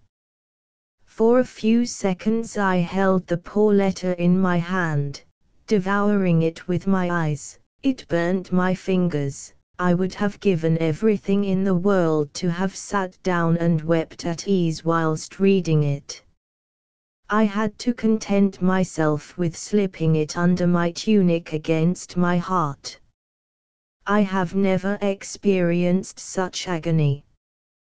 By way of consolation I said to myself what my uncle had so often repeated to me: I was in the summer of my life, at the moment of the fierce struggle, and it was essential that I should perform my duty bravely, if I would have a peaceful and bountiful autumn. But these reasons exasperated me the more. This letter, which had come to speak to me of happiness, burned my heart, which had revolted against the folly of war. And I could not even read it. I was perhaps going to die without knowing what it contained, without perusing my uncle Lazaria's affectionate remarks for the last time. We had reached the top of the hill. We were to await orders there to advance. The battlefield had been marvelously chosen to slaughter one another at ease. The immense plain expanded for several leagues, and was quite bare, without a house or tree. Hedges and bushes made slight spots on the whiteness of the ground. I have never since seen such a country, an ocean of dust, a chalky soil, bursting open here and there, and displaying its tawny bowels. And never either have I since witnessed a sky of such intense purity, a July day so lovely and so warm. At 8 o'clock the sultry heat was already scorching our faces. Oh, the splendid morning, and what a sterile plain to kill and die in! Firing had broken out with irregular crackling sounds, a long time since, supported by the solemn growl of the cannon. The enemy, Austrians dressed in white, had quitted the heights, and the plain was studded with long files of men, who looked to me about as big as insects. One might have thought it was an ant-hill in insurrection. Clouds of smoke hung over the battlefield. At times, when these clouds broke asunder, I perceived soldiers in flight, smitten with terrified panic. Thus there were currents of fright which bore men away, and outbursts of shame and courage which brought them back under fire. I could neither hear the cries of the wounded, nor see the blood flow. I could only distinguish the dead which the battalions left behind them, and which resembled black patches. I began to watch the movements of the troops with curiosity, irritated at the smoke which hid a good half of the show, experiencing a sort of egotistic pleasure at the knowledge that I was in security, whilst others were dying. At about 9 o'clock we were ordered to advance. We went down the hill at the double and proceeded towards the centre, which was giving way. The regular beat of our footsteps appeared to me funeral-like. The bravest among us panting, pale and with haggard features. I have made up my mind to tell the truth. At the first whistle of the bullets, the battalion suddenly came to a halt, tempted to fly. "Forward, forward," shouted the chiefs. But we were riveted to the ground, bowing our heads when a bullet whistled by our ears. This movement is instinctive. If shame had not restrained me, I would have thrown myself flat on my stomach in the dust. Before us was a huge veil of smoke which we dared not penetrate. Red flashes passed through this smoke. And, shuddering, we still stood still. But the bullets reached us, soldiers fell with yells. The chiefs shouted louder, "Forward, forward!" The rear ranks, which they pushed on, compelled us to march. Then, closing our eyes, we made a fresh dash and entered the smoke. We were seized with furious rage. When the cry of "Halt!" resounded, we experienced difficulty in coming to a standstill. As soon as one is motionless, fear returns and one feels a wish to run away. Firing commenced. We shot in front of us, without aiming, finding some relief in discharging bullets into the smoke. I remember I pulled my trigger mechanically, with lips firmly set together and eyes wide open. I was no longer afraid, for, to tell the truth, I no longer knew if I existed. The only idea I had in my head was that I would continue firing until all was over. My companion on the left received a bullet full in the face and fell on me. I brutally pushed him away, wiping my cheek which he had drenched with blood. And I resumed firing. I still remember having seen our colonel, M. de Montevert, firm and erect upon his horse, gazing quietly towards the enemy. That man appeared to me immense. He had no rifle to amuse himself with, and his breast was expanded to its full breadth above us. From time to time, he looked down, and exclaimed in a dry voice, "Close the ranks, close the ranks." We closed our ranks like sheep, treading on the dead, stupefied, and continuing firing. Until then, the enemy had only sent us bullets. A dull explosion was heard and a shell carried off 5 of our men. A battery which must have been opposite us and which we could not see, had just opened fire. The shells struck into the middle of us, almost at one spot, making a sanguinary gap which we closed unceasingly with the obstinacy of ferocious brutes. "Close the ranks, close the ranks," the colonel coldly repeated. We were giving the cannon human flesh. Each time a soldier was struck down, I was taking a step nearer death. I was approaching the spot where the shells were falling heavily, crushing the men whose turn had come to die. The corpses were forming heaps in that place, and soon the shells would strike into nothing more than a mound of mangled flesh. Shreds of limbs flew about at each fresh discharge. We could no longer close the ranks. The soldiers yelled, the chiefs themselves were moved. "With the bayonet, with the bayonet!" And amidst a shower of bullets the battalion rushed in fury towards the shells. The veil of smoke was torn asunder. we perceived the enemy's battery flaming red, which was firing at us from the mouths of all its pieces, on the summit of a hillock. But the dash forward had commenced, the shells stopped the dead only. I ran beside Colonel Montevert, whose horse had just been killed, and who was fighting like a simple soldier. Suddenly I was struck down. It seemed to me as if my breast opened and my shoulder was taken away.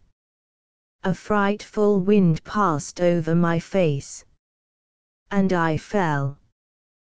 The colonel fell beside me. I felt myself dying. I thought of those I loved, and fainted whilst searching with a withering hand for my uncle Lazaria's letter. When I came to myself again I was lying on my side in the dust. I was annihilated by profound stupor. I gazed before me with my eyes wide open without seeing anything. It seemed to me that I had lost my limbs, and that my brain was empty. I did not suffer, for life seemed to have departed from my flesh.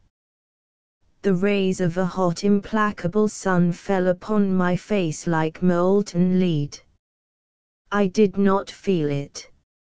Life returned to me little by little, my limbs became lighter, my shoulder alone remained crushed beneath an enormous weight. Then, with the instinct of a wounded animal, I wanted to sit up. I uttered a cry of pain, and fell back upon the ground. But I lived now, I saw, I understood. The plain spread out naked and deserted, all white in the broad sunlight. It exhibited its desolation beneath the intense serenity of heaven. Heaps of corpses were sleeping in the warmth, and the trees that had been brought down seemed to be other dead who were dying. There was not a breath of air.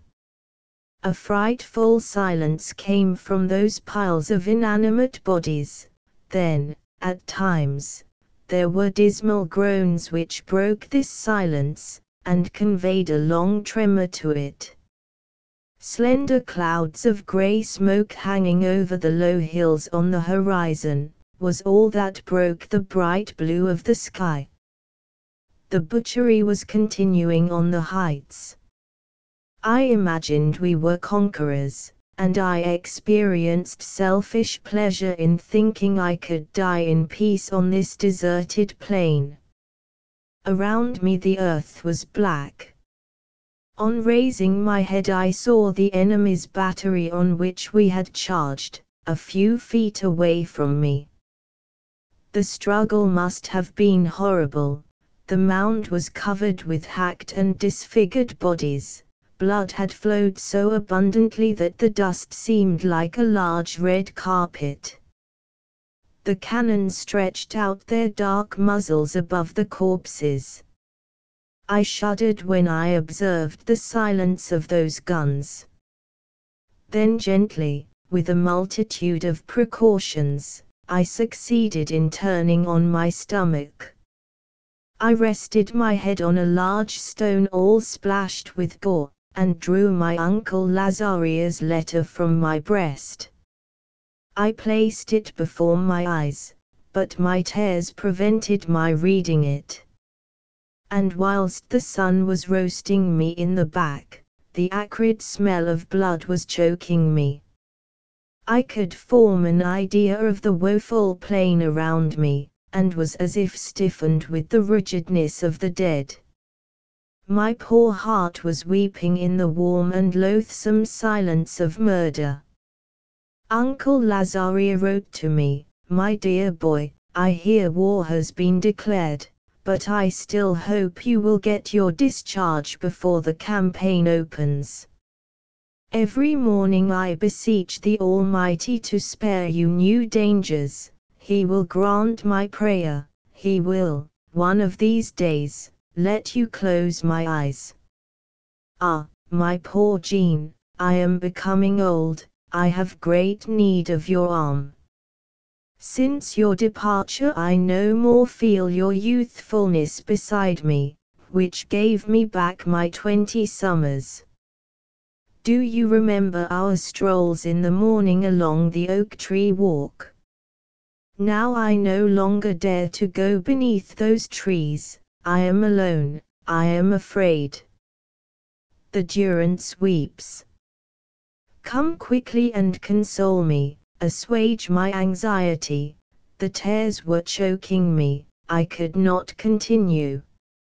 At that moment a heart-rending cry was uttered a few steps away from me. I saw a soldier suddenly rise, with the muscles of his face contracted, he extended his arms in agony, and fell to the ground, where he writhed in frightful convulsions, then he ceased moving.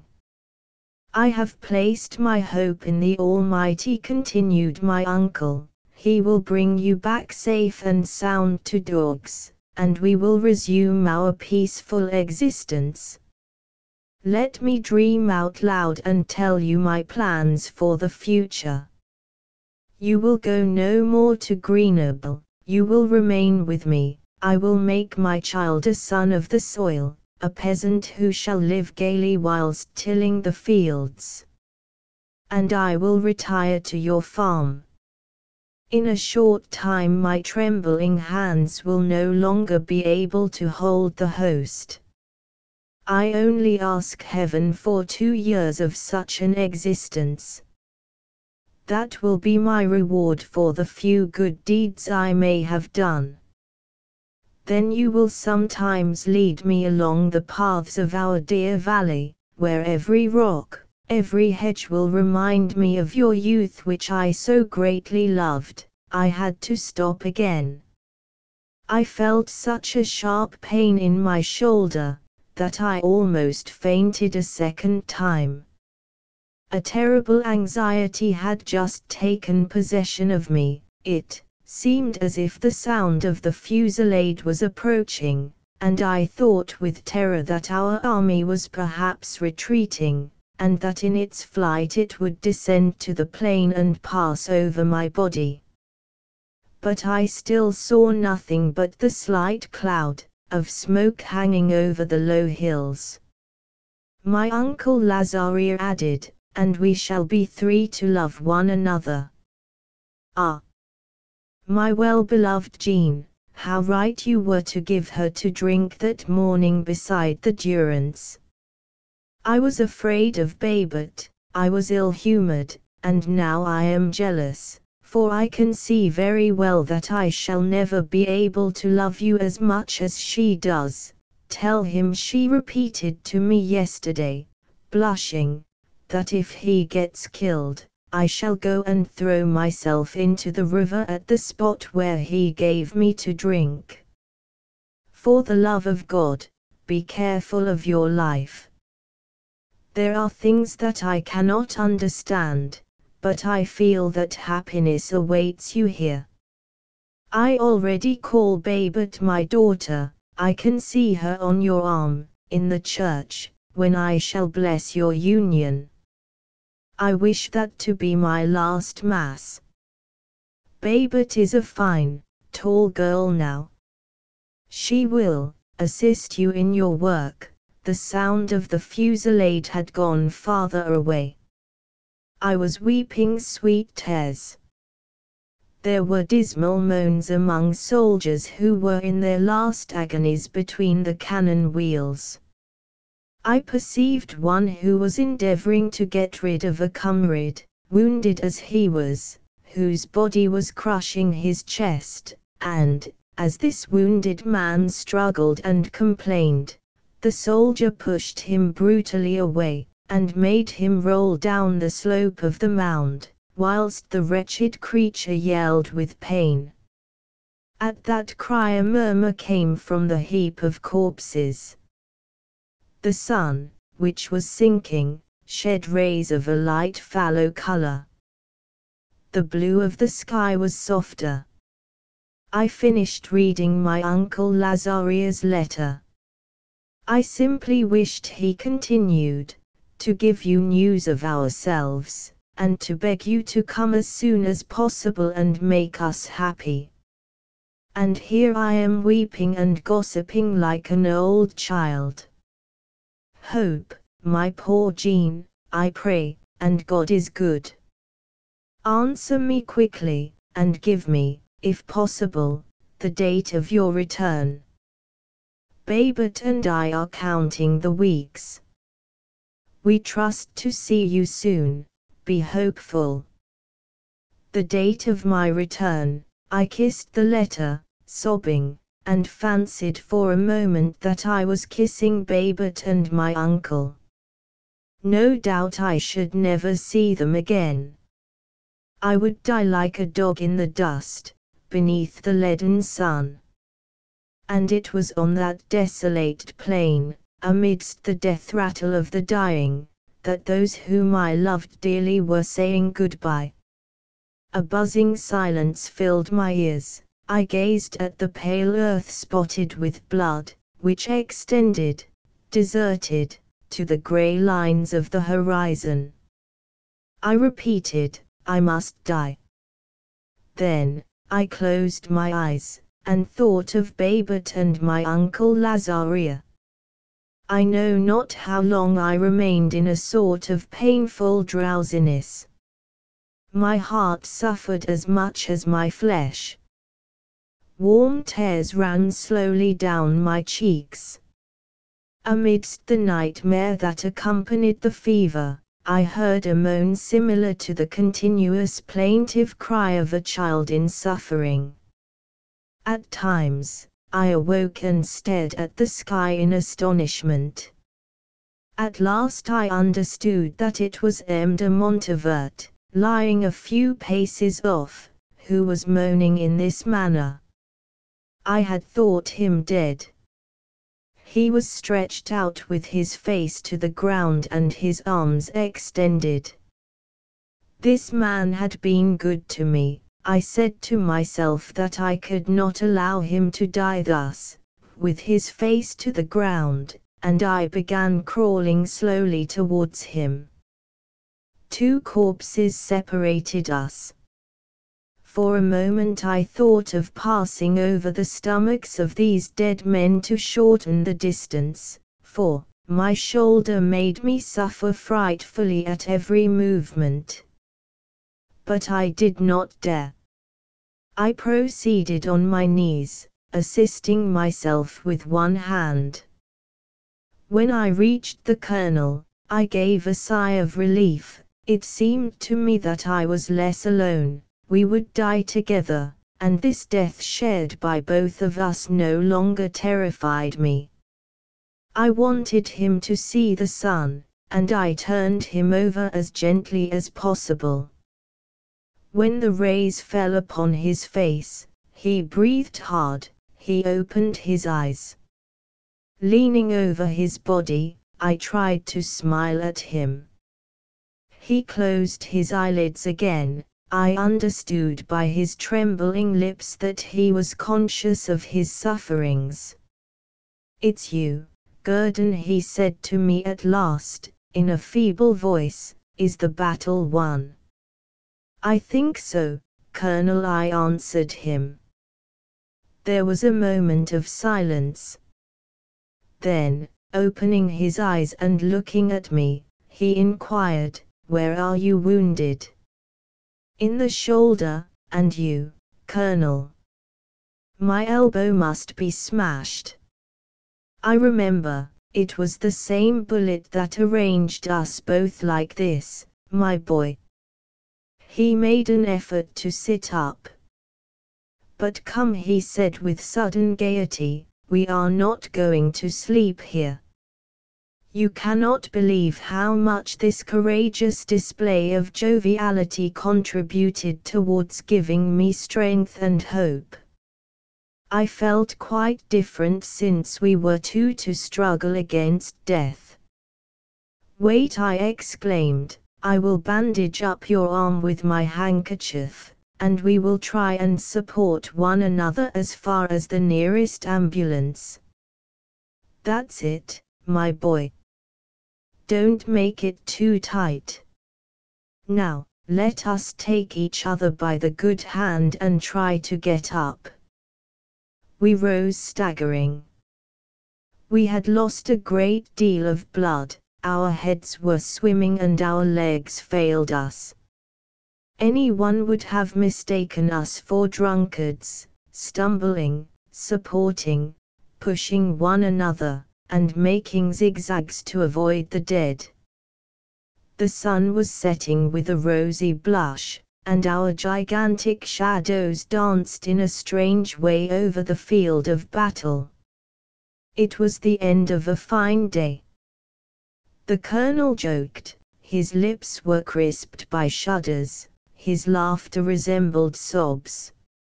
I could see that we were going to fall down in some corner never to rise again. At times we were seized with giddiness, and were obliged to stop and close our eyes.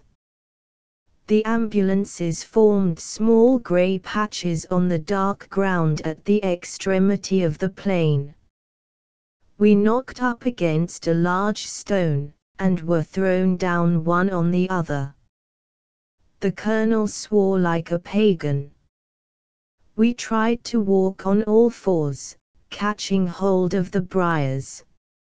In this way we did 100 yards on our knees. But our knees were bleeding. I have had enough of it, said the colonel, lying down. They may come and fetch me if they will. Let us sleep. I still had the strength to sit half up, and shout with all the breath that remained within me. Men were passing along in the distance picking up the wounded. They ran to us and placed us side by side on a stretcher. Comrade, the colonel said to me during the journey, death will not have us. I owe you my life, I will pay my debt, whenever you have need of me. Give me your hand. I placed my hand in his, and it was thus that we reached the ambulances. They had lighted torches, the surgeons were cutting and sawing, amidst frightful yells, a sickly smell came from the blood-stained linen, whilst the torches cast dark rosy flakes into the basins. The colonel bore the amputation of his arm with courage. I only saw his lips turn pale and a film come over his eyes. When it was my turn, a surgeon examined my shoulder. A shell did that for you, he said, an inch lower and your shoulder would have been carried away. The flesh, only, has suffered. And when I asked the assistant, who was dressing my wound, whether it was serious, he answered me with a laugh, serious, you will have to keep to your bed for 3 weeks, and make new blood. I turned my face to the wall, not wishing to show my tears. And with my heart's eyes I perceived Babet and my uncle Lazarius stretching out their arms towards me. I had finished with the sanguinary struggles of my summer day. 3 autumn. It was nearly 15 years since I had married Babet in my uncle Lazarius' little church.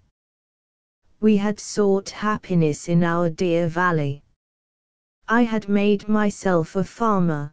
The Durance, my first sweetheart, was now a good mother to me, who seemed to take pleasure in making my fields rich and fertile.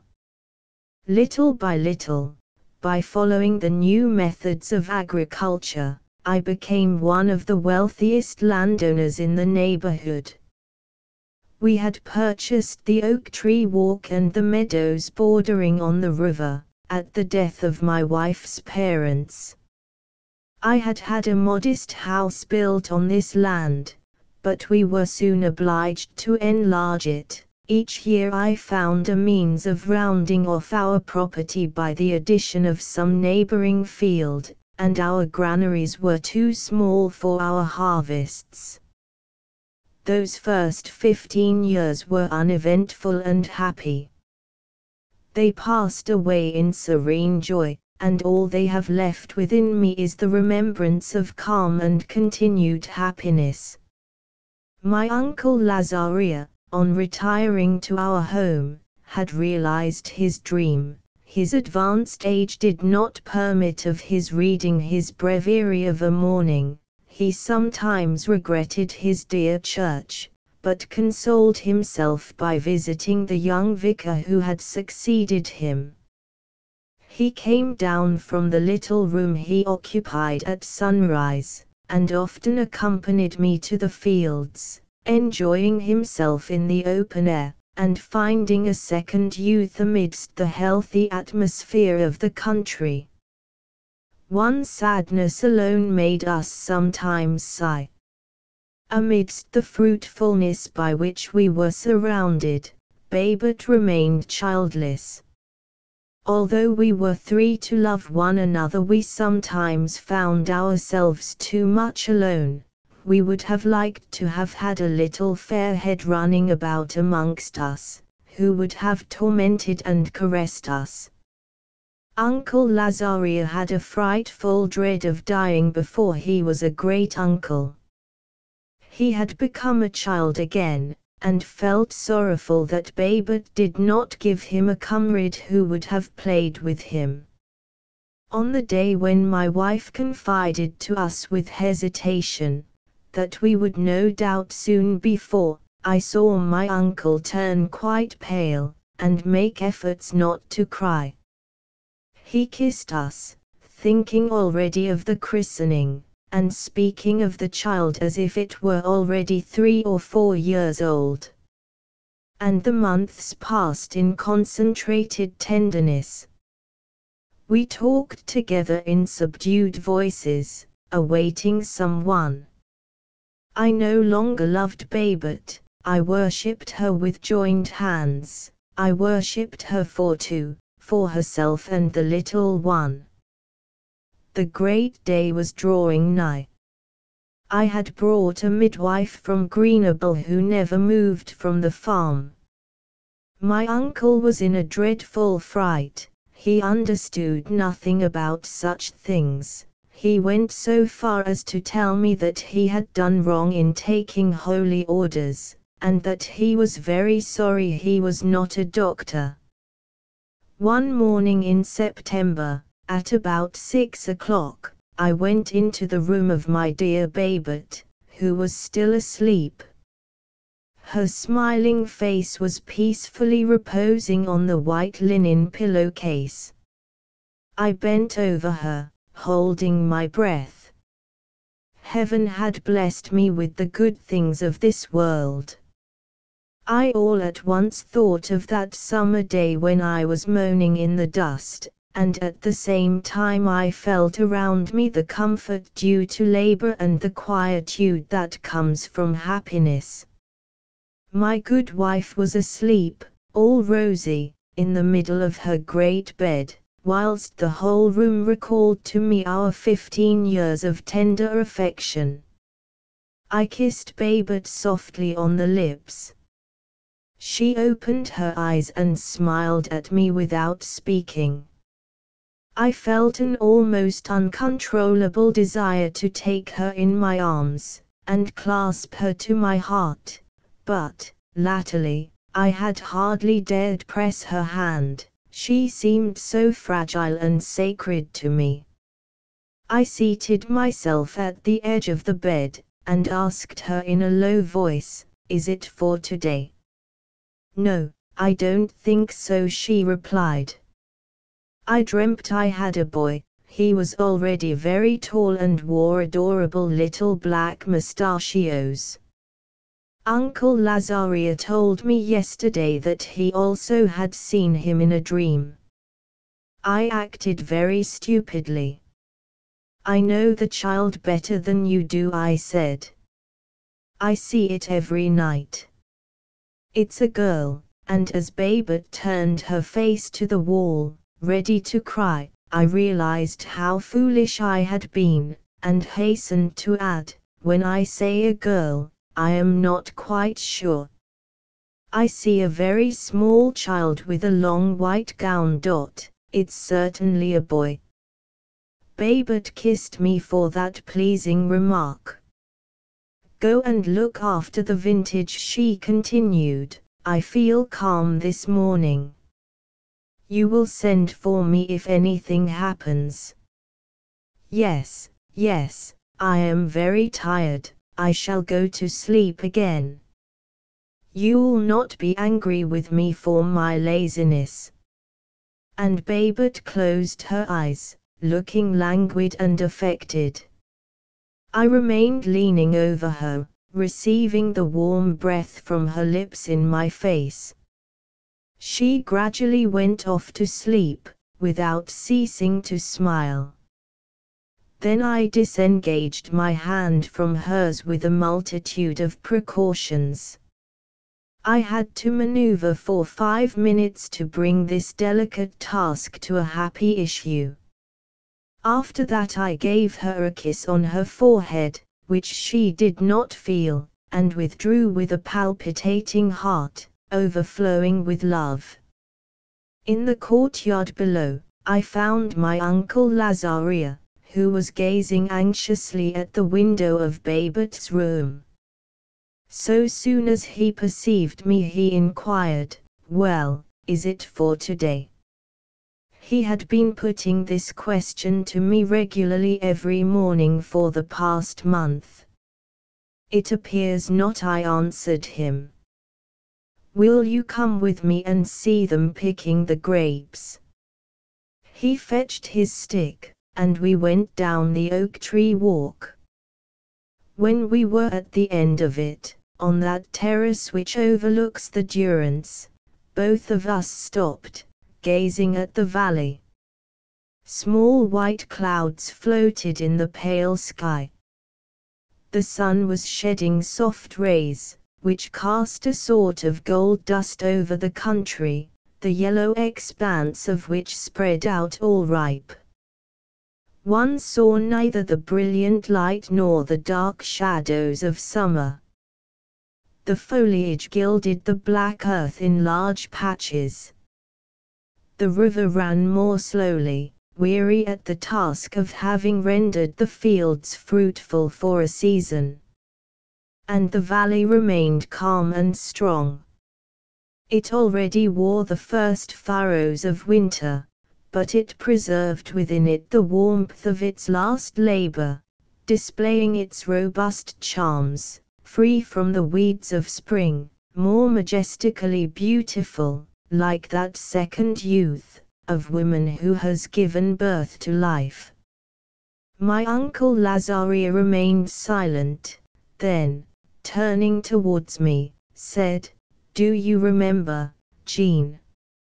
It is more than 20 years ago since I brought you here early one May morning.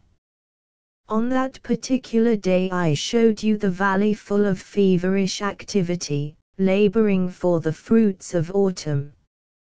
Look, the valley has just performed its task again." "I remember, dear uncle," I replied. "I was quaking with fear on that day, but you were good, and your lesson was convincing. I owe you all my happiness. Yes, you have reached the autumn. You have labored and are gathering in the harvest. Man, my boy, was created after the way of the earth. And we, like the common mother, are eternal. The green leaves are born again each year from dry leaves. I am born again in you, and you will be born again in your children. I am telling you this so that old age may not alarm you, so that you may know how to die in peace, as dies this verdure, which will shoot out again from its own germs next spring." I listened to my uncle and thought of Babette, who was sleeping in her great bed spread with white linen. The dear creature was about to give birth to a child after the manner of this fertile soil which had given us fortune. She also had reached the autumn, she had the beaming smile and serene robustness of the valley. I seemed to see her beneath the yellow sun, tired and happy, experiencing noble delight at being a mother. And I no longer knew whether my Uncle Lazaria was talking to me of my dear valley, or of my dear Babette. We slowly ascended the hills. Below, along the Durance, were the meadows, broad, raw green swards. Next came the yellow fields, intersected here and there by greyish olive and slender almond trees, planted wide apart in rows. Then, right up above, were the vines, great stumps with shoots trailing along the ground. The vine is treated in the south of France like a hardy housewife, and not like a delicate young lady, as in the north. It grows somewhat as it likes, according to the goodwill of rain and sun. The stumps, which are planted in double rows, and form long lines, throw sprays of dark verdure around them. Wheat or oats are sown between. A vineyard resembles an immense piece of striped material, made of the green bands formed by the vine leaves, and of yellow ribbon represented by the stubble. Men and women stooping down among the vines, were cutting the bunches of grapes, which they then threw to the bottom of large baskets. My uncle and I walked slowly through the stubble. As we passed along, the vintagers turned their heads and greeted us. My uncle sometimes stopped to speak to some of the oldest of the laborers. "Herr Father André," he said, "are the grapes thoroughly ripe? Will the wine be good this year?" And the countryfolk, raising their bare arms, displayed the long bunches, which were as black as ink, in the sun, and when the grapes were pressed they seemed to burst with abundance and strength. "Look, Mr. Cure," they exclaimed, "these are small ones. There are some weighing several pounds. We have not had such a task these 10 years. Then they returned among the leaves. Their brown jackets formed patches in the verdure. And the women, bareheaded, with small blue handkerchiefs round their necks, were stooping down singing. There were children rolling in the sun, in the stubble, giving utterance to shrill laughter and enlivening this open-air workshop with their turbulency. Large carts remained motionless at the edge of the field waiting for the grapes. They stood out prominently against the clear sky, whilst men went and came unceasingly, carrying away full baskets, and bringing back empty ones. I confess that in the center of this field, I had feelings of pride. I heard the ground producing beneath my feet. Ripe age ran all-powerful in the veins of the vine, and loaded the air with great puffs of it. Hot blood coursed in my flesh, I was as if elevated by the fecundity overflowing from the soil and ascending within me. The labor of this swarm of work people was my doing, these vines were my children, this entire farm became my large and obedient family. I experienced pleasure in feeling my feet sink into the heavy land. Then, at a glance, I took in the fields that sloped down to the Durance, and I was the possessor of those vines, those meadows, that stubble, those olive trees. The house stood all white beside the oak tree walk, The river seemed like a fringe of silver placed at the edge of the great green mantle of my pasture land. I fancied, for a moment, that my frame was increasing in size, that by stretching out my arms, I would be able to embrace the entire property, and press it to my breast, trees, meadows, house, and ploughed land. And as I looked, I saw one of our servant girls racing, out of breath, up the narrow pathway that ascended the hill. Confused by the speed at which she was traveling, she stumbled over the stones, agitating both her arms, and hailing us with gestures of bewilderment. I felt choking with inexpressible emotion. "Uncle, uncle," I shouted, "look how Marguerite's running. I think it must be for today." My uncle Lazaria turned quite pale. The servant had at length reached the plateau. She came towards us jumping over the vines. When she reached me, she was out of breath, she was stifling and pressing her hands to her bosom. "Speak," I said to her. "What has happened?"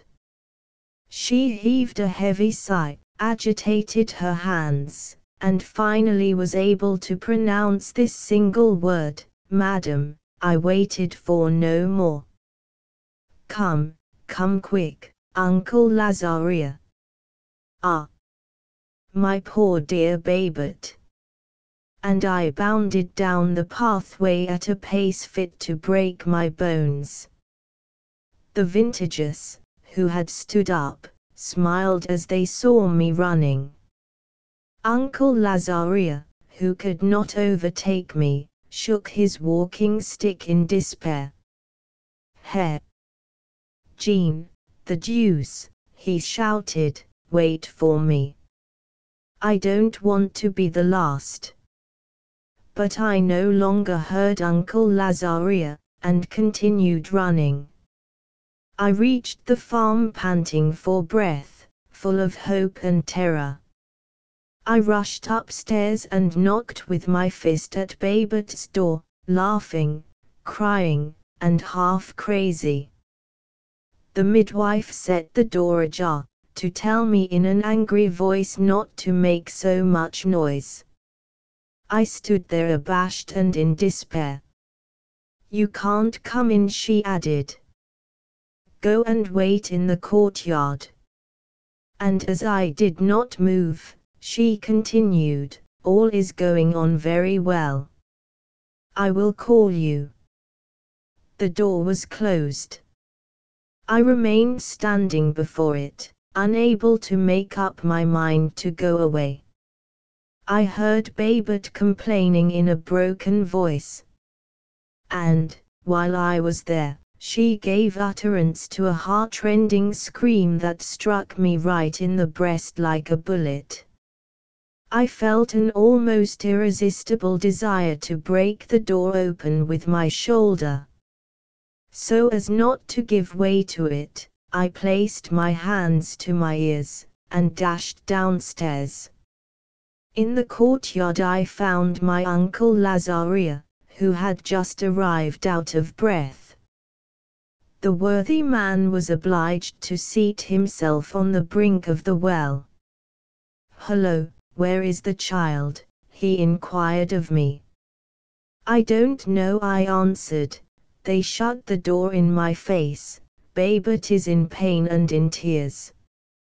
We gazed at one another, not daring to utter a word. We listened in agony, without taking our eyes off Babette's window, endeavoring to see through the little white curtains. My uncle, who was trembling, stood still, with both his hands resting heavily on his walking stick. I, feeling very feverish, walked up and down before him, taking long strides. At times we exchanged anxious smiles. The carts of the vintagers arrived one by one. The baskets of grapes were placed against a wall of the courtyard, and bare-legged men trampled the bunches underfoot in wooden troughs. The mules neighed, the carters swore, whilst the wine fell with a dull sound to the bottom of the vat. Acrid smells pervaded the warm air. And I continued pacing up and down, as if made tipsy by those perfumes. My poor head was breaking, and as I watched the red juice run from the grapes I thought of Babette. I said to myself with manly joy, that my child was born at the prolific time of vintage, amidst the perfume of new wine. I was tormented by impatience. I went upstairs again. But I did not dare knock. I pressed my ear against the door, and heard Babette's low moans and sobs. Then my heart failed me, and I cursed suffering. Uncle Lazaria, who had crept up behind me, had to lead me back into the courtyard. He wished to divert me, and told me the wine would be excellent, but he spoke without attending to what he said. And at times we were both silent, listening anxiously to one of Babette's more prolonged moans. Little by little the cries subsided, and became nothing more than a painful murmur, like the voice of a child falling off to sleep in tears. Then there was absolute silence. This soon caused me unutterable terror. The house seemed empty, now that Babette had ceased sobbing. I was just going upstairs, when the midwife opened the window noiselessly. She leant out and beckoned me with her hand. "Come," she said to me. I went slowly upstairs, feeling additional delight at each step I took. My uncle Lazaria was already knocking at the door, whilst I was only halfway up to the landing, experiencing a sort of strange delight in delaying the moment when I would kiss my wife. I stopped on the threshold, my heart was beating double. My uncle had leant over the cradle. Babette, quite pale, with closed eyelids, seemed asleep. I forgot all about the child, and going straight to Babette, took her dear hand between mine. The tears had not dried on her cheeks, and her quivering lips were dripping with them. She raised her eyelids wearily. She did not speak to me, but I understood her to say, "I have suffered a great deal, my dear Jean, but I was so happy to suffer. I felt you within me." Then I bent down, I kissed Babette's eyes and drank her tears. She laughed with much sweetness, she resigned herself with caressing languidness. The fatigue had made her all aches and pains. She slowly moved her hands from the sheet, and taking me by the neck placed her lips to my ear. "It's a boy," she murmured in a weak voice, but with an air of triumph. Those were the first words she uttered after the terrible shock she had undergone. "I knew it would be a boy," she continued. "I saw the child every night. Give him me, put him beside me." I turned round and saw the midwife and my uncle quarrelling. The midwife had all the trouble in the world to prevent Uncle Lazaria taking the little one in his arms. He wanted to nurse it. I looked at the child whom the mother had made me forget. He was all rosy. Babette said with conviction that he was like me. The midwife discovered that he had his mother's eyes. I, for my part, could not say, I was almost crying. I smothered the dear little thing with kisses, imagining I was still kissing Babette. I placed the child on the bed. He kept on crying, but this sounded to us like celestial music. I sat on the edge of the bed, my uncle took a large armchair, and Babette, weary and serene, covered up to her chin, remained with open eyelids and smiling eyes. The window was wide open. The smell of grapes came in along with the warmth of the mild autumn afternoon. One heard the trampling of the vintagers, the shocks of the carts, the cracking of whips, at times the shrill song of a servant working in the courtyard reached us. All this noise was softened in the serenity of that room, which still resounded with Babette's sobs. And the window frame enclosed a large strip of landscape, carved out of the heavens and open country.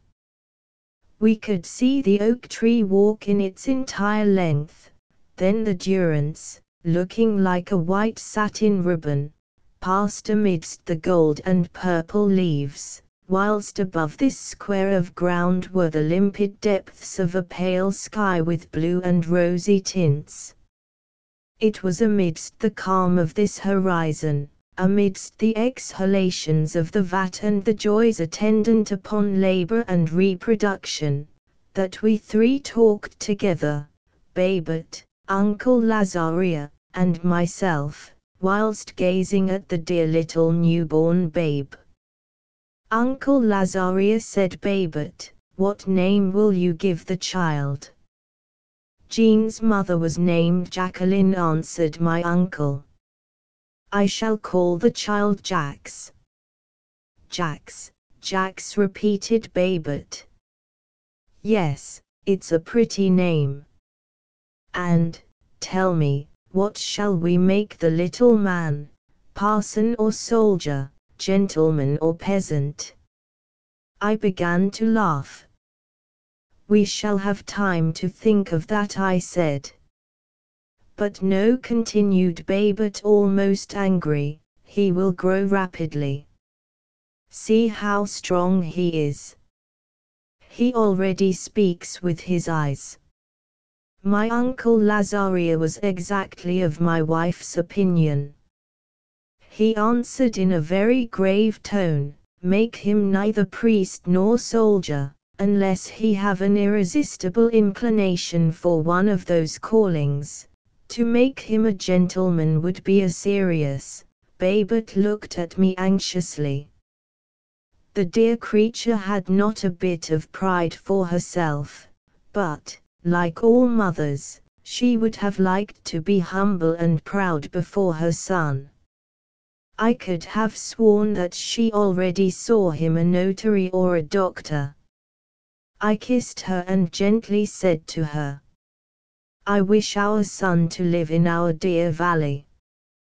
One day, he will find a Babette of 16, on the banks of the Durance, to whom he will give some water. Do you remember, my dear?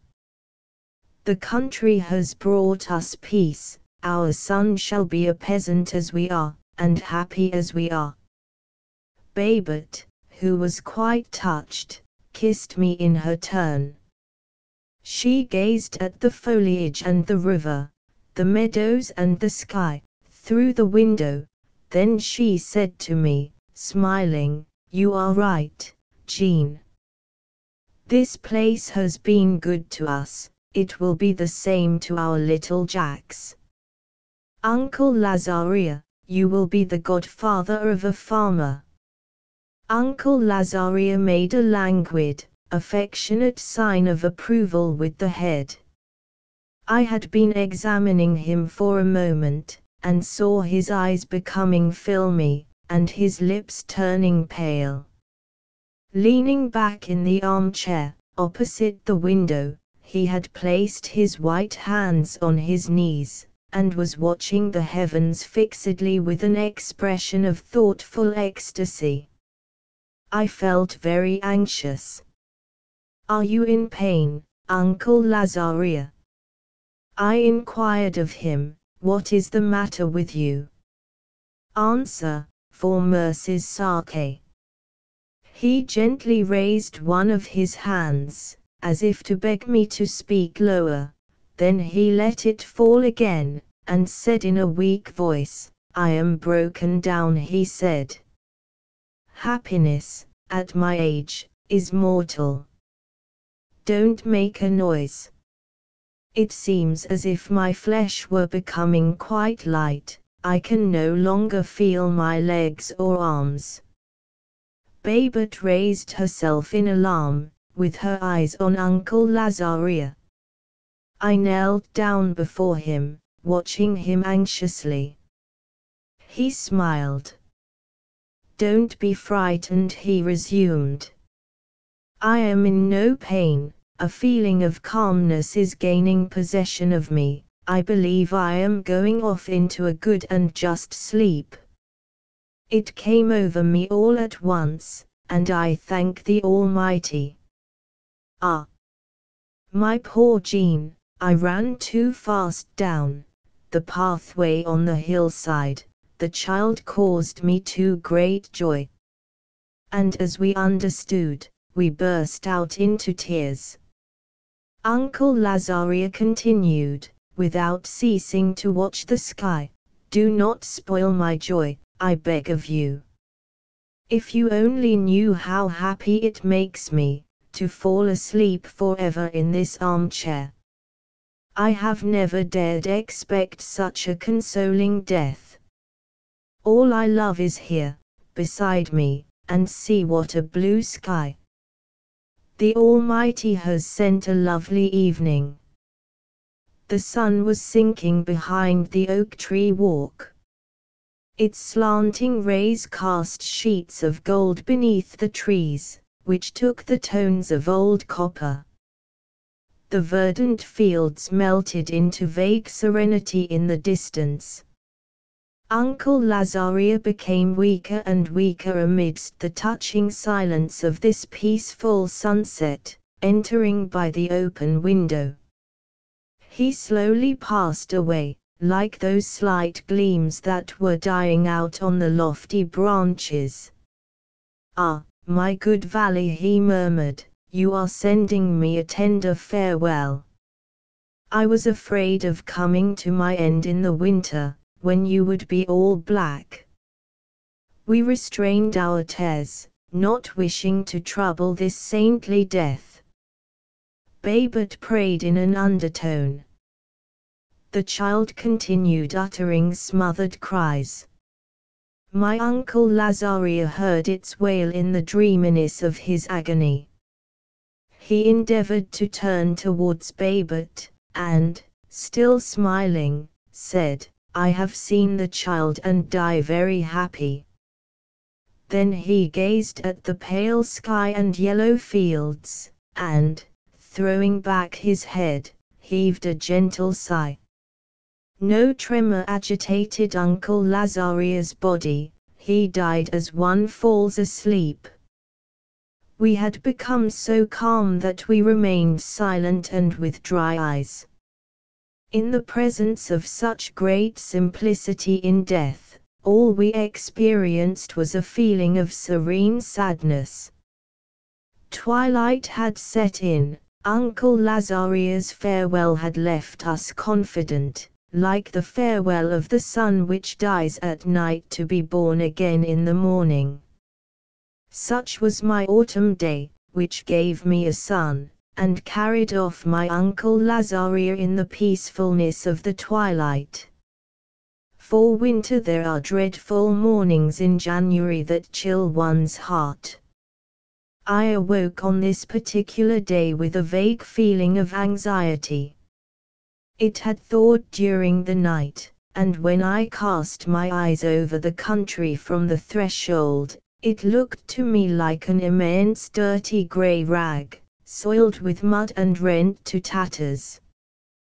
The horizon was shrouded in a curtain of fog, in which the oak trees along the walk lugubriously extended their dark arms, like a row of spectres guarding the vast mass of vapor spreading out behind them.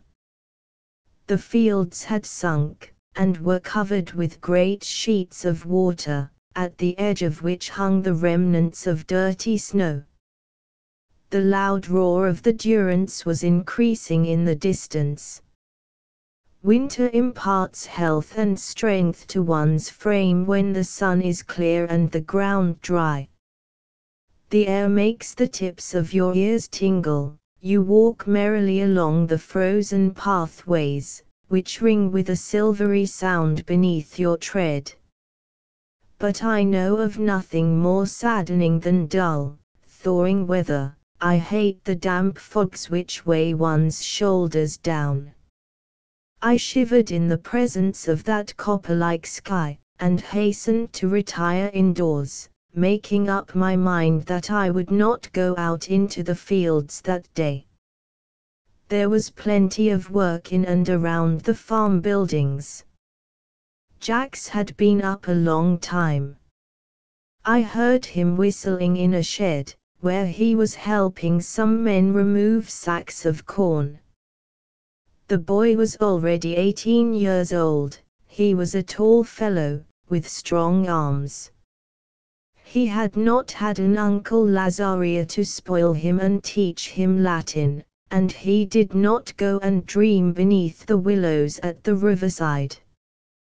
Jax had become a real peasant, an untiring worker, who got angry when I touched anything, telling me I was getting old and ought to rest. And as I was watching him from a distance, a sweet lithe creature, leaping on my shoulders, clapped her little hands to my eyes, inquiring, "Who is it?" I laughed and answered, "It's little Marie, who has just been dressed by her mamma." The dear little girl was completing her 10th year, and for 10 years she had been the delight of the farm. Having come the last, at a time when we could no longer hope to have any more children, she was doubly loved. Her precarious health made her particularly dear to us. She was treated as a young lady. Her mother absolutely wanted to make a lady of her, and I had not the heart to oppose her wish, so little Marie was a pet, in lovely silk skirts trimmed with ribbons. Marie was still seated on my shoulders.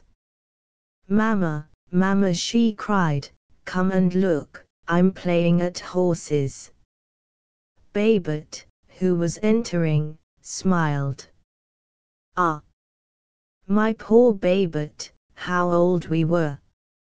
I remember we were shivering with weariness, on that day, gazing sadly at one another when alone. Our children brought back our youth. Lunch was eaten in silence. We had been compelled to light the lamp. The reddish glimmer that hung round the room was sad enough to drive one crazy. "Bah," said Jax, "this tepid rainy weather is better than intense cold that would freeze our vines and olives." And he tried to joke. But he was as anxious as we were, without knowing why. Babette had had bad dreams. We listened to the account of her nightmare, laughing with our lips but sad at heart.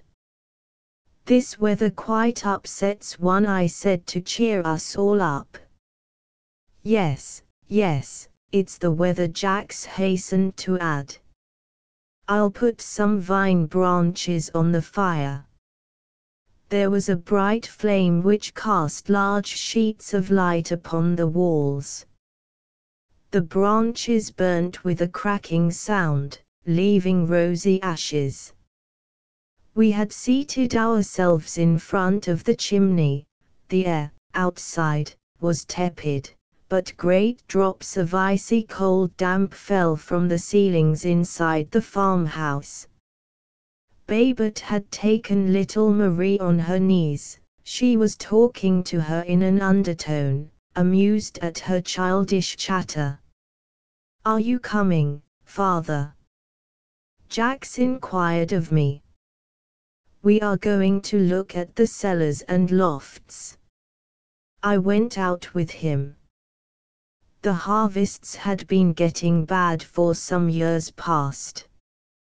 We were suffering great losses. Our vines and trees were caught by frost, whilst hail had chopped up our wheat and oats. And I sometimes said that I was growing old, and that Fortune, who is a woman, does not care for old men. Jacques laughed, answering that he was young, and was going to court Fortune. I had reached the winter, the cold season. I felt distinctly that all was withering around me. At each pleasure that departed, I thought of Uncle Lazaria, who had died so calmly, and with fond remembrances of him, asked for strength. Daylight had completely disappeared at 3 o'clock. We went down into the common room. Babette was sewing in the chimney corner, with her head bent over her work, and little Marie was seated on the ground, in front of the fire, gravely dressing a doll.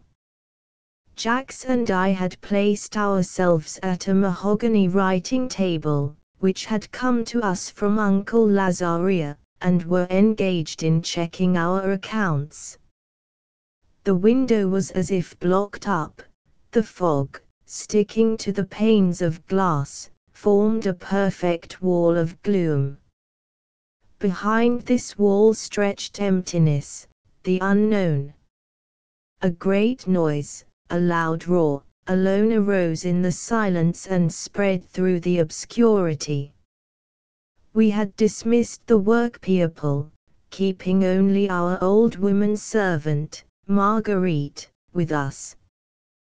When I raised my head and listened, it seemed to me that the farmhouse hung suspended in the middle of a chasm. No human sound came from the outside.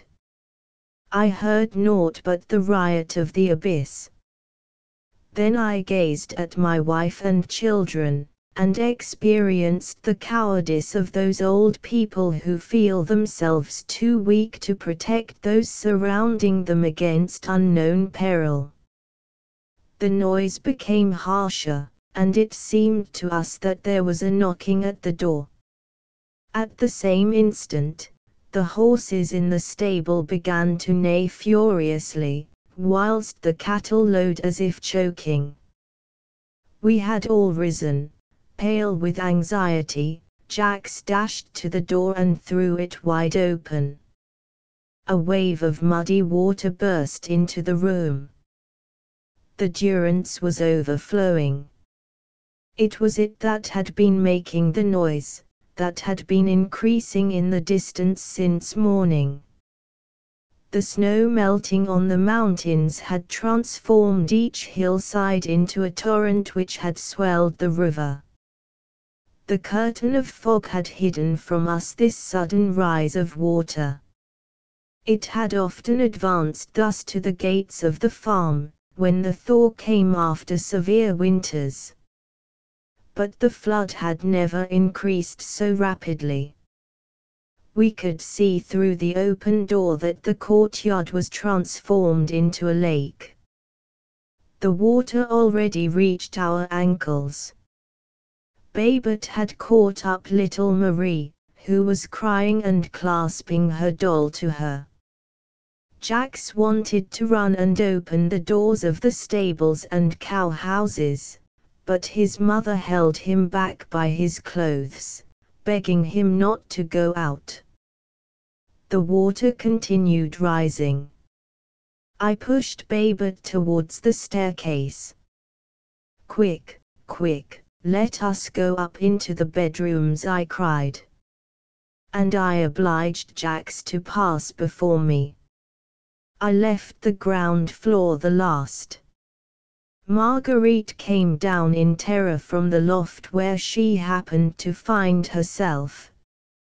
I made her sit down at the end of the room beside Babette, who remained silent, pale, and with beseeching eyes. We put little Marie into bed. She had insisted on keeping her doll, and went quietly to sleep pressing it in her arms. This child's sleep relieved me. When I turned round and saw Babette, listening to the little girl's regular breathing, I forgot the danger. All I heard was the water beating against the walls. But Jacques and I could not help looking the peril in the face. Anxiety made us endeavor to discover the progress of the inundation. We had thrown the window wide open. We leant out at the risk of falling, searching into the darkness. The fog, which was thicker, hung above the flood, throwing out fine rain which gave us the shivers. Vague steel-like flashes were all that showed the moving sheet of water, amidst the profound obscurity.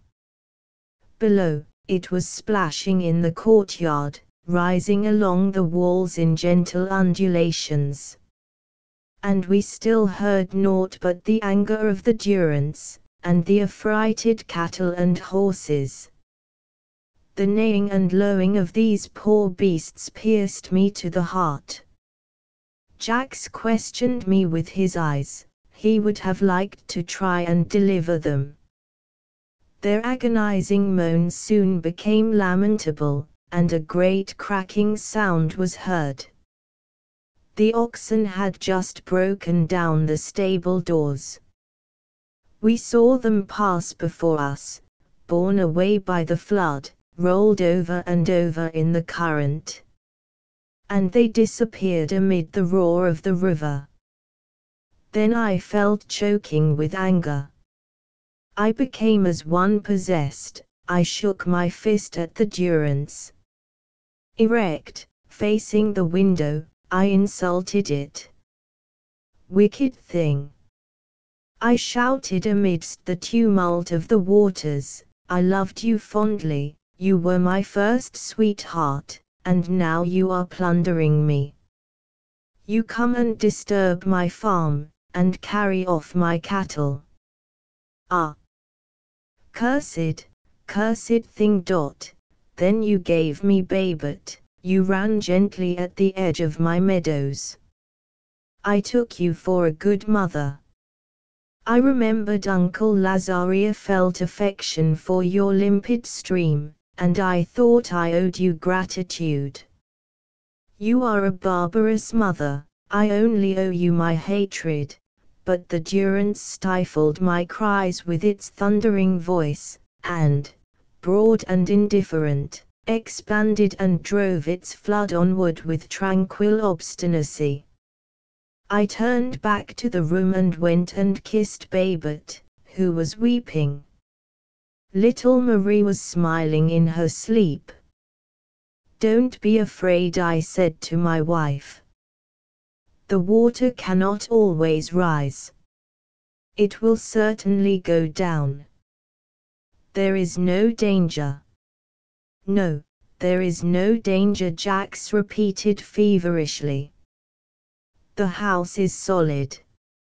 At that moment Marguerite, who had approached the window, tormented by that feeling of curiosity which is the outcome of fear, leant forward like a mad thing and fell, uttering a cry. I threw myself before the window, but could not prevent Jacques plunging into the water. Marguerite had nursed him, and he felt the tenderness of a son for the poor old woman. Babette had risen in terror, with joined hands, at the sound of the two splashes. She remained there, erect, with open mouth and distended eyes, watching the window. I had seated myself on the wooden handrail, and my ears were ringing with the roar of the flood. I do not know how long it was that Babette and I were in this painful state of stupor, when a voice called to me. It was Jacques, who was holding on to the wall beneath the window. I stretched out my hand to him, and he clambered up. Babette clasped him in her arms. She could sob now, and she relieved herself.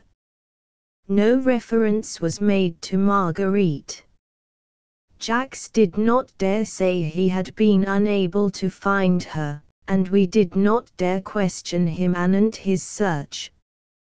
He took me apart and brought me back to the window. "Father," he said to me in an undertone, "there are more than 7 feet of water in the courtyard, and the river is still rising. We cannot remain here any longer." Jacques was right. The house was falling to pieces, the planks of the outbuildings were going away one by one. Then this death of Marguerite weighed upon us. Babette, bewildered, was beseeching us. Marie alone remained peaceful in the big bed with her doll between her arms, and slumbering with the happy smile of an angel. The peril increased at every minute. The water was on the point of reaching the handrail of the window and pouring into the room. Anyone would have said that it was an engine of war making the farmhouse totter with regular, dull, hard blows. The current must be running right against the facade, and we could not hope for any human assistance. "Every minute is precious," said Jacques in agony. "We shall be crushed beneath the ruins. Let us look for boards, let us make a raft." He said that in his excitement. I would naturally have preferred 1,000 times to be in the middle of the river, on a few beams lashed together, than beneath the roof of this house which was about to fall in. But where could we lay hands on the beams we required? In a rage I tore the planks from the cupboards, Jacques broke the furniture, we took away the shutters, every piece of wood we could reach. And feeling it was impossible to utilize these fragments, we cast them into the middle of the room in a fury, and continued searching. Our last hope was departing, we understood our misery and want of power. The water was rising, the harsh voice of the Durance was calling to us in anger. Then, I burst out sobbing. I took Babette in my trembling arms, I begged Jacques to come near us. I wished us all to die in the same embrace. Jacques had returned to the window. And, suddenly, he exclaimed, "Father, we are saved, come and see." The sky was clear. The roof of a shed, torn away by the current, had come to a standstill beneath our window. This roof, which was several yards broad, was formed of light beams and thatch. It floated, and would make a capital raft. I joined my hands together and would have worshipped this wood and straw. Jacques jumped on the roof, after having firmly secured it. He walked on the thatch, making sure it was everywhere strong. The thatch resisted, therefore we could adventure on it without fear. "Oh, it will carry us all very well," said Jacques joyfully. "See how little it sinks into the water. The difficulty will be to steer it." He looked around him and seized 2 poles drifting along in the current, as they passed by. "Ah, here are oars," he continued. "You will go to the stern, father, and I forward, and we will maneuver the raft easily." There are not 12 feet of water. Quick, quick.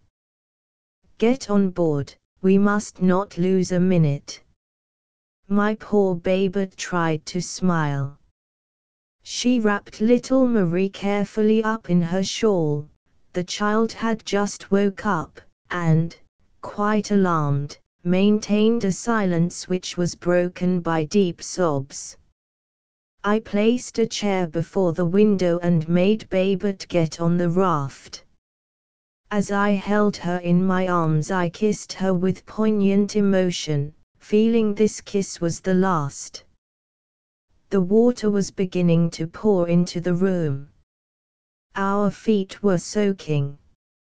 I was the last to embark, then I undid the cord. The current hurled us against the wall. It required precautions and many efforts to quit the farmhouse. The fog had little by little dispersed. It was about midnight when we left. The stars were still buried in mist. The moon, which was almost at the edge of the horizon, lit up the night with a sort of wan daylight. The inundation then appeared to us in all its grandiose horror. The valley had become a river. The Durance, swollen to enormous proportions and washing the two hillsides, passed between dark masses of cultivated land, and was the sole thing displaying life in the inanimate space bounded by the horizon. It thundered with a sovereign voice, maintaining in its anger the majesty of its colossal wave. Clumps of trees emerged in places, staining the sheet of pale water with black streaks. Opposite us I recognized the tops of the oaks along the walk. The current carried us towards these branches, which for us were so many reefs. Around the raft floated various kinds of remains, pieces of wood, empty barrels, bundles of grass. The river was bearing along the ruins it had made in its anger. To the left we perceived the lights of dogs, flashes of lanterns moving about in the darkness. The water could not have risen as high as the village, only the lowland had been submerged. No doubt assistance would come. We searched the patches of light hanging over the water. It seemed to us at every instant that we heard the sound of oars. We had started at random. As soon as the raft was in the middle of the current, lost amidst the whirlpools of the river, anguish of mind overtook us again. We almost regretted having left the farm. I sometimes turned round and gazed at the house, which still remained standing, presenting a grey aspect on the white water. Babette, crouching down in the center of the raft, in the thatch of the roof, was holding little Marie on her knees, the child's head against her breast, to hide the horror of the river from her. Both were bent double, leaning forward in an embrace, as if reduced in stature by fear. Jacques, standing upright in the front, was leaning on his pole with all his weight. From time to time he cast a rapid glance towards us, and then silently resumed his task. I seconded him as well as I could, but our efforts to reach the bank remained fruitless. Little by little, notwithstanding our poles, which we buried into the mud until we nearly broke them, we drifted into the open. A force that seemed to come from the depths of the water drove us away. The Durance was slowly taking possession of us. Struggling, bathed in perspiration, we had worked ourselves into a passion. We were fighting with the river as with a living being, seeking to vanquish, wound, kill it. It strained us in its giant-like arms, and our poles in our hands became weapons which we thrust into its breast. It roared, flung its slaver into our faces, wriggled beneath our strokes. We resisted its victory with clenched teeth. We would not be conquered. And we had mad impulses to fell the monster, to calm it with blows from our fists. We went slowly towards the offing. We were already at the entrance to the oak tree walk. The dark branches pierced through the water, which they tore with a lamentable sound. Death, perhaps, awaited us there in a collision. I cried out to Jax to follow the walk by clinging close to the branches. And it was thus that I passed for the last time in the middle of this oak tree alley, where I had walked in my youth and ripe age. In the terrible darkness, above the howling depth, I thought of Uncle Lazaria, and saw the happy days of my youth smiling at me sadly. The Durance triumphed at the end of the alley. Our poles no longer touched the bottom. The water bore us along in its impetuous bound of victory. And now it could do what it pleased with us. We gave ourselves up. We went downstream with frightful rapidity. Great clouds, dirty tattered rags hung about the sky. When the moon was hidden there came lugubrious obscurity. Then we rolled in chaos. Enormous billows as black as ink, resembling the backs of fish, bore us along, spinning us round. I could no longer see either Babette or the children. I already felt myself dying. I know not how long this last run lasted. The moon was suddenly unveiled, and the horizon became clear.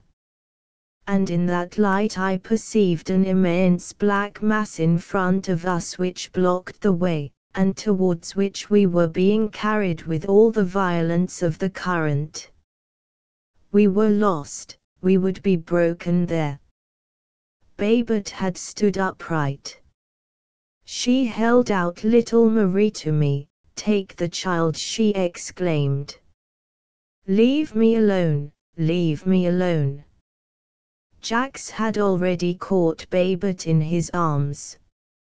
In a loud voice he said, "Father, save the little one, I will save mother." We had come close to the black mass. I thought I recognized a tree. The shock was terrible, and the raft, split in two, scattered its straw and beams in the whirlpool of water. I fell, clasping little Marie tightly to me. The icy cold water brought back all my courage.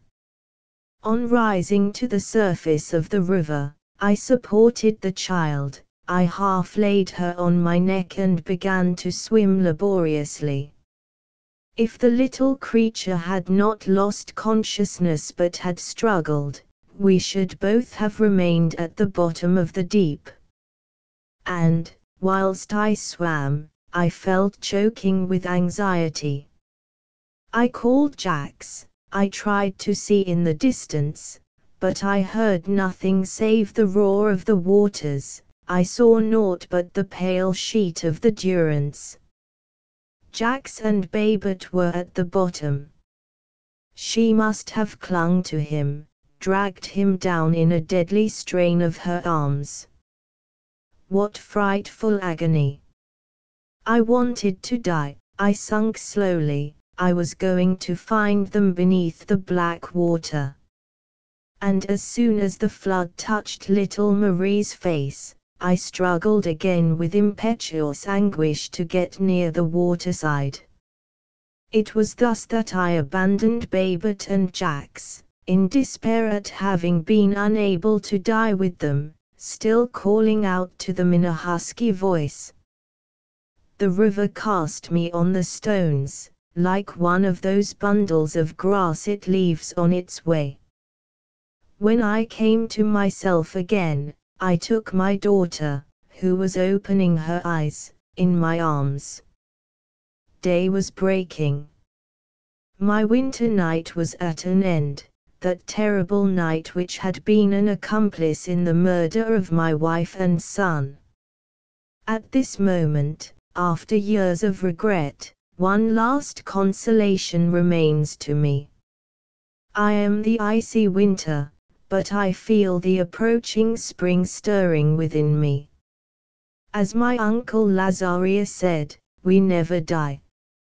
I have had 4 seasons, and here I am returning to the spring. There is my dear Marie commencing the everlasting joys and sorrows over again.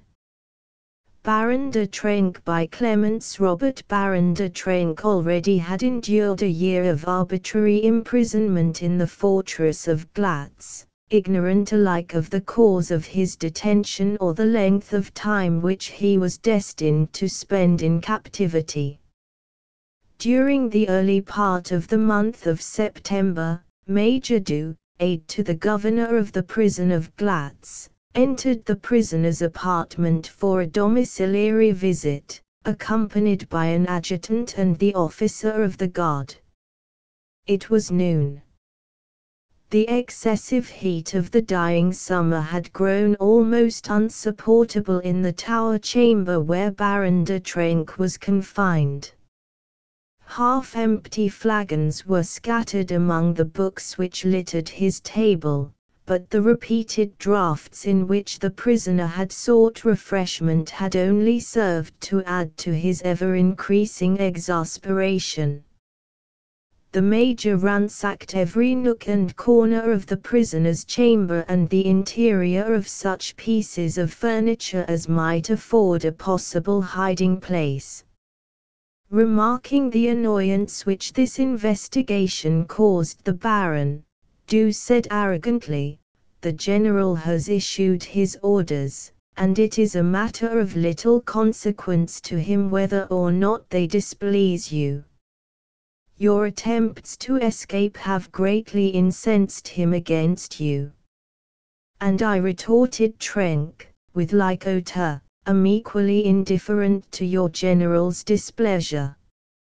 I shall continue to dispose of my time as may best please me.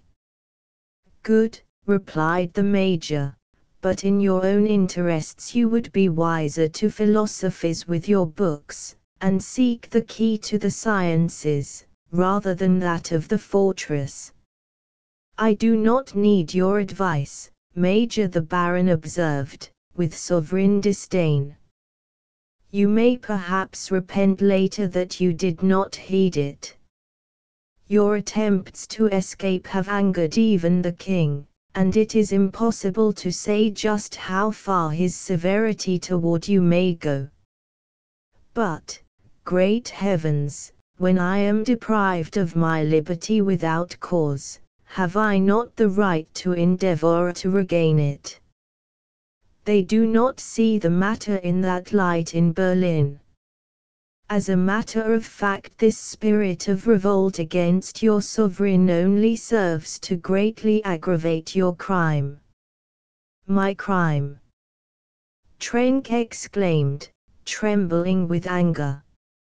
His glance fell upon the major's sword, and the thought came to him to tear it from his side and pierce his throat with it. But in the same instant it occurred to him that he might rather profit by the situation. Pale and trembling as he was, he retained sufficient self-control to modify the expression of his countenance and the tone of his voice, though his glance remained fixed upon the sword. Major, he said, no one can be called a criminal until he has been so adjudged by the courts. Happily a man's honor does not depend upon the inconsequent, malicious opinion of others. On the contrary, blame should attach to him who condemns the accused without a hearing. No constituted power, whether that of king or judge, has yet convicted me of any culpable action. Apart from the courtesy which should be observed between officers of the same rank, you, out of simple justice, should refrain from such an accusation. Every one knows, retorted Boo, that you entered into relations with the enemy. Great God! Do you not consider the Padas, then, as such? I visited their chief solely as a relative. A glass of wine shared with him in his tent can hardly be construed into a dangerous alliance. But you hoped to inherit great riches from this relative. That hope might well impel you to cross the frontier of Bohemia for all time. Why, what egregious folly! What more could I hope for than that which I already possessed in Berlin? Was I a poor adventurer seeking his fortune by his sword?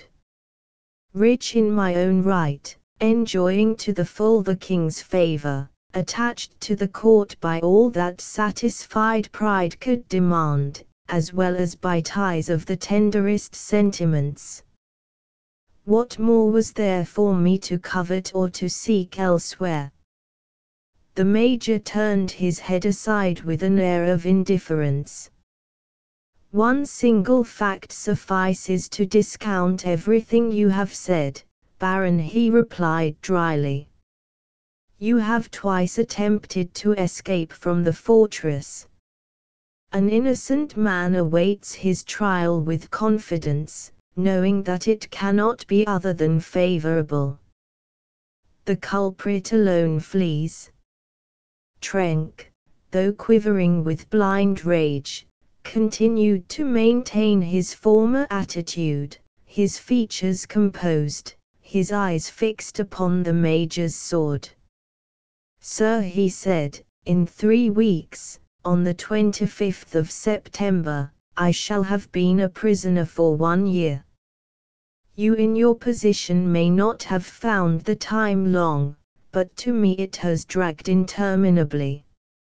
And it has been still harder for me to bear because I have not been able to count the days or hours which still separate me from justice and liberty.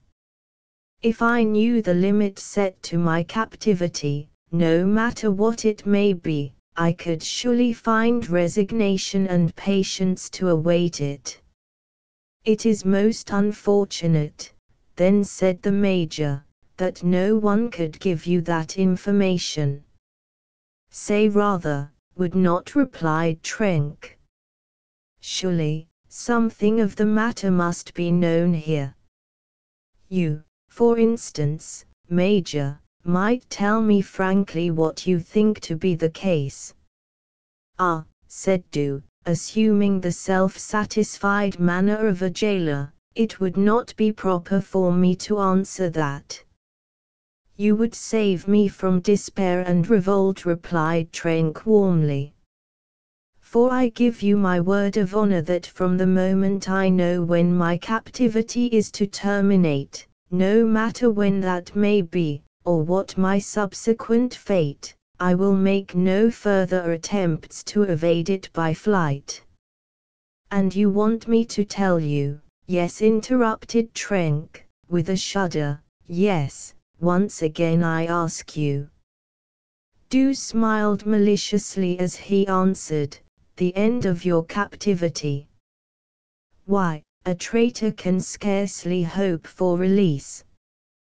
The heat of the day, the wine he had drunk, overwhelming anger and his fiery blood, all mounted to Trenck's head. Incapable of further self-restraint, he flung himself upon the Major, tore the coveted sword from his side, dashed out of the chamber, flung the 2 sentinels at the door down the stairs, took their entire length himself at a single bound and sprang into the midst of the assembled gods.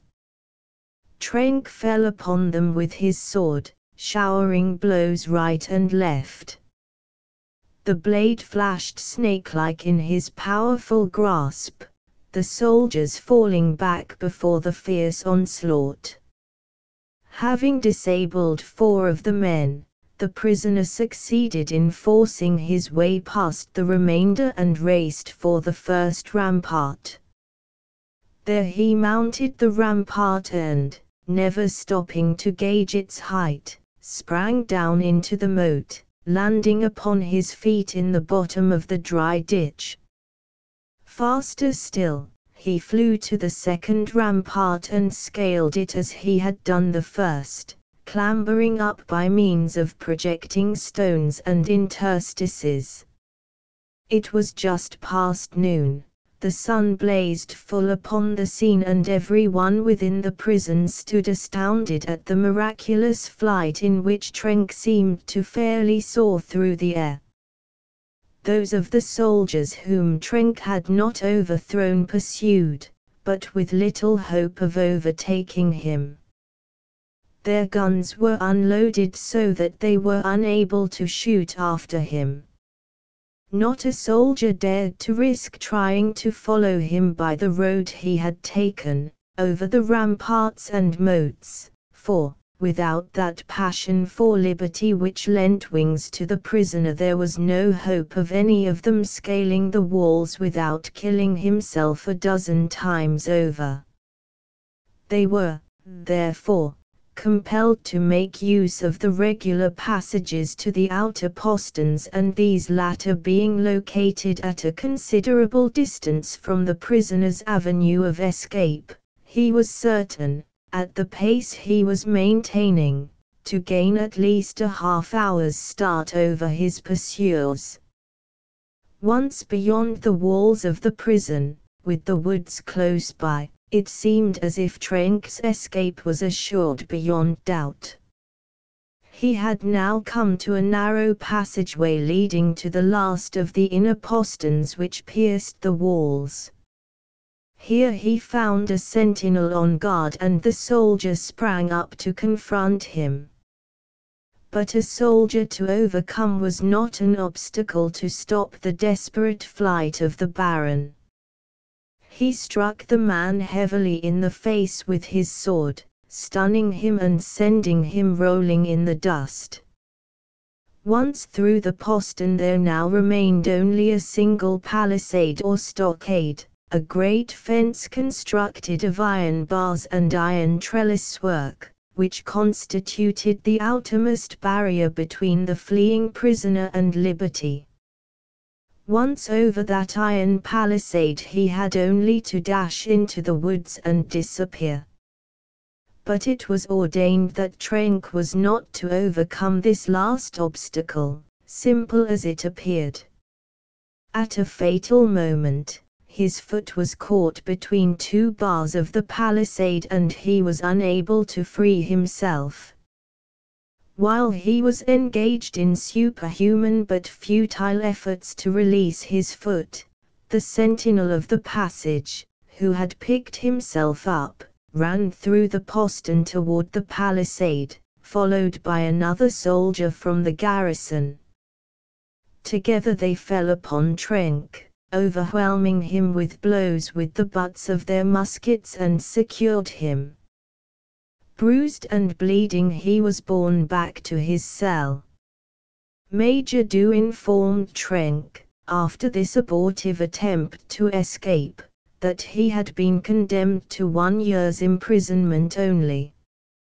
That year was within 3 weeks of expiring when the infamous Major, who was an Italian, goaded the unfortunate young man into open defiance of his sovereign's mandate. His pardon was at once annulled and his confinement now became most rigorous. Another plot, headed by 3 officers and several soldiers of the guard, who were friendly to Trenck, was discovered at the last moment, in time for the conspirators themselves to escape to Bohemia, but under circumstances which prevented Baron de Trenck from accompanying them.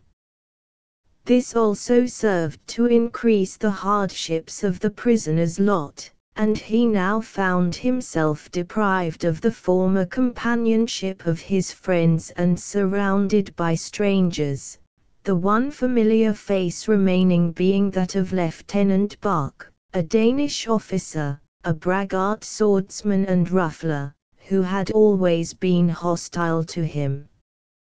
But, despite his isolation, the energy and strength of Trenck's character were only augmented by his misfortunes, and he never ceased to plot for his deliverance.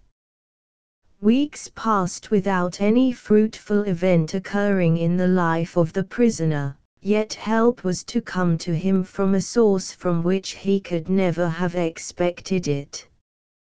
But before that fortuitous result was destined to take place, in fact, as preliminary to its achievement, he was destined to be an actor in the most remarkable scene that ever has been recorded in the annals of prison life, and in one of the strangest duels of modern times. One day Trenck had cast himself fully clothed upon his bed, in order to obtain a change of position in his cramped place of confinement. Lieutenant Bach was on duty as his guard. The young Baron had retained in prison the proud and haughty demeanor which had formerly brought upon him so much censure at court. Lieutenant Bach's countenance also bore the imprint of incarnate pride. The two exchanged from time to time glances of insolence. For the rest, they remained silently smoking, side by side. Trenck was the first to break the silence, for prisoners grasp every opportunity for conversation, and at any price. "It appears to me your hand is wounded," Lieutenant Trenck said. "Have you found another opportunity to cross swords?" Lieutenant Skull, it seemed to me, looked somewhat obliquely at me, replied the Dane. Therefore, I indulged him in a pass or two directed against his right arm. Such a delicate youth, and so mild-mannered. Are you not ashamed? What could I do? There was no one else at hand. Nevertheless, he seems to have wounded you. Yes, accidentally though, without knowing what he did.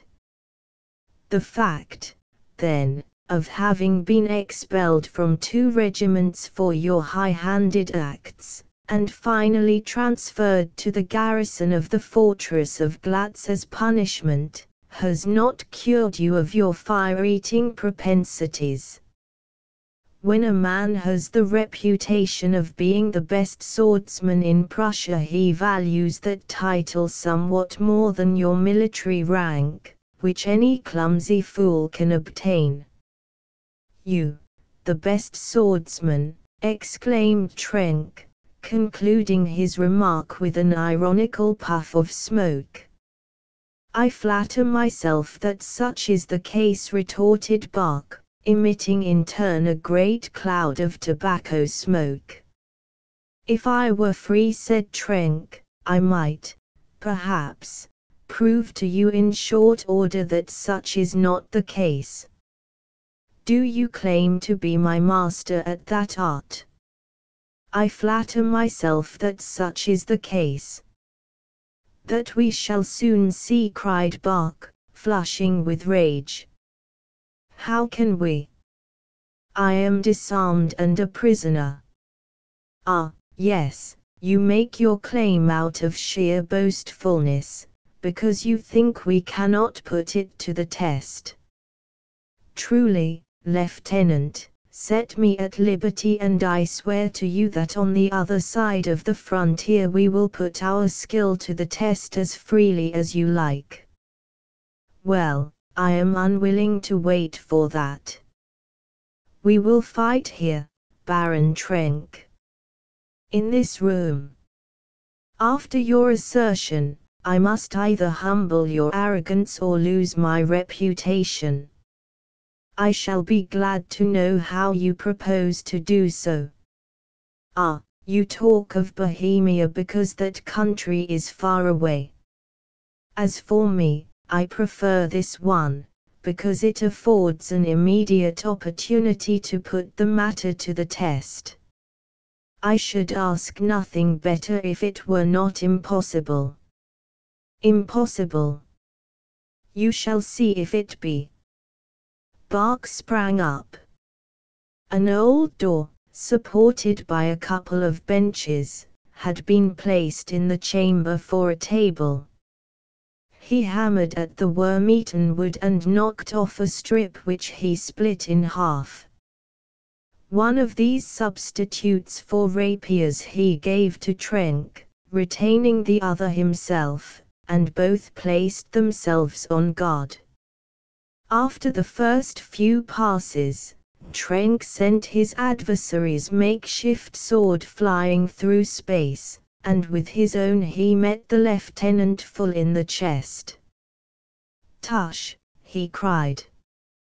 "Heavens! It is true," growled Bach. "But I'll have my revenge." He went out hastily.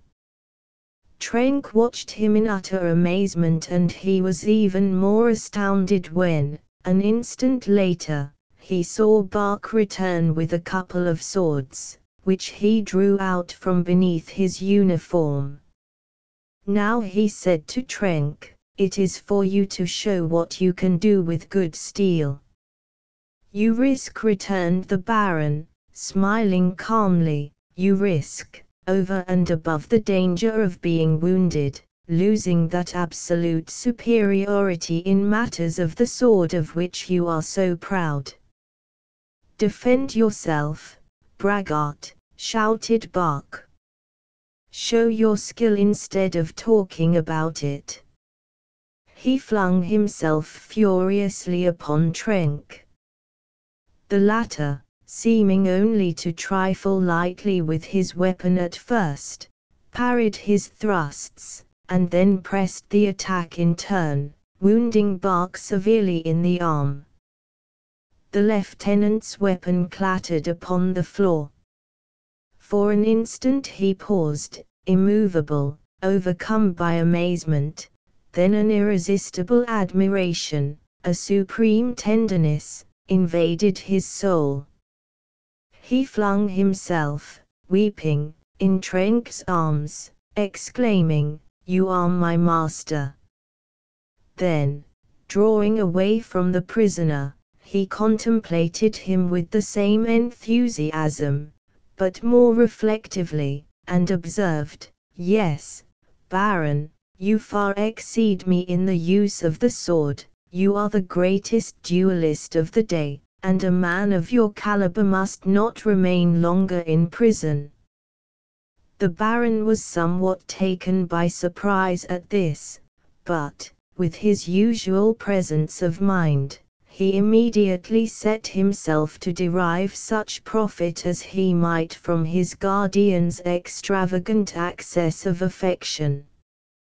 "Yes, my dear Bach," he replied, "yes, I should be free for the reason you mention, and by every right, but where is the man who will assist me to escape from these walls?"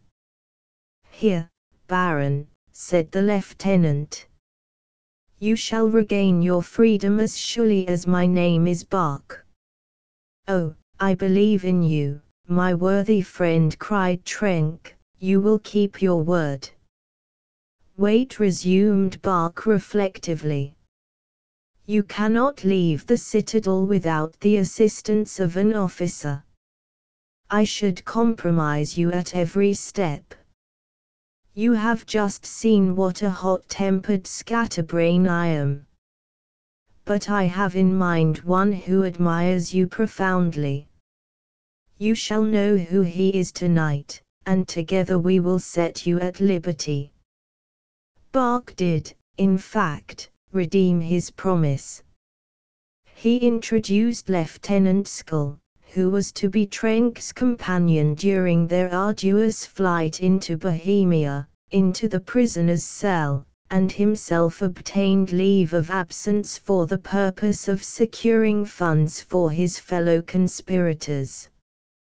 The plot was discovered before his return, and Skull, warned of this by one of the governor's adjutants, hastened the day of their flight. In scaling the first rampart, Skull fell and sprained his ankle so severely that he could not use it. But Trenck was equal to all emergencies.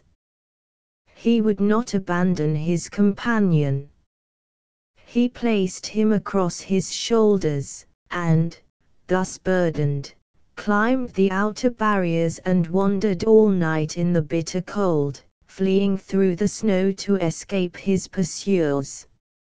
In the morning, by a clever ruse, he secured 2 horses and, thus mounted, he and his companion succeeded in reaching Bohemia.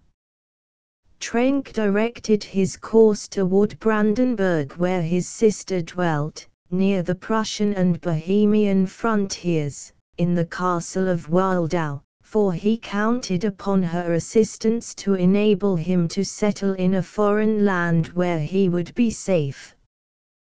The 2 friends, reduced shortly to the direst poverty, parted with their horses and all but the most necessary wearing apparel. Even now, though in Bohemia, they were not free from pursuit. Impelled one night, through hunger and cold, to throw themselves upon the bounty of an innkeeper, they found in him a loyal and true friend.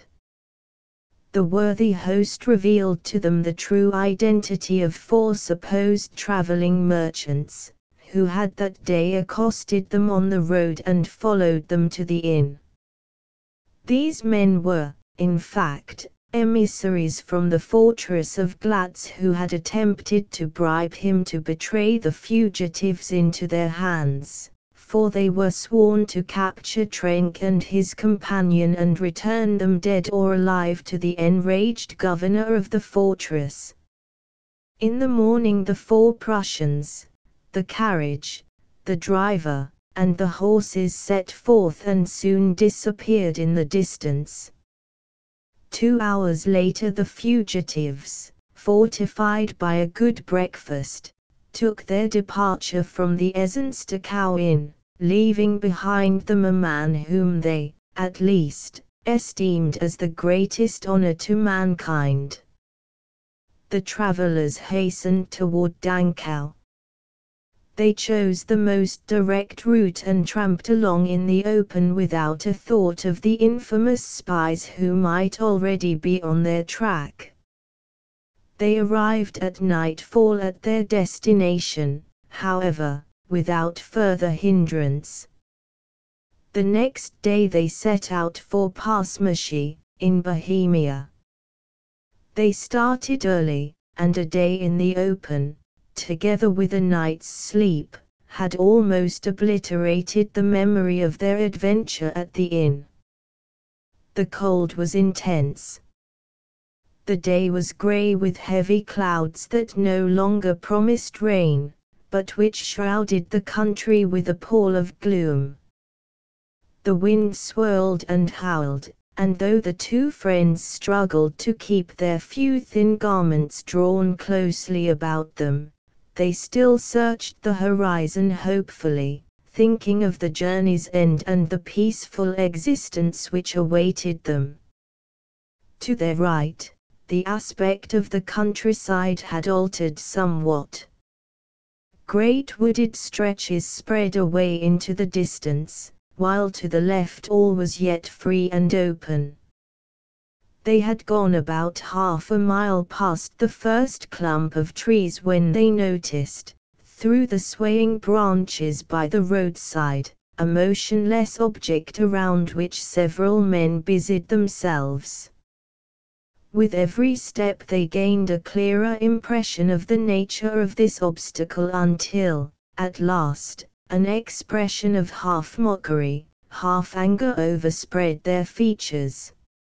"Now God forgive me," exclaimed Skull finally, "but that is the infernal brown traveling carriage from the inn."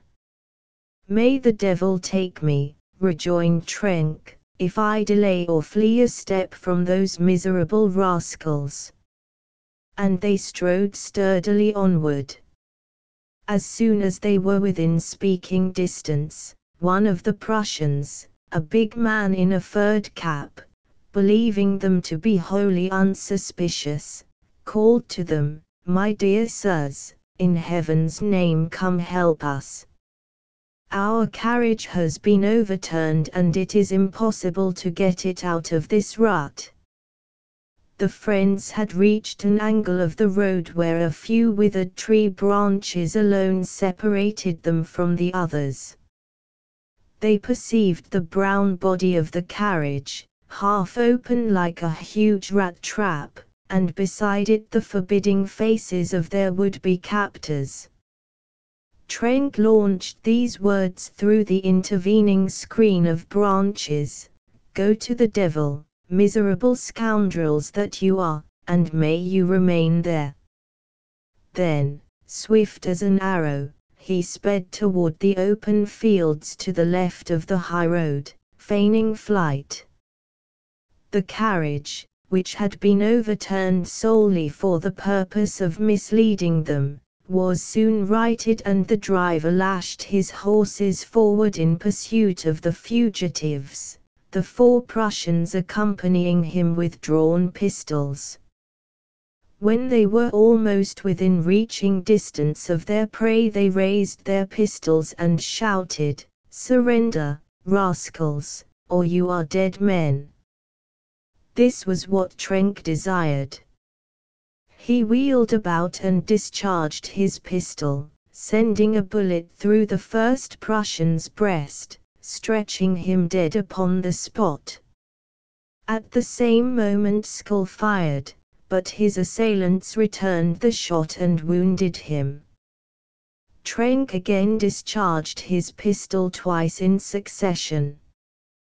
Then, as one of the Prussians, who was apparently still uninjured, took to flight across the plain, he sped furiously after him. The pursuit continued some 200 or 300 paces. The Prussian, as if impelled by some irresistible force, whirled around and Trenck caught sight of his blanched countenance and blood-stained linen. One of the shots had struck him. Instantly Trenck put an end to the half-finished task with a sword thrust. But the time wasted on the Prussian had cost him dear. Returning hastily to the field of action, he perceived Skull struggling in the grasp of the 2 remaining Prussians. Wounded as he was, he had been unable to cope single-handed with them, and was rapidly being borne toward the carriage. "Courage, Skull!"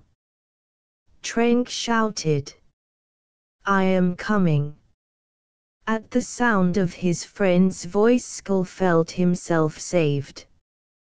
By a supreme effort he succeeded in releasing himself from his captors. Frantic with rage and disappointment, the Prussians again advanced to the attack upon the 2 wretched fugitives, but Trenck's blood was up. He made a furious onslaught upon them with his sword, driving them back step by step to their carriage, into which they finally tumbled, shouting to the driver in frantic haste to whip up his horses. As the carriage dashed away the friends drew long breaths of relief and wiped away the blood and powder stains from their heated brows. Careless of their sufferings, these iron-hearted men merely congratulated each other upon their victory. "Ah, it's well ended," Skull exclaimed Trenck, and I rejoice that we have had this opportunity to chastise the miserable traitors. But you are wounded, my poor skull. It is nothing, the lieutenant replied carelessly, merely a wound in the throat, and, I think, another in the head.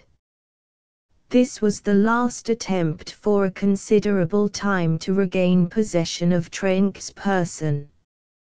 But the two friends suffered greatly from hardships and were made to feel more than once the cruelty of Prussian oppression. Even Trenck's sister, instigated thereto by her husband, who feared to incur the displeasure of Frederick the Great, refused the poor fugitives shelter, money, or as much as a crust of bread, and this after Trenck had jeopardized his liberty by returning to Prussian soil in order to meet her.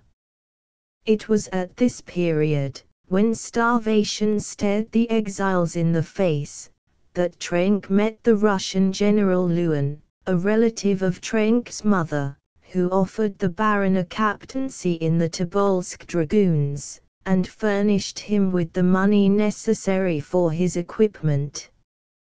Trenck and Skull were now compelled to part, the latter journeying to Italy to rejoin relatives there, the Baron to go to Russia, where he was to attain the highest eminence of grandeur.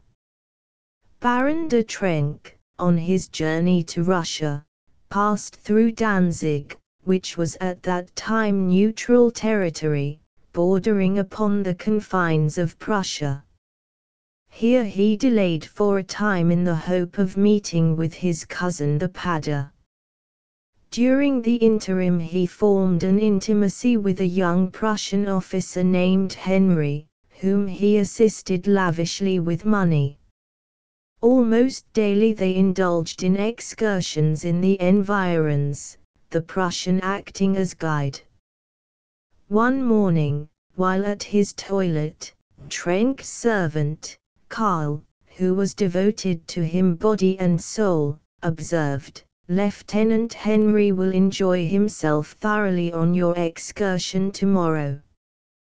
"Why do you say that, Karl?" asked the Baron.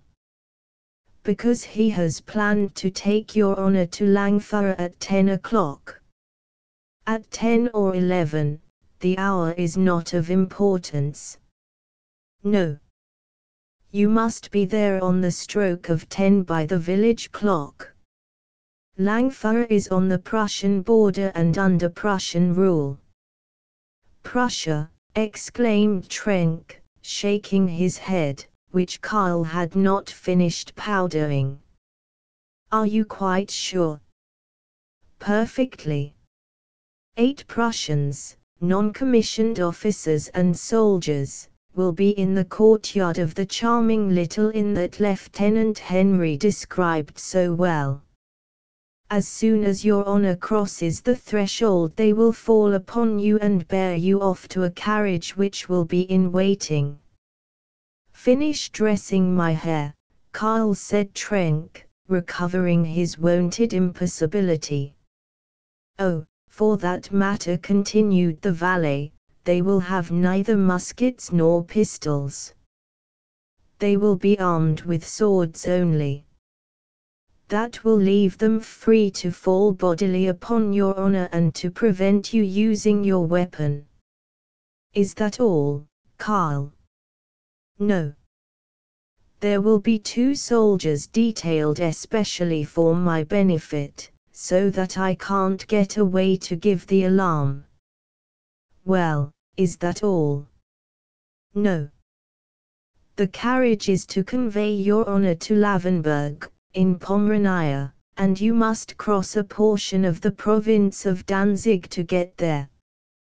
Besides the under-officers at the inn who will travel with your honor, 2 others will accompany the carriage on horseback to prevent any outcry while you are on neutral ground."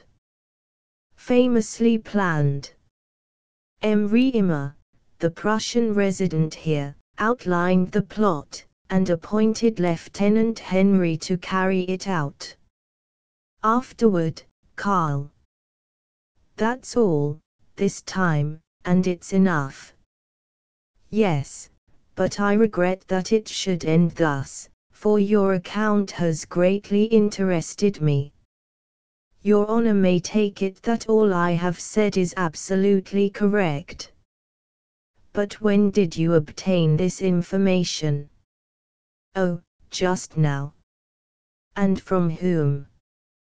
Franz, Lieutenant Henry's valet, when we were watching the horses beneath the big pines, while your honors waited in that roadside pavilion for the shower to pass over. Is his information reliable? Of course. As no one suspected him, the whole matter was discussed freely before him. And he betrayed the secret. Yes, because he greatly admires your honor and wasn't willing to see you treated so. Karl, give him 10 ducats from my purse and tell him I will take him in my own service, for he has afforded me great pleasure. The outing tomorrow will be 100 times more amusing than I had hoped, indeed more amusing than any I have ever undertaken in my life. Your Honor will go to Langfeuer, then? Certainly, Karl. We will go together, and you shall see if I misled you when I promised you a delightful morning. As soon as Baron de Trenck had completed his toilet, he visited M. Scherer, the Russian resident, spent a few moments in private with him and then returned to his apartments for dinner. Lieutenant Henry arrived soon afterward. Trenck found delight in the course of dissimulation to which he stood committed.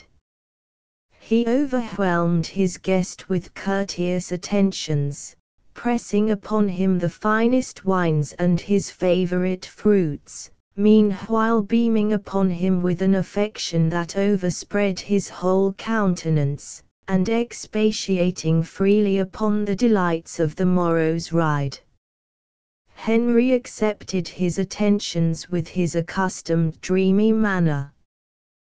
The next morning, at 9:30, when the lieutenant arrived, he found Trenck awaiting him.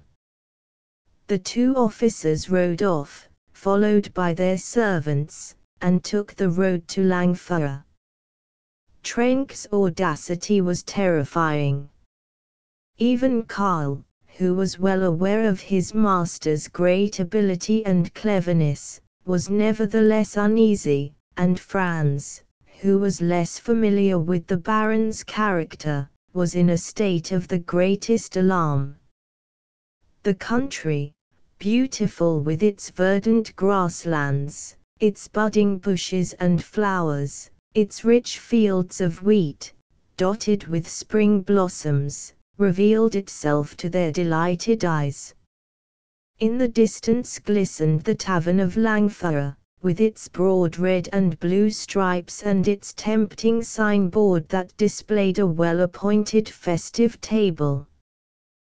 The low door in the wall that enclosed the tavern courtyard was still closed.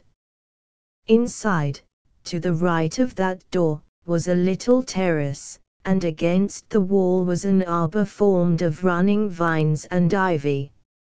Lieutenant Henry, pausing near a clump of trees some 200 paces from the tavern, said, "Baron, our horses will be in the way in that little courtyard. I think it would be well to leave them here in the care of our servants until our return." Trenck assented readily. He sprang from his horse and tossed his bridle to his valet, and Henry did the same. The path leading to the tavern was enchanting, with its carpet of flowers and moss, and the two young men advanced arm in arm in the most affectionate manner. Karl and Franz watched them, overwhelmed with anxiety.